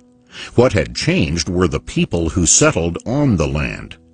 Sometimes new industries were introduced not by immigrants, but by sojourners from other countries, as the British built railroads in countries around the world, from India to Africa to Australia and Argentina. Worldwide migrations in recent centuries have led to racially and culturally different peoples interacting in societies far from those in which their forebears originated, and developed their different cultures and different economic skills. Often, they reproduced in their new destinations the same patterns found in their lands of origin. The mining that was so much a part of the economic history of Wales was also a major part of the history of Welsh immigrants to the United States and Australia. The prominence or predominance of Jews in clothing production in medieval Spain also reappeared later in the Ottoman Empire, in the United States, and in South America. Areas blessed with an abundance of natural resources have been unable to sustain prosperity even after it has been achieved, when the surrounding institutions and culture do not sustain a dependable framework of law and order. Argentina has been a classic example, though similar patterns have appeared in some other Latin American countries.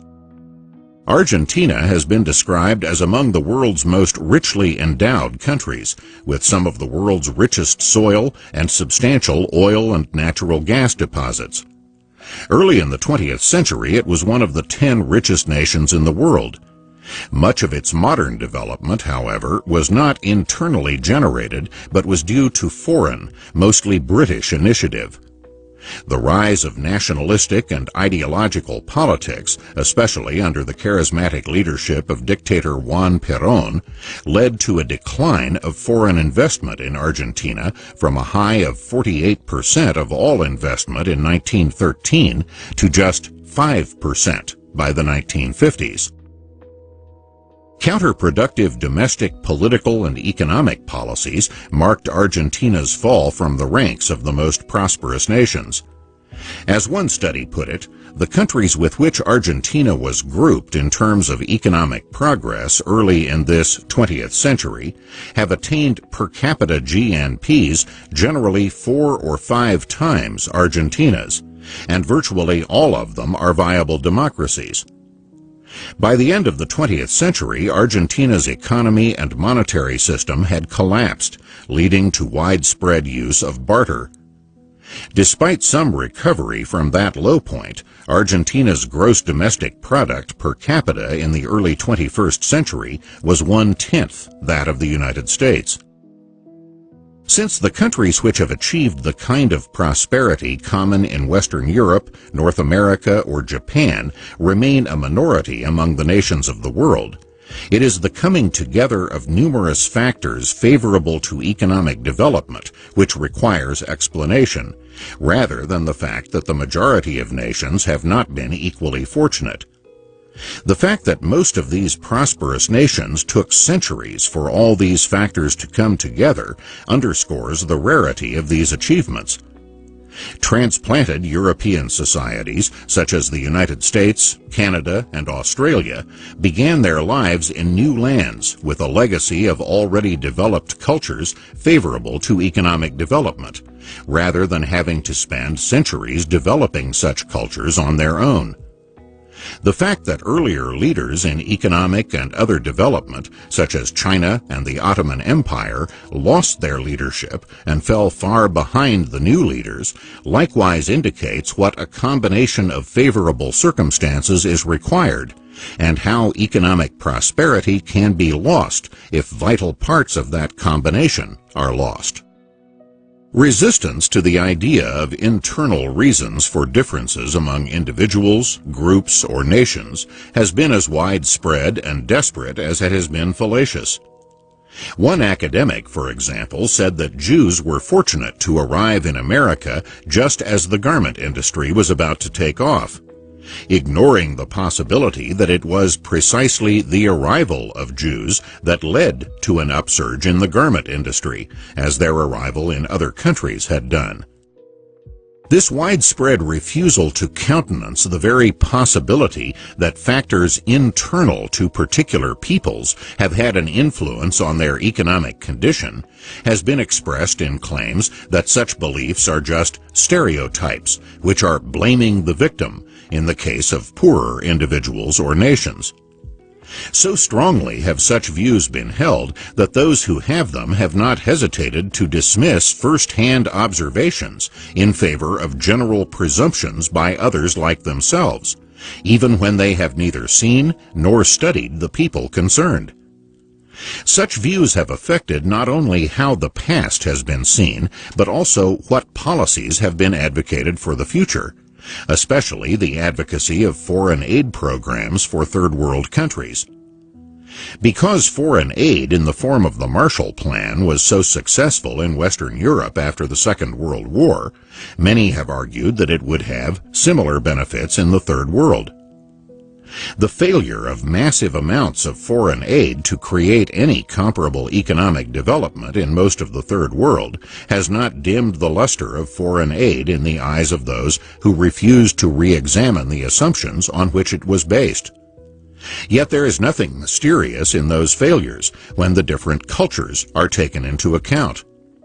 Post-war Western Europe had suffered devastations as a result of the war, but what had not been destroyed was the knowledge and culture which had in the past industrialized Europe and led the world into the industrial age. Foreign aid saved the people from starvation and helped rebuild the physical surroundings, but the crucial knowledge and culture were already there.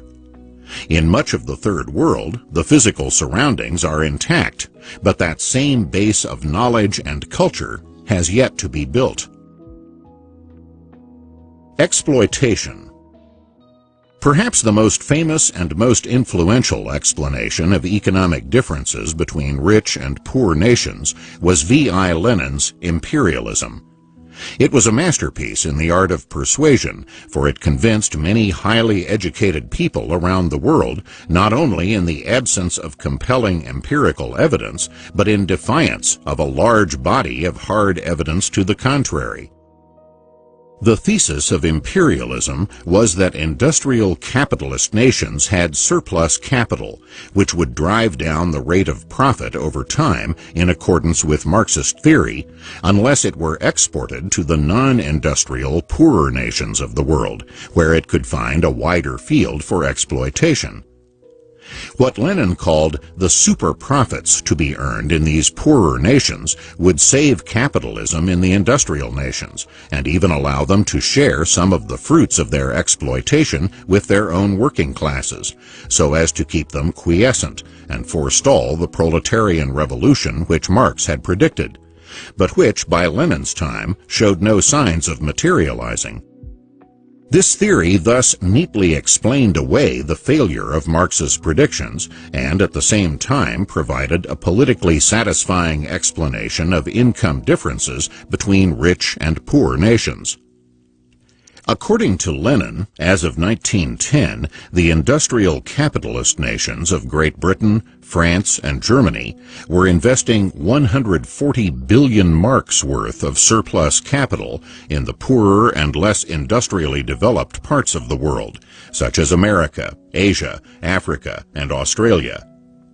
But the huge and heterogeneous categories, for example, America, meaning the entire Western Hemisphere, make it impossible to know whether the industrial nation's investments are being made in the less industrial parts of these sweeping categories or in the more industrialized parts. However, data from other sources make it clear that in fact most of the foreign investments of prosperous industrial nations went to other prosperous industrial nations, then and now. The United States was then and is today the largest recipient of foreign investment from Europe. Likewise, the foreign investments of Americans went primarily to other prosperous modern nations, not to the Third World. For most of the 20th century, the United States invested more in Canada than in all of Africa and Asia put together. Only the economic rise of post-war Japan and later other Asian industrializing nations attracted American investments to Asia on a large scale in the latter part of the 20th century. In short, the actual pattern of international investments went directly opposite to the theories of Lenin, who concealed that fact within his large and heterogeneous categories of investment recipients. The combination of Lenin's genius for propaganda and an audience receptive to his thesis allowed his theory of imperialism to be widely accepted among intellectuals, activists, and people in the Third World. Exploitation is a virtually perfect political explanation of income differences. It validates whatever envy or resentment may be felt by people with lower incomes toward people with higher incomes. It removes whatever stigma may be felt from implications of lower ability or lower performance on the part of those with lower incomes.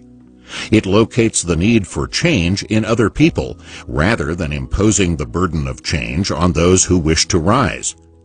Moreover, it replaces any such burdensome task with a morally uplifting sense of entitlement.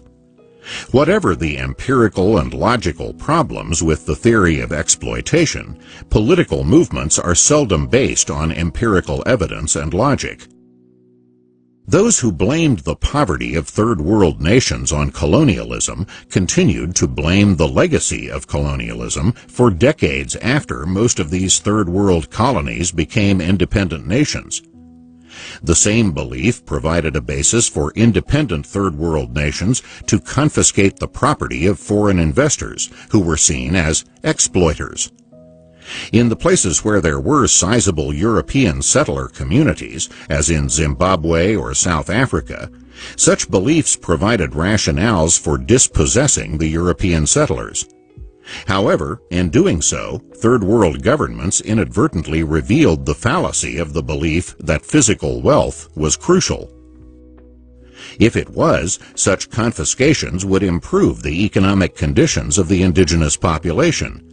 But if it was the internal knowledge, skills, and cultural patterns which produced prosperity, then the transfer of physical wealth from those who had the necessary knowledge, skills, and cultural patterns to those who did not would have very different consequences. The African nation of Zimbabwe was an all too typical example. Zimbabwe repudiated the last remnants of its colonial past in the early 21st century by dispossessing white landowners, with these results, as reported in the New York Times. For close to 7 years, Zimbabwe's economy and quality of life have been in slow, uninterrupted decline. They are still declining this year. People there say with one notable difference: the pace is no longer so slow. In recent weeks, the National Power Authority has warned of a collapse of electrical service. A breakdown in water treatment has set off a new outbreak of cholera in the capital, Harare. All public services were cut off in Marondera, a regional capital of 50,000 in eastern Zimbabwe, after the city ran out of money to fix broken equipment. In Chitungwiza, just south of Harare, electricity is supplied only 4 days a week. Foreign aid. By foreign aid is meant international transfers of wealth, either directly from governments in more prosperous nations to governments in poorer nations, or indirectly by transfers through international agencies like the World Bank or the International Monetary Fund to governments in the Third World. Whether such transfers will in fact turn out to be an aid to the economic advancement of the poorer countries is an empirical question rather than a foregone conclusion. Both journalistic anecdotes and scholarly studies often show vast amounts of money being transferred to third world governments without producing any significant economic growth. And in some cases, there are actual declines in real incomes in the wake of grandiose projects financed by foreign aid. This should not be surprising. There is no more reason to expect automatic benefits from wealth transfers through international agencies than from wealth transfers through internal confiscations, as in Zimbabwe. The incentives facing those dispersing the aid and those receiving it seldom make economic development the criterion of success. The indicator of success for the aid agencies is how much money they transfer, which is readily visible to the media and to political leaders, while the actual results of these transfers are far away in both space and time. When Robert McNamara was head of the World Bank, for example, he announced, "We propose to double the bank's operations in the fiscal period 1969 to 1973 compared to the previous 5-year period, 1964 to 1968. That objective has been met." As for the recipient governments, their objectives have been met when they receive the money. The ability of the international aid agencies to monitor, much less control, the spending of the money they transfer is very limited. Nor do they have strong incentives to withhold money from third world governments that have used that money ineffectively, counterproductively, or even corruptly. They certainly have no incentives to advertise the disasters they have financed, as that would call into question their own institutions and foreign aid in general. Given these incentives, it is not nearly as surprising as it might be otherwise that international aid agencies continued to transfer money to Tanzania during its draconian and disastrous social experiments under Julius Nyerere, and even to Rwanda while genocide was going on. As late as the 1970s, foreign aid was still being transferred to the despotic government of oil-rich Saudi Arabia. Loans from international agencies are often not repaid, except in the cosmetic sense that existing loans are repaid from still larger loans made later by the same agency to the same country. Under the imposing but uninformative title of structural adjustment loans, the World Bank and the International Monetary Fund, between them, gave the Ivory Coast 26 structural adjustment loans during the decades of the 1980s and 1990s, while per capita income declined and the country collapsed into civil war. New loans to pay off old loans were not unique to the Ivory Coast. In 2001, half the money lent by the International Monetary Fund was to nations that were long-time borrowers. In short, what are called loans, whether by international aid agencies or by national governments, like those of the United States or Britain, are in fact gifts of taxpayers' money to third world political leaders. Calls for forgiveness of loans to third world governments are frequently heard and heeded, as if rewarding financial irresponsibility by officials doing the borrowing is going to lift poor countries out of poverty. Implicit in much that is said about foreign aid is the assumption that such gratuitous international transfers to third world governments are crucial to a country's rise out of poverty. In reality, there is often far more wealth generated internally, including wealth created off the books, than what is available in the form of foreign aid. There is often also far more money available in international financial markets, but this money is unlikely to take the form of blank checks for grandiose projects or loans that no one expects to be repaid. Where international aid agencies do attempt to monitor, influence, or control governments receiving grants or loans, the results have by no means always or usually been positive. Given the many economic problems created by central planning in countries like the Soviet Union, problems severe enough to cause even many socialist and communist governments to abandon central planning by the end of the 20th century, it should hardly be surprising that a method that has not worked when people were planning economic activities within their own country has not been notably successful when trying to plan for other countries around the world, with a variety of languages, traditions, and cultures different from those of the aid agency officials. Nevertheless, those officials acquire a visibility and importance at home and abroad from the money they transfer, and so have incentives to promote increases in the money available as foreign aid, whether or not it achieves its ostensible purpose of raising living standards in the third world. The preference of many third world governments for foreign aid over such alternatives as using international financial markets to raise money or encouraging domestic entrepreneurs by relieving them of stifling red tape and bureaucratic control is understandable. Letting private markets operate, domestically and/or internationally, would mean relinquishing both power and lucrative opportunities to reward political supporters, and for political leaders to take a cut of the money themselves.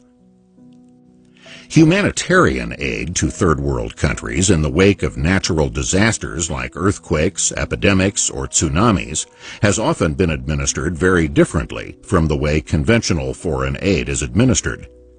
Humanitarian aid is often provided directly by international agencies like the Red Cross, or by various agencies of the American or other foreign governments, rather than being channeled through third world governments themselves. Moreover, some of the most effective aid does not require huge spending per capita. It has been estimated that medicine, which would prevent half of all deaths from malaria, costs only 12 cents a dose. Such medicines, vaccinations of children, and other relatively simple and inexpensive measures can create a great amount of benefit in the third world.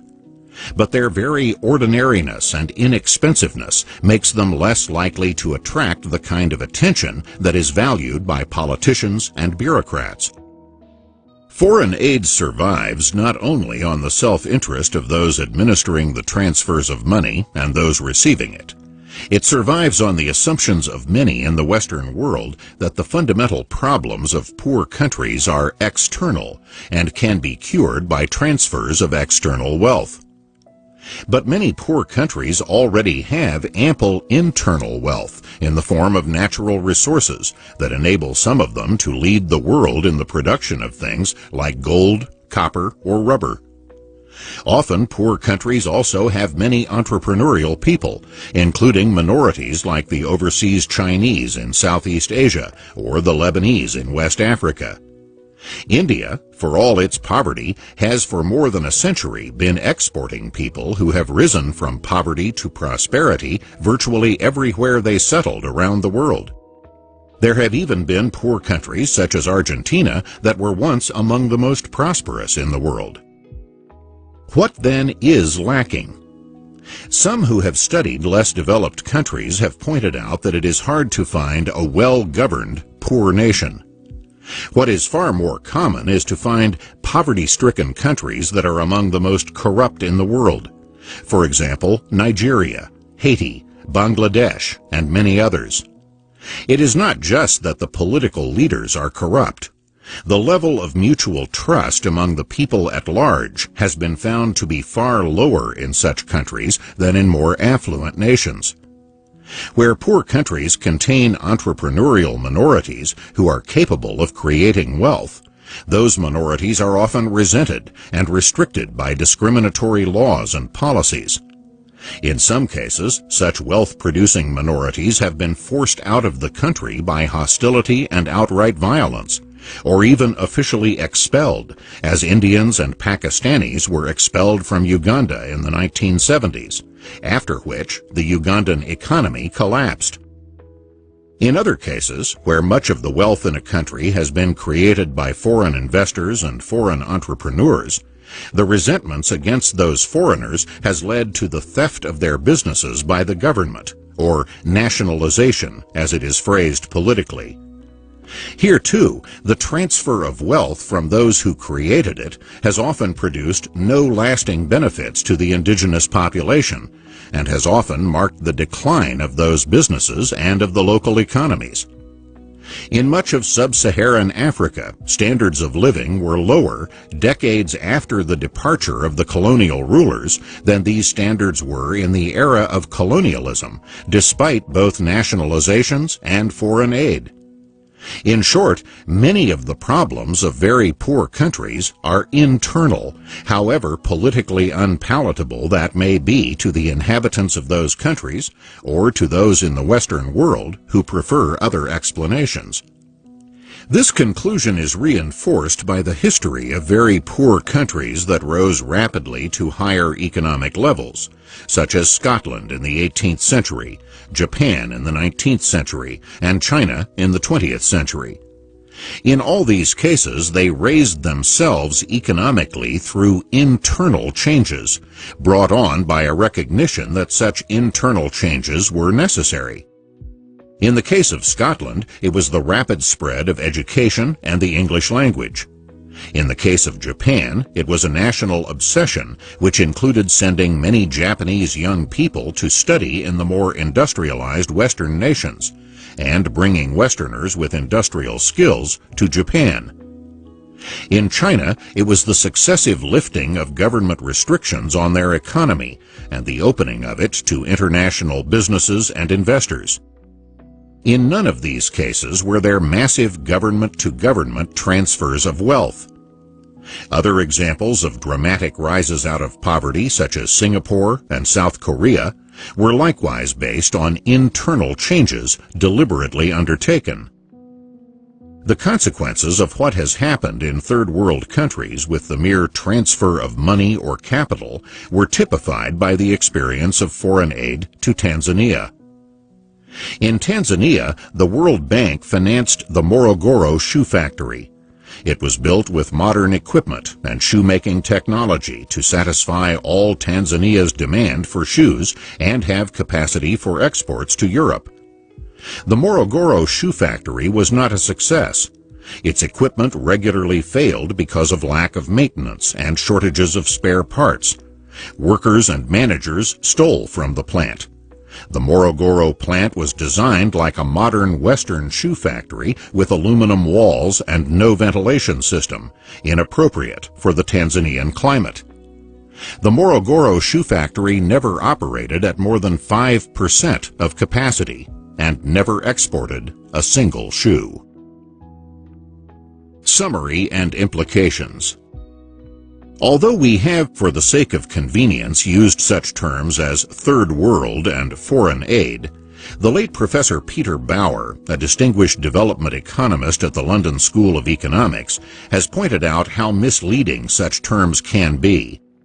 The term Third World suggests that there is some special group of nations that are worlds apart from the rest of humanity. In reality, their populations are a majority of humanity, and there is a continuum of incomes from the highest to the lowest, with no special break separating some nations' incomes from the incomes of others. nor is there a racial divide. As Professor Bauer pointed out, in the Third World as a whole, the whites outnumber the blacks.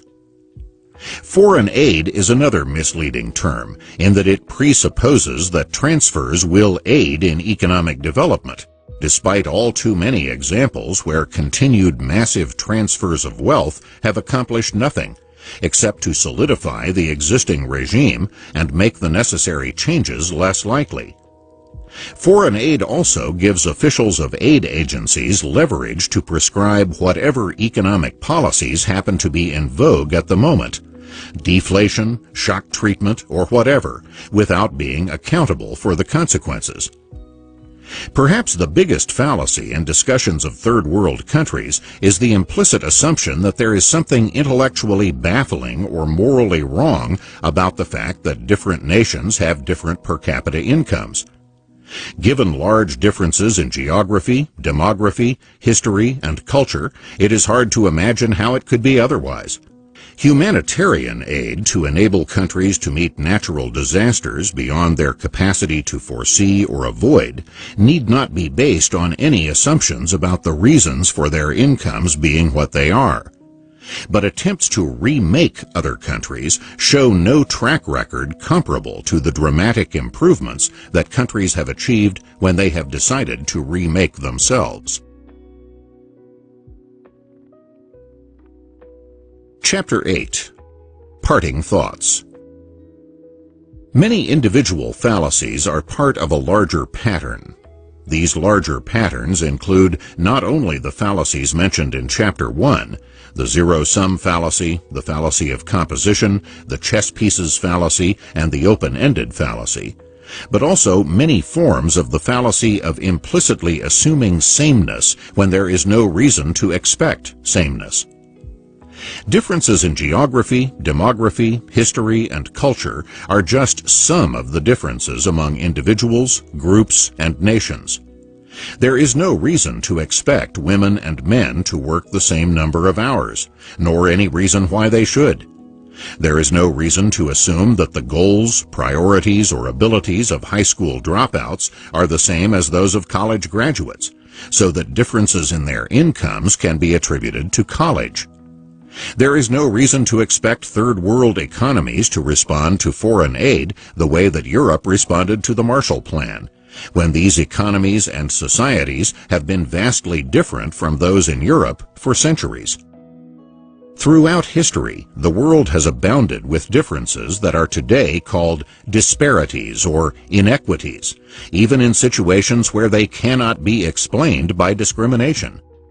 At one time, in Tsarist Russia, nearly all of the members of the St. Petersburg Academy of Sciences were of German ancestry, even though people of German ancestry were only about 1% of the population of Russia. Today, more than 40% of all the billionaires in the world are in one country, the United States. The list could go on and on until it filled a book. But however common such statistical disparities have been around the world and throughout history, many continue to reason as if any statistical differences between any groups are strange and suspicious, if not sinister. Another fallacy, already noted in chapters 5 and 7, is what might be called the fallacy of changing composition. When statistical categories are compared over time, the changing relationships among these categories can be completely misleading as to what is happening to the people or the nations within those categories, when the composition of these categories is changing over time. There may be growing inequalities between those categories during the very same span of years when there is a lessening of inequality between the people or nations who constitute those categories. Moreover, important conclusions and decisions can be based on this fallacy. For example, the growth of international free trade has been said to increase inequality among nations because the 23-to-1 ratio between the 20 richest and 20 poorest nations in 1960 rose to a 36-to-1 ratio in 2000. But the nations constituting the 20 richest and 20 poorest were different in 1960 and 2000. Comparing the same 20 richest and 20 poorest nations of 1960 over those decades shows that the ratio between the richest and poorest declined to less than 10 to 1.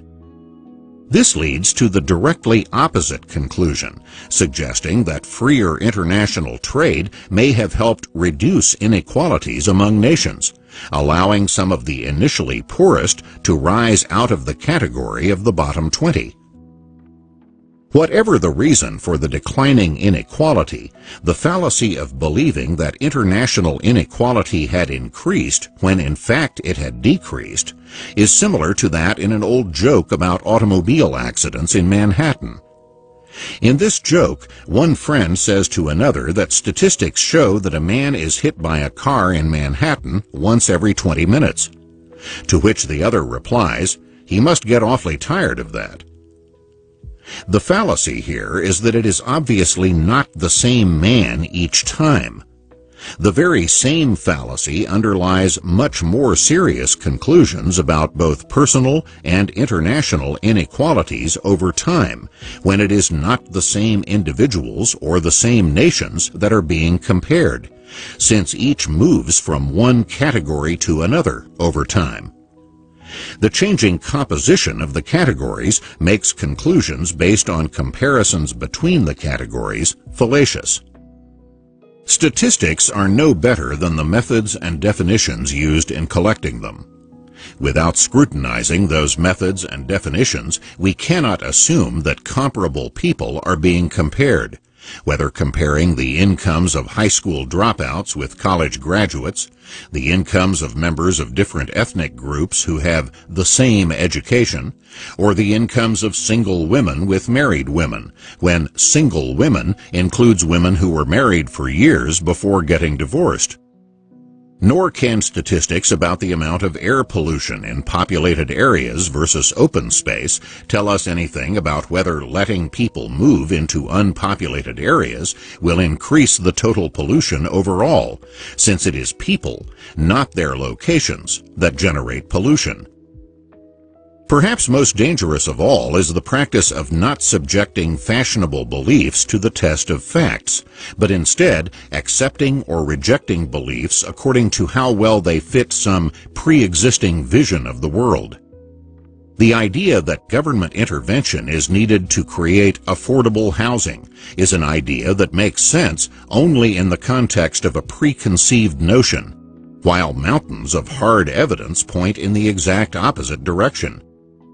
The belief that ghetto riots, such as those of the 1960s, are a reaction against poverty, discrimination, unemployment, and blighted communities simply will not stand up in the face of hard evidence of when and where those riots took place, which were not in the places or times when these factors were worse. The entire educational and employment history of women in the first half of the 20th century is almost invariably ignored, even in scholarly studies, to concentrate attention on what has happened since 1960, which can be made to fit a preconceived vision of the reasons for women's rise. Similarly with blacks, whose rises out of poverty and into middle-class occupations are likewise traced almost invariably from some point after 1960 and attributed to the civil rights movement and government actions of that decade, even though the most dramatic rises of blacks out of poverty occurred in the 2 decades before 1960. Nothing is more fallacious than to ignore a trend that began years before some policy or action that is credited with whatever happened as a continuation of a pre-existing trend. Similar fallacies have appeared in discussions of things ranging from automobile fatality rates to market shares of companies after an antitrust lawsuit. Among the many preconceptions that cannot be subjected to any empirical tests because they are so subjective is the notion that third-party observers know better what is good for people than those people know themselves. This implicit assumption pervades discussions of urban and suburban housing, mass transit versus automobiles, and the imposition of international aid agencies' pet theories on third world countries. The most that can be done in these cases is to 1. Make that implicit assumption explicit, 2. Demand proof of that superior knowledge, and 3. Point out how many disasters in countries around the world have followed in the wake of programs and policies based on that assumption. A special variant of the implicit assumption of vastly superior knowledge is the sweeping dismissal of the first-hand observations of other people as stereotypes, such dismissals often being based on little or no first-hand observation by those who dismiss, but based instead on assumptions widely shared by similarly inexperienced and presumptuous people, often insulated against criticisms or facts by academic degrees. Tautologies are another source of fallacies and a major source of their defense.